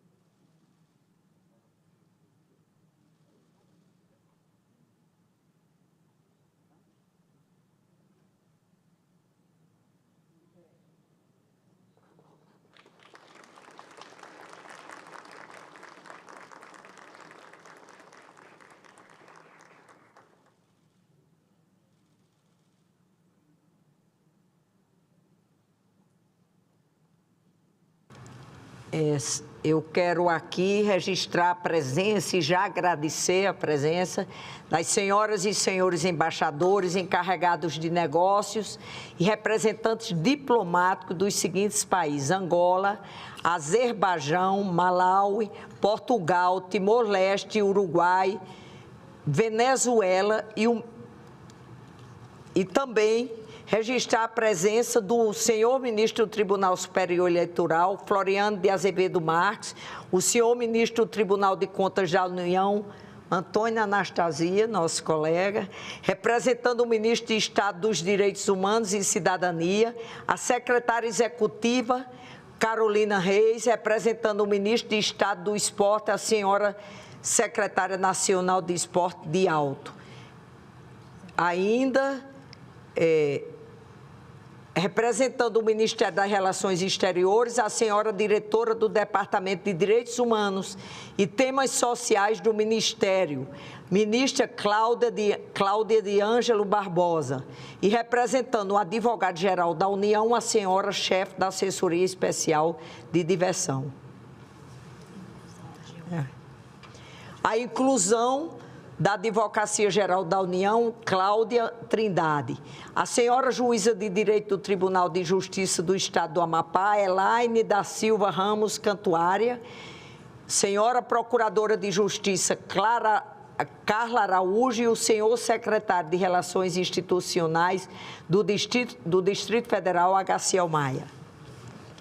A senhora Coordenadora-Geral de Assuntos Internacionais e Judiciais do Ministério dos Direitos Humanos da Cidadania, Manuelita Hermes Rosa Oliveira Filha, e ativista e embaixadora do Instituto Nós por Ela, senhora Luísa Brunet.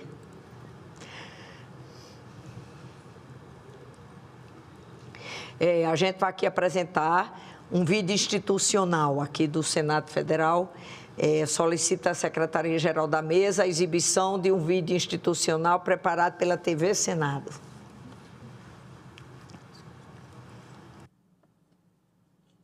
Poucas mulheres se aventuravam na carreira política, não era considerado de bom tom. A luta da mulher não é apenas um princípio, é uma questão social. Nós estamos falando abertamente que nós queremos sim espaços de poder.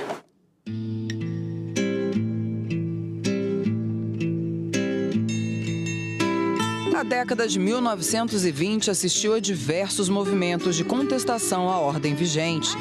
A necessidade de mudança era explícita. Nesse contexto, ganhava força o movimento feminista, liderado pela professora Maria Lacerda de Moura e pela bióloga Berta Lutz. As duas criaram um grupo de estudos que lutava pela igualdade política das mulheres. Em 1933, houve eleição para a Assembleia Nacional Constituinte e as mulheres puderam votar e ser votadas pela primeira vez. A Constituinte elaborou uma nova Constituição que entrou em vigor em 1934, consolidando o voto feminino, que ainda era facultativo e só se tornou obrigatório em 1965, sendo equiparado ao dos homens.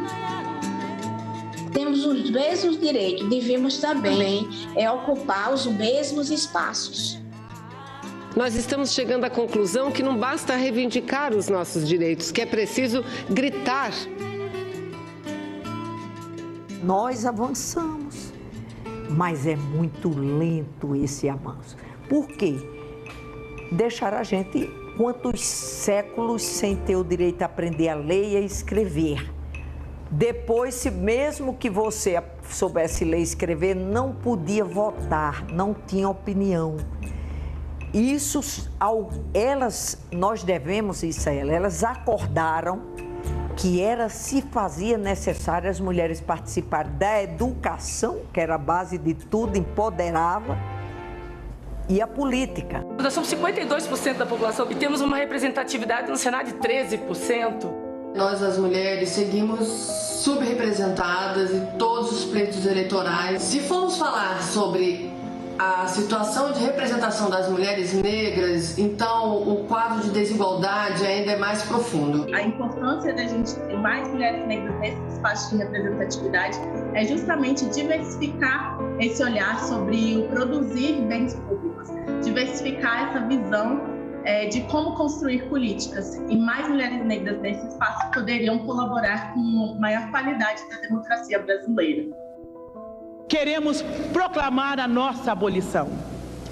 Não é ódio, nem rancor, apenas um grito de liberdade. TV Senado. Democracia todo dia.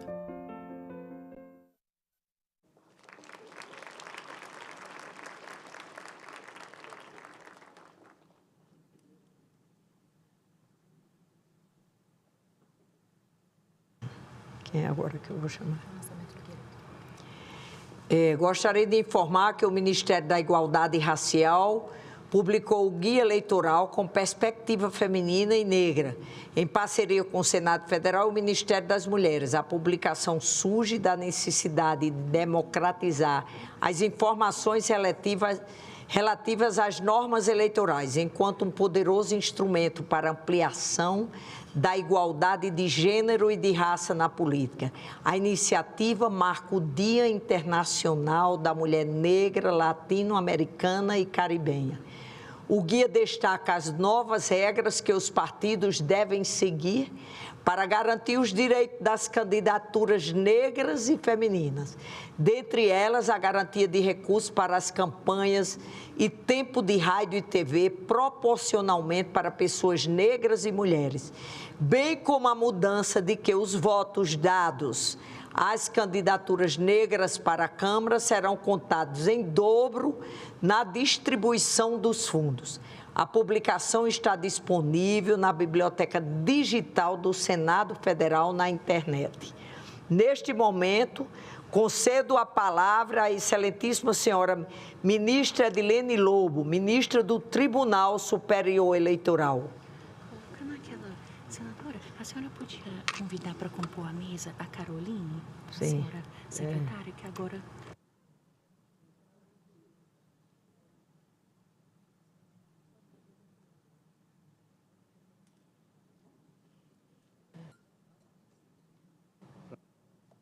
Boa tarde, olá. Eu cumprimento a todas as pessoas presentes nesse evento, particularmente a senhora presidenta desta sessão, senadora Zenaide Maia, a minha amiga querida ministra do TSE, Vera Lúcia Santana Araújo, a representante da ministra de Estado das Mulheres, a senhora secretária executiva Maria Helena Guarese, a senhora secretária-geral do Conselho Nacional de Justiça, querida amiga Adriana Alves dos Santos Cruz, senhora secretária de Políticas de Ações Afirmativas, Combate e Superação do Racismo do Ministério da Igualdade Racial, Márcia Lima, particularmente cada uma que se encontra nesse cenário. Hoje, tanto presencial como virtualmente, devo dizer, hoje nós nos reunimos aqui para fazer um registro, menos bradar conquistas extensas, conquistas longas e duradouras, mas para fazer um registro de que a nossa energia reunida pode, sim, operar transformações. De que a luta das mulheres, marcadamente as mulheres negras nesse país, precisa encontrar efetivamente resultados práticos. Nós precisamos nos reunir para comemorar esses dias marcados no calendário, mas todo dia é dia de luta para que as mulheres negras, a grande maioria desse país, que constrói a riqueza desse país há séculos, possa se ver representada nos espaços de poder. Por isso que muito me honra vir a essa casa e receber um documento produzido para dizer para a sociedade brasileira que as mulheres negras têm, sim, direito aos espaços decisórios. E que elas e que nós fazemos falta nesses espaços decisórios. Fico muito feliz de estar diante do senador da República, um homem negro dedicado à causa de todas as pessoas, porque a luta, a causa das pessoas negras não é de um grupo, como se convencionou estabelecer, de um grupo minorizado. A causa negra é de uma sociedade que se queira próspera. Essa pátria-mãe não é gentil com as pessoas negras. Eu ouço o hino e, por vezes, fico muito entristecida porque uma letra tão bonita, ela não se aplica na realidade prática. Nós temos, no plano da política brasileira, em qualquer esfera de poder, não mais do que 6% nessas cadeiras dos parlamentos de mulheres negras. Mulheres negras são mais do que 28% da sociedade brasileira. Essa democracia, para ser autêntica, para ser verdadeira, precisa contar com mulheres negras nesses espaços para mudar essa realidade. Nós temos um momento raro de buscar mudar esses números. O Brasil tem um encontro marcado daqui a poucos dias, em 5.569 municípios, tem um encontro marcado com uma democracia verdadeiramente transformadora, que é esse encontro em que será possível, de verdade, na prática, tirando do papel, fazer com que mais mulheres negras cheguem a esses espaços de poder. Por isso, um evento como esse, que marca, que revela um símbolo, é importante. Mas nós precisamos de que esses símbolos saiam desse lugar e que eles se apliquem na realidade prática. Muito obrigada, muita força e até breve.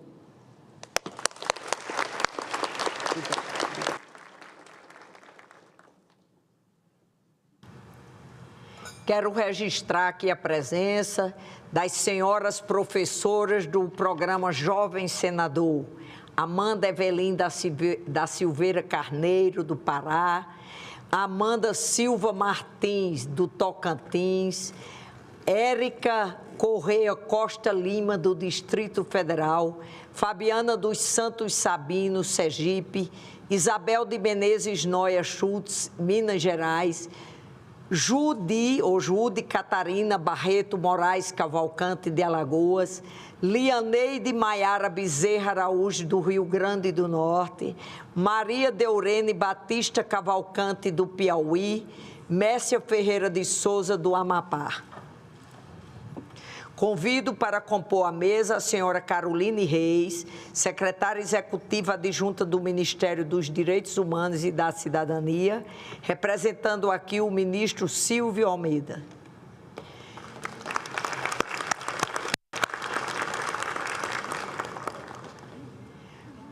Concedo a palavra à senhora Adriana Alves dos Santos Cruz, juíza e secretária-geral do Conselho Nacional de Justiça. Boa tarde a todos e todas. Eu me descrevo, eu sou uma mulher negra, tenho 1,54 m, estou com um macacão verde e com os cabelos presos num rabo de cavalo.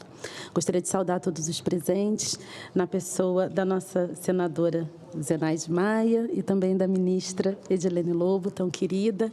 Em seu nome, saúdo a todos e todas. É uma honra estar aqui nessa casa. Eu dizia à senadora que já estive no prédio, mas nunca estive no plenário, então é uma emoção muito grande estar aqui exatamente nesse dia e num momento tão especial.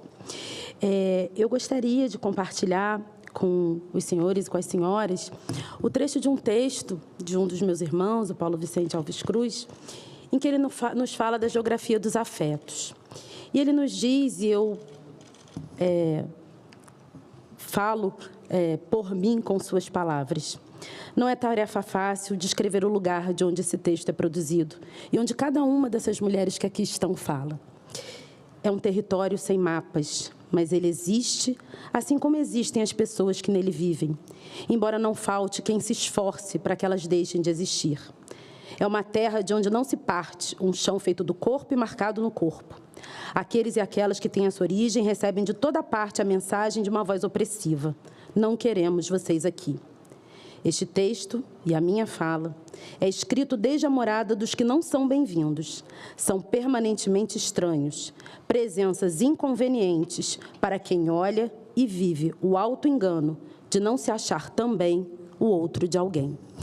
E eu digo isso porque o lugar que cada uma de nós aqui ocupa espaços de exercício de poder, como magistradas, parlamentares, professoras, ativistas, é um lugar muito solitário, mas que se fortalece num dia de hoje, em que nós nos encontramos para celebrar o nosso caminhar. Não nos encontramos para afirmar a nossa existência, mas para nos fortalecer. Sabemos e temos consciência da nossa existência. Eu falo do lugar que me ensinou Paula, Damiana, Celina, Alta, Lina, minhas bisavós, avós e mães, infelizmente já falecidas, mas que garantiram que hoje eu estivesse aqui. Como a senadora disse, as mulheres, em especial as mulheres negras que aqui estão, sobreviveram a maiores possibilidades de não nascer com vida, de terem as suas mães parindo sem tratamento adequado e pré-natal. Sobrevivemos à maior possibilidade de sermos mortas por atos violentos e também ao subemprego, às condições degradantes de vida. E ainda hoje, 5 ou 6 gerações pós-abolição, ainda precisamos reafirmar o nosso grito de liberdade. Somos vitoriosas, vencemos uma batalha a cada dia, mas temos a certeza que o caminho das que virão será mais suave. Para isso, trabalhamos e estamos aqui.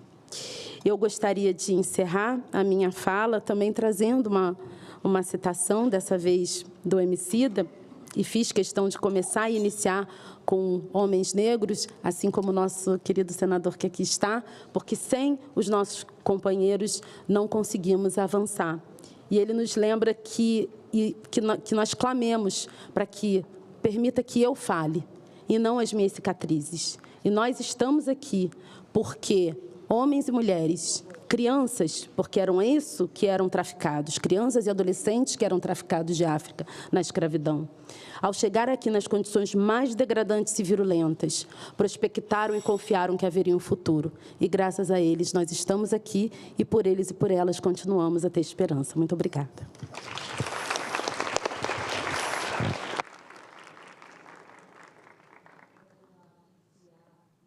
Quero anunciar aqui na galeria a presença dos alunos do ensino fundamental do Centro Social Comunitário Tia Angelina, Projeto Caminhos, Brasília. Concedo a palavra à senhora Ilana Trumbica, diretora-geral do Senado Federal.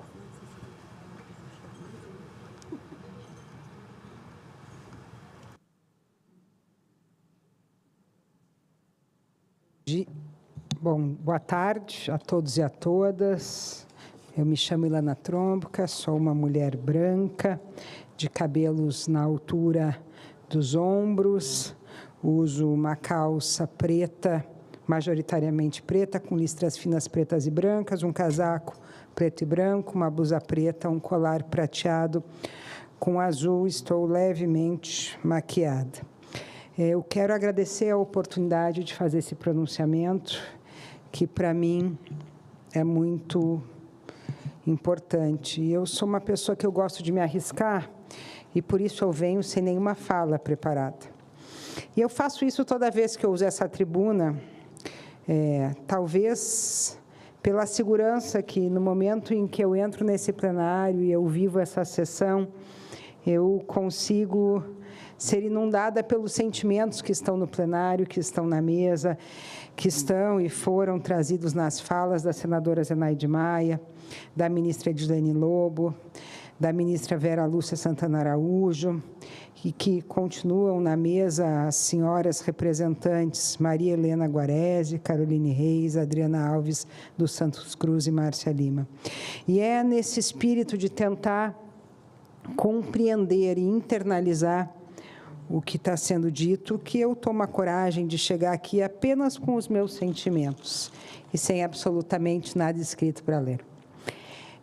Esse plenário que nós estamos agora, na manhã do dia de hoje, vivenciou um grande debate. Aqui, nessa manhã, nós tivemos a sessão de debates temáticos sobre o PL dos Jogos. E ali se opunham claramente duas visões, uma contrária e outra favorável à iniciativa. Não há quem seja capaz de dizer, de viva voz, como foi feita nessa manhã, nesse mesmo plenário, ser contra, as candidaturas de mulheres negras e de homens negros. No entanto, não é a falta de coragem de se assumir isso publicamente que significa dizer que não haja esse posicionamento em nossa sociedade. Não é a falta da clareza ou da disposição para o debate que significa dizer que todos aceitam e votam em mulheres, em homens negros e em mulheres negras. E por isso que temos na representação do nosso parlamento de hoje um quantitativo tão diminuto de mulheres e de negros e negras. O silêncio não traz à luz, por vezes, o verdadeiro sentimento. E ao não se fazer presente, não nos dá a oportunidade da educação e do debate, o que é muito pior do que debater. Falar é muito melhor que calar, porque ao calar se finge que não existem aqueles sentimentos que todos nós sabemos. Eu gostaria de cumprimentar o senador Paim, e não fiz antes, senador, porque eu falo de improviso, essas coisas acontecem, né? Mas eu estava ali do lado dele conversando com ele. Ontem mesmo, eu gravava uma entrevista para a TV Cultura, no documentário do Bicentenário do Senado Federal, e me perguntaram sobre a lenda urbana do banheiro do plenário do Senado Federal, do banheiro feminino, que foi construído em 2016. E eu disse, percebam, não começou com o banheiro, começou com a construção desse prédio, que logo na entrada, no salão branco, que nós chamamos de chapelaria, né, era feito para que os senhores parlamentares, em sinal de respeito por essa casa, chegassem e retirassem os seus chapéus. Mulheres não usavam chapéus, aliás, quase não usam, né? Então, a chapelaria já dizia ali na entrada desse prédio, desse Palácio do Congresso Nacional, quem deveria estar aqui? Aqueles que usavam chapéus. Logo depois, se subia uma, duas escadas e se chegava num outro lugar que existe até hoje, que nós chamamos de barbearia, né? Onde os homens o que fariam? Suas barbas, né? E não existiam mulheres, porque era uma barbearia, e por incrível que pareça, a gente ainda chama chapelaria e barbearia, né? Logo depois havia uma escada vazada em caracol. E eu não preciso aqui continuar a dizer o que acontece numa escada vazada em caracol, né? Quando você sobe e não está de calças. Por quê? Porque foi uma escada construída para que pessoas de calças subissem a escada. E quem usava calças eram os homens. E vejam, essa casa foi construída por um homem progressista. E mesmo um homem progressista, como o nosso gênio Oscar Niemeyer, não conseguia, naquele momento, pensar em mulheres, e muito menos em mulheres negras nesse espaço. Esse guia eleitoral de candidaturas femininas e negras prova que existem. Porque quando instituições como o Senado, como o governo brasileiro, no Ministério da Igualdade Racial e o Ministério das Mulheres faz isso aqui, ele diz, elas existem. E por isso nós vamos trabalhar para que elas sejam candidatas, né? E essa é do que se reveste a importância dessa data. É para mostrar que em ambientes construídos para serem masculinos, hoje, o Estado brasileiro chama as mulheres e as mulheres negras a serem candidatas. Muito obrigado por essa oportunidade, muito obrigado por dar ao Senado Federal e à sua administração a possibilidade de fazer parte dessa mudança. Tomara que esse guia seja recebido e todas aquelas que receberem esse guia sintam que o nosso desejo é que elas, sim, sejam candidatas. E que num futuro, né, senadora, não tão distante, a gente possa ter número paritário de homens e mulheres nesse plenário, no plenário da Câmara e em todos os plenários do nosso enorme Brasil. Muito obrigada.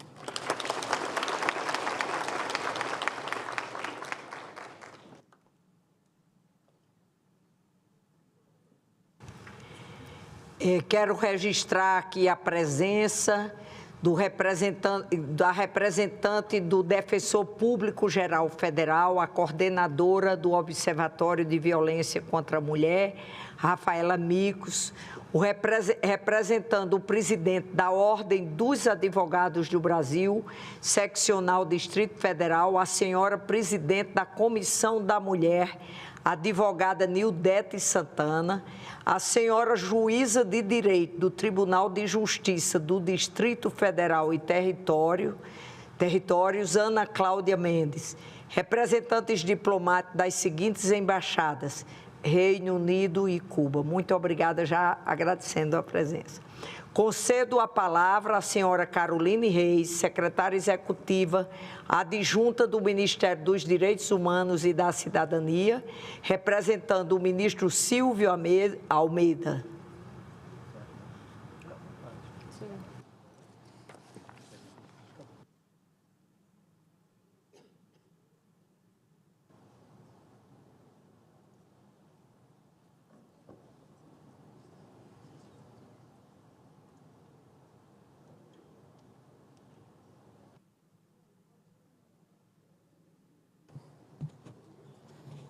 Boa tarde a todas as pessoas presentes. Inicio fazendo uma breve audiodescrição. Eu sou uma mulher preta, de estatura baixa, cabelos cacheados, iluminados, com mechas loiras. Estou vestindo uma blusa marrom e uma calça marrom também. Queria começar cumprimentando os componentes da mesa, senhora presidenta dessa sessão, senadora Zenaide Maia, procuradora da Mulher no Senado Federal, a senhora ministra substituta do Tribunal Superior Eleitoral, Edilene Lobo, senhora ministra substituta do Tribunal Superior Eleitoral, Vera Lúcia Santana Araújo, representando o Ministério das Mulheres, a senhora secretária Maria Helena Guarese, a senhora secretária-geral do Conselho Nacional de Justiça, Adriana Alves dos Santos Cruz, e a senhora secretária de Políticas e Ações Afirmativas, Combate e Superação do Racismo, do Ministério da Igualdade Racial, Márcia Lima. Digo que é uma honra estar com vocês aqui nessa ocasião. Agradeço imensamente a oportunidade de estar nessa cerimônia em alusão ao dia 25 de julho, Dia Internacional da Mulher Afro-Latino-Americana e Caribenha, e o Dia Nacional de Teresa de Benguela, mulher negra bastante importante para a nossa história. Essa data nos convida a refletir sobre as lutas, os desafios e as resistências das mulheres negras na diáspora e que se seguem até os dias atuais. Infelizmente, o ministro Silvio Almeida, a quem eu represento aqui nesta ocasião, não pôde estar presente, mas, em nome dele, gostaria de cumprimentar todas as pessoas que estão aqui presentes, em especial as mulheres negras dessa sessão. Informo que é bastante importante, para a nossa pauta a troca e o acolhimento dessas pessoas que, historicamente, sofrem com a violência e com a marginalização da sociedade. Faço essa saudação inicial, sem deixar de reforçar a importância do fortalecimento das memórias das mulheres negras e de todas as pessoas que abriram os caminhos para que nós todas pudéssemos estar aqui hoje, representando cada um as suas instituições, os seus movimentos e as suas lutas nesse plenário. Saúdo as nossas ancestrais, em especial Luísa Maim, Maria Felipa, Tia Ciata, Carolina Maria de Jesus e várias outras que resistiram a cenários bastante difíceis, complexos e hostis e que nos lembram que toda luta acompanha uma esperança de um futuro melhor, de dias melhores neste país e em todo o mundo. É por elas e para que mais de nós tenhamos essa oportunidade de estar aqui que lutamos diariamente lá no Ministério dos Direitos Humanos e da Cidadania. Entendemos que o compromisso que temos com os direitos humanos é também um compromisso com a nossa história, com a nossa luta, construída sobre os esforços sociais, políticos, culturais das pessoas negras, sobretudo das mulheres. Sem resgatar essa história, avaliamos que o Brasil é incapaz de enfrentar suas desigualdades, ainda tão presentes. Por isso, enfatizo a importância da memória enquanto ferramenta fundamental da promoção dos direitos humanos. A memória permite que as lutas e conquistas das populações historicamente marginalizadas sejam reconhecidas e preservadas. E é nessa perspectiva que trabalhamos lá no Ministério dos Direitos Humanos, com a memória da escravidão, desse tempo terrível, e do tráfico transatlântico de pessoas. Precisamos sempre estar atentas ao contexto atual, também marcado por um agravamento do discurso de ódio e das ameaças e conquistas que, historicamente, fomos conseguindo ao longo do tempo. Esses discursos buscam deslegitimar as lutas e direitos e perpetuar desigualdades.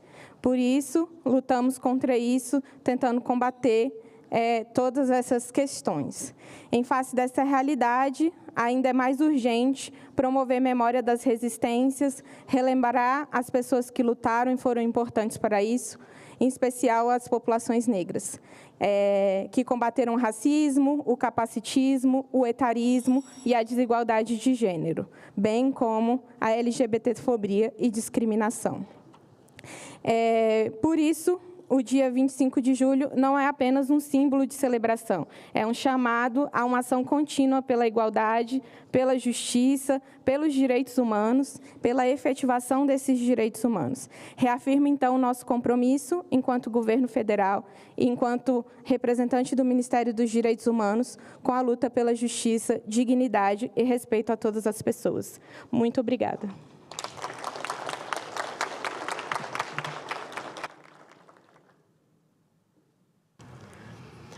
Concedo a palavra à senhora ministra Cláudia de Ângelo Barbosa, diretora do Departamento de Direitos Humanos e Temas Sociais do Ministério das Relações Exteriores.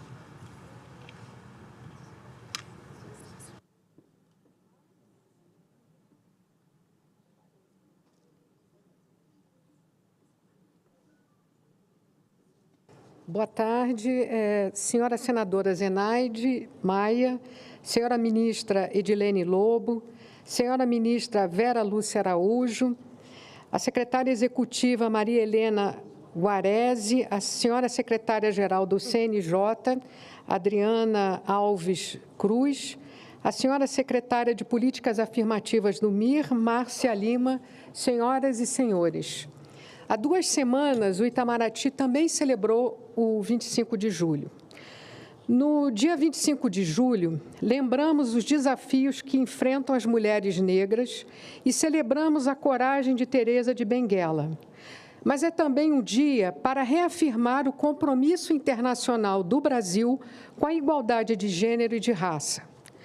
O Brasil segue comprometido com a Declaração e Plano de Ação de Durban, defende a renovação da Década Internacional dos Afrodescendentes, apoia o Fórum Permanente sobre Afrodescendentes das Nações Unidas e favorece a adoção de uma Declaração Internacional sobre os Direitos Humanos dos Afrodescendentes.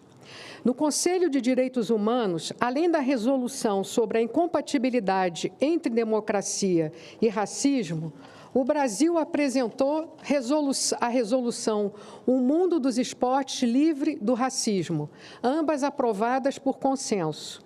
E, em breve, nós apresentaremos outra resolução sobre racismo e educação.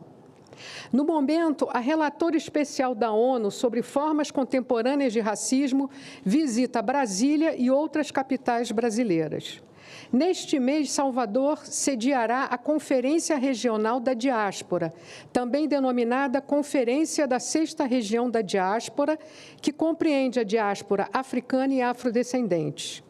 Ano passado, na abertura da Assembleia Geral da ONU, o presidente da República declarou o compromisso voluntário do Brasil com o inédito Objetivo de Desenvolvimento Sustentável 18, que visa alcançar a igualdade racial.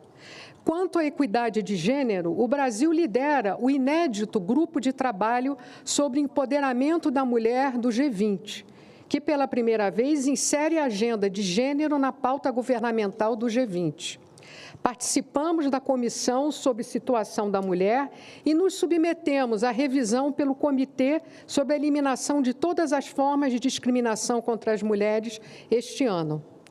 Enquanto a política externa busca promover a igualdade racial e de gênero, o Itamaraty também quer dar à diplomacia um olhar diferenciado, mais negro e mais feminino.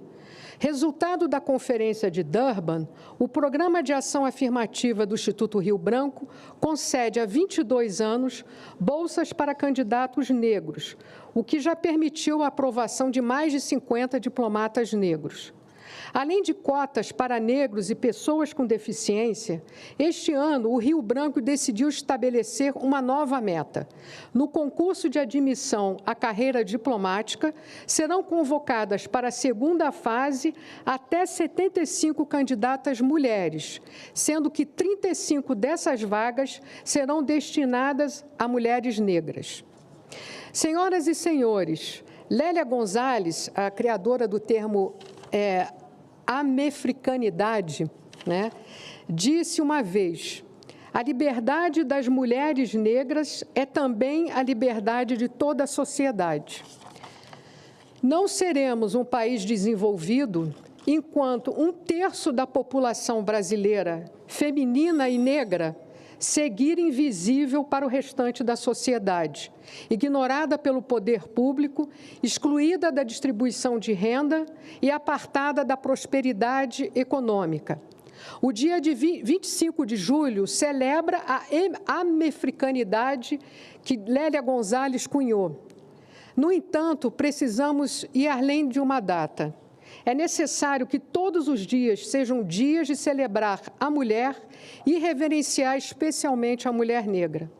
Só então seremos uma sociedade mais livre, mais justa e mais humana. Muito obrigada.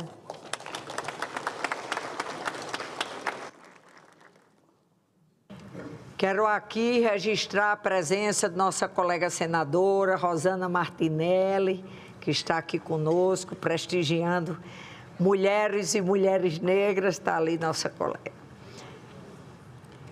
Concedo a palavra à senhora Márcia Lima, secretária de Políticas de Ações Afirmativas, Combate e Superação ao Racismo, do Ministério da Igualdade Racial.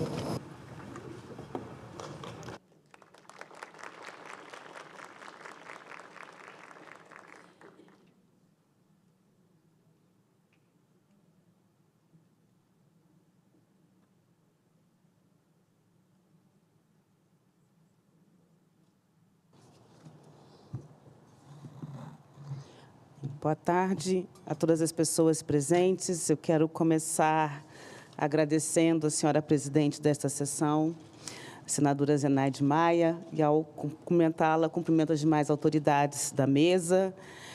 Fico muito feliz de estar aqui hoje representando a ministra Aniele Franco, que também, todos nós sabemos, os ministros não puderam estar presentes por conta de agenda. E é um momento muito importante para nós do Ministério da Igualdade Racial. Acho que tem 3 pontos que eu vou rapidamente abordar em relação ao a esse evento, né, a essa sessão especial, mas também em relação a esta publicação que estamos lançando e também esse nosso acordo de cooperação técnica. Em primeiro lugar, eu acho que é importante lembrarmos sempre do histórico das políticas de ações afirmativas no Brasil e, principalmente, a importância que tem os movimentos sociais na construção dessas pautas e dessas demandas que chegam para nós no governo, no legislativo.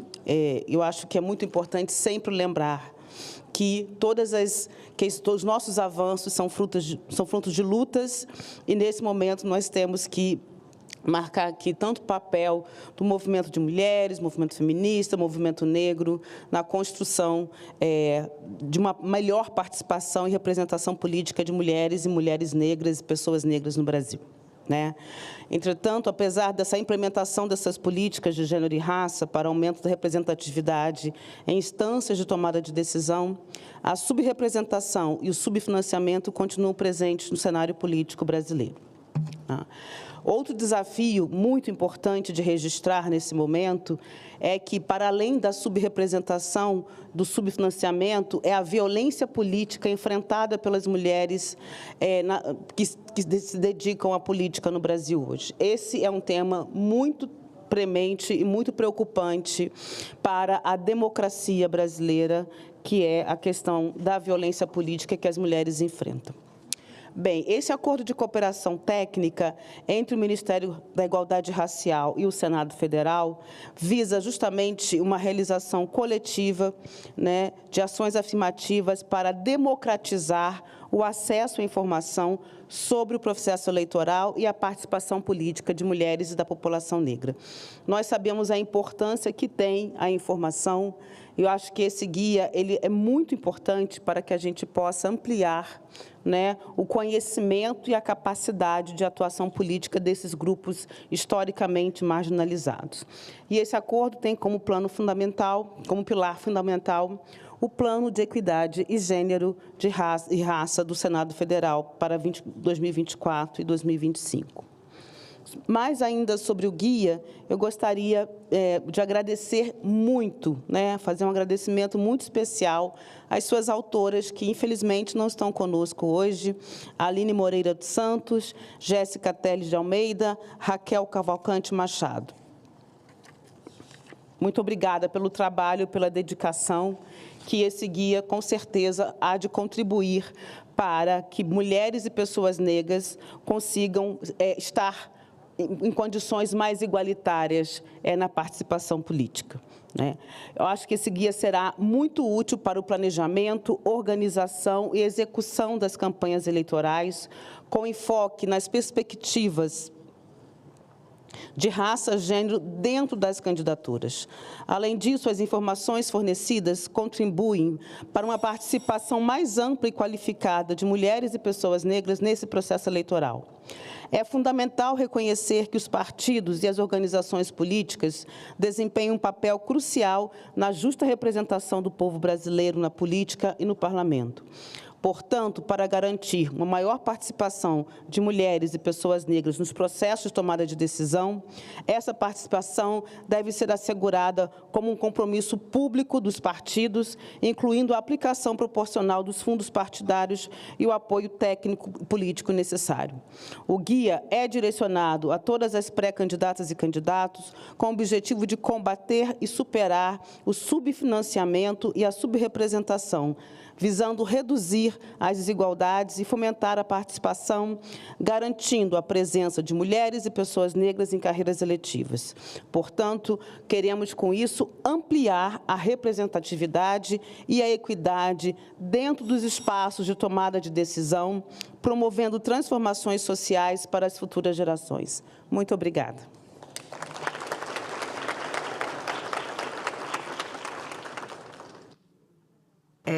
Gostaria de convidar o nosso colega Paulo Paim para fazer parte aqui da mesa, Paulo Paim. E também já passar a palavra à nossa senadora Rosana Martinelli. Eu vou cumprir. Rosana Martinelli. Enquanto Rosana comparece aqui, eu quero aqui já agradecer e registrar a presença dos alunos do curso de Arquitetura da Universidade de Arquitetura Tinha o quê? Tiansunga, China. Obrigada pela presença. Pode sentar aqui, daqui a pouco ele passa para cá. Boa tarde a todas. E você vai já crescer. Sejam muito bem-vindas à nossa casa, ao nosso Senado. E quero parabenizar a nossa senadora pela sessão solene, que realmente, numa data tão especial, numa semana especial, onde nós estamos celebrando, né, a data do Maria da Penha. E quero dizer para todas vocês que a bancada feminina aqui do Senado está trabalhando muito forte em defesa de todas as mulheres, né? Nós temos vários projetos aqui na casa em benefício, em proteção para as mulheres, mas principalmente contra o feminicídio. E temos que estar atuante e vamos continuar trabalhando, né, senadora? muito forte aqui para que realmente a gente possa minimizar e acabar com a violência contra todas nós mulheres, o preconceito e principalmente a violência física, psicológica de todas nós. Então, nós levamos ontem a questão do botão do pânico para que seja colocado no Brasil todo. No Mato Grosso está funcionando e todos os criminosos estão presos, todos que cometeram violência contra as mulheres. E nós queremos que essa iniciativa que deu certo no Mato Grosso, está dando certo, que se estenda para todo o Brasil. Então, vocês podem ter certeza, toda a bancada feminina, todo o Senado, o Congresso está trabalhando para a melhor qualidade de vida de todas nós mulheres do nosso Brasil. Então, parabéns, parabéns, eu quero cumprimentar toda a mesa pela iniciativa, por uma sessão extraordinária e principalmente celebrar o Dia Nacional de Teresa de Benguela, que é o maior programa que nós temos no estado de Mato Grosso, que já qualificou mais de 1.500 mulheres em vulnerabilidade. Então, e que funciona. Então, o senador Wellington Fagundes já sempre destina emendas para que mais mulheres sejam assistidas. E vocês podem contar comigo também, com toda a bancada, né, senadora? Nós vamos estar colocando emendas para que realmente as nossas mulheres sejam preservadas e valorizadas, porque o que nós queremos é respeito e dignidade. Então, parabéns, parabéns e muito obrigada por vocês estarem aqui nessa sessão. Parabéns novamente, senadora, muito obrigada pela oportunidade.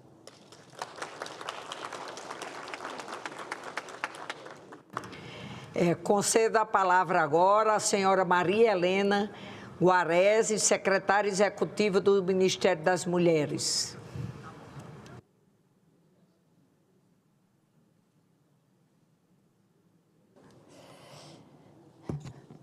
Boa tarde a todas as pessoas presentes. Uma breve autodescrição. Eu sou uma mulher branca de cabelos claros, estou com uma roupa bege e um casaco vermelho.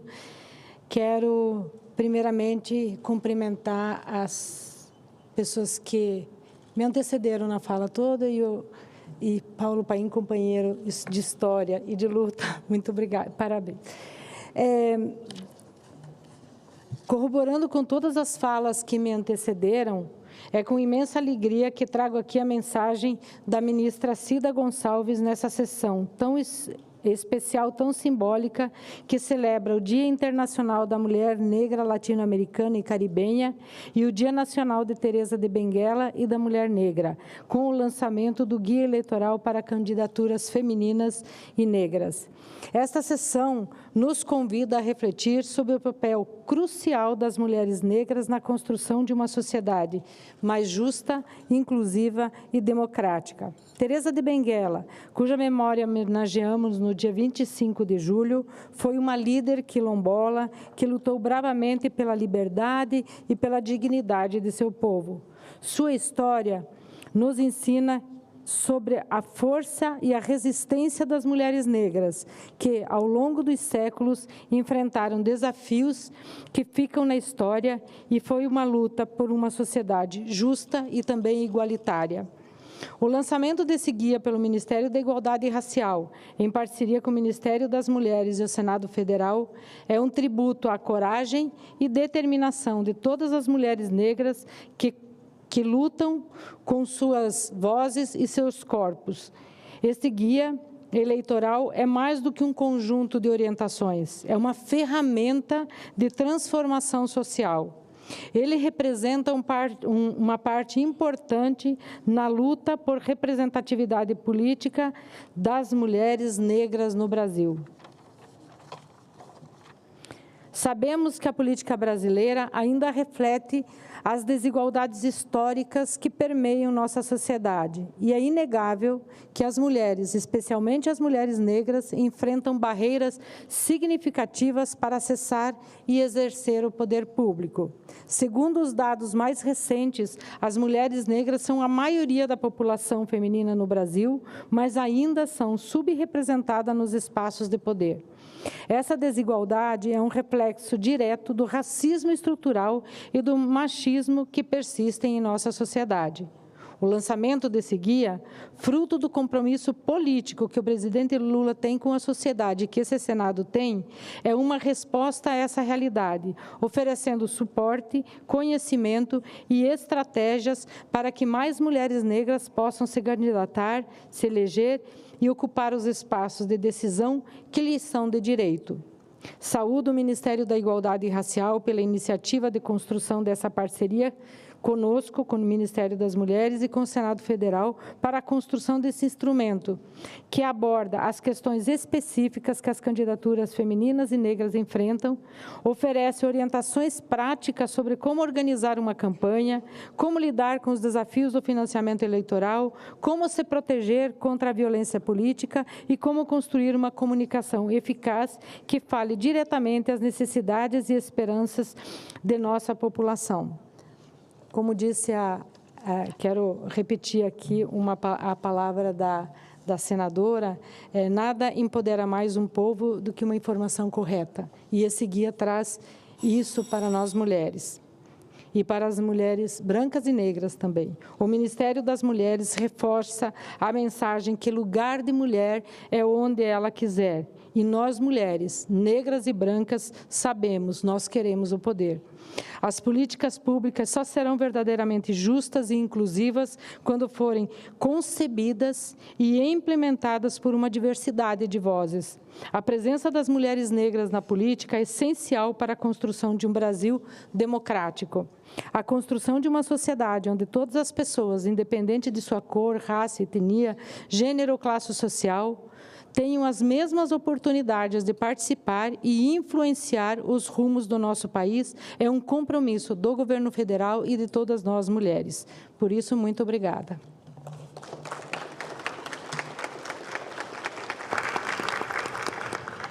Convido para fazer uso da palavra a representante da senhora Renata Gil, e para compor a mesa também a senhora Luísa Brunet, empresária, modelo, ativista, palestrante do Instituto Nós por Elas.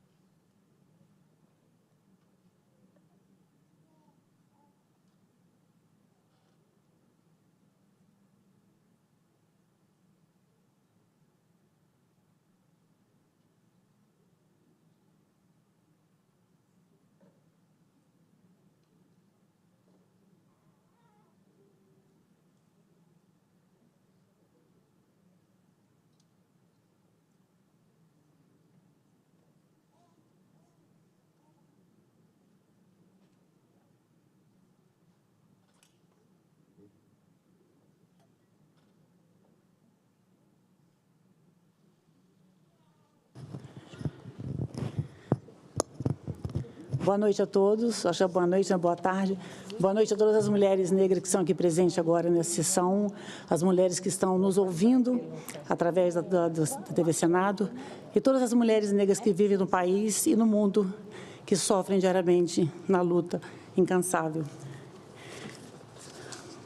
Eu quero dizer que estou muito emocionada de estar aqui fazendo parte desse lançamento do Guia das Candidatas Femininas e Negras, porque eu acho que é um marco muito importante para a sociedade brasileira, para as mulheres brancas e mulheres negras, para as mulheres.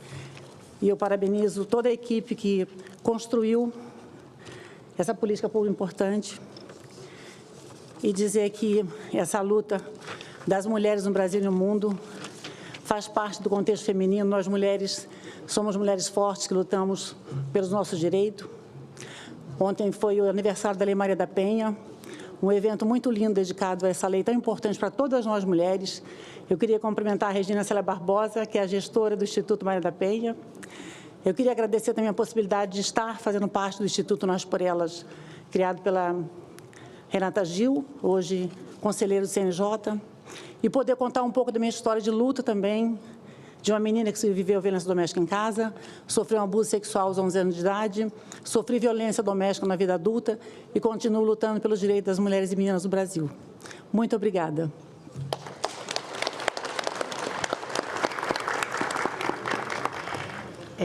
Gente, eu já agradecendo a todos, eu vou ter que sair, porque a gente convida as mulheres para a política e a senadora aqui é presidente do PSD do Rio Grande do Norte.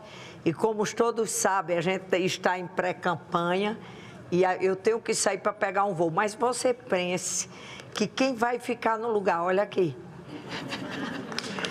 Esse querido por todos, mas já desde já agradecendo a presença de cada uma de vocês, cada um, a toda essa equipe aqui do Senado que proporcionou, a Procuradoria da Mulher, toda a equipe que formou esse guia. Como eu digo, informação é poder e a gente tem que empoderar através do conhecimento e dizer o seguinte, vamos em frente. E mulheres, por favor, se candidatem, né? Muitíssimo obrigada, gente. Pense numa felicidade de ver todo esse plenário aqui, que eu digo que Rui Barbosa está orgulhoso aí também de ver a gente, viu? Vendo que a gente está lutando cada dia e que somos todos homens e mulheres de fé, aquela fé que faz a gente insistir, persistir e nunca desistir de lutar por aquilo que a gente acredita que é justamente a defesa da vida, as mulheres e as mulheres negras e os negros e todos. Nós não estamos querendo privilégios, nós queremos direitos. E Paulo Paim, que eu costumo dizer, eu acho que é o único senador que seria eleito em qualquer estado brasileiro. Vocês não acham, não? Eu acho. Minha amiga.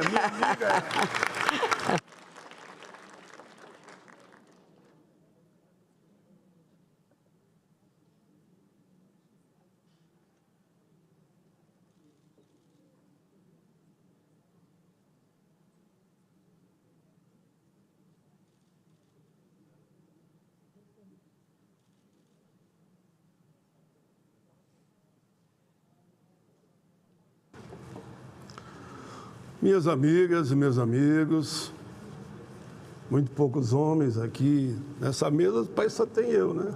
E no plenário tem uma meia dúzia. Mas é uma alegria enorme. A minha querida amiga Zenaide Maia, ela inclusive preside junto comigo a Comissão de Direitos Humanos, a Frente Parlamentar Mista também, de combate ao racismo e preconceitos, ela está lá também. E ela me convidou para que eu viesse aqui quando ela tivesse que viajar devido a um compromisso. E eu faço com o maior orgulho, eu fiquei feliz ali embaixo, viu? Só batendo palma e feliz, não programei para estar aqui, não. Mas estou aqui orgulhoso que estou aqui, que na Comissão de Direitos Humanos, e é uma comissão muito atuante, sabem quem manda lá? Minhas amigas todas aqui, quem manda são as mulheres. São 19 senadores, 12 são mulheres. Qualquer assunto que eu quiser aprovar de suma importância, eu peço ajuda para a bancada feminina. E peço ajuda, porque se elas quiserem até me demitem de lá, porque elas têm maioria. Então, uma salva de palmas a todas as mulheres do Brasil e do mundo que aqui vocês representam e, claro, nesse momento, as mulheres negras. Mas vamos lá. Concedo a palavra à senhora Nildete Santana de Oliveira, presidente da Comissão da Mulher, advogada OAB-DF.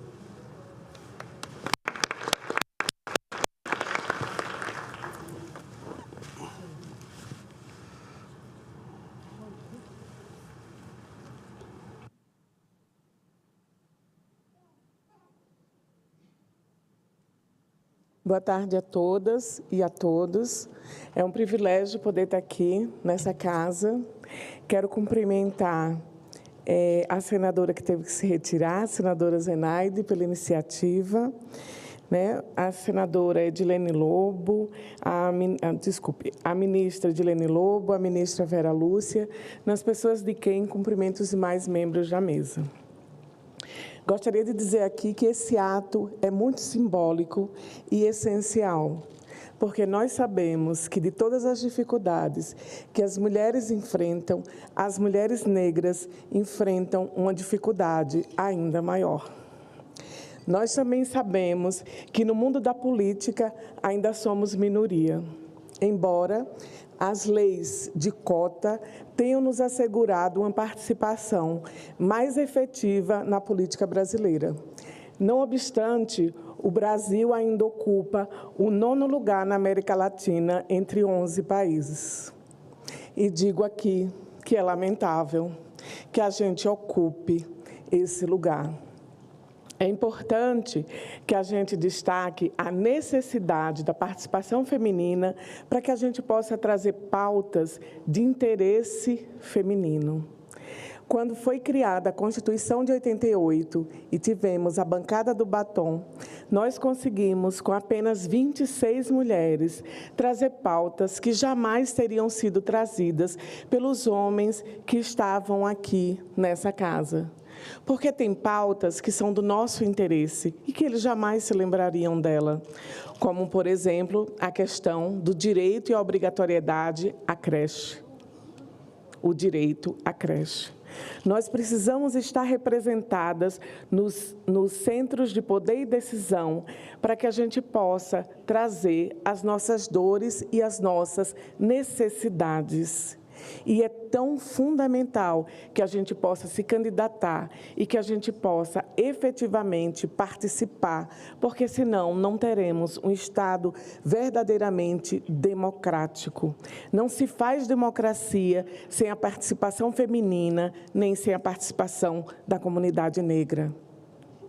É fundamental que essas datas simbólicas e representativas estejam presentes no nosso dia a dia, porque o simbolismo é fundamental para o ser humano. E com essa simbologia e essas datas comemorativas, a gente pode dar capilaridade e lançar luzes sobre o tema, que muitas vezes, infelizmente, é desconhecido pelo público em geral. Não desconhecido na sua inteireza, mas é desconhecido no sentido de poder lutar e poder ocupar os espaços que são nossos. Nós somos hoje a maioria da população brasileira, em torno de 54%. Somos também a maioria das votantes, do público, dos cidadãos que votam nesse país. Mas, infelizmente, nós temos uma representatividade formal muito aquém da nossa população brasileira entre pretos e pardos. Então, é fundamental esses eventos, senador Paim, é fundamental esses eventos para que a gente possa despertar, especialmente nas novas gerações, essa necessidade de participar. Porque somente com a participação a gente vai ser vista e valorizada. A gente está cansada de ser invisibilizada. A gente está cansada de ser esquecida. E a gente está cansada de ser deixada de lado. A gente não admite mais esse tipo de postura. E eu trago aqui para vocês, como representante da OAB, que em 2021, a OAB aprovou a paridade em sua casa. Então, todas as chapas da OAB são paritárias. E, além disso, nós temos o mínimo de 30% de negros e negras que compõem a nossa chapa. Em todo o país. A OABDF já fazia essa prática mesmo antes de ser obrigatório. Mas vejam como a norma é fundamental, como ainda necessitamos de políticas públicas para assegurar o nosso lugar e a nossa participação. Então, parabenizo a todos que organizaram esse evento e digo aqui a todas as presentes, cumprimento a todas que estão aqui, que eu sei que cada uma tem uma história de luta e de participação. Muito obrigada.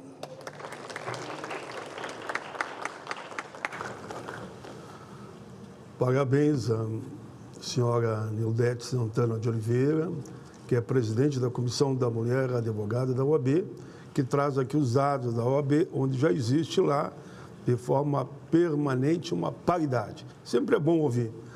Concedo a palavra, nesse momento, à senhora Kelly Querino, representante dos funcionários do Conselho de Administração do Banco do Brasil.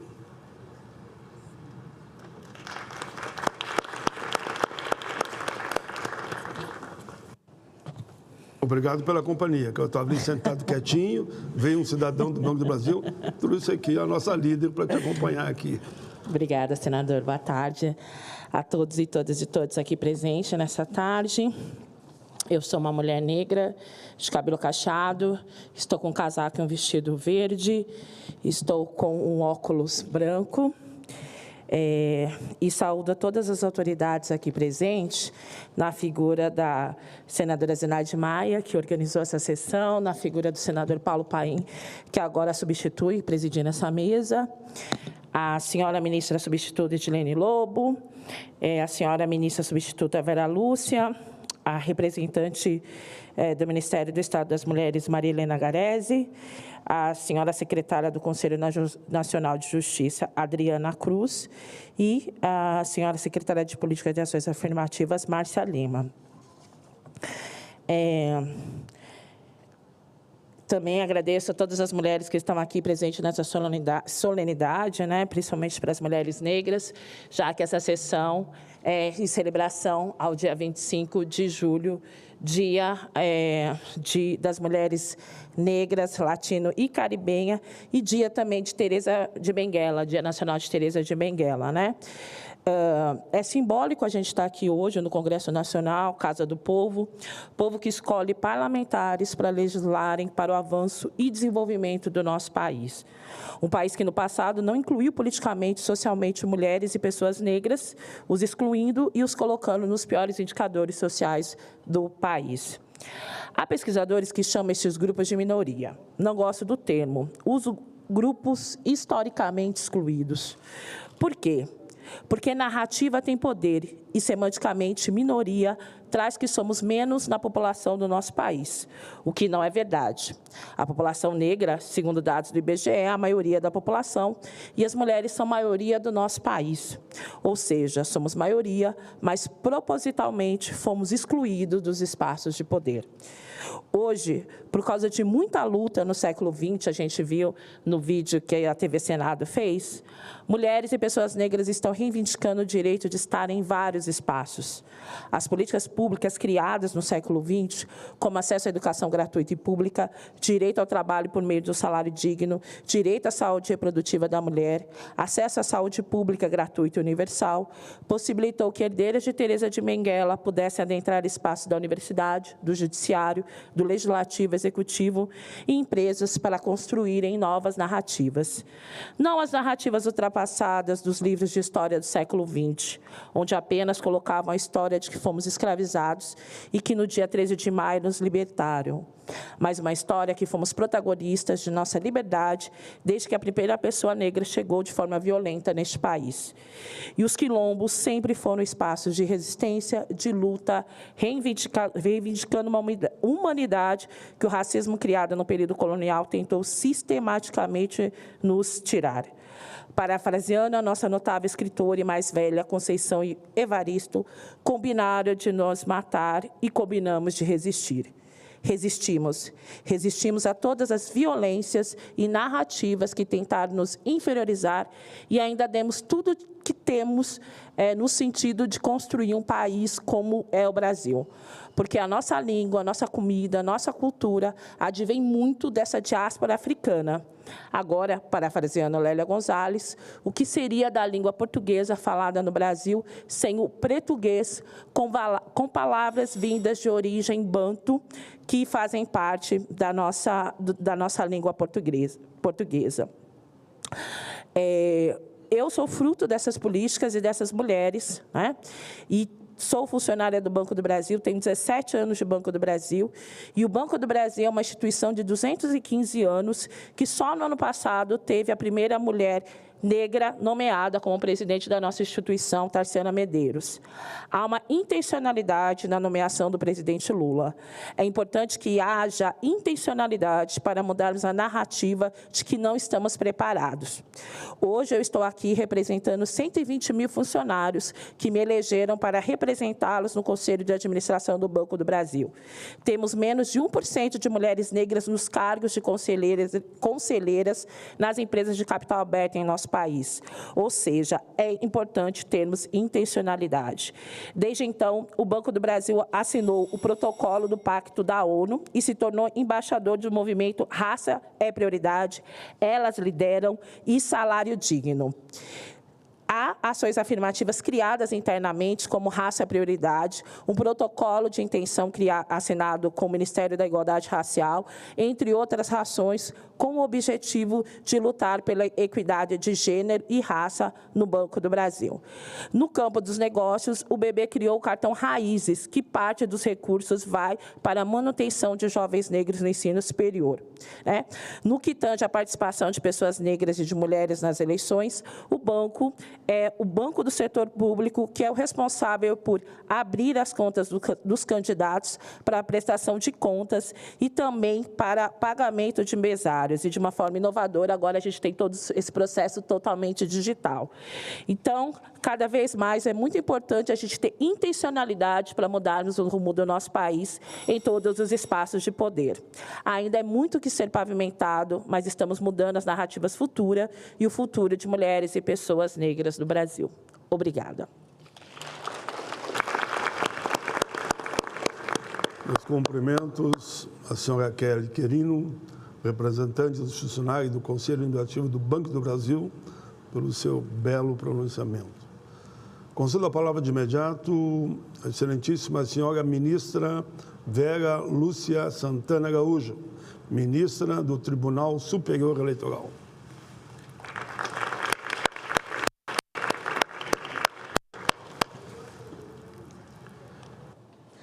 Boa tarde, todas, todos. Como a nossa nominata já teve grandes alterações, eu me reservo a cumprimentar a mesa na pessoa do senador Paulo Paim, histórico representante do povo do Rio Grande do Sul, e, como disse a senadora Zenaide, poderia tranquilamente representar qualquer estado da nossa federação e também o nosso Distrito Federal. Quero quebrar um pouco o protocolo para homenagear as mulheres negras, militantes do movimento negro, na pessoa da companheira Joseanes, que é da Frente de Mulheres Negras do Distrito Federal, também da Coalizão Negra por Direitos, a companheira Santa, e assim homenageio as mulheres negras que aqui reafirmam a determinação que temos de asseverar: não aceitamos mais a representatividade do simbólico. A representatividade do simbólico significa a mísera cotação de um nome, de uma mulher, de um homem negro, negra, sem que efetivamente guarde com a realidade do que somos na população brasileira. Não podemos mais viver das migalhas, da representatividade, do simbólico que é a presença de uma pessoa a falar por todos e todas. Essa sessão, ela ocorre quando já estamos, e hoje, na condição de ministra substituta do Tribunal Superior Eleitoral, nós já estamos com o calendário apertado das eleições municipais de outubro.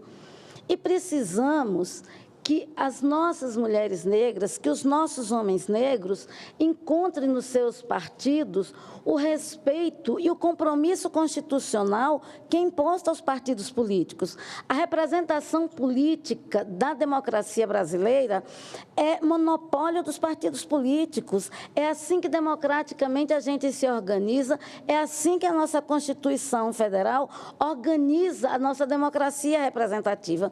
Então, não há razoabilidade de pensar que este mesmo Congresso Nacional, que elabora as nossas leis, que asseguram a nossa participação, não viabilizem na prática das nossas eleições que as nossas mulheres negras, que os nossos homens negros recebam os recursos que a legislação lhes destina e que sejam eleitos, que possam fazer suas campanhas com a tranquilidade, com a dignidade e levando para as suas populações, para as suas comunidades, as suas propostas políticas, quer para o legislativo local, quer para o executivo local. Então, é a partir dessa base das nossas vereanças, dos nossos pequenos e grandes municípios, que a gente chega ao Congresso Nacional. Então, eu agradeço muitíssimo a participação nessa sessão. Já me antecipo nas desculpas por ter que sair, porque realmente assim, eu estou com uma agenda super apertada, mas agradeço e parabenizo a iniciativa.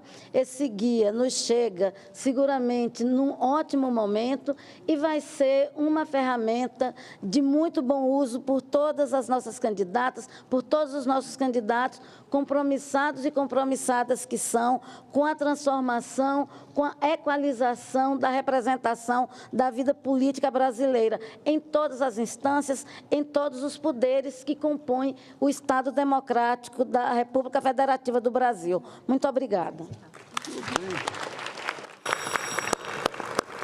Parabéns, a querida ministra Vera Lúcia Santana Araújo, ministra do Tribunal Superior Eleitoral, que ela tocou num tema delicado. E ela sabe muito bem o que ela está falando, que eu também estou preocupado, que é a PEC 6, que vocês sabem tudo o que ela significa. E por isso, eu não vou me omitir, eu marquei uma audiência pública, segunda-feira, 9 horas da manhã, para discutir a PEC 6. Estão todos convidados, ok? Posso contar com vocês? Comissão dos Direitos Humanos. O que nós queremos é que se faça um debate transparente, claro, para que cada senador saiba o que vai votar, se caso ela for votada a semana que vem. Na minha avaliação, eu acho que é a mesma da ministra, se for aprovada exatamente como veio da Câmara, vai ser um retrocesso. Eu espero que isso não aconteça. Me ligaram, vamos dialogar, vamos conversar, mas vamos esperar que isso não aconteça. Ok? Cumprida a finalidade da sessão especial do Senado Federal, agradeço às personalidades que nos honraram com sua participação e todos que estão no plenário e os que nos assistiram à distância pela TV Senado e, naturalmente, ouvindo também pela Rádio Senado. Vida longa às mulheres do Brasil e do mundo. Nesse caso, estamos aqui hoje homenageando as mulheres negras. Uma salva de palmas a todas elas. E como é de praxe num momento histórico como esse, nós vamos tirar uma foto daqui. Eu vou convidar todos que puderem subir aqui.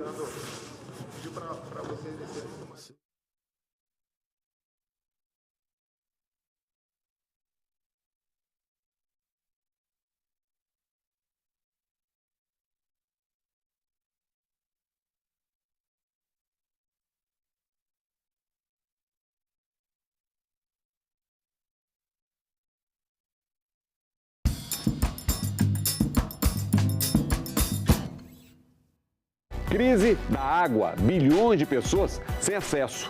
No Brasil, desperdício e problemas de gestão. A escassez hídrica à margem de grandes volumes de água contaminada por ausência de saneamento básico. Ana tem perdido força de trabalho, isso é fato. Nós precisamos de informações, nós precisamos de equipe, nós precisamos de gente. Em discussão. Hoje, 20h, aqui na TV Senado. Quando eu menciono a Constituinte como um momento luminoso assim, da nossa história recente, o que eu quero dizer é que nós tínhamos saído de um período de 20 anos de ditadura. Teve uma presença muito forte de povos que vieram direto das suas aldeias aqui para dentro do Congresso, usando alguma indumentária própria de cada povo. Isso criou um estranhamento muito grande aqui no Congresso, mas nós éramos recebidos pelo presidente Ulisses Guimarães no Salão Verde, no Salão Azul, onde ele estivesse, com o maior respeito e com a maior dignidade. Eu acho que de 88 para cá, o Congresso passou a tratar a presença do povo indígena aqui em Brasília como uma presença incômoda. Toda vez que também queremos chegar aqui, nós somos reprimidos, barrados na porta do Congresso Nacional, no Senado. Nós estamos na pior ditadura após outra ditadura que eu conheci. Peixes contaminados com minério. O impacto do rompimento da barragem de Mariana ainda é sentido no Espírito Santo. Parlamentos de Mato Grosso e de Barretos investem na comunicação com pessoas surdas.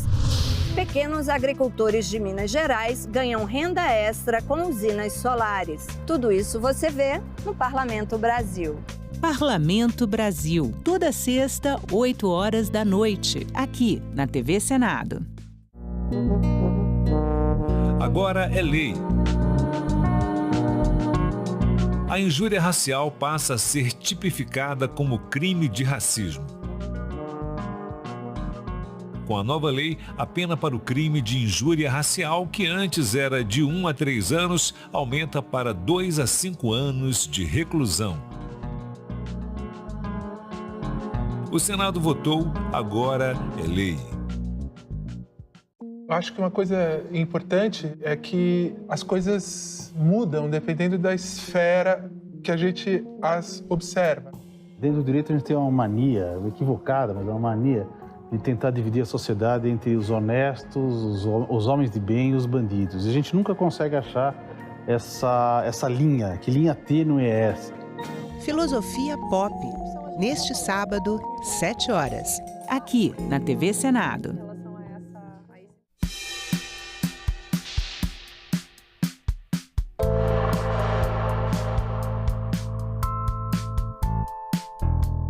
Passadas as eleições, nós temos um período extremamente importante para pensar a respeito da nossa reforma tributária, regulamentação da reforma tributária, o que afeta todos nós em todos os estados. Especificamente no setor de tecnologia, nós também temos a inteligência artificial, né? Nós precisamos terminar a discussão, fazemos a votação da inteligência artificial, da regulação da inteligência artificial.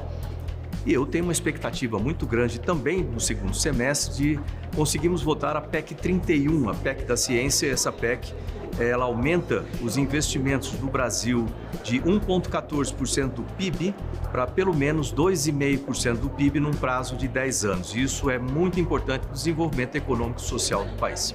Intolerância versus diversidade religiosa. Em qual lado você se encontra dessas duas propostas? Para saber mais sobre essas condições, assista ao programa Inclusão deste final de semana, aqui na TV Senado. Não perca! Inclusão, sábado, 8 horas da manhã, aqui na TV Senado.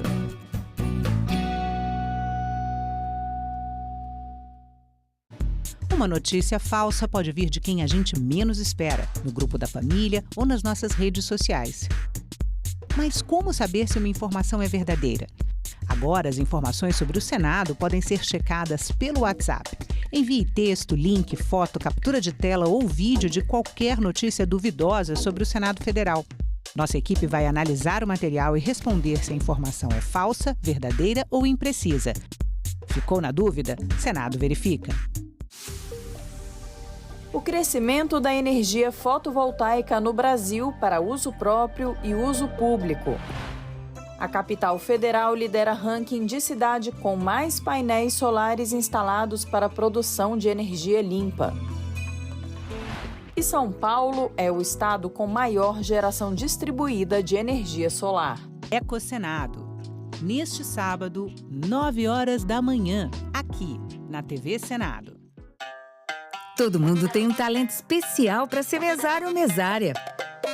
Você pode ser a comunicativa, o atencioso, a prestativa, o detalhista. É colocando essas habilidades em prática que a gente faz a democracia acontecer. Não desperdice seu talento, seja mesário voluntário. Justiça Eleitoral, a justiça da democracia. Sou uma ideia ainda. O cavalo, sustentado a passo, andar expressivo de grandeza d'alma. Prudência, segurança, sangue frio, triunfo.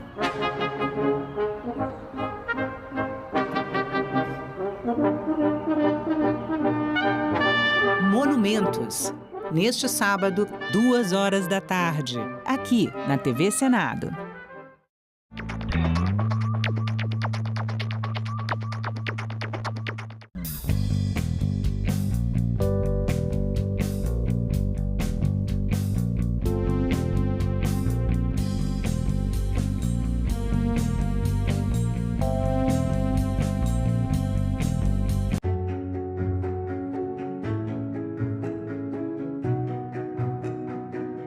O trabalhador brasileiro possui hoje o seu Código de Direitos, a sua Carta de Emancipação Econômica. Os direitos trabalhistas serão, a partir de agora, de todos. É o enterro de mais um preconceito, de mais uma intolerável discriminação. Foram necessários muitos anos para que o direito à previdência, o direito básico ao descanso na velhice, após uma vida inteira de trabalho, se estabelecesse de forma ampla no nosso país. Colegas profissionais da enfermagem, esse é o tempo de vocês, esse é o tempo da valorização da enfermagem do Brasil.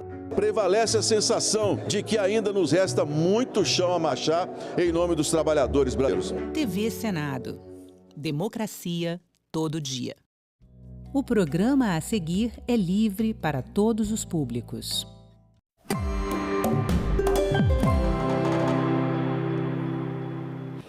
Olá. É possível aliar desenvolvimento econômico e desenvolvimento social? Este é o tema desta agenda econômica. Nos últimos 15 anos, a economia e a imprensa comercial brasileiras vêm sendo dominadas pela corrente neoliberal, que prega a redução das políticas sociais do Estado, o controle estrito do déficit público e a subordinação das políticas de governo aos humores do mercado financeiro. Algumas vozes têm sido dissonantes, entre elas o economista Paulo Nogueira Batista Júnior, conhecido por defender uma política econômica soberana para desenvolver socialmente o Brasil. E é o Paulo Nogueira que eu recebo aqui na Agenda Econômica. Muito obrigada pela sua presença aqui com a gente, prazer. Paulo. É um prazer estar aqui, Antônio. Essa pergunta, ela tem sido, de certa forma, ela tem percorrido a economia brasileira há décadas, né? A gente esteve lá nos anos 70 o milagre, vamos crescer o bolo para depois dividir o bolo cresceu, mas não foi dividido. A gente tem hoje uma política econômica, um país com uma certa estabilidade desde o Plano Real. Então, vamos começar vendo se você consegue responder, né, na sua tese essa pergunta: como a gente aliar essa estabilidade econômica conquistada ao desenvolvimento social? No meu entender, não há desenvolvimento econômico, desenvolvimento de um país, sem levar em conta a dimensão social. O Brasil nunca poderá ser considerado um país, no meu entender, plenamente desenvolvido quando tiver essa concentração da renda e da riqueza que nós temos aqui, que é uma das mais altas do mundo, o nível de concentração da renda e da riqueza no Brasil. E isso é muito prejudicial, porque tem muita gente passando necessidade, então não adianta nada exibir indicadores econômico-financeiros bons ou razoáveis se você não resolve esse problema, né? Como diz o presidente Lula, disse na campanha, e eu creio que ele está tentando implementar, né? É preciso colocar o pobre no orçamento, né? E preservar as políticas que favorecem as classes mais baixas de renda, abrir espaço no orçamento para isso, né? Colocar o pobre no orçamento, e ele acrescentava na campanha, e tem que ainda cumprir essa promessa, e o rico no imposto de renda. Que uma das razões da falta da má distribuição da renda é que a tributação sobre os ricos e super ricos é baixa no Brasil. A gente tem hoje uma política bastante, ou pelo menos uma imprensa bastante dominada por uma ideia de que é preciso controlar as contas, é preciso reduzir os déficits da Previdência, é preciso reduzir o déficit público e, para isso, só cortando gastos. Como é que se faz essa segunda parte? Não tem um embate político aí para além da economia? Sempre tem, porque o ajuste fiscal é sempre uma questão política. Quem é que vai ser beneficiado pelos gastos? Quem vai ser prejudicado por redução de gastos? Quem paga os impostos adicionais? Sempre é uma questão de economia política. E como você disse na abertura do seu programa, um problema grave no Brasil, já há algum tempo, mas persiste, é que não há debate real das questões econômicas na mídia tradicional, na mídia comercial. Ela escuta só um ponto de vista, que é o ponto de vista mais ortodoxo, neoliberal, que não é todo, ninguém é dono da verdade, né? O que é importante é que os pontos de vista divergentes sejam expostos a um contraditório, né? E isso não acontece, infelizmente. Então, por exemplo, quando se fala em ajuste fiscal, que a previdência social é indispensável para ajustar o déficit fiscal, cortar os benefícios da previdência ou tratá-los mais duramente, isso é uma visão que implica sacrificar setores menos favorecidos, né? Esses que falam da Previdência raramente mencionam o desequilíbrio financeiro provocado pelas altas taxas de juros do Banco Central. Se você olha as contas públicas hoje, no consolidado, a maior parte do déficit global do setor público se deve à despesa líquida de juros, que por sua vez é influenciada pela política de juros do Banco Central. Então, onde é que estão os tão preocupados com o risco fiscal, com o risco de desequilíbrio das contas públicas, quando se trata de discutir as implicações da política monetária do Banco Central? Então, o que eu quero dizer é o seguinte, é que toda essa questão é muito complexa, há vários pontos de vista e só um ponto de vista é escutado em geral, né? Por isso que eu estive aqui recentemente no Senado e tivemos uma audiência pública sobre a questão da proposta de emenda constitucional que dá mais autonomia ao Banco Central, e o senador relator, o Plínio Valério, trouxe pontos de vista divergentes, né, para a discussão. Que eu até disse na ocasião, olha, parabéns, senador, por trazer aqui pontos divergentes, porque o debate público sobre economia praticamente desapareceu no Brasil. A gente sempre se remete a essa questão da estabilidade econômica, porque quem tem um pouco mais de memória, como a gente, sabe do que era a economia do país no começo dos anos 1990. E a gente está aí completando 30 anos do Plano Real, dessa estabilidade, que trouxe, de certa forma, essa estabilidade econômica para o país e também algum nível de estabilidade política. Você lá atrás participou, no começo dos anos 90, você falava de uma cesta de índices nacionais que evitasse o país cair numa dolarização como tinha caído à época a Argentina e como voltou agora. Como é que foi esse trabalho de desenvolvimento de uma metodologia que pudesse trazer o país a uma política econômica que pudesse nos trazer a essa estabilidade atual? No meu entender, o grande mérito do Plano Real foi a URV, Unidade Real de Valor, que foi uma ideia original concebida pela equipe de economistas do então ministro da Fazenda, Fernando Henrique Cardoso, e que foi uma solução engenhosa para o caso brasileiro. A minha participação de fora do governo foi que a discussão era como fazer a transição da URV para o real e como ancorar a URV. E havia, na equipe econômica, simpatizantes de uma semidolarização.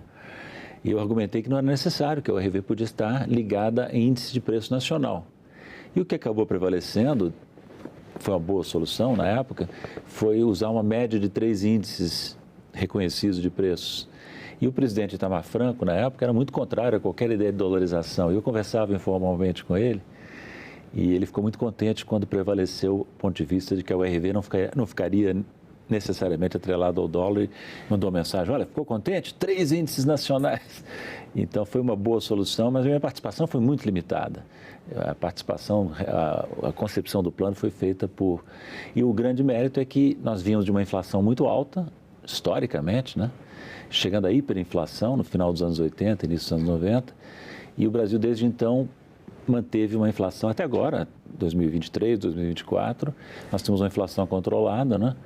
E isso é muito positivo. O que não é tão positivo é que nós conseguimos estabilidade sem garantir um crescimento econômico expressivo e sem enfrentar e resolver o problema da concentração da renda.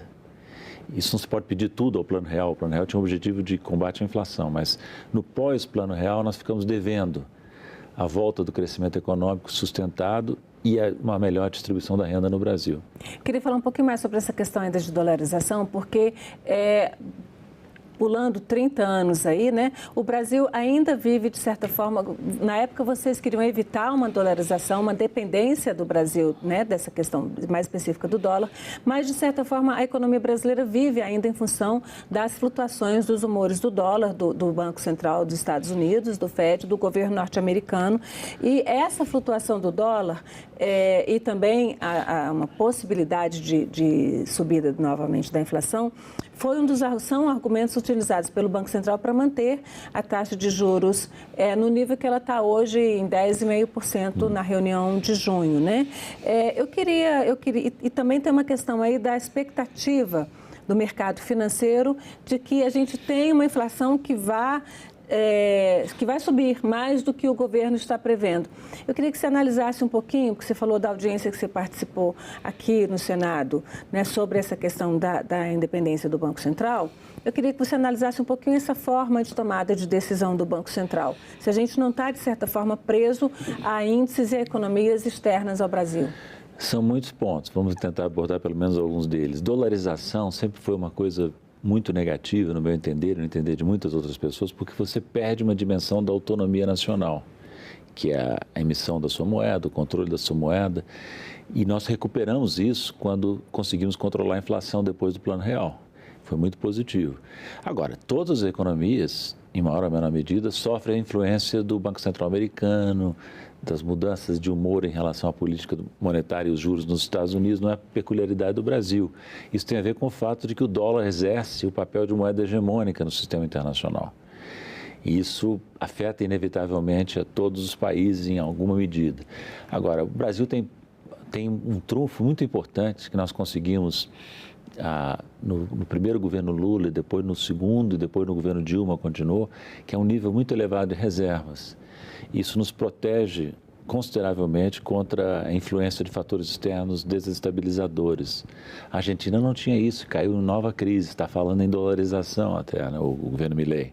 A Turquia não tinha isso, teve grandes dificuldades. O Brasil tem um colchão de liquidez internacional muito importante. Agora, a taxa de juro. Eu não me convenço que o Brasil precise continuar pagando juros reais que estão entre os mais altos do mundo, se não os mais altos do mundo, persistentemente. Não é uma questão de 1 mês, 2 meses, são anos de prática de juros reais extraordinariamente elevados.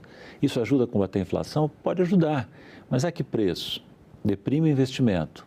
Quem é que vai investir quando pode obter facilmente rendimentos financeiros sem risco e com liquidez? O Brasil é o paraíso dos rentistas, é o paraíso fiscal dos super ricos e é o paraíso dos rentistas com a taxa de juros.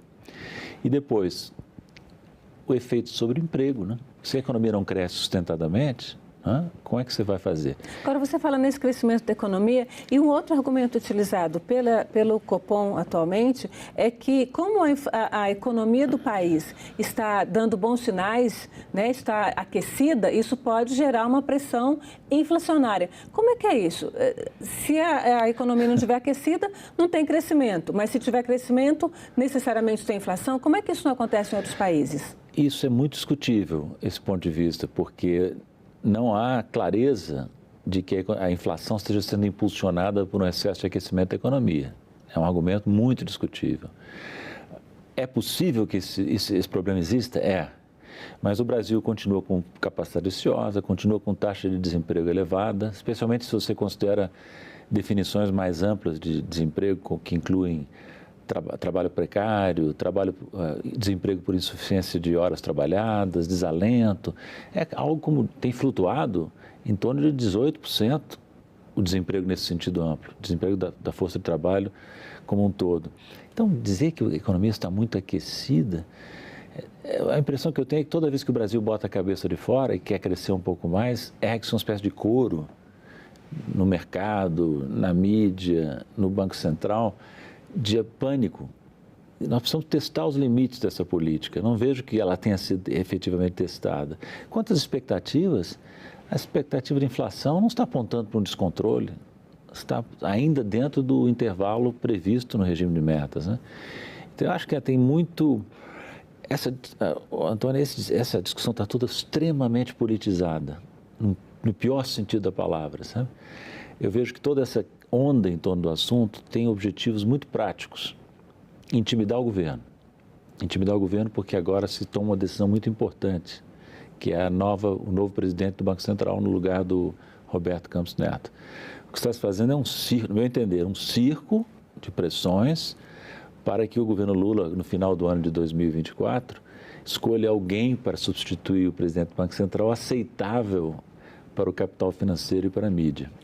Nessa audiência que você participou no Senado, algumas pessoas colocaram que o Banco Central, você foi uma delas, mas outros também, que o Banco Central, assim como outras instituições públicas, estão, de certa forma, capturadas pelo mercado financeiro. Como é que você vê essa questão e como é que você acredita que o Banco Central poderia ser realmente independente? Porque ele hoje busca uma independência do governo, do Poder Executivo. Como é que, no seu ponto de vista, deve ser essa independência do Banco Central? O Banco Central já tem uma autonomia considerável, garantida por lei, em relação ao poder público, em relação ao governo eleito. Essa foi a lei complementar de 2021, ainda no período Bolsonaro. O que se quer agora, através da proposta de emenda constitucional, é reforçar a autonomia, constitucionalizar os aspectos hoje na lei complementar e reforçá-la, praticamente tirando o Banco Central da órbita do Estado. O que é uma ideia totalmente estapafúrdia, porque o Banco Central, é preciso lembrar, o Banco Central é uma entidade que exerce funções estatais, emite moeda por delegação do poder público, controla a inflação por meio de taxa de juro, supervisiona o sistema financeiro, regula o sistema financeiro, administra as reservas cambiais que não são deles, são do Estado Nacional, socorre o sistema financeiro em momentos de crise sistêmica. Então, uma entidade desse tipo não pode estar desvinculada do Estado, não pode virar uma empresa pública de direito privado, como se quer na proposta de emenda constitucional que está aí na mesa. Então, eu vejo o seguinte, qual é o problema? Se você torna o Banco Central tão distante, tão autônomo em relação ao poder político eleito, isso significa que ele está realmente independente? Não, porque nada se fez para lidar com a ligação umbilical entre o regulador, o Banco Central, e o sistema financeiro, o regulado. Né? Porque aí, explicando muito sucintamente uma questão complexa, é a chamada porta giratória. Porque quem comanda o Banco Central, de modo geral, vem do sistema financeiro e vai para o sistema financeiro depois. As regras são muito frouxas. Então, o comando do Banco Central é umbilicalmente ligado aos interesses financeiros privados. Você pode me dizer, mas se alguém entrar lá, já está garantido, tem um mandato fixo, ele não pode fazer a política que ele considera mais útil para o país, independente da pressão do lobby financeiro privado? Pode. Mas o sujeito que faz isso, uma coisa é certa, ele nunca mais fará uma carreira no sistema financeiro. Ficará marcado para sempre como alguém que não dançou conforme a música. Como os que integram o comando do Banco Central vêm do mercado financeiro, fazem a sua carreira lá, no Banco Central eles têm que dançar conforme a música, senão acaba a carreira financeira privada, entende? É uma forma de corrupção, na verdade, para usar uma palavra forte, né? É uma forma de corrupção porque você troca favores, não é? Não está escrito em lugar nenhum, não tem um caminhão de dinheiro entrando para ninguém, mas é um comprometimento do interesse público em razão da estrutura institucional débil, sabe? Como evitar isso? Para evitar isso, seria preciso, primeiro, no meu entender, e de muitos outros economistas, a autonomia formal não é necessária. Mas agora já é um pouco chorar sobre leite derramado, que a lei complementar foi aprovada.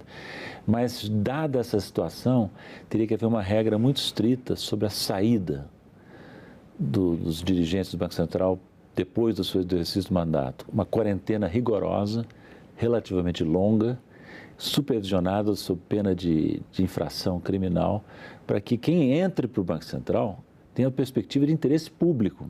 Não queira sair dali correndo com informações privilegiadas para ocupar um cargo confortável no sistema financeiro privado, entende? Então, isso existe em outros bancos centrais e outros países e pode ser feito aqui também, mas pergunta se alguém está discutindo isso. Ninguém. Esse sistema não existe. Está completamente ausente do debate público.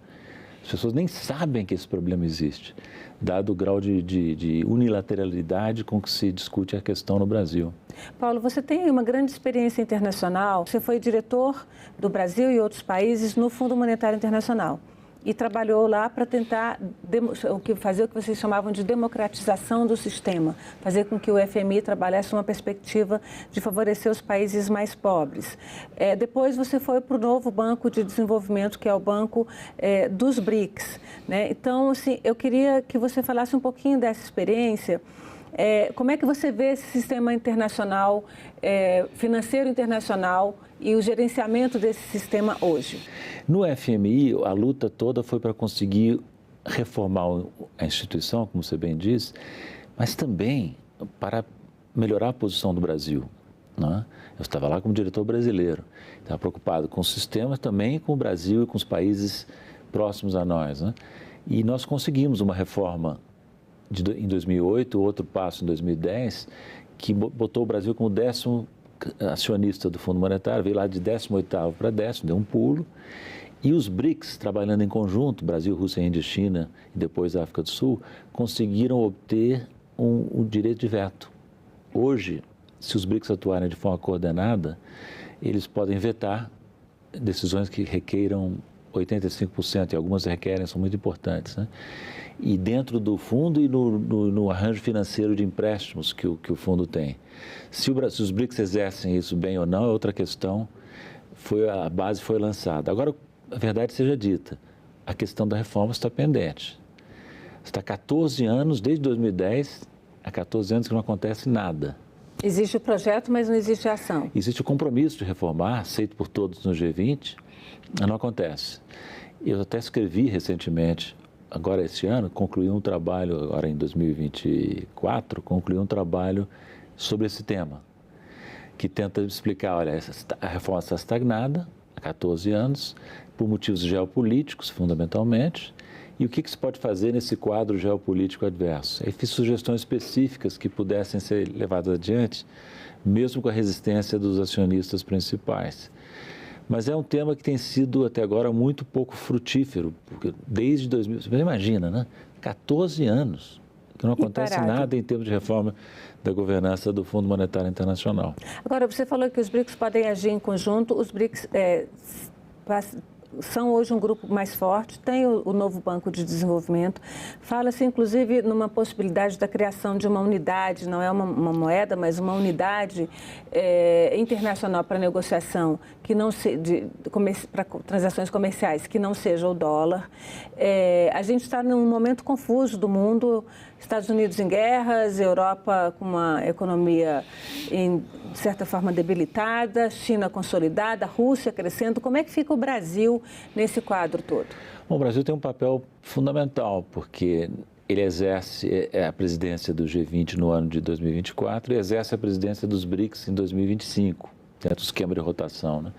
Então, esses temas que você mencionou vão estar na pauta. A pauta do G20, estão na pauta do G20, vão estar na pauta dos BRICS. O Brasil pode assumir um papel de liderança, por exemplo, nessa questão monetária. Os russos começaram a discussão, é uma questão complexa, demorada. O Brasil pode continuar, se estiver preparado do ponto de vista técnico, do ponto de vista político, pode dar um passo adicional na direção de criar uma unidade monetária de referência alternativa ao dólar. Porque o problema é o seguinte, os americanos, eles têm a hegemonia monetária desde a Segunda Guerra Mundial, ou até antes, e isso se cristalizou. Porém, tem um país que atrapalha muito esse sistema monetário centrado no dólar. Esse país são os Estados Unidos, que atuam constantemente para minar a confiança no dólar, na medida em que usam o dólar, o sistema financeiro internacional que eles controlam, como um mecanismo de sanções a países que eles consideram hostis, né? O que aconteceu com a Rússia, né? A Rússia é um exemplo mais recente e mais impressionante, porque cerca de 300 bilhões de dólares de reservas foram congeladas. Então, quem é que... Imagina a China. Confiar. Imagina a China, que tem reservas de 3 trilhões de dólares, se não me falha a memória. Grande parte aplicada em títulos do Tesouro Americano. Como é que a China deve estar se sentindo? Porque ela está em conflito com os Estados Unidos estão em conflito com ela, melhor dizendo, né? E ela fica exposta, por isso eu digo, é muito provável que os BRICS caminhem cada vez mais na direção de discutir alternativas ao sistema monetário atual. Eu queria falar um pouquinho sobre esse papel do Brasil, que sempre foi muito aliado aos Estados Unidos, agora está com os BRICS, está se aliando, e aí eu queria trazer o livro que você escreveu, que é de 2021, mas tem uma edição mais recente, vou pedir à Bruna para colocar aqui, que eu achei o título muito curioso, que é O Brasil não cabe no quintal de ninguém, porque na década de 60 e 70 se falava que o Brasil era quintal dos Estados Unidos, né? Então, Então, a proposta é, o Brasil não é quintal dos Estados Unidos, mas também não vai ser quintal da China, da Rússia. Como é que você desenha essa possibilidade para a gente? É isso, o Brasil não cabe no quintal de ninguém, não quer dizer que não caiba apenas no quintal dos Estados Unidos, não cabe em nenhum quintal, nem no da China, nem... E o brasileiro tem uma dificuldade de ver o tamanho do Brasil, né? Mas é uma questão objetiva, o Brasil é um dos 10 maiores países do mundo, em termos de população, território, PIB. São só, olha, para você ter uma ideia, são 5 países no mundo apenas que integram as listas dos 10 maiores. PIBs, populações e territórios. Esses 5 são os Estados Unidos e os 4 BRICS originais. China, Índia, Rússia e Brasil. Então, o Brasil é um dos gigantes do mundo. Às vezes você fala isso, esse sujeito é megalomaníaco, né? O brasileiro não tem megalomania. Nós sofremos de um fenômeno radicalmente oposto, que o Celso Amorim denominou de nanomania, mania de ser pequeno. Então, as pessoas não enxergam, por exemplo, que o Brasil, ao participar dos BRICS, ele não está se aliando politicamente, de maneira integral, com a Rússia e a China. Ele está cooperando com esses países. Com isso, ele não está querendo dizer que ele é hostil à Europa, hostil aos Estados Unidos. Apenas eles querem, nós queremos, né? Que a Europa, os Estados Unidos, que estão acostumados a mandar no mundo há séculos, né? Que eles entendam que agora o mundo mudou. Eles não podem querer ditar regras na África, na América Latina, na Ásia. Cabe esse mundo de multipolar, que é uma expressão mais usada mais recentemente? Cabe esse mundo multipolar? Os Estados Unidos vão deixar o mundo ter outros polos que não ele? Os Estados Unidos não têm escolha. O que está acontecendo, basta dizer o seguinte, os países desenvolvidos têm 15% da população mundial só. 15%. Esses 15% não vão mais mandar no mundo. As dificuldades que nós estamos tendo agora, Ucrânia, Israel, a disputa geopolítica dos Estados Unidos e China, no meu entender, são em larga medida explicáveis pela relutância dos americanos e dos europeus em aceitar que o mundo mudou, que eles não vão mais ditar regras no planeta inteiro. Isso desde a Revolução Industrial, que começou na Europa, eles estão acostumados a dizer, tem que ser assim, tem que ser assado, não é possível fazer isso, isso acabou. Eles têm que entender que esse mundo acabou.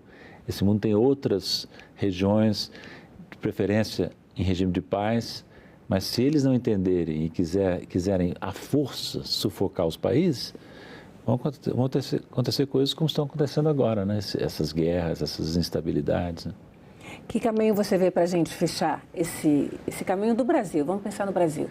O Brasil precisa ter uma estratégia nacional que parta do princípio de que nós não temos que seguir a liderança de ninguém. Não queremos também liderar ninguém. Acho que a palavra líder é uma palavra péssima para nós brasileiros usarmos. Nós queremos cooperar com os países grandes, pequenos e médios em regime de paz, com os nossos vizinhos em especial, que está da América do Sul, que é uma região de paz e desenvolvimento. Então, o Brasil, se levar a sério a sua condição de grande país, ele pode ter uma influência muito positiva, não só para si, mas também para o resto do mundo.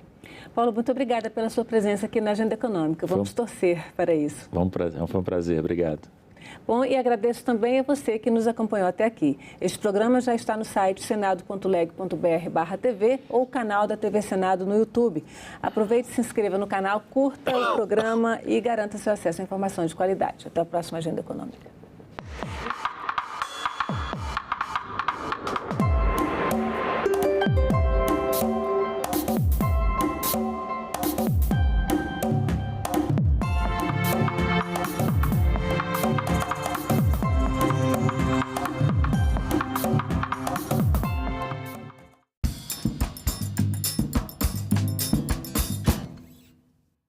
Crise da água, bilhões de pessoas sem acesso. No Brasil, desperdício e problemas de gestão. A escassez hídrica à margem de grandes volumes de água contaminada por ausência de saneamento básico. Ana tem perdido força de trabalho, isso é fato. Nós precisamos de informações, nós precisamos de equipe, nós precisamos de gente.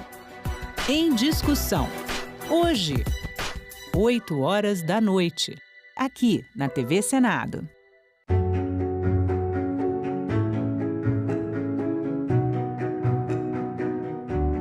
Agora agora está bem definido que a saúde é um direito de todos e um dever do Estado. O Plano Nacional de Imunizações atingiu o grau de excelência com a criação do Sistema Único de Saúde. O SUS é a maior política nacional responsável pela elevação da expectativa de vida da população brasileira. Todos nós aqui lembramos do que ocorreu na pandemia. Todos nós aprendemos com muita dor que sem saúde não temos nada. Acreditamos na medicina, no Sistema Único de Saúde. Nós acreditamos na ciência. Temos o sentimento de dever cumprido e de que ainda temos que cumprir, porque essa batalha e esta guerra ainda não terminaram. TV Senado. Democracia todo dia. O que propõe a lei sobre a licença paternidade? 5 dias são suficientes? Qual a importância da presença do pai durante os primeiros dias de um recém-nascido? O período deve aumentar? Nossos convidados respondem a essas e outras perguntas ao vivo. TV Senado Live, nesta sexta, 9 horas da manhã.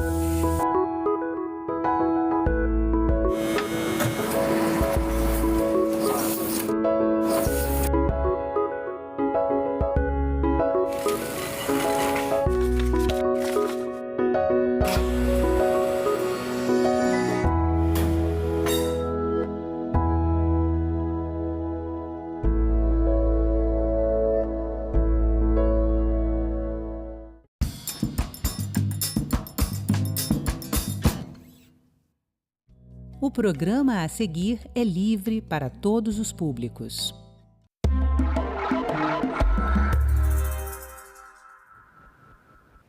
Olá! A igualdade de gênero nos cargos diplomáticos brasileiros continua sendo um desafio. Embora as mulheres representem 23% dos diplomatas, elas chefiam apenas 19 embaixadas brasileiras em todo o mundo. Mas quais são as barreiras que elas enfrentam no Itamaraty? Como podemos alcançar 50% de mulheres representando o Brasil nas embaixadas, conforme a orientação das Nações Unidas? Bom, para entender melhor esse assunto, eu converso agora com a embaixadora Irene Vida Gala, presidente da Associação de Mulheres Diplomatas Brasileiras. Irene, seja muito bem-vinda aqui ao Cidadania Mulher. Olá, muito obrigada por nos ter aqui. É uma alegria poder conversar com um público tão amplo quanto o que acompanha as produções da TV Senado. Muito obrigada, Paula, por essa oportunidade.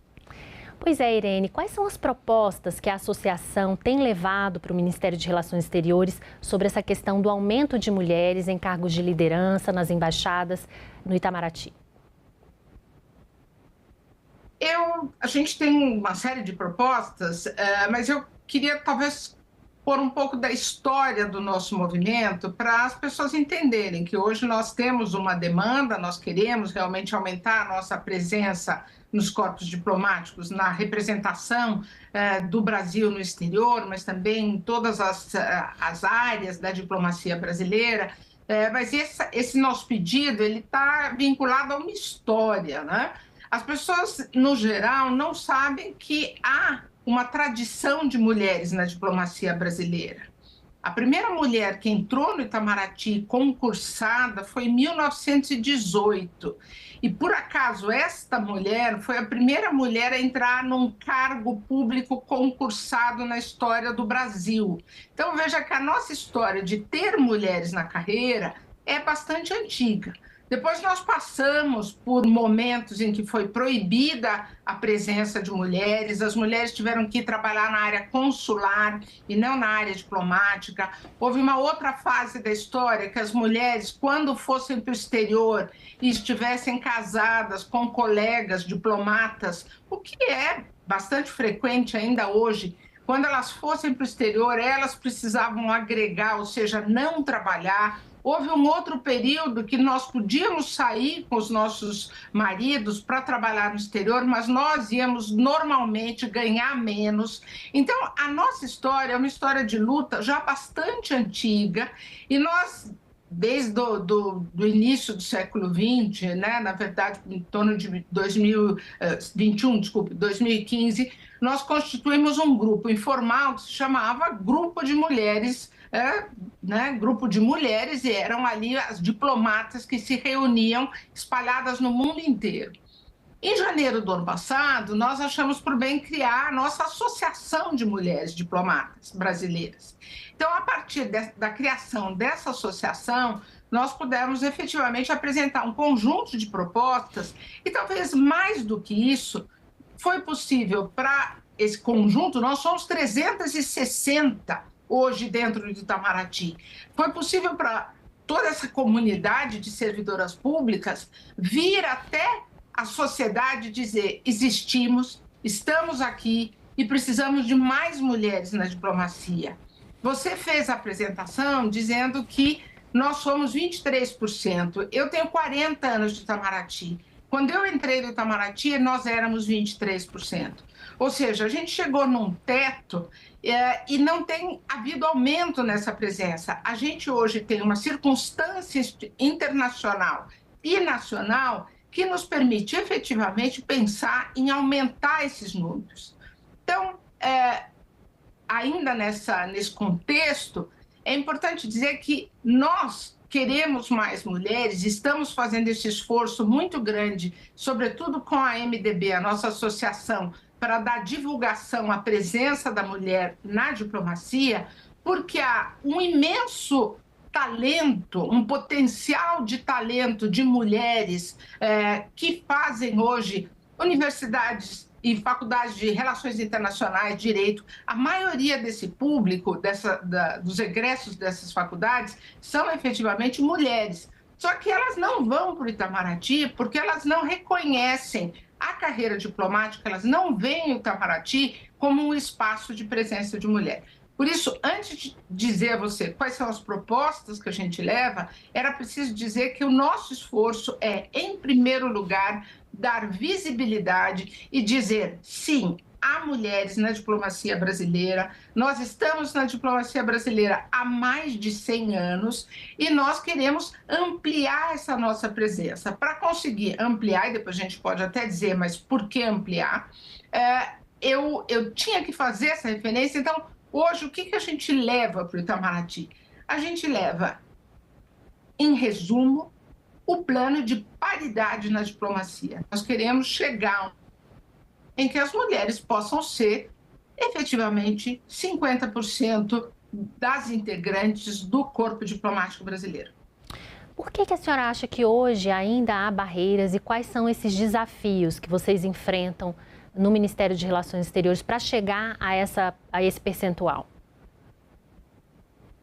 Bom, Paulo, eu te disse, né? O nosso primeiro ponto é efetivamente uma diminuição do interesse pela diplomacia entre mulheres. E, sobretudo, mulheres com grande talento que poderiam ir buscar a carreira diplomática. E quando eu digo diminuição, é porque há altos e baixos, há momentos em que nós conseguimos efetivamente algum tipo de mecanismo que cria mais atenção entre as potenciais aspirantes à carreira diplomática a efetivamente se engajar nesse concurso, que é um concurso muito difícil, mas é difícil para homens e para mulheres. Então, nós temos que chamar essas meninas, essas jovens, e dizer assim, é possível para vocês. Há uma preocupação sempre, e eu já toco nesse assunto imediatamente, porque normalmente dizem, o desafio para a mulher é o fato dela querer constituir família, e é uma carreira que exige muitas mudanças, você precisa morar em outros lugares, você precisa levar a sua família com você. Então, nossa iniciativa também de buscar essa ação mais ativa junto a potenciais candidatas, mulheres, é dizer, é possível sim compatibilizar a vida diplomática com a vida de mãe, com a vida de esposa, com a vida de família. E isso por quê? Porque dentro do Itamaraty nós temos várias colegas que são casadas, nós temos várias colegas que são já embaixadoras, por exemplo, como eu, e que têm filhos. Portanto, a possibilidade de ter família e fazer com que essa mensagem chegue a todas as potenciais aspirantes ao cargo diplomático é uma tarefa. Então, desafios. A ideia errônea de que ser mulher diplomata inviabiliza um núcleo familiar. Outra questão muito difícil, né? Um desafio imenso. Uma estrutura que hoje, eu já estou pensando nos dados muito contemporâneos, não facilita condições para que a mulher esteja nesse espaço privilegiado de poder, que é a política externa, que é a diplomacia. Nós temos estruturas dentro do Itamaraty que ainda veem a carreira como um espaço essencialmente masculino. Essa é a história da diplomacia no mundo e também no Itamaraty. Então, nós precisamos criar condições para que a mulher possa exercer a diplomacia e, ao mesmo tempo, exercer essas outras atividades que são próprias do feminino, que são, por exemplo, a maternidade, se ocupar dos cuidados. Nós, então, quando você me perguntou o que a gente pede ao Itamaraty, uma das coisas que a gente pediu e que conseguimos só muito recentemente era que o Itamaraty tivesse uma creche, que tivesse uma sala de amamentação. Então, veja que os nossos pedidos podem chegar a coisas muito singelas, como ter uma sala de amamentação. Mas é claro que os nossos pedidos vão muito além disso. Um outro desafio muito grande para nós é efetivamente uma cultura masculina que faz com que os homens se protejam. Eles se protegem por quê? Porque os grupos de sociabilidade, os grupos de compadrio, são muito marcadamente masculinos. E as mulheres não têm como entrar nesse grupo. Então, os homens reproduzem uma cultura do masculino. Por isso que a gente diz que é preciso levar mulheres a chefias para que elas possam começar a criar os seus grupos também de mulheres e fazer com que essas mulheres possam começar a competir. E é uma competição que eu diria muito positiva, porque tanto mulheres quanto homens têm um papel, têm uma contribuição a poder dar à diplomacia e a gente está lutando por esse espaço. Agora, Irene, tem a questão do DNA hereditário, ou seja, o sobrenome, ele ainda é muito forte e há ainda menções de algumas embaixadoras, diplomatas, de que existe ainda a questão do elitismo, né? Na sua avaliação, ocorre isso ainda? Ou seja, o sobrenome de embaixadores, diplomatas, passam de pai para filho e isso se perpetua ainda? Olha, eu vou aproveitar isso para dar um esclarecimento bastante importante para aspirantes do Itamaraty. O concurso é totalmente republicano. Então, quando você, homem ou mulher, vai fazer a prova, tenha certeza que a prova... ninguém sabe quem está fazendo a prova, se é um homem ou se é uma mulher. A prova é totalmente sigilosa, então as condições para acesso, sob esse ponto de vista, são as mesmas para uma pessoa que tem o tal do DNA ou para quem não tem o DNA. Eu, por exemplo, não tinha DNA nenhum. Agora, efetivamente, é uma carreira que traz a tradição embutida. Então, há muitas linhas hereditárias, né? Essas linhas dos DNAs dentro do Itamaraty. E aí é interessante porque a linha reproduzia historicamente pais, né? Homens que reproduziam e seus filhos iam para a carreira diplomática. Hoje nós vemos alguns poucos casos, ainda são minoritários, de homens diplomatas que acabam tendo as suas filhas entrando na carreira diplomática. E é interessante que nós temos o DNA passando para uma descendência feminina. Já começa a acontecer. E quando a gente fala essa questão do elitismo e do DNA, nós temos um outro problema no Itamaraty para as mulheres, que é a falta de normas claras, de regras conhecidas para ascensão funcional, para progressão funcional.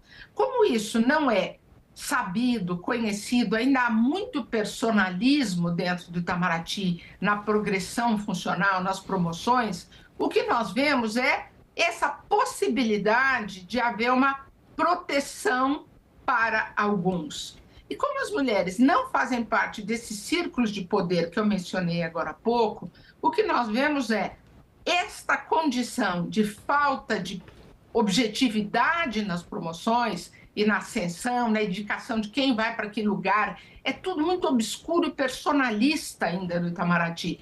Isso prejudica as mulheres, porque aí é o que a gente diz, quando a gente quer cotas, que é certamente alguma coisa que a gente ainda vai falar, o que a gente pede é a oportunidade, porque sem cotas o nosso talento se perde.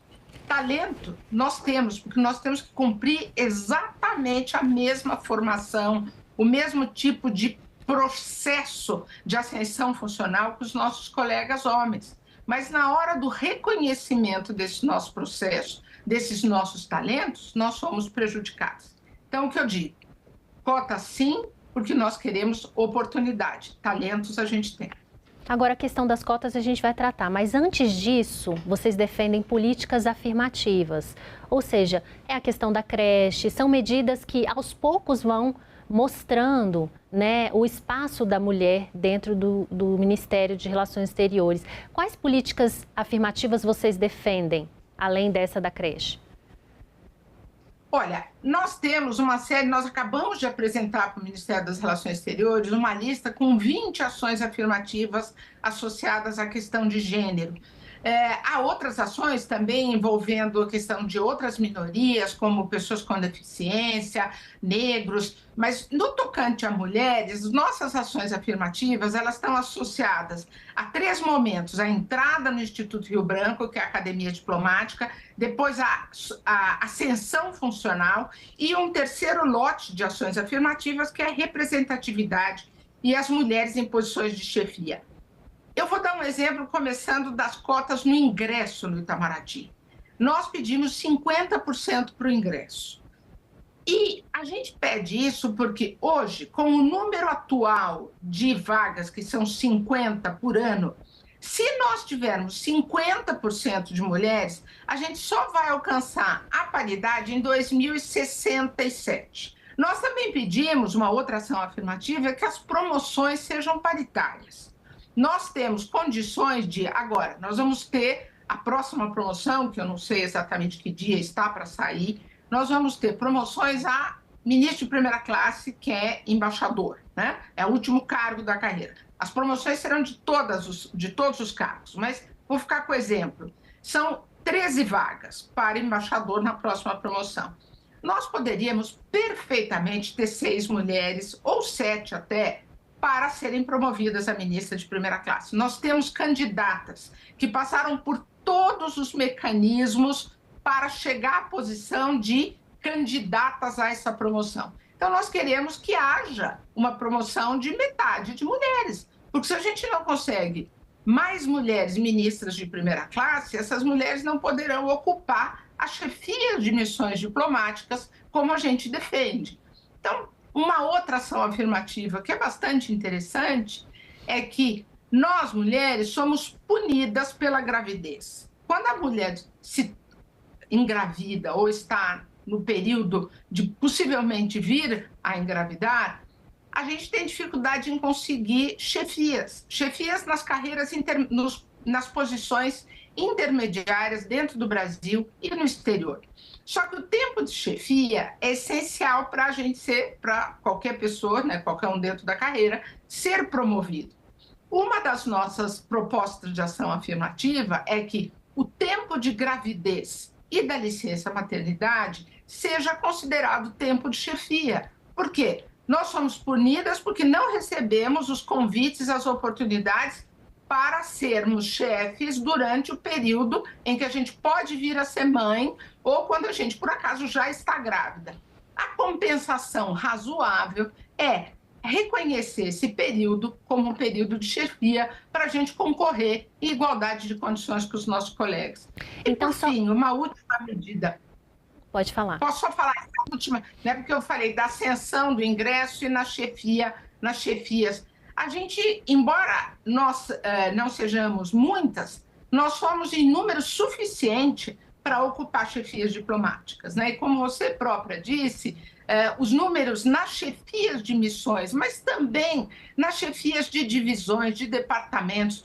Hoje no Itamaraty, o segundo escalão do Itamaraty, que são os secretários, são 10 secretários, né? São 10 posições. E nós só temos 2 mulheres. Nós teríamos perfeitamente condição de ter mais 3 colegas para que as chefias fossem 5 homens e 5 mulheres. E eu acho que todo mundo que conhece o Itamaraty, todo mundo que conhece as colegas, não há nenhuma dúvida que nós temos talento, não há nenhuma dúvida que nós temos habilitações e condições para ocupar esses espaços. Como eu já disse antes, a gente não tem oportunidade e existe uma cultura machista que assegura espaço privilegiado. Privilegiado para os colegas homens. Irene, então, só para a gente explicar melhor para o telespectador, né, para quem está nos assistindo, as mulheres fazem toda a carreira toda a carreira no Ministério de Relações Exteriores. Quando chegam ao cargo principal e o último da carreira, elas são praticamente vedadas dessa possibilidade, e homens geralmente são os escolhidos, porque são escolhas políticas, são escolhas não pelo mérito, mas sim pela escolha política. Seria isso? Olha, Paula, na verdade, nós somos preteridas ao longo da carreira, desde o começo. O que nós vemos, por exemplo, é o fim da carreira dos homens majoritariamente quando já são embaixadores. O fim da carreira das mulheres, ou seja, a aposentadoria, é quando elas são apenas conselheiras. Ou seja, existe um teto de vidro para o avanço das mulheres na carreira. Desde o princípio, a gente começa a observar a preferência por homens. É claro que quando a gente chega no topo da carreira, isso fica mais notório. Mas a nossa luta como associação não é apenas criar condições para que no topo as mulheres estejam melhor representadas. A nossa luta é que ao longo do espaço, né, ao longo desses 30 anos, para a gente eventualmente poder pensar em chegar numa posição de chefia, as mulheres tenham condições de competir em igualdade de condições com os homens. Hoje a gente não tem. E a melhor forma para a gente pedir efetivamente igualdade de condições é critérios objetivos. Por exemplo, vai haver uma chefia de uma divisão do Itamaraty, ou uma chefia de um departamento, ou uma chefia até de uma secretaria. Divulgue-se a vaga, indique-se quais são as características, o perfil da pessoa que deverá ocupar aquele lugar, e convidem-se homens e mulheres, né? Convide-se todo o potencial candidato a apresentar a sua candidatura. As mulheres apresentarão a sua candidatura. E se elas estiverem em igualdade de condições, podem ser escolhidas. Hoje em dia a gente não tem essa chance. Hoje em dia é só o grupo de poder em torno dos núcleos centrais que tem acesso a esses lugares. É isso que a gente quer acabar. A gente quer... E veja, quando nós falamos em cota, ontem mesmo eu estava conversando com uns homens e disseram, mas isso é um tiro do pé por causa do talento. Eu falei, gente, quando a gente, como eu disse a você, e você mesmo mencionou, a nossa formação é idêntica. Nós chegamos exatamente, passamos por toda a formação igual e passamos pelas mesmas provas. E veja, nós todas dizemos, quando uma mulher, por exemplo, no meu caso, ou as minhas colegas, né, somos 45 embaixadoras hoje na ativa no Itamaraty. Nós, para chegarmos a essa posição, sem termos DNA, sem termos apadrinhamento político, porque as mulheres estão fora desse espaço, certamente a gente teve que mostrar muita competência. Porque não há oportunidades assim de, é minha amiga, isso não acontece. A gente tem uma história de trabalho. E por isso a gente defende que as oportunidades venham por intermédio de cotas, nas chefias, mas em todas as outras áreas. Eu queria citar, por exemplo, nós estamos agora mencionando nas chefias de missões diplomáticas, você mencionou o número no geral do Brasil. Mas se a gente pensar O Brasil tem 20 missões diplomáticas e consulares e representações junto a organismos internacionais com 10 diplomatas ou mais. Então, nós entendemos que essas são representações muito importantes para o Brasil. Dessas 20, só uma é chefiada por mulher. As outras 19 são chefiadas por homem. Ou seja, os principais postos da carreira diplomática estão absolutamente entregues à mão masculina. Agora, Irene, também é possível pensar um pouco mais alto, ou seja, uma mulher assumir o Ministério de Relações Exteriores.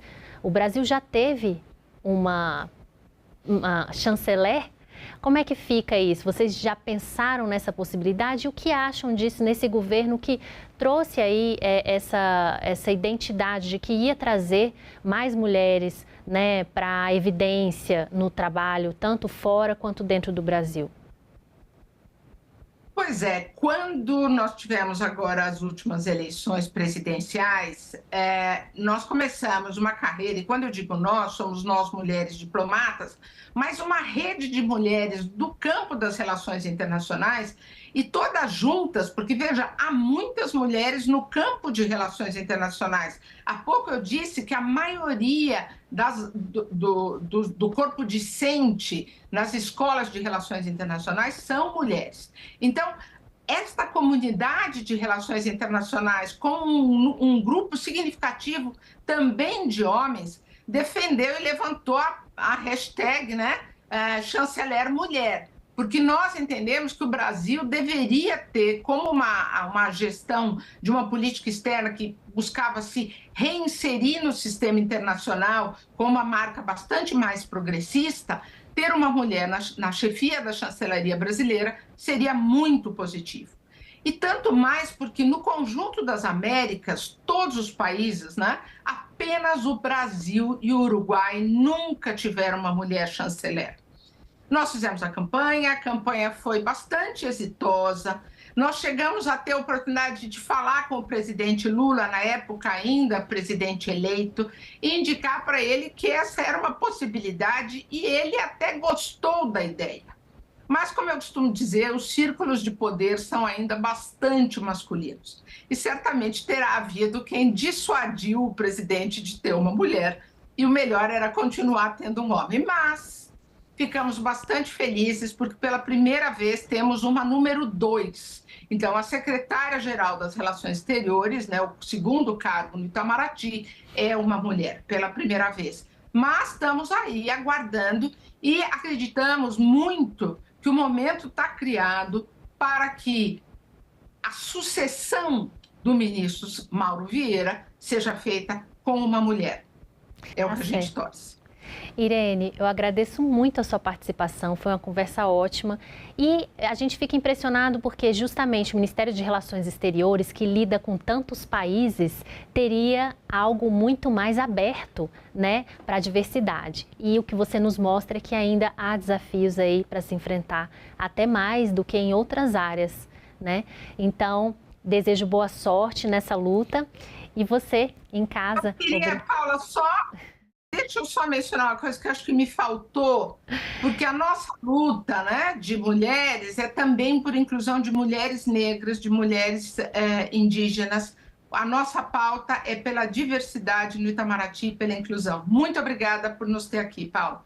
E obrigada a você pela audiência. Essa entrevista já está disponível para você rever ou compartilhar em nossa página na internet, senado.leg.br/TV e no nosso canal no YouTube. Muito obrigado pela companhia e até o próximo Cidadania Mulher.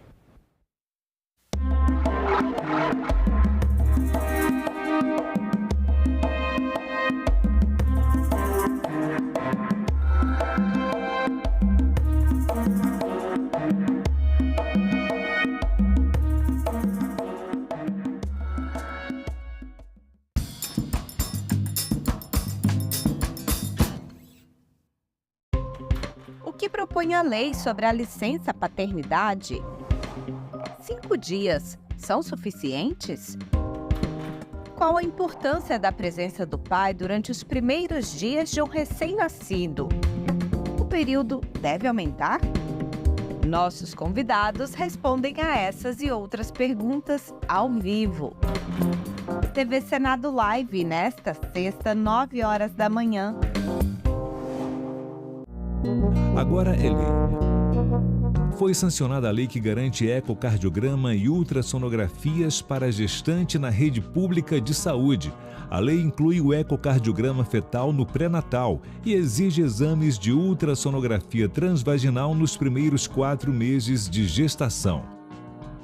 Em caso de risco à gestação, o médico deverá encaminhar a gestante para tratamento adequado. O Senado votou. Agora é lei.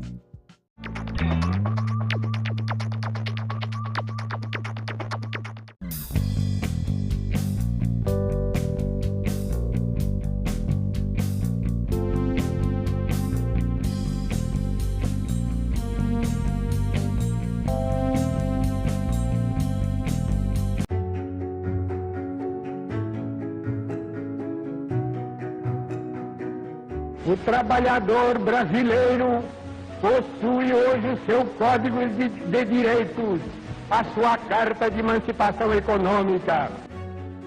Os direitos trabalhistas serão, a partir de agora, de todos. É o enterro de mais um preconceito, de mais uma intolerável discriminação. Foram necessários muitos anos para que o direito à previdência, o direito básico ao descanso na velhice, após uma vida inteira de trabalho, se estabelecesse de forma ampla no nosso país. Colegas profissionais da enfermagem, esse é o tempo de vocês. Esse é o tempo da valorização da enfermagem do Brasil. Prevalece a sensação de que ainda nos resta muito chão a marchar em nome dos trabalhadores brasileiros. TV Senado. Democracia todo dia.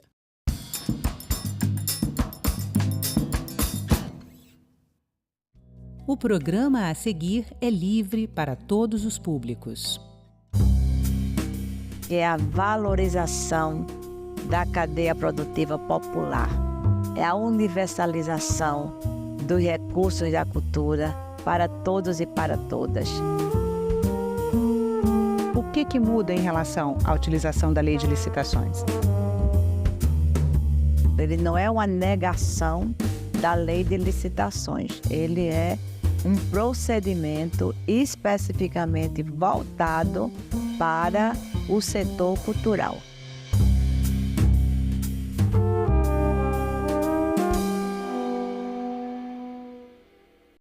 Senadora Tereza Leitão, seja bem-vinda ao Salão Nobre. Obrigada pela presença. Eu que agradeço o convite. É sempre bom estar nesse ambiente tão bonito. Senadora, a senhora foi relatora do Marco Regulatório do Financiamento à Cultura, enviado já à sanção presidencial, né? A ministra Margarete Menezes, ela considera que essa legislação é uma revolução para a cultura brasileira. A senhora pode explicar o que é esse novo marco do financiamento à cultura? Ele fecha, eu acho que um ciclo virtuoso que vem ocorrendo desde a restauração do MINC. O MINC foi recriado, né? O Ministério da Cultura. O Ministério da Cultura. Depois da recriação do Ministério da Cultura, houve a Conferência Nacional de Cultura, houve a aprovação do Sistema Nacional de Cultura. São coisas muito importantes que deram muita base de sustentação para um projeto que já tramitava, que é de iniciativa legislativa, que é o projeto do fomento. O que é que isso significa? Significa que todas as diretrizes da cultura, toda a democratização do acesso preconizada no sistema, ela agora vai poder chegar na ponta, nas pequenas cadeias produtivas, naqueles fazedores de cultura. E o que acontece é que os processos de acesso a plataformas, os processos de licitação, que são necessários e que não são esquecidos pela lei do fomento, eles precisam ter uma presença mais próxima de quem faz cultura, precisam ser desburocratizados. Segue-se a leitura da exigência, os editais são públicos, a licitação, a prestação de contas é feita, mas é um regramento específico. O que muda em relação à utilização da lei de licitações? É que é uma licitação e um regramento voltado especialmente para a cultura, considerando a diversidade regional, considerando as grandes cadeias, mas também as cadeias menores dos fazedores de cultura. E nessa diversidade, você também atinge indígenas, quilombolas, comunidades de mulheres, a cultura popular, não apenas os grandes shows, né? Então, isso está previsto como acesso democratizado à cultura e essa lei do fomento propicia isso. Senadora, só para esclarecer, o marco do fomento, ele vai substituir a lei de licitações para o setor, é isso? É especificamente para o setor da cultura, mas não colide. Não se choca uma coisa com a outra. Ele não é uma negação da lei de licitações. Ele é um procedimento especificamente voltado para o setor cultural. E por que o setor cultural considerou que a lei de licitações era inadequada para as suas especificidades? Por conta da sua própria natureza, por conta da sua diversidade, por conta de, às vezes, não ter um contador disponível. Quem tem são as grandes empresas. As exigências burocráticas da lei de licitações? Sobretudo as exigências burocráticas. Sobretudo essas. Isso demandava mais tempo, dificuldade de acesso, dificuldade de prestação de contas e uma terceirização desses serviços burocráticos para produtores que às vezes respondiam por vários empreendimentos. É uma forma educativa também de concluir todos os processos, né? Na cadeia produtiva da cultura você tem os produtores que respondem por essa questão burocrática, você tem os fazedores de cultura, você tem os artistas, você tem os costureiros, as costureiras. Então, essa diversidade, ela não encontrava o abrigo necessário nessa Lei Geral de Licitações. Como é uma lei que é voltada diretamente, inclusive para municípios terem acesso, pequenos municípios, então ela já contempla essas especificidades. É bom deixar bem claro que ninguém está fraquejando ou tornando mais leve ou menos rigoroso o processo de licitação, de forma nenhuma. Tanto que os editais são públicos, com critérios e com exigências. O que está sendo facilitado é a desburocratização, que tem como consequência o acesso mais fácil. Senadora, o Marco Legal, ele vai criar 5 instrumentos jurídicos novos, né? E eu queria que a senhora explicasse inicialmente, né? O que é um termo de execução cultural? Como é que ele vai ser usado? Ele vai ser usado na hora que for feito a parceria, o convênio, né? É um termo de compromisso, né? É um instrumento contratual. E por que ele facilita o acesso a recursos públicos? Porque a execução vai ser feita mediante aquele critério. Uma das coisas que a gente requer muito em ambiente de contratação é a real execução. Então, esse termo de acesso à execução, ele prevê a comprovação disso. A senhora pode dar um exemplo? Esses grandes shows, né? Ou essas terceirizações, ou empreendimentos que são feitos sem detalhar muito onde é que ele vai ser executado, quem é que vai estar executando, quais são os itens dessa execução, se tem palco, se não tem palco, se tem banda, se não tem banda, se é uma atividade da cultura popular. Então, essas questões serão, de fato, explicitadas. Então, o que a lei traz é como se fossem novos modelos de contrato. Novos modelos mais simplificados. De contratos. E mais do que isso, Renata, eles são voltados para a especificidade da cultura. Então, o fomento que é necessário, sobretudo para esses pequenos empreendimentos e para a cultura popular, o fomento vai chegar na ponta, não será terceirizado. Eu acho que isso é o grande salto desse marco. Mas acho que falta explicar como é que essa terceirização funciona. A gente tem o artista popular e para conseguir acesso ao recurso ele precisava de um produtor que fosse cuidar da burocracia. Para responder pela burocracia. Exatamente. E isso já demandava uma parcela do recurso. Não é nada ilícito, entendeu? Não é nada ilícito, porque a pessoa estava trabalhando, não é? Mas agora vai haver uma relação mais equânime, eu diria, entre quem produz, quem executa, né? Isso é importante. Eu acho que isso enriquece a cadeia produtiva. Mas, senadora, a inadimplência e a devolução de recursos de projetos culturais foi um dos motivadores da apresentação do projeto lá na Câmara. Foi. A senhora acredita que o novo marco legal ele pode mudar realmente essa realidade? Pode, porque as regras são mais explícitas, são mais diretas, né? E a inadimplência, por que aconteceu a inadimplência? Às vezes falta de prestação de contas, às vezes um erro burocrático, né? Na papelada, na documentação.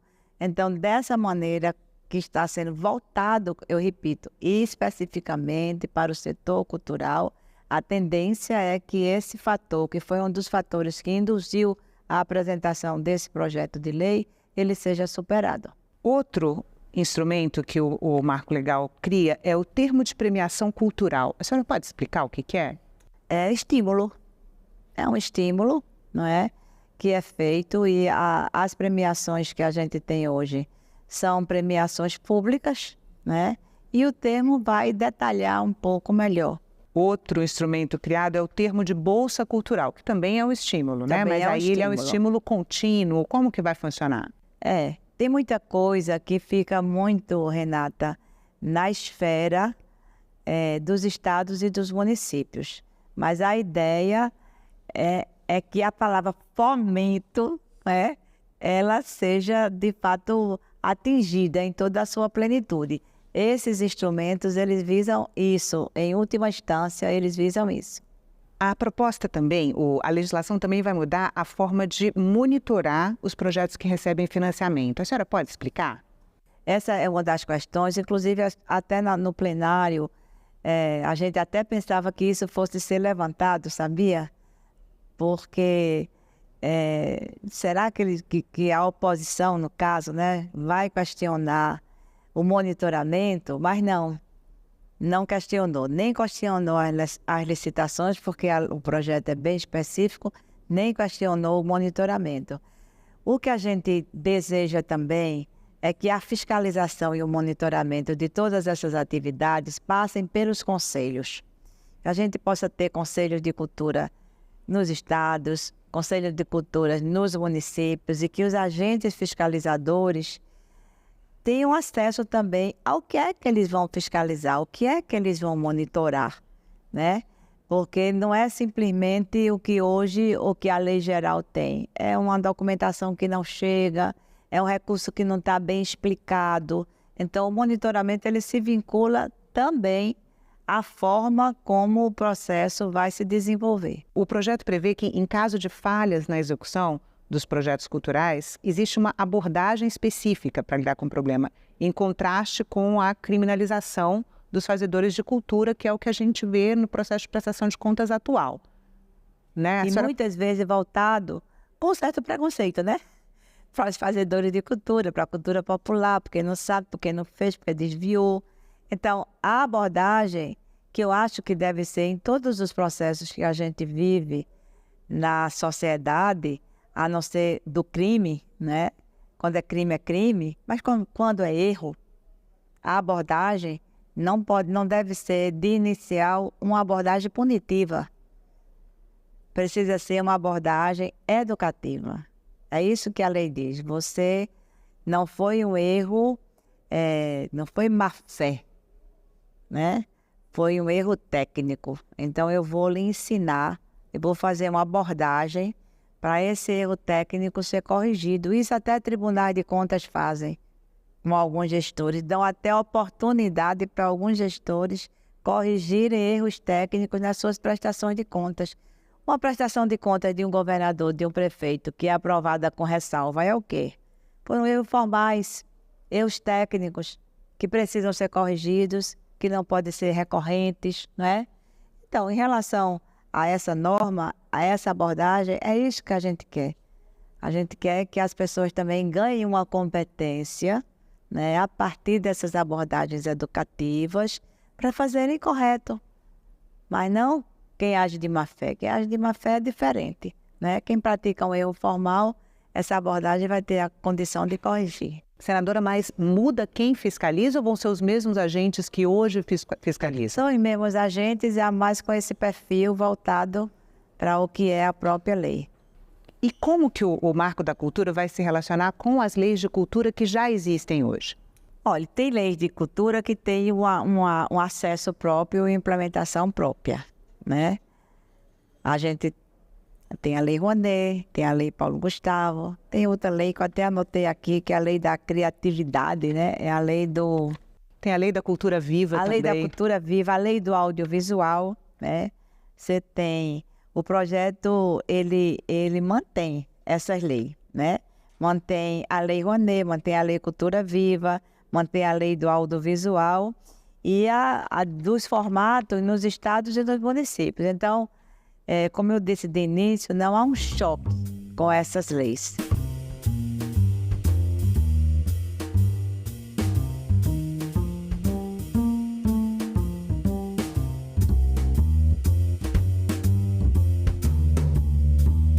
Não há um choque. O fomento vai determinar para quê e quais são os produtos, quais são as plataformas acessíveis, de modo que quem não tem acesso a essas leis que eu falei agora, possa ter acesso a outras produções.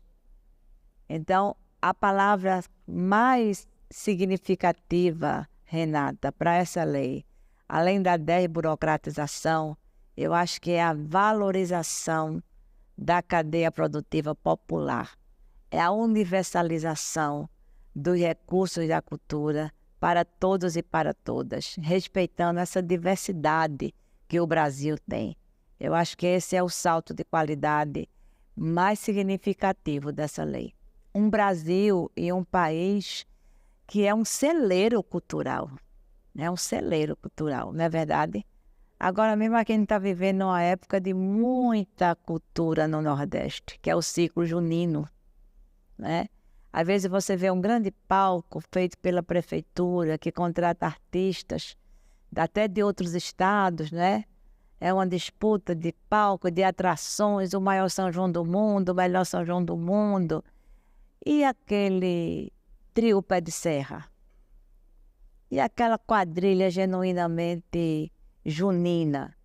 E aquele arraial que mobiliza uma comunidade? Aquele arraial que mobiliza as comidas, as costureiras que fazem as roupas da quadrilha, aquela comunidade. Como é que a gente pode profissionalizar essa cadeia produtiva corretamente, né? Para ter acesso também a esse fomento. Existe muita coisa boa, bonita no Brasil que precisa desse estímulo. Mas, senadora, é também uma mudança cultural? Eu acho que é, no sentido de você não desprezar as grandes leis, né? Nem os grandes espetáculos, nem os grandes investimentos. A gente tem coisa belíssima no Brasil, em termos de audiovisual, daqueles projetos que a Lei Rouanet subsidia, são coisas importantíssimas, mas na realidade brasileira tem também esse outro lado, né? Tem também essa outra produção, que é uma produção que precisa desse fomento e que precisa desse estímulo. É organizado de uma certa maneira. Essa lei do fomento ela vai também propiciar, né? Um nível de organização que hoje a gente ainda não tem, mas que é uma fagulha. Como já existe muito potencial, né? Como já existe muita realidade, o fomento certamente vai ser um estímulo para a organização e um acesso, sobretudo isso, um acesso democrático, transparente, para divulgação também, socialização desses bens culturais que são riqueza no nosso país. É também uma resposta à crítica que a política pública inaugurada pela Lei Rouanet fez ao longo desses anos e acabou concentrando muitos recursos no eixo Rio-São Paulo? Não vejo tanto quanto uma crítica, mas talvez uma alternativa, né? alternativa. A Lei Rouanet concentra no eixo Rio-São Paulo, como muitas coisas do Brasil são concentradas no eixo Rio-São Paulo, não especificamente a cultura, né? Eu acho que não é uma confrontação de forma nenhuma, é uma alternativa com esse objetivo de ampliação do acesso dessa maneira desburocratizado a todos os setores da cultura do Brasil. Senadora, o Marco da Cultura também vai mudar a dinâmica de transferência de recursos entre fundos, né? Do Fundo Nacional de Cultura para os fundos estaduais, do Distrito Federal e municipais, né? Como é que isso vai acontecer? Olha, vai acontecer da forma como acontece com os outros fundos, não é?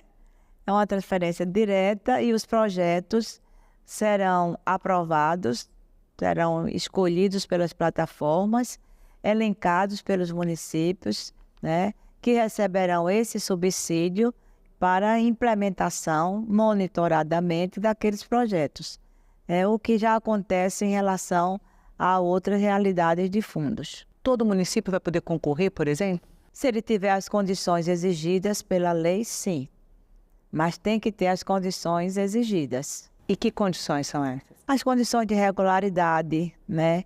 As condições de ter um conselho, de ter quem monitore, de apresentar um projeto, de mostrar que tem quem vai desenvolver esse projeto. Que conselhos são esses, senadora? Olha, conselhos, a gente tem conselhos de todos os níveis para a cultura. Os conselhos municipais, eles não têm ainda uma cobertura total do país. Você tem o Conselho Nacional de Cultura, você tem os conselhos estaduais de cultura, há estados que dividem Conselho de Cultura e Conselho de Patrimônio, há estados que o conselho responde, né, pelos dois setores. Nos municípios, sobretudo nos municípios pequenos, a presença de conselho, não apenas de cultura, mas de outros segmentos, Conselho de Saúde, Conselho de Educação, são... Porque há municípios que não têm sequer Conselho de Saúde e Educação, Exatamente, né? Exatamente. Então, nesses municípios que a precariedade de participação é maior, pela própria composição do município, são municípios muito pequenos, há de se fazer o estudo e a presença, né? Se o município apresenta o projeto, por isso que é importante esse item que você falou, do monitoramento, e esse item que você falou do acompanhamento. Porque o conselho tem essa tarefa, né? Todo conselho tem essa tarefa de monitorar e de fiscalizar. Se não tem conselho, esse item responderá por isso. Os procedimentos elencados têm esse objetivo também, de responder a todas as realidades. Senadora, e o que vai acontecer com os convênios? Eles estão previstos, né? Como é que eles vão acontecer? Com a modelagem que está prevista na lei. Mas muda alguma coisa em relação ao que existe hoje? Depende do ente. Depende de para quem o convênio está sendo destinado, se o mediador vai ser o município, se o mediador vai ser o Estado.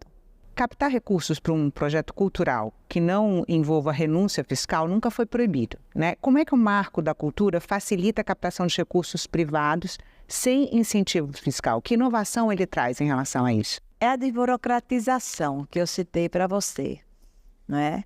Eu acho que a gente está vivendo uma nova sistemática de cultura no nosso país. Eu acho que os antecedentes ao marco regulatório, como a conferência, como o sistema, eles dão um direcionamento, né? Essa questão de incentivos fiscais na cultura, ela está sendo muito balizada pelo próprio Ministério da Cultura, né? Pequenos empreendimentos é uma coisa, pequenas ações, plataformas que requerem um aporte menor, né? É bem diferente, por exemplo, de uma Lei Rouanet. Então, isso não nos assusta no marco do fomento, não. Senadora, a senhora acreditava que o projeto receberia críticas da oposição em relação ao monitoramento, mas a crítica que recebeu foi em relação ao que eles consideram privilegiar ações identitárias, né? Como que a senhora vê essa questão? Eu, inclusive, respondi a isso. Eu me surpreendi, sinceramente, porque nas opiniões de corredor, né, o projeto primeiro, ele foi aprovado por unanimidade na Comissão de Educação e Cultura. Do jeito que ele veio da Câmara, não é? algumas falas, inclusive, de reforço, né? A importância do projeto. E o que se bochechava era isso. Não, eles vão reclamar disso. Reclamar de que esse projeto faz parte também dessa linha de priorizar uma matriz identitária, né? Eu acho que a gente nem pode considerar isso como uma crítica, porque o projeto ele trata das diversas identidades. O que a gente tem feito como um marco desse governo é tirar da invisibilidade determinadas identidades. Os indígenas, os quilombolas, as mulheres negras, a população negra de modo geral, a população LGBTQIA+, as pessoas com deficiência. Ora, esse povo todo não faz cultura? Então, a crítica de ser um projeto identitário, eu respondi dizendo que não é.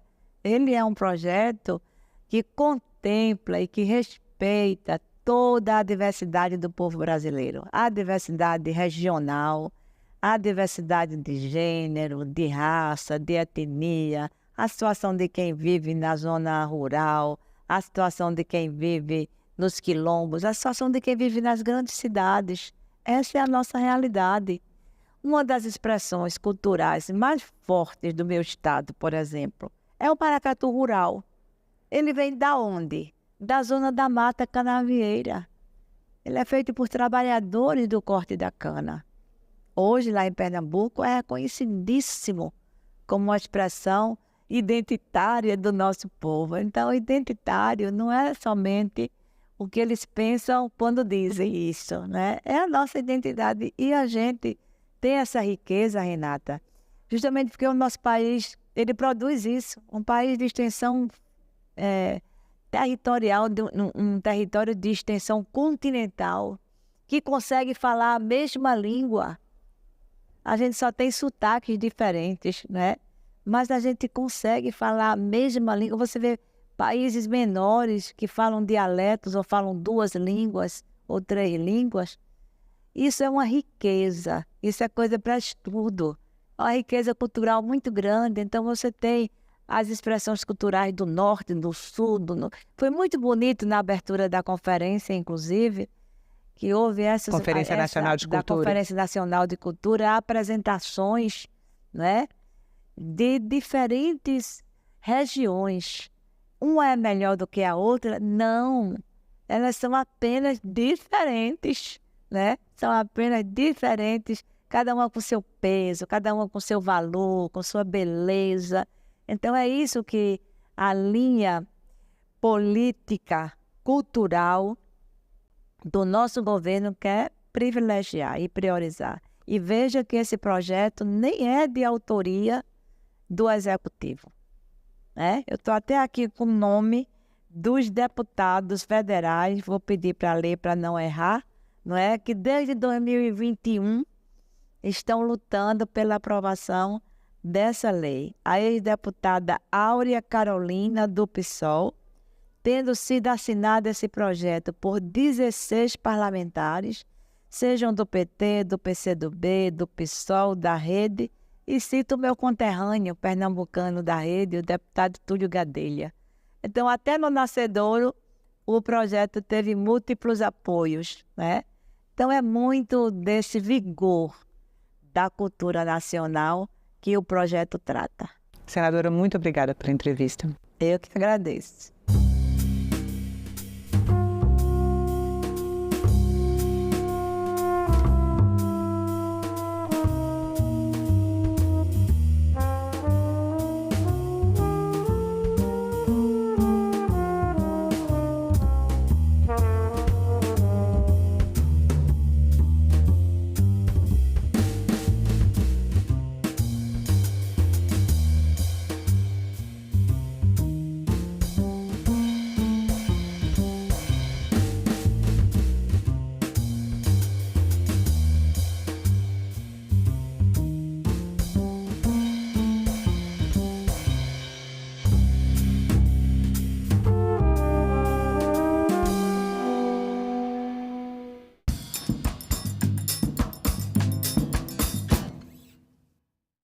crise da água, bilhões de pessoas sem acesso. No Brasil, desperdício e problemas de gestão. A escassez hídrica à margem de grandes volumes de água contaminada por ausência de saneamento básico. Ana tem perdido força de trabalho, isso é fato. Nós precisamos de informações, nós precisamos de equipe, nós precisamos de gente.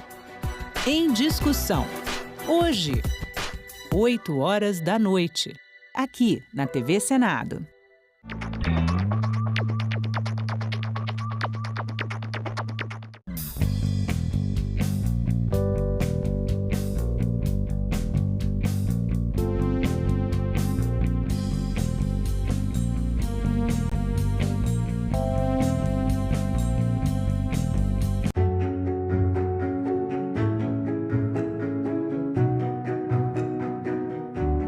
Agora está bem definido que a saúde é um direito de todos e um dever do Estado. O Plano Nacional de Imunizações atingiu o grau de excelência com a criação do Sistema Único de Saúde.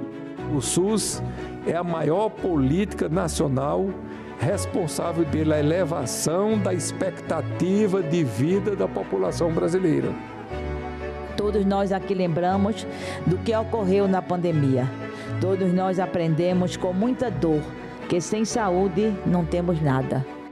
Acreditamos na medicina, no Sistema Único de Saúde. Nós acreditamos na ciência. Temos o sentimento de dever cumprido e de que ainda temos que cumprir, porque essa batalha e esta guerra ainda não terminaram. TV Senado. Democracia todo dia.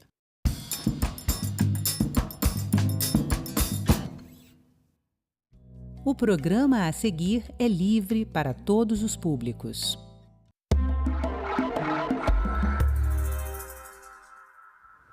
A mentira é um instrumento que todos usamos socialmente. Mas existem pessoas que têm uma compulsão por mentir, os mitomaníacos. Esse hábito aparentemente inofensivo pode levar a situações dolorosas e também graves e precisa ser tratado por terapeutas profissionais. É sobre mitomania que eu converso agora com a psicóloga Keila Outeiral. Keila, muito obrigado por participar aqui do Cidadania. E eu tenho que fazer a pergunta mais básica, porque eu quero entender e eu quero que quem está em casa entenda. O que é, de fato, a mitomania? Vamos começar. Primeiramente, agradeço a oportunidade de estar aqui. Bom, mitomania é um tema muito importante, né? Quero destacar a importância da gente estar falando sobre isso. Mitomania é um sintoma. Então, é a mania de mentir. Seria o hábito de mentir. Todos nós mentimos, né? Estendendo um pouco mais a resposta, eu devo explicar que todos nós mentimos em algum grau, em algum nível, né? Tem as mentirinhas sociais, aquelas que você conta para se sair de uma situação ou para evitar a mágoa de alguém. E isso é considerado, vamos dizer assim, normal, né? Todos nós cometemos esse tipo de mentira em algum momento da vida. Então, mitomania é algo diferente disso. Mitomania é o hábito de mentir, de forma frequente e patológica. É uma compulsão por mentir? É uma compulsão. Assim, só para ficar mais claro para quem está em casa, você falou, tem as mentiras sociais, que é, por exemplo, você às vezes não está tão disposto a sair com amigos, aí você inventa uma desculpa que não está se sentindo bem. Mas é uma situação de exceção. De exceção. E sempre está motivada por alguma razão. Você quer gerar alguma consequência com aquele comportamento de mentir. Não é o caso da pessoa que tem essa compulsão, né, do mitômano. Não é o caso. Então, o mitomaníaco, ele tem esse hábito, ele desenvolveu esse hábito ao longo da história de vida e ele tem esse comportamento de forma frequente. Então, a diferença entre uma pessoa que mente socialmente e um mitomaníaco está na frequência e na intensidade. E aí eu vou, então, assim, para a gente tentar entender, é algum trauma que provoca? De onde vem isso? Essa é uma pergunta super interessante, porque assim, a gente entende mitomania, cientificamente falando, na literatura, como um sintoma, não como um transtorno. No entanto, a mitomania pode sim fazer parte de algum transtorno em saúde mental, mas ela não está catalogada no DSM. Então, a gente não considera a mitomania por si só um transtorno, mas ela é o sintoma de algum transtorno. Só para a gente que está em casa, não esquece que vai falar, por favor, o DSM é o quê, para a gente entender? É o catálogo de transtornos mentais. Maravilha. E ela não é um transtorno em si, então? Ela não é um transtorno em si, ela é um sintoma. Então, muito frequentemente, pessoas acometidas, por exemplo, dos transtornos de personalidade, como os transtornos narcisistas, o borderline, o transtorno de personalidade histriônica, tem como sintoma a mitomania. Alguns transtornos de humor também, como o transtorno bipolar também, transtornos depressivos. Então, ela é um sintoma, não necessariamente é o transtorno, ela não está catalogada no catálogo de transtornos mentais. Tratando o transtorno, a gente trata a mitomania junto, por exemplo? Sim, trata o sintoma, né? Porque os transtornos de personalidade, a gente não fala em cura para nenhum transtorno, na verdade, em saúde mental, né? Em saúde mental não se fala em cura, se fala em remissão de sintomas. Então, tratando o transtorno, a mitomania vai remitir, né? Aquela pessoa vai ficar sem o sintoma quando estiver em tratamento, e a intenção é que ao longo da vida, né? Você recebe muitos pacientes, você trata, você ajuda muitas pessoas que chegam com esse tipo de sintoma? Sim, ajudo sim. Como é que elas chegam? Então, essa é outra pergunta muito interessante, porque o mitomaníaco, geralmente, ele não se incomoda com esse comportamento. Ele não busca a terapia por ele mesmo, justamente por não ver necessidade. Né? Ele está sim em sofrimento, é importante que a gente entenda que o mitomaníaco sofre sim, ele não é só o vilão da história, ele está em sofrimento, ele está adoecido, mas dificilmente ele procura o tratamento. Normalmente ele vem para a clínica indicado por algum familiar, alguém que se relaciona com ele, vê essa necessidade, aí num trabalho de convencimento faz com que ele procure a psicoterapia. E é muito importante que essa pessoa procure, muito importante mesmo, porque como eu falei, eu repito, ele está em sofrimento. Então ele sofre por não se aceitar, né? E já eu gostaria de explicar mais essa não aceitação de si mesmo. Então ele sofre por isso, mas ele faz as pessoas ao redor dele sofrerem também. Então é importante o tratamento. Vamos falar então um pouquinho desse ponto que você já quer explorar, Keila, por favor. Esse sofrimento dele, não se aceitar, é como se ele quisesse criar uma identidade que ele acha que vai ser melhor recebida, é isso? Isso. É como se ele forjasse uma realidade para ele que não condiz com a realidade que existe na vida. Então ele forja um personagem que não existe, né? Então, por trás desse comportamento, a gente pode pensar em vários motivos, como, por exemplo, não se aceitar, achar que para ter a aceitação e o amor dos outros é preciso forjar uma outra personalidade, uma outra realidade, senão ele não vai ser aceito. Então, tudo isso é um sofrimento que passa por baixa autoestima. Na história de vida desses indivíduos, a gente encontra muitos fatores, né? Porque o comportamento de mentir, ele começa na infância de forma natural, sabe, Hermes? A criança, durante o seu desenvolvimento, ela mente, né? Todo mundo que tem contato com criança sabe, tem aquela fasezinha ali dos 4, 5 anos que a criança mente. É necessário isso para que ela se desenvolva, então esse comportamento lúdico, esse comportamento fantasioso da criança é muito natural, porém ele passa. E aí o que acontece muitas vezes na história de vida é que aquele indivíduo vai crescendo e ele vai entendendo que ele consegue consequências boas a partir da mentira. E ele não consegue as mesmas consequências falando a verdade. Então, a comunidade verbal não o reforça da mesma forma quando ele é ele mesmo. E aí a gente tem um prato cheio para o comportamento de mentir ser instalado, né? Esse é um dos fatores, um fator bem importante da história de vida. Né? No entanto, só fazendo um parêntese sobre transtornos mentais, a gente nunca pode atribuir uma causa só a transtornos mentais. Então, embora a mitomania não seja considerada um transtorno, ela é um sintoma, pode ser um sintoma de algum transtorno. Então, quando a gente fala em transtornos mentais, a gente tem que pensar como uma receita de bolo. Quando você vai fazer um bolo, você coloca o fermento, a farinha, o leite, os ovos, e aí você mistura tudo, leva para o forno e pronto, o seu bolo está pronto. Diagnósticos em saúde mental funcionam da mesma forma. A causa é multifatorial. Então, a gente não pode entender que, então porque aconteceu isso na infância, ele foi reforçado pela mentira dele, ele virou um mitomaníaco e talvez desenvolveu um transtorno de personalidade. Não, não é assim. Não é uma resposta simples, Não é né? uma resposta simples, exatamente. Keila, a gente vive um momento de grande força das redes sociais. E muita gente mostra o que quer ali. Sim. E muita gente mente. Isso reforça a mitomania, isso reforça essa tentativa de viver uma mentira para ter uma resposta positiva? Reforça, Hermes. Assim, as redes sociais, elas possibilitam que aquela pessoa não mostre a realidade, né? Que ela viva ali numa vitrine. Então, ela mostra os melhores momentos, ela não mostra o que acontece na vida dela e ela acaba gostando disso. Então, às vezes, ela tem dificuldade de se mostrar nas relações interpessoais da forma que ela é.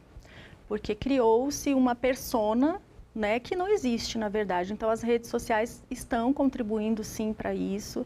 A gente precisa ficar muito atento a isso, né? Então, as postagens, os filtros, os momentos que você coloca ali no seu Instagram, no seu Facebook, você precisa cuidar para ser você mesmo, né? Porque senão a vida te rouba isso, essa situação de rede social, especialmente pós-pandemia, as pessoas estão muito, né, online, muito nas redes, e isso não pode nos tirar de nós mesmos, né? A gente precisa manter essa preocupação de ser quem a gente é e trabalhar para gostar disso, para aceitar a nossa história, para aceitar quem a gente é, porque muitas vezes outra causa da mentira é quando a pessoa quer forjar uma aceitação, né? Às vezes até num relacionamento amoroso, num trabalho, e isso não é sustentável, concorda comigo? Ela não vai sustentar isso o resto da vida, uma hora a casa cai, né? Vou aproveitar esse gancho, tem dois ganchos aqui,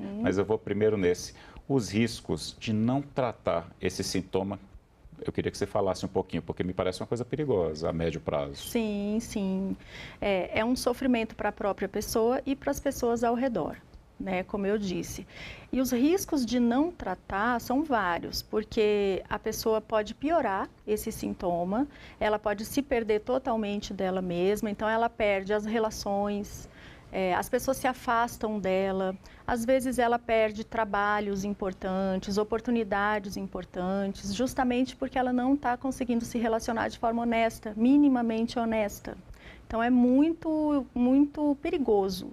É preciso tratar, é preciso que quem se identifique com esse comportamento saiba que tem como buscar ajuda sem julgamento. Porque muitas vezes a pessoa não busca ajuda com medo de ser julgada.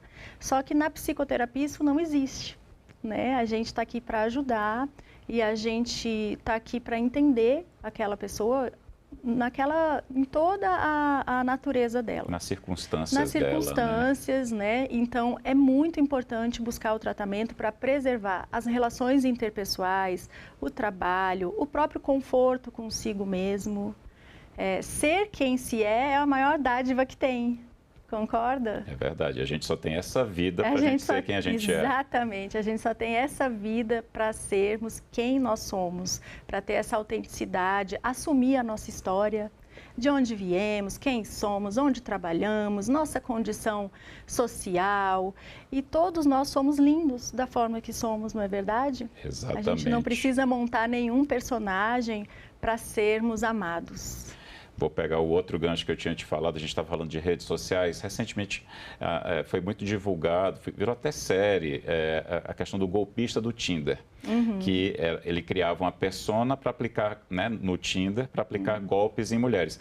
A gente pode dizer que ele era mitômano ou é uma coisa completamente diferente, a pessoa que usa da mentira para aplicar golpes? Sim, a gente pode dizer que ele tinha esse sintoma, mas eu não vi a pessoa, então eu não posso diagnosticar aqui. Mas é possível, existe a probabilidade, existe a chance de que tenha aí um transtorno mental envolvido também, né? Perfeito.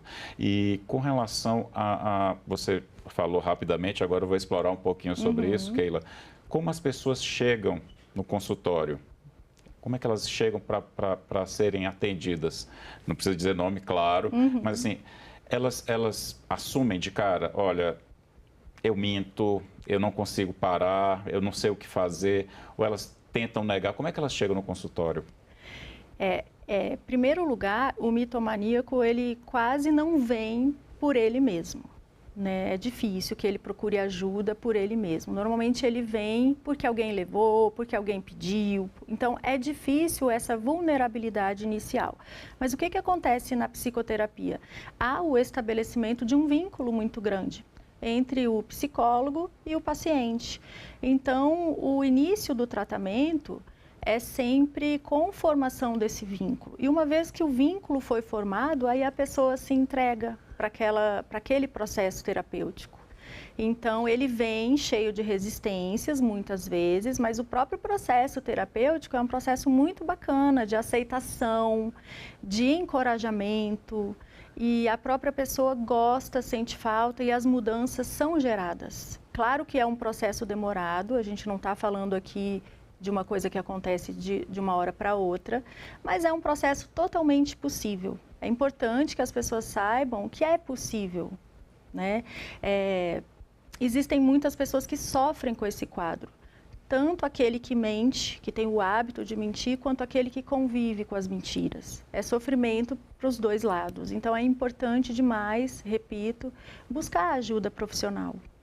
Você falando da família, né? Ou de quem está perto também, amigos muito próximos, ou aquele colega de trabalho que convive muito.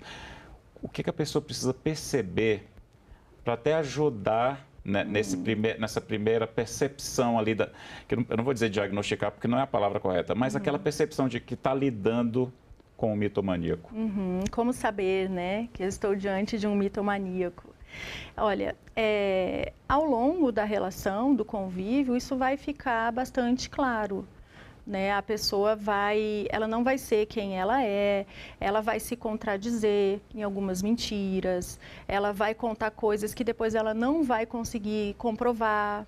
Então, ao longo de um convívio, isso aparece. Só que o que acontece é que as pessoas se afastam, precisa ter uma relação de um vínculo muito forte para que a pessoa se mantenha na relação com o mitomaníaco.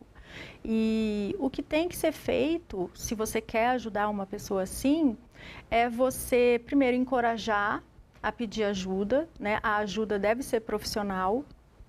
E o que acontece é que às vezes as pessoas julgam, você está mentindo de novo, nossa, mas você vira motivo de chacota. Com o intuito de gerar mudança naquela pessoa. Infelizmente não vai gerar. O mitomaníaco ele vai se afastar daquelas relações e ele vai mentir em outro lugar. Né? Não vai gerar esse efeito curativo que a gente quer. Então, a melhor coisa é entendê-lo, acolhê-lo naquela condição de sofrimento para ele também e encorajá-lo a buscar ajuda profissional. Muito importante a ajuda profissional. Que é o que vai ajudar a resolver o sintoma e outras questões. E outras questões. Lá chegando em terapia, também é feita a avaliação de um possível transtorno mental, né? Como eu disse, é um sintoma, a mitomania, que provavelmente pode estar associada a um transtorno. Então, o tratamento começa com esse diagnóstico. É mais comum em mulheres, em homens? Existe algum estudo nesse sentido? Olha, é mais comum em mulheres, mas isso não quer dizer que não tenham muitos homens acometidos pela mitomania, né? Começa na infância normalmente ou é algo que surge na adolescência, na vida adulta? Tem um momento em que ela se torna mais presente? Tem sim. Como eu disse, na infância é natural a criança fantasiar. A criança é lúdica, então ela acha que ela é a Cinderela, ela conta histórias que não aconteceram. A vovó hoje quebrou a perna. Você vai ver, a vovó está inteirinha. Não, a vovó não quebrou a perna, mas era uma fantasia infantil. Isso é normal, natural. Porém, a idade que começa a chamar a atenção é na pré-adolescência. Isso precisa ter passado. na pré-adolescência, lá pelos 9, 10, 11, 12 anos, isso precisa ter passado. Se não passou, se aquele pré-adolescente continua mentindo, inventando, pode ter uma atenção aí para esse quadro. Esse é o momento, então, que os pais devem prestar atenção. Sim. E já levar para um psicoterapeuta. E já levar para uma avaliação, né? É muito importante. O que acontece também com o comportamento de mentir, agora trazendo um pouquinho para a teoria da análise do comportamento, é que a gente sabe que todo comportamento humano, quando ele é reforçado positivamente, ou seja, quando ele gera uma consequência positiva no ambiente, ele aumenta a frequência. Então, se eu estou com sede, eu pego esse copo, bebo, isso gerou uma consequência positiva para mim. Vai aumentar a frequência de toda vez que eu sentir sede, pegar esse copo e beber, ou qualquer outro copo. Porque o comportamento humano aumenta de frequência quando ele é reforçado positivamente. Ao mesmo tempo em que, quando eu me comporto e gero uma consequência negativa, a tendência é que esse comportamento vá sendo suprimido. Então, em relação à mentira, uma grande problemática que a gente precisa entender é que muitas vezes, quando eu minto, eu gero uma consequência positiva. Ou eu ganho alguma coisa, ou eu me esquivo, evito algo aversivo. E isso vai reforçar o comportamento de mentir, porque o meu cérebro entende que deu certo. Então, é um perigo, porque aí eu tenho esse comportamento de mentir estabelecido. E aí a gente precisa ter esse nível de autoconhecimento. Isso é muito adquirido em terapia, mas qualquer pessoa também pode fazer esse questionamento. Por que eu estou mentindo? O que eu estou ganhando com isso? O que eu consegui? E aí você começa a entender o seu próprio comportamento. O que fez você mentir? É muito importante que a gente esteja atento, né, a essa análise, porque isso pode ajudar bastante. Em casa mesmo, está dirigindo, acabou de mentir, por que eu menti? Eu queria evitar alguma coisa? Eu queria ganhar alguma coisa? Né? E aí eu posso ter reduzido esse comportamento. Então, nesse caso, eu não estou falando daquela pessoa que já é um mitomaníaco, mas aquela pessoa assim que sabe que está mentindo muito, né? Que já está percebendo que não é ele mesmo. Que está passando do ponto, né? Que está passando do ponto. Então, essa análise é importante. Por que eu estou mentindo? O que eu estou conseguindo? No comportamento humano, a gente vê que, normalmente, a gente consegue duas coisas. Ou a gente consegue evitar algo ruim, ou a gente consegue ganhar algo bom. Então, eu minto para ganhar uma promoção. Ou eu minto para não ter que conversar com fulano que eu não gosto. Então, ou eu evito algo ruim, ou eu ganho algo bom. Normalmente, os motivos pelos quais eu minto conversam com essas duas situações. Você está falando, e eu estou me lembrando que na infância eu ouvia muito dos meus pais que mentira tem consequência. Sim. Para o mitomaníaco, esse conceito não existe? Assim, eles não temem essas consequências dessa mentira compulsiva? Não temem. Aquilo se tornou tão frequente e tão corriqueiro, tão normal, faz parte da personalidade da pessoa. Então, ela não teme as consequências. Ela nem consegue ser de outra forma. Né? Aquela é a forma dela ser e estar no mundo. Até pegando aquele gancho que você falou da pré-adolescência, né? Nesse momento a educação dos pais e a percepção desse momento é importante. É né? muito. Educação e terapia. É muito importante que os pais percebam assim, nossa, peraí, meu filho está contando muitas coisas que não aconteceram, ele está mentindo, ele está forjando uma realidade que não existe e de forma muito frequente. Como eu disse no início, é natural que todos nós mentamos, a gente mente, o ser humano mente, né? Mas isso não pode acontecer de forma frequente, de forma a prejudicar a si mesma ou prejudicar aos outros. Não pode ser a regra da nossa convivência social. Não pode ser a regra, exatamente. Então, a mitomania é o hábito de mentir. Eu acordo todos os dias e todos os dias eu minto. Muitas vezes, Muitas vezes. Eu forjo uma realidade que eu não vivo. Né? Então, eu não sou quem eu conto ser. Eu sou outra pessoa e eu não me mostro da forma que eu sou. Eu forjo um personagem. Então, eu falo que eu fui viajar para Paris, que eu fiz doutorado em Harvard, que um monte de coisa que não aconteceu. Né? E até coisas simples também, não precisa ser algo assim tão grandioso, né? O mitomaníaco, ele mente porque mente. Às vezes não tem uma função tão explícita, né? Às vezes a própria mentira é o próprio reforço do comportamento. Se torna parte da identidade da pessoa. Se torna parte da personalidade. Se torna, por isso é uma coisa perigosa. É um sintoma, na verdade. Quando a pessoa se liberta dessa parte da personalidade durante a terapia, como é que ela reage? O que é que ela te diz?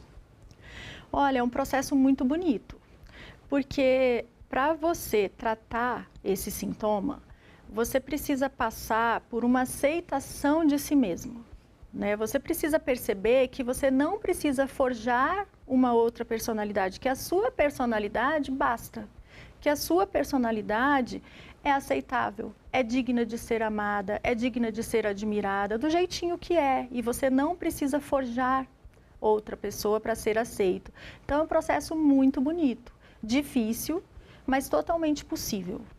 Como eu disse, se tiver um transtorno envolvido, não existe cura, existe remissão de sintomas. Então a gente vai remitir o sintoma, que é a mitomania, né? Antes da gente encerrar, eu queria que você falasse para quem está assistindo a gente, seja pela TV, seja pelo canal da TV no YouTube, pela internet, o que você diria para um pai, uma mãe que está percebendo esse comportamento já fora da idade adequada, fora da idade lúdica, ou um marido ou uma esposa que está percebendo, o que você diria para essa pessoa ajudar quem está ali tão perto e que está desenvolvendo essa compulsão? Sim, eu diria em primeiro lugar que é uma situação preocupante, realmente não é à toa que você está preocupado, se é que você está passando por isso, é uma situação séria, é uma situação que merece atenção. Então, em primeiro lugar, é identificar, né, perceber, se for necessário até contabilizar quantas vezes essa pessoa mentiu, o que falou, quantas vezes na semana, para você ter assim um embasamento. E aí, se você realmente perceber que está com muita frequência, procura ajuda profissional, procura um psicólogo. Porque se houver necessidade, o psicólogo vai encaminhar para outros profissionais, como, por exemplo, o psiquiatra. Então, é muito importante procurar ajuda profissional. Procurar ajuda para não deixar com que essa relação se perca. Não deixar com que isso se agrave. Eu estou falando aqui de uma idade de pré-adolescência. Então, você imagina se isso se estende para a vida adulta. É uma situação que vai se complicando. Então, um pré-adolescente mitomaníaco é diferente de um adulto mitomaníaco. Então, procure ajuda profissional, observe direitinho. Uma outra sugestão que eu tenho é não julgue a pessoa. Porque a hora que a gente julga, a pessoa se afasta da gente e até começa a disfarçar, né? A pessoa se sente punida e ela não vai melhorar porque você a puniu. Ela vai se afastar de você e vai mentir em outro lugar. Então, é sem julgamento que a gente ajuda uma pessoa. Maravilha. Keila Otteral, muito obrigado pela entrevista. Eu que agradeço. E obrigado a você pela audiência. Esta entrevista já está disponível para você rever ou compartilhar em nossa página na internet, senado.leg.br/TV e em nosso canal no YouTube. Muito obrigado pela companhia. A gente se vê na próxima edição do Cidadania.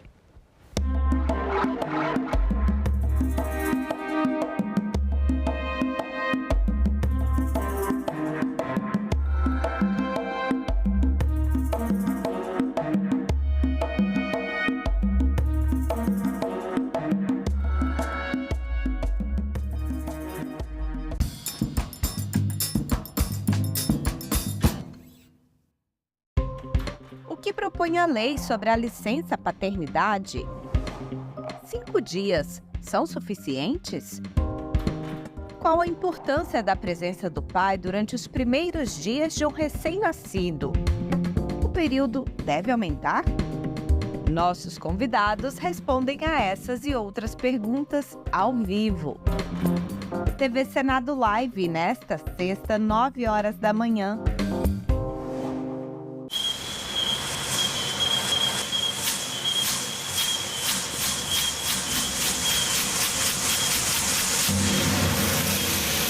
Os indígenas, já 500 anos atrás, já foram maltratados, abusados, manipulados, até hoje, né? Até hoje o indígena passa por aí, olha o índio lá passando, ele não vale nada. Essa terra era nossa, era minha, era dos meus filhos, do meu avô, do meu tio, sei lá, que já morreram, né? Brancos começaram a invadir a nossa terra e começaram a manipular os povos indígenas. Eles tomaram o posse da terra que não era dele, né? Então, foi isso que está restando hoje para nós, né? No Amazonas, principalmente no Alto Solimões, né? Você vai por ali, já não existe mais pássaro, não existe a floresta, por causa que lá na frente tem uma propriedade de um fazendeiro imenso. Esse é dele. E a gente não tem isso como eles têm, né? Todo mundo tem um talento especial para ser mesário ou mesária. Você pode ser a comunicativa, o atencioso, a prestativa, o detalhista. É colocando essas habilidades em prática que a gente faz a democracia acontecer. Não desperdice seu talento, seja mesário voluntário. Justiça Eleitoral, a justiça da democracia.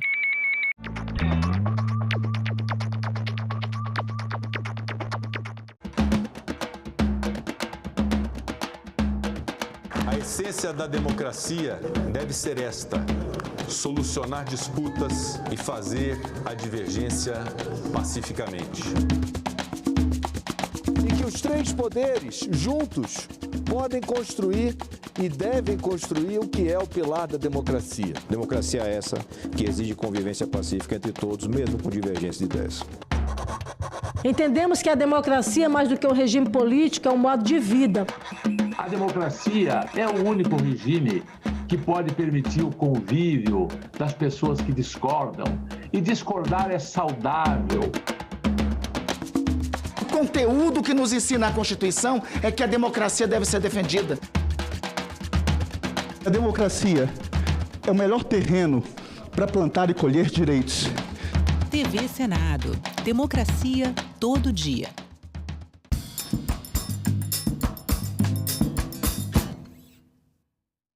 O programa a seguir é livre para todos os públicos.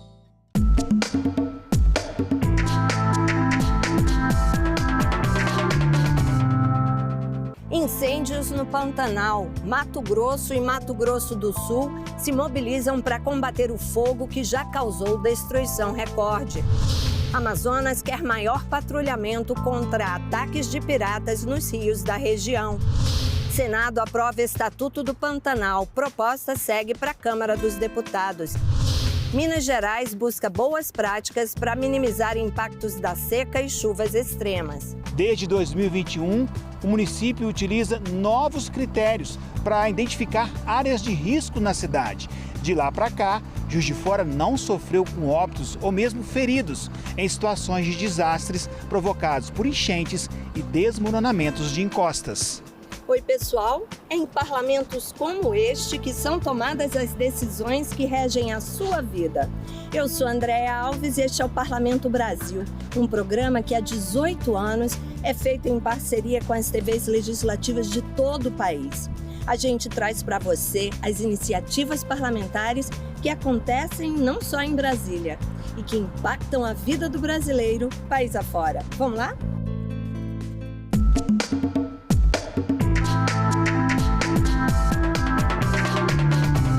Os incêndios no Pantanal já bateram recorde de destruição em 2024.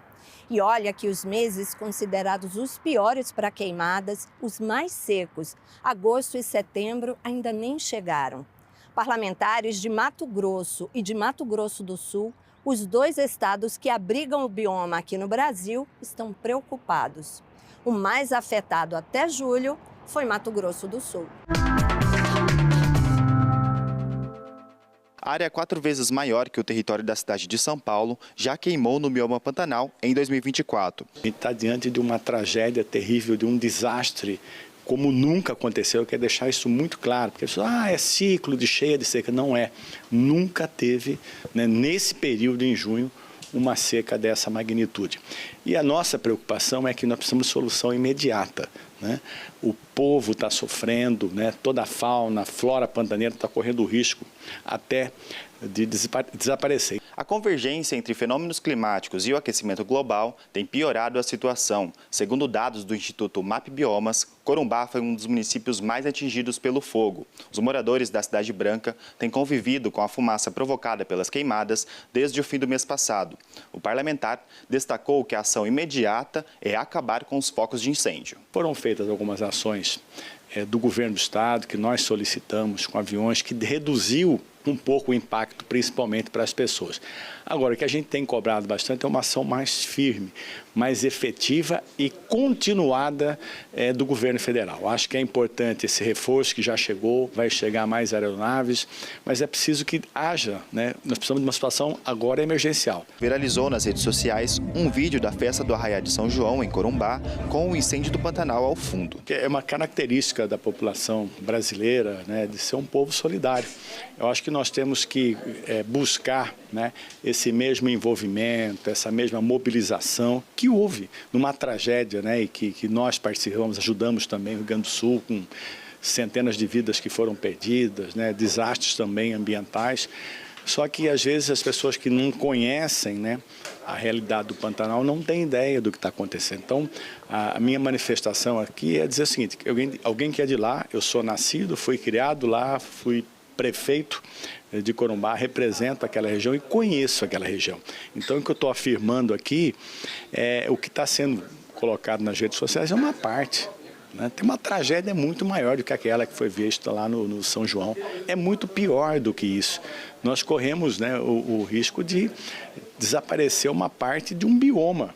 O parlamentar ainda criticou a estrutura do IBAMA da cidade de Corumbá. Eu citei aqui, por exemplo, a vergonhosa estrutura do IBAMA em Corumbá. Tem 7 funcionários, tem 2 carros, 7 barcos, quer dizer, não pode. Ah, não, mas quando precisa pede para Campo Grande, para Brasília, mas esse é o problema, né? Tem que ter uma estrutura lá.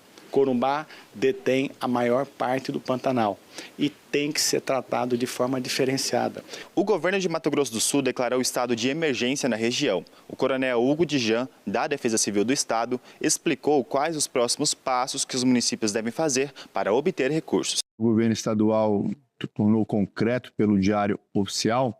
As portas estão abertas para os municípios solicitar os recursos no combate aos incêndios florestais. É importante que isso seja feito. Todo prefeito deve acionar o seu coordenador municipal de defesa civil para que ele faça a inclusão do município no sistema S2ID. O que é esse sistema S2ID?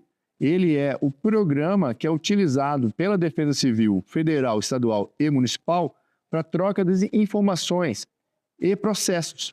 Então é muito importante, né, que o seu prefeito faça o contato com o coordenador municipal e coloque dentro do programa que liga a Defesa Civil Federal, Estadual e Municipal a sua cidade, que assim poderemos fazer o recurso chegar no município. O deputado Carlos Avalone liderou uma comitiva até o Pantanal Mato-Grossense para discutir a situação do bioma no estado. Atualmente, 2 incêndios são combatidos pelo Corpo de Bombeiros em uma força-tarefa. E o objetivo é evitar que uma tragédia parecida com a que ocorre em Mato Grosso do Sul se repita por aqui. Na reunião realizada no município de Poconé, os militares expuseram as dificuldades enfrentadas e as demandas mais urgentes no combate ao fogo em 2024. O Pantanal ele traz para nós esse desafio, né, que é característica do terreno, uma planície alagável. Então, isso dificulta o acesso. São locais em que a maioria, onde estão os focos de incêndio hoje, só se acessa via embarcação ou mesmo com infiltração de aeronave, e isso dificulta o combate.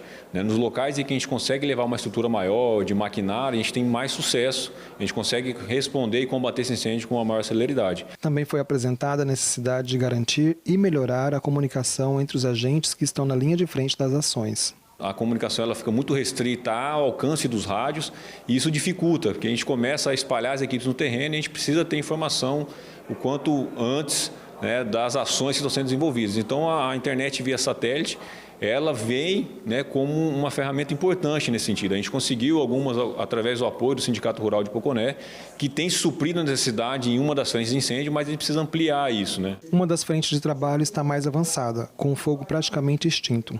A outra ainda exige bastante atenção e esforços concentrados. O o Pantanal impõe a necessidade de uma estratégia permanente, com a integração de diversos órgãos. Nós precisamos estar todos integrados, né, sobre o comando do Corpo de Bombeiros, que é quem conhece o Pantanal e conhece os problemas do Pantanal. O pantaneiro e o bombeiro junto, nós vamos saber como combater esse incêndio. O que eles precisam? De condições. Essas condições são dadas pela infraestrutura e nós precisamos de mais equipamentos. Então, nós precisamos continuar liberando as estradas para que que são estradas vicinais, para que o bombeiro tenha acesso aonde pegar o fogo.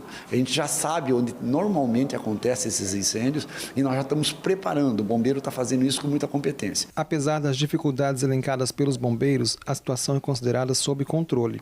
Isso se deve muito pela participação dos produtores e proprietários de terras da região, que estão diretamente envolvidos no combate às chamas. A gente está trabalhando desde novembro, foi a nossa primeira reunião ano passado, novembro de 23, já para traçar essas estratégias de trabalhar em conjunto, produtor rural, com Corpo de Bombeiro, com SEMA, para prevenção e fazer um primeiro combate efetivo e rápido a qualquer foco de incêndio no Pantanal. E o primeiro que aconteceu agora foi há cerca de 30, 40 dias atrás, e conseguimos debelar um incêndio rapidamente. Ele poderia ser muito maior, mas se nós não tivéssemos traçado todas as estratégias com o apoio do governo do estado, que disponibilizou o maquinário da CINFA para fazer aceiros, abrir estradas, nada disso teria acontecido e, quiçá, nós não estaríamos na mesma situação no Mato Grosso do Sul hoje. Também foi fundamental para evitar um cenário desolador nos primeiros meses de seca a atuação da Secretaria de Infraestrutura. Está vindo algumas manchas do Mato Grosso do Sul para cá, então a gente está tentando interceptar naquela localidade, abrindo com a patrol e com as carregadeiras aceros, né, para evitar que isso se propague. Fora isso, nós estamos igual aqui nessa fazenda, fazer ampliação da pista de pouso, para que as aeronaves de maior porte possam descer e, né, por tanque aqui para puxar água do rio para se precisar de água nas aeronaves. Então nós estamos fazendo nessa fazenda aqui, a gente vai fazer ampliação da pista e os reservatórios, né? Tem poços perfurados, que nós estamos fazendo reservatórios para que os animais possam também beber água na época do fogo e também servir de ponto para que os bombeiros também tenham ponto de apoio para encher os caminhões-pipas. Mato Grosso não está igual ao Mato Grosso do Sul por causa dessa preparação. Há hoje uma movimentação muito grande que começou em novembro do ano passado. Antes de terminar o incêndio do ano passado, nós já estávamos movimentando os incêndios desse ano que viriam. Os investimentos que o Estado fez em estrutura são muito grandes.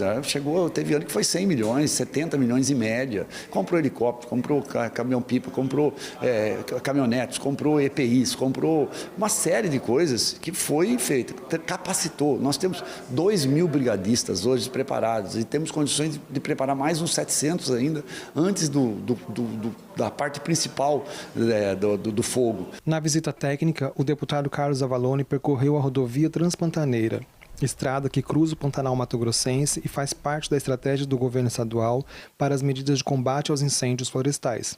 Ao longo da extensão da via, foram perfurados poços artesianos que vão garantir o fornecimento de água nos dias mais críticos. Outros 2 ainda serão perfurados neste ano. São 5 poços equidistantes durante a Transpantaneira, de forma a atender, que o Pantanal tem muita água, mas essa época é seco, né? Então vão criar, junto com os poços, reservatórios para estar armazenando essa água do poço e ajudar tanto no combate com os bombeiros, né? Também na dessedentação dos animais silvestres, que foi outro problema também que nós tivemos bastante aqui. No Amazonas, a preocupação recorrente é com os ataques de piratas a rios da região. Deputados cobram patrulhamento. Uma troca de tiros na região entre os municípios de Tefé e Alvarães, no Alto Solimões, chama a atenção das autoridades. Em pauta, a crescente atuação de piratas, que agem principalmente na rota do tráfico de drogas pelos rios do estado e que deixam o rastro de terror por onde passam. Isso aí é um absurdo. Isso aí, imagina o que passa hoje, deputado Rosinha. Os nossos irmãos mais humildes, os piratas, não escolhem, não. Eles vão pegar o agricultor, o pescador, eles batem, matam, estrupam, fazem o que quiser. Nós precisamos de uma ação urgente. O episódio traz de volta o tema para debate na Assembleia Legislativa. O deputado Wilker Barreto cobrou urgência no enfrentamento da situação. Quem tem sofrido com o aumento na criminalidade é a população ribeirinha. Além do caso relatado no Alto Solimões, as autoridades também registraram a atuação de piratas nas proximidades do município de Itacoatiara, ainda no mês de junho.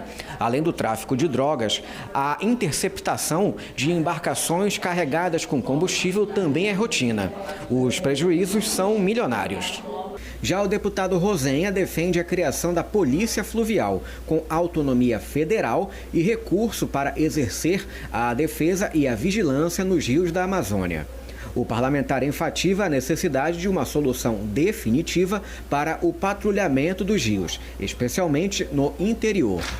Não dá para nós não tomarmos uma atitude para que isso possa ser resolvido, sob pena do homem do interior, da mulher do interior, viver em constante ameaça, viver num risco iminente. Ninguém vai navegar mais pelo Amazonas e nós não temos outras estradas. Avião no Amazonas é caro.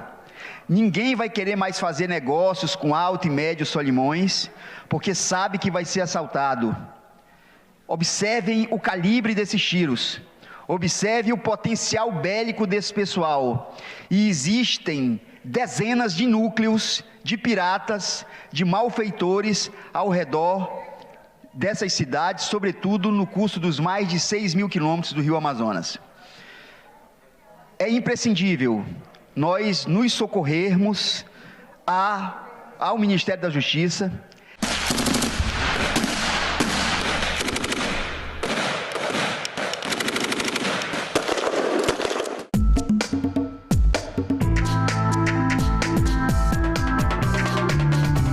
A Comissão de Meio Ambiente aqui do Senado aprovou o projeto de lei que cria o Estatuto do Pantanal, um instrumento para ajudar na preservação desse bioma que o Brasil compartilha com os vizinhos Bolívia e Paraguai. O texto agora segue para a Câmara dos Deputados. São 11 capítulos e quase 30 artigos que definem princípios, objetivos e diretrizes gerais das políticas públicas para o bioma. Também tem capítulos específicos que tratam do combate ao desmatamento não autorizado, do turismo regional, do apoio e incentivo para preservar e recuperar o meio ambiente. O Estatuto também regula o manejo integrado do fogo e a prevenção e combate aos incêndios florestais e cria o selo Pantanal Sustentável para reconhecer o trabalho e empenho de pessoas e empresas voltados para o desenvolvimento sustentável da região. Segundo o relator, o projeto vai reforçar o que as legislações de Mato Grosso e Mato Grosso do Sul já determinam em relação ao bioma. O projeto propõe as melhores políticas de uso de conservação, proteção e recuperação da vegetação nativa do Pantanal, respaldada pelas legislações estaduais de Mato Grosso e de Mato Grosso do Sul. Esse estatuto ele traz princípios fundamentais como o poluidor pagador, o protetor recebedor, desenvolvimento sustentável, participação social, respeito às diversidades locais, uso sustentável dos recursos naturais, entre outros. Este advogado explica por que é importante ter uma lei nacional, mesmo que já existam leis estaduais sobre o Pantanal. A existência de leis estaduais sobre o Pantanal não torna inválida e nem desnecessária a existência de uma lei federal sobre o Pantanal. Até porque nós estamos falando de um bioma que a própria Constituição Federal de 1988 considera prioritário. Portanto, precisa ter esse olhar mais especial por parte do legislador, não tirando a importância dos outros biomas. Por isso, uma lei federal sobre o Pantanal, ela precisa ser protetiva, ela precisa trazer um patamar adequado de proteção. Esse patamar de proteção ele vai servir para que o bioma possa se equilibrar, para que a gente garanta a sobrevivência do bioma a nós. E por isso, essa legislação federal ela precisa dialogar com a legislação dos estados, dar essa base para que a legislação dos estados não seja menos protetiva do que já é hoje e também tratar de assuntos que acabam sendo da esfera de competência da União, como, por exemplo, o regime hídrico, que é muito importante dentro do Pantanal. O Brasil tem uma nova lei. É a Política Nacional de Atenção Integral às Pessoas com Alzheimer e outras demências. A nova legislação foi elogiada por profissionais da saúde. Veja na reportagem da TV Câmara. O pai do Marcelo tem 87 anos e tem demência. Ele conta que a rotina requer muito cuidado, dedicação dos filhos e de alguns profissionais. A gente procura no dia a dia fazer com que ele tenha uma vida nessa idade, está com 87 anos, com Parkinson, né? E requer muito cuidado. Então, existe toda uma logística por detrás desse acompanhamento. Temos uma excelente cuidadora, que é a dona Valquíria, e há um acompanhamento médico, não só do geriatra, tem cardiologia, então uma série de médicos que acompanham ele no dia a dia, né? A nova Política Nacional de Cuidado Integral às Pessoas com Doença de Alzheimer e outras demências foi sancionada pelo presidente Lula. Ela relaciona a demência à diminuição ou perda da memória, do raciocínio, da linguagem e de outras funções cognitivas decorrentes de doenças cerebrais, entre elas o Alzheimer. Durante a votação do projeto de lei no plenário da Câmara, a deputada Laura Carneiro, do PSD do Rio de Janeiro, relatora da proposta, homenageou o autor, senador Paulo Paim. Esse é um projeto construído a partir de audiências públicas, não trata só de Alzheimer, mas de todas as demências. Essa política nacional é uma inovação e eu queria, em nome do bloco MDB, PSD, Republicanos e Podemos, encaminhar favoravelmente com mérito ao senador Paulo Paim. A deputada Talíria Petroni, do PSOL carioca, lembrou que o cuidado é uma necessidade humana e os idosos acometidos por demências precisam de apoio do governo. Todo mundo, em algum momento da vida, precisa de cuidado. Quando nasce, o bebê precisa de cuidado. Quando uma pessoa adoece, precisa de cuidado. Pessoas com deficiência precisam de cuidados. E a pessoa, quando fica idosa, e muitas vezes associada a algumas patologias, precisam de cuidado. E se cuidado é uma necessidade humana, cuidado precisa também ser papel do Estado. A política de cuidado às pessoas com Alzheimer e outras demências prevê a criação de protocolos e ações na rede pública e na rede privada para atender esses pacientes. Também determina a capacitação dos profissionais de saúde e a oferta de apoio às famílias para lidarem com a doença. Para o médico geriatra do Hospital Universitário da Universidade de Brasília, Einstein Camargos, o melhor tratamento para Alzheimer e outras demências é o apoio familiar e a rede de apoio com auxílio de profissionais. Ele acha que não é fácil aplicar a nova política de cuidado, mas disse que ela é necessária e vai ajudar a uniformizar os atendimentos no país. A gente precisa trabalhar com o cuidador, a gente precisa profissionalizar isso, ensinar o cuidado. E existe uma equipe multidisciplinar. Então, existe o fonoaudiólogo, o fisioterapeuta, o médico, o assistente social, né? Existe a terapia ocupacional. Então, são vários profissionais que trabalham. E o SUS, como ele tem esses profissionais, e se nós conseguirmos juntá-los em núcleos para atendimento dessa pessoa que envelheceu com demência, eu tenho expectativa que dê certo, né? É possível até que dê mais certo do que o serviço privado, que anda muito fragmentado do ponto de vista de abordagem da pessoa idosa.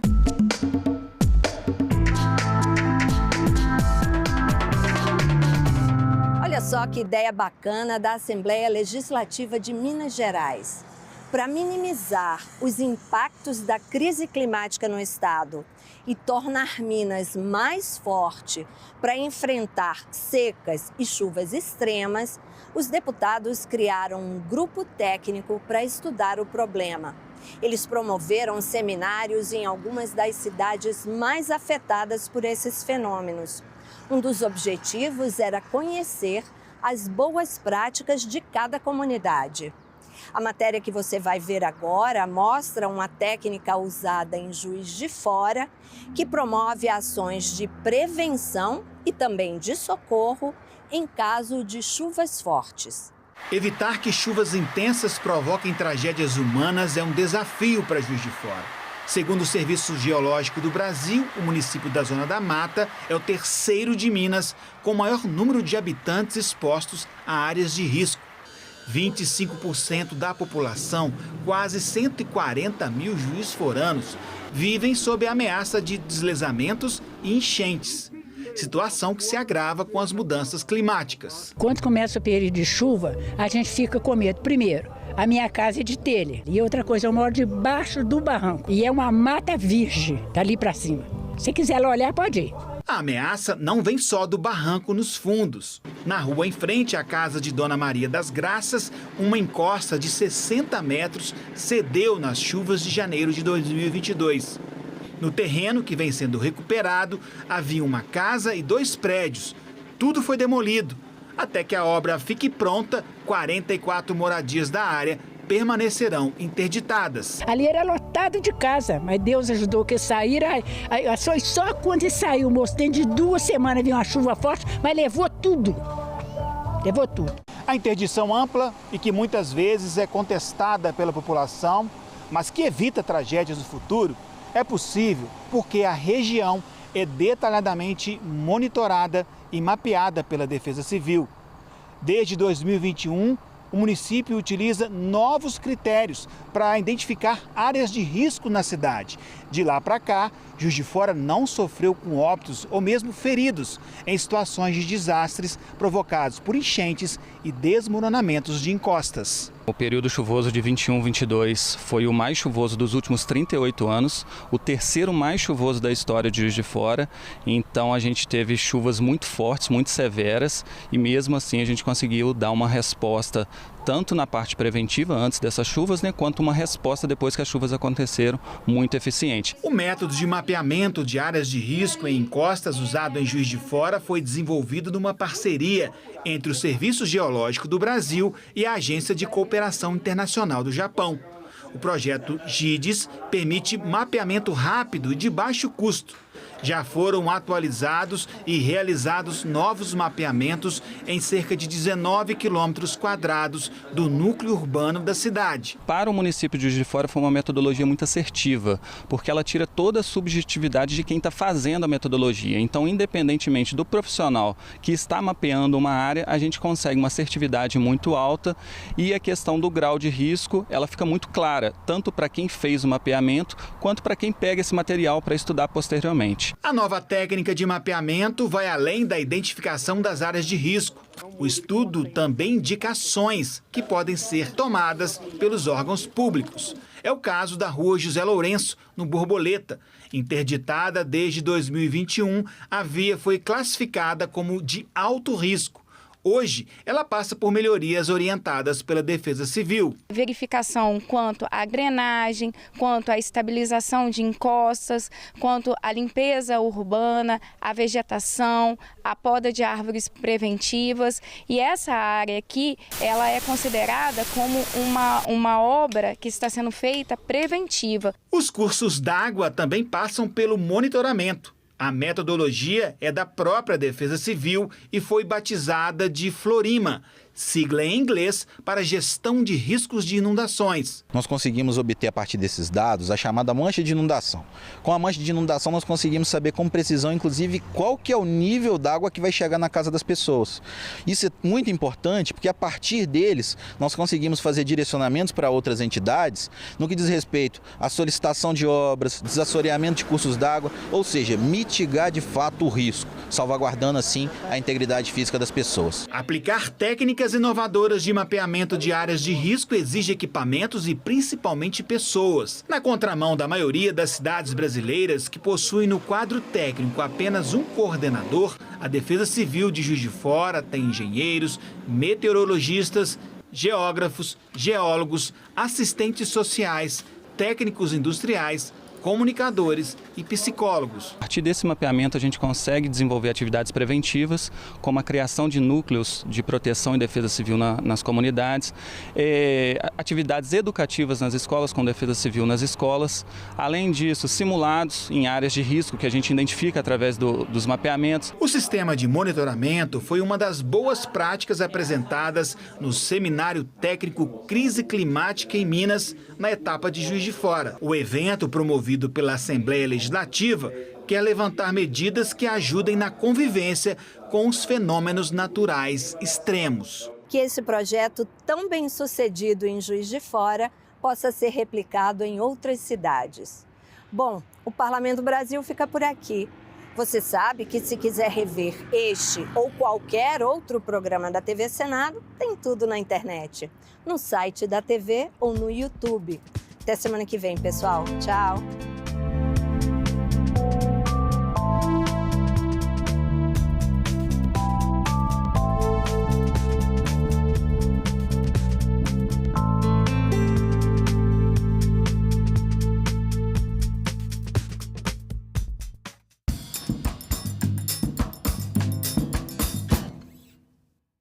Crise da água, bilhões de pessoas sem acesso. No Brasil, desperdício e problemas de gestão. A escassez hídrica à margem de grandes volumes de água contaminada por ausência de saneamento básico. Ana tem perdido força de trabalho, isso é fato. Nós precisamos de informações, nós precisamos de equipe, nós precisamos de gente.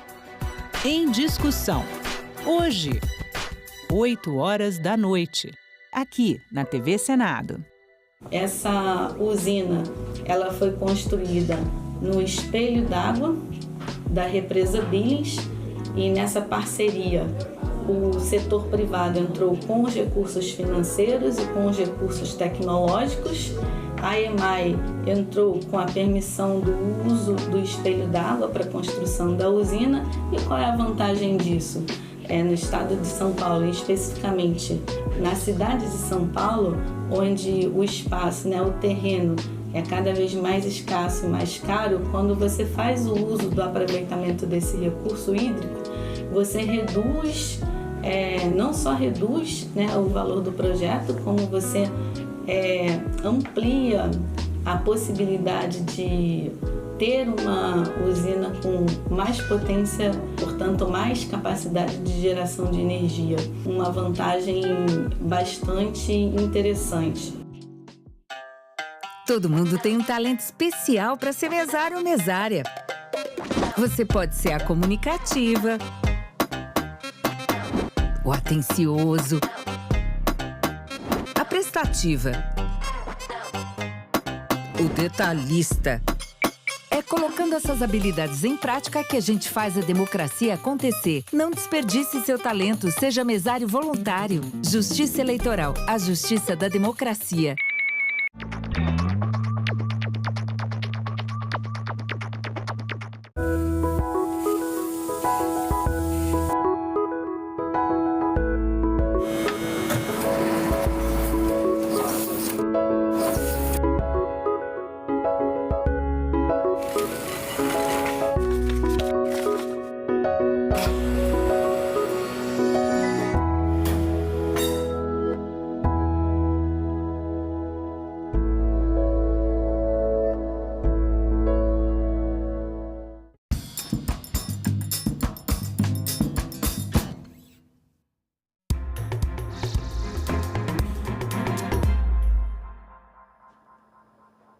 Boa noite. Hoje é quinta-feira, 8 de agosto, e o Senado Notícias está no ar. Os líderes do Senado definiram hoje a pauta de votações no plenário antes das eleições municipais. Haverá esforço concentrado presencial na semana que vem e na primeira semana de setembro. No esforço concentrado da semana que vem, deverá ser votado o projeto de renegociação das dívidas dos estados. O texto apresentado pelo presidente do Senado, Rodrigo Pacheco, prevê alternativas para renegociar os mais de 760 bilhões em dívidas das unidades federativas com a União e vem sendo discutido com governadores e integrantes do governo. Também deverá ser votado o projeto que trata da reoneração da folha de pagamento de 17 setores da economia. O texto mantém a desoneração integral em 2024 e estabelece a retomada gradual da tributação a partir de 2025, com alíquota de 5% sobre a folha de pagamento. Em 2026, seriam cobrados 10% e em 2027, 20%, quando ocorreria o fim da desoneração. O STF estendeu até o dia 11 de setembro o prazo para que os poderes legislativo e executivo busquem uma solução consensual sobre a desoneração da folha de pagamentos. A posição nossa é sem o aumento da contribuição. Acho que as sugestões que foram feitas são mais do que suficientes para cobrir a questão da desoneração ou a reoneração. Deve ser votado também na terça-feira.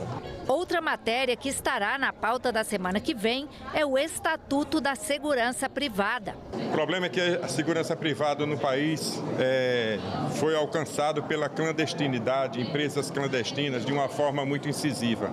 Isso prejudica o emprego formal, isso significa prejudica consideravelmente a qualidade da prestação de serviços. E o Estatuto da Segurança Privada é o caminho que nós construímos para alcançar um ambiente propício para que os trabalhadores da segurança privada sejam respeitados, que tenham capacidade de desenvolver a sua atividade de uma forma segura, tranquila e com o suporte dos órgãos que coordenam e dirigem a segurança privada no país, a exemplo da Polícia Federal. Na reunião, o presidente do Senado ouviu mais uma vez apelos da oposição pela retirada da urgência constitucional da regulamentação da reforma tributária. O plano de trabalho nosso prevê realmente a entrega do relatório dia 22 de outubro, porque depois das eleições você tem que dar um tempo para aqueles parlamentares que estão participando das eleições conhecer, debater um pouco. Mas evidentemente que a proposta é votar ainda este ano, provavelmente no início de novembro. Os líderes também decidiram que propostas como a que regulariza o funcionamento de jogos de azar e a anistia aos partidos políticos só serão analisadas após as eleições. A comissão responsável por planejar as comemorações dos 200 anos da Confederação do Equador fez audiência pública hoje em João Pessoa, na Paraíba. Convidados e senadores destacaram a importância histórica do momento. A audiência pública aconteceu na Assembleia Legislativa da Paraíba, em João Pessoa. Participaram professores, pesquisadores e especialistas no assunto. A comissão é responsável por planejar as comemorações dos 200 anos da proclamação da Confederação do Equador. O senador André Amaral, integrante do colegiado, abriu a reunião. O parlamentar relembrou fatos históricos, destacou a participação da Paraíba e a importância do movimento. Todos esses movimentos revoltosos devem ter a sua história preservada e valorizada, pois contribuíram não somente na formação política do país, mas também para a construção da identidade nordestina, para a integração dos estados do Nordeste e para a consolidação do espírito democrático. Durante a audiência, os participantes destacaram a importância histórica do momento e os motivos que levaram à proclamação da Confederação do Equador. A Paraíba era governada por juntas provisórias, juntas governativas provisórias. E quem escolhia essas juntas, né? Como ele deixou bem claro, eram as câmaras. Na verdade, eram as forças políticas locais, né? Nas câmaras iam lá e escolhiam quem iria ser o representante. Simplesmente o governo central, Dom Pedro I, vai lá e fala: não, a partir de agora vai ser eu que vou escolher. É reparar uma injustiça causada pela historiografia, porque sempre se fala da Confederação do Equador em Pernambuco. Pernambuco é a mãe, é a pátria da Confederação do Equador.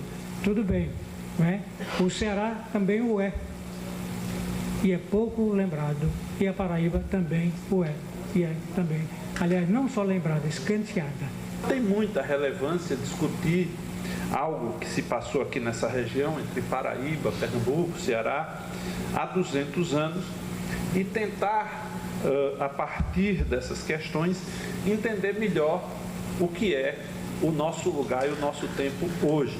O evento foi o último de uma extensa agenda no estado. A senadora Tereza Leitão, autora do requerimento que criou a comissão e presidente do colegiado, não pôde participar, mas enviou um vídeo que foi exibido durante o evento. O estado da Paraíba foi fundamental. Nós já realizamos audiência também no Ceará e vamos realizar outras para que esta revolução ela seja conhecida e as pessoas, os estudantes, o mundo político, a sociedade perceba como ela ainda é atual. Efraim Filho, senador licenciado, também enviou um vídeo falando sobre a participação da Paraíba na Confederação do Equador. Muitas vezes essa participação da Paraíba é negligenciada, é sonegada nos documentos históricos e cabe, ao nosso Instituto Histórico produzir documentos que consolidem essa participação da Paraíba. A Confederação do Equador aconteceu em 1824, aqui no Nordeste, contra a monarquia de Dom Pedro I e a favor de um regime republicano. Frei Caneca foi o principal líder. As tropas imperialistas abafaram o movimento e mataram todos os líderes. Mas a ideia de um regime republicano resistiu e se consagrou anos depois. São coisas que secularmente permanecem na agenda da sociedade. E por isso que é tão importante, foi nesta direção que o Senado aprovou esta comissão especial, para a gente comemorar, é claro, os 200 anos, o bicentenário da Confederação do Equador, mas, sobretudo, aprender as lições que foram deixadas por Frei Caneca, as lições que foram deixadas por tantos que cerraram fileiras em defesa da República, elas hoje sejam revisitadas. O Senado fez hoje uma sessão especial para marcar o Dia Internacional da Mulher Negra, Latino-Americana e Caribenha e o Dia Nacional de Teresa de Benguela, quilombola do século XVIII e da Mulher Negra. Um guia eleitoral para candidaturas femininas e negras também foi lançado.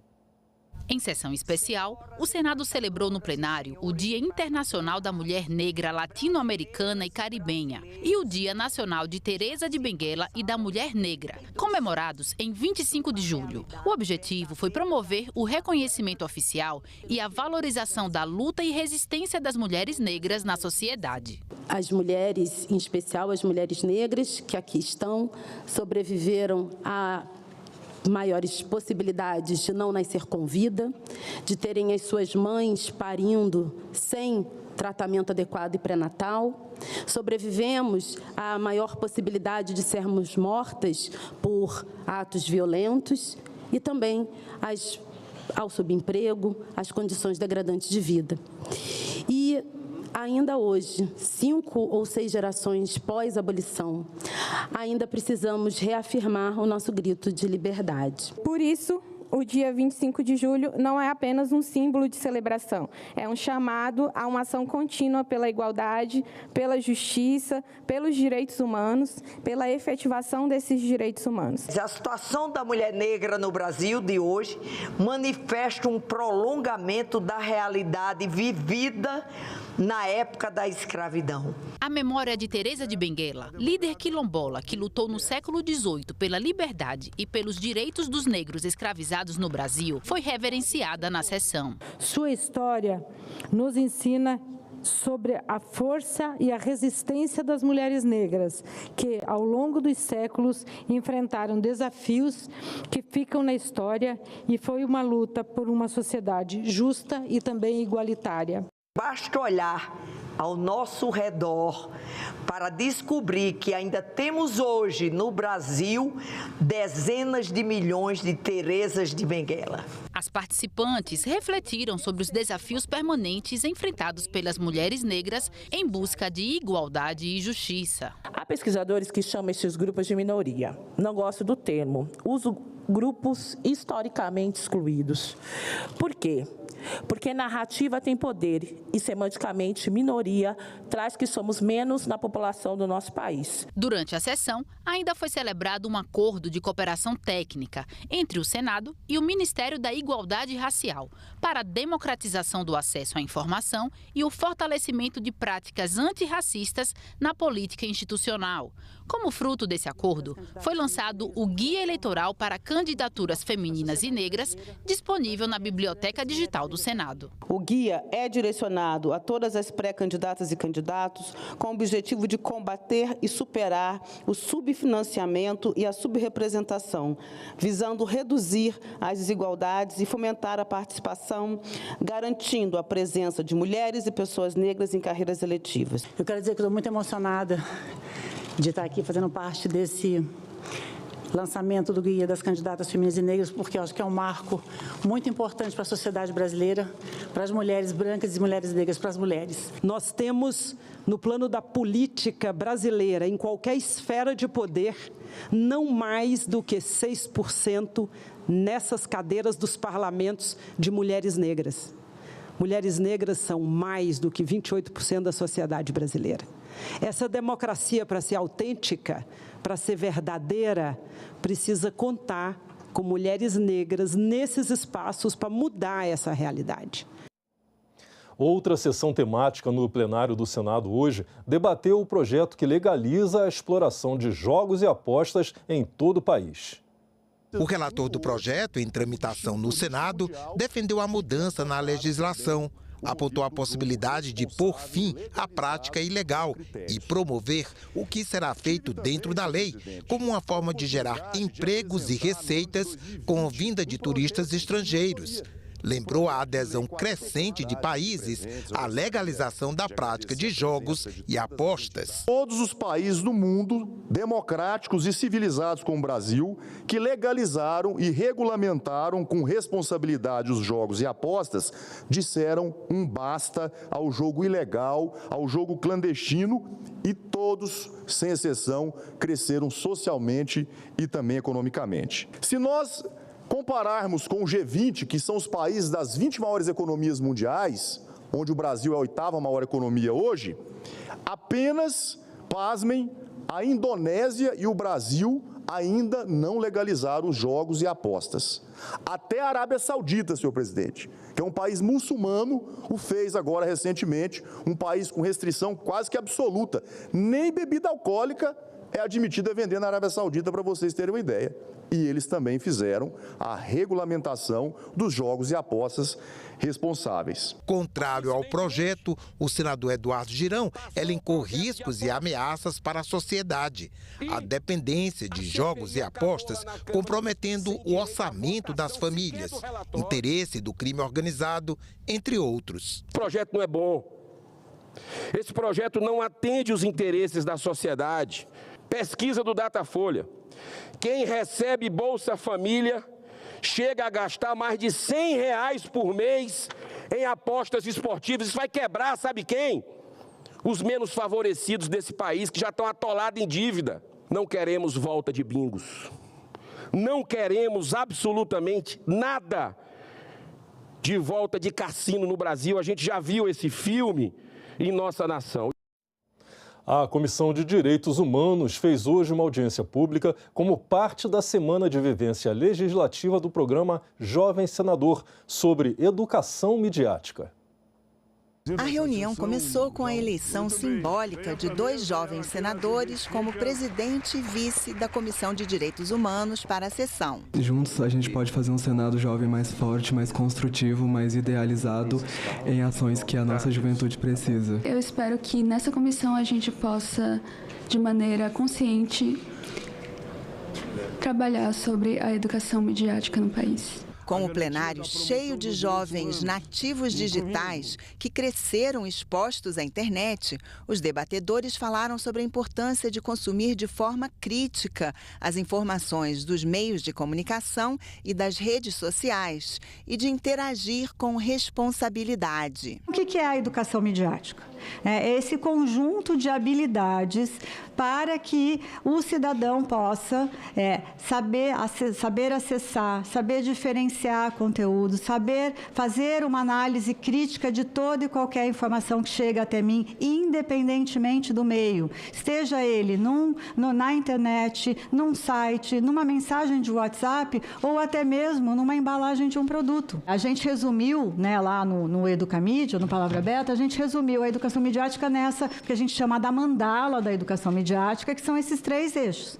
O eixo da leitura crítica, o eixo da escrita e o eixo da participação cidadã, que é onde a gente quer chegar. É onde vocês que estão aqui, jovens senadores, querem também atuar, que é a promoção da participação cidadã, da participação cívica, de forma ética, de forma responsável, de forma a aproveitar todas as oportunidades que esse ambiente nos oferece para que a gente possa, de fato, fazer a diferença. O que nós compreendemos em relação à educação midiática?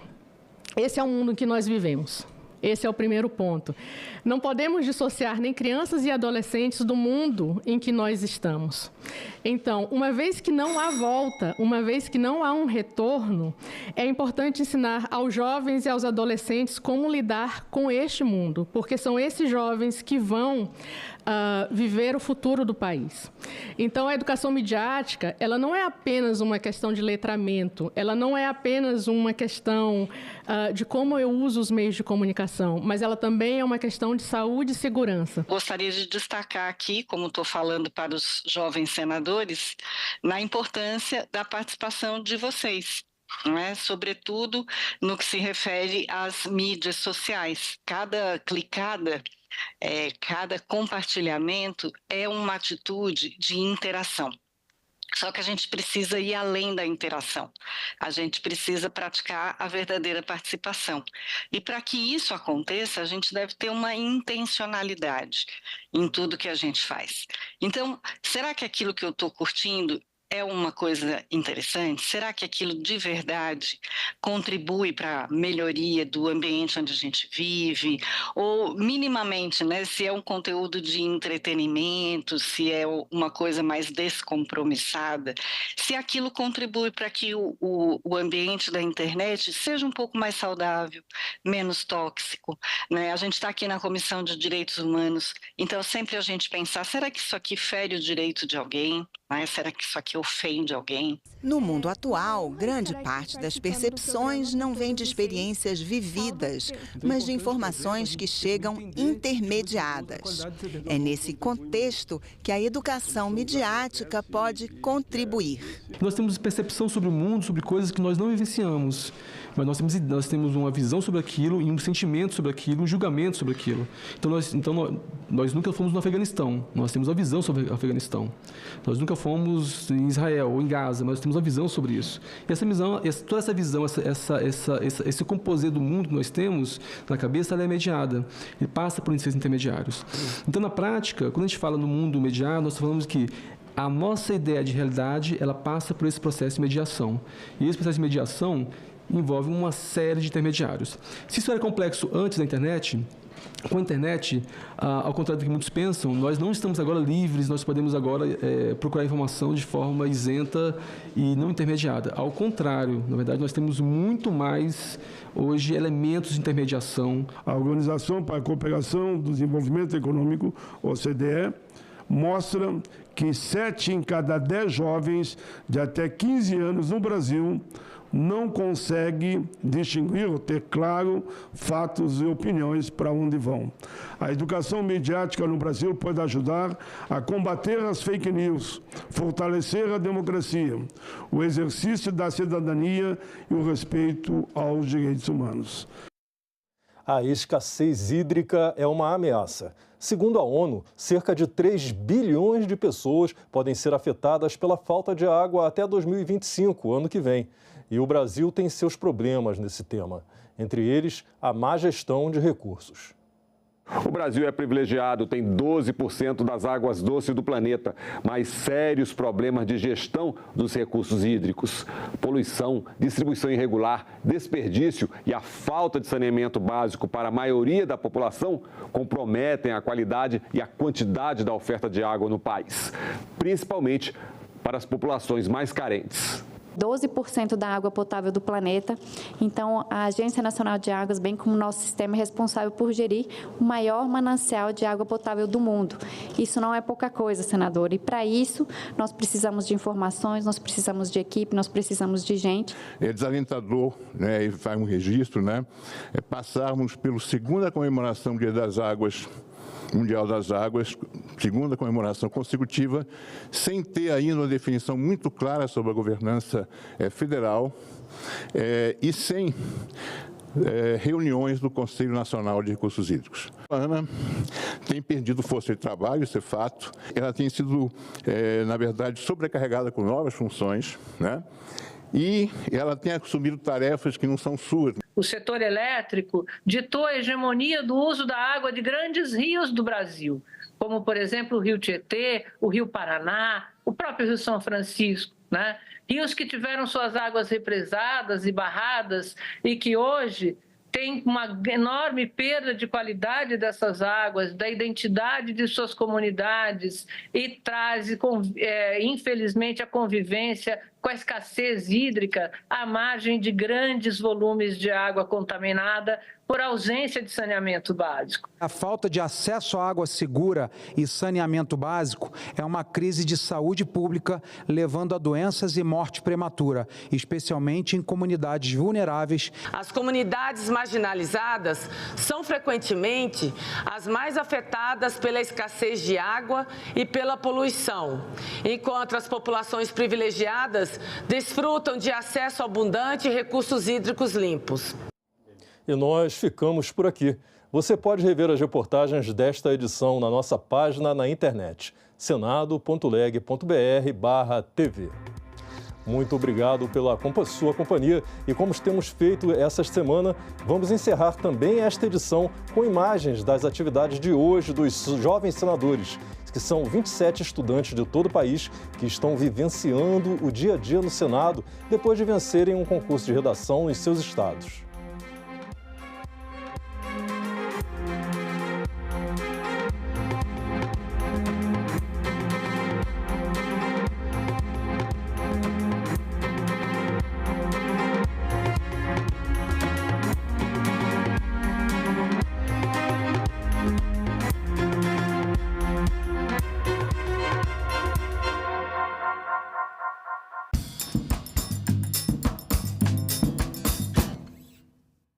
Crise da água, bilhões de pessoas sem acesso. No Brasil, desperdício e problemas de gestão. A escassez hídrica à margem de grandes volumes de água contaminada por ausência de saneamento básico. Ana tem perdido força de trabalho, isso é fato. Nós precisamos de informações, nós precisamos de equipe, nós precisamos de gente.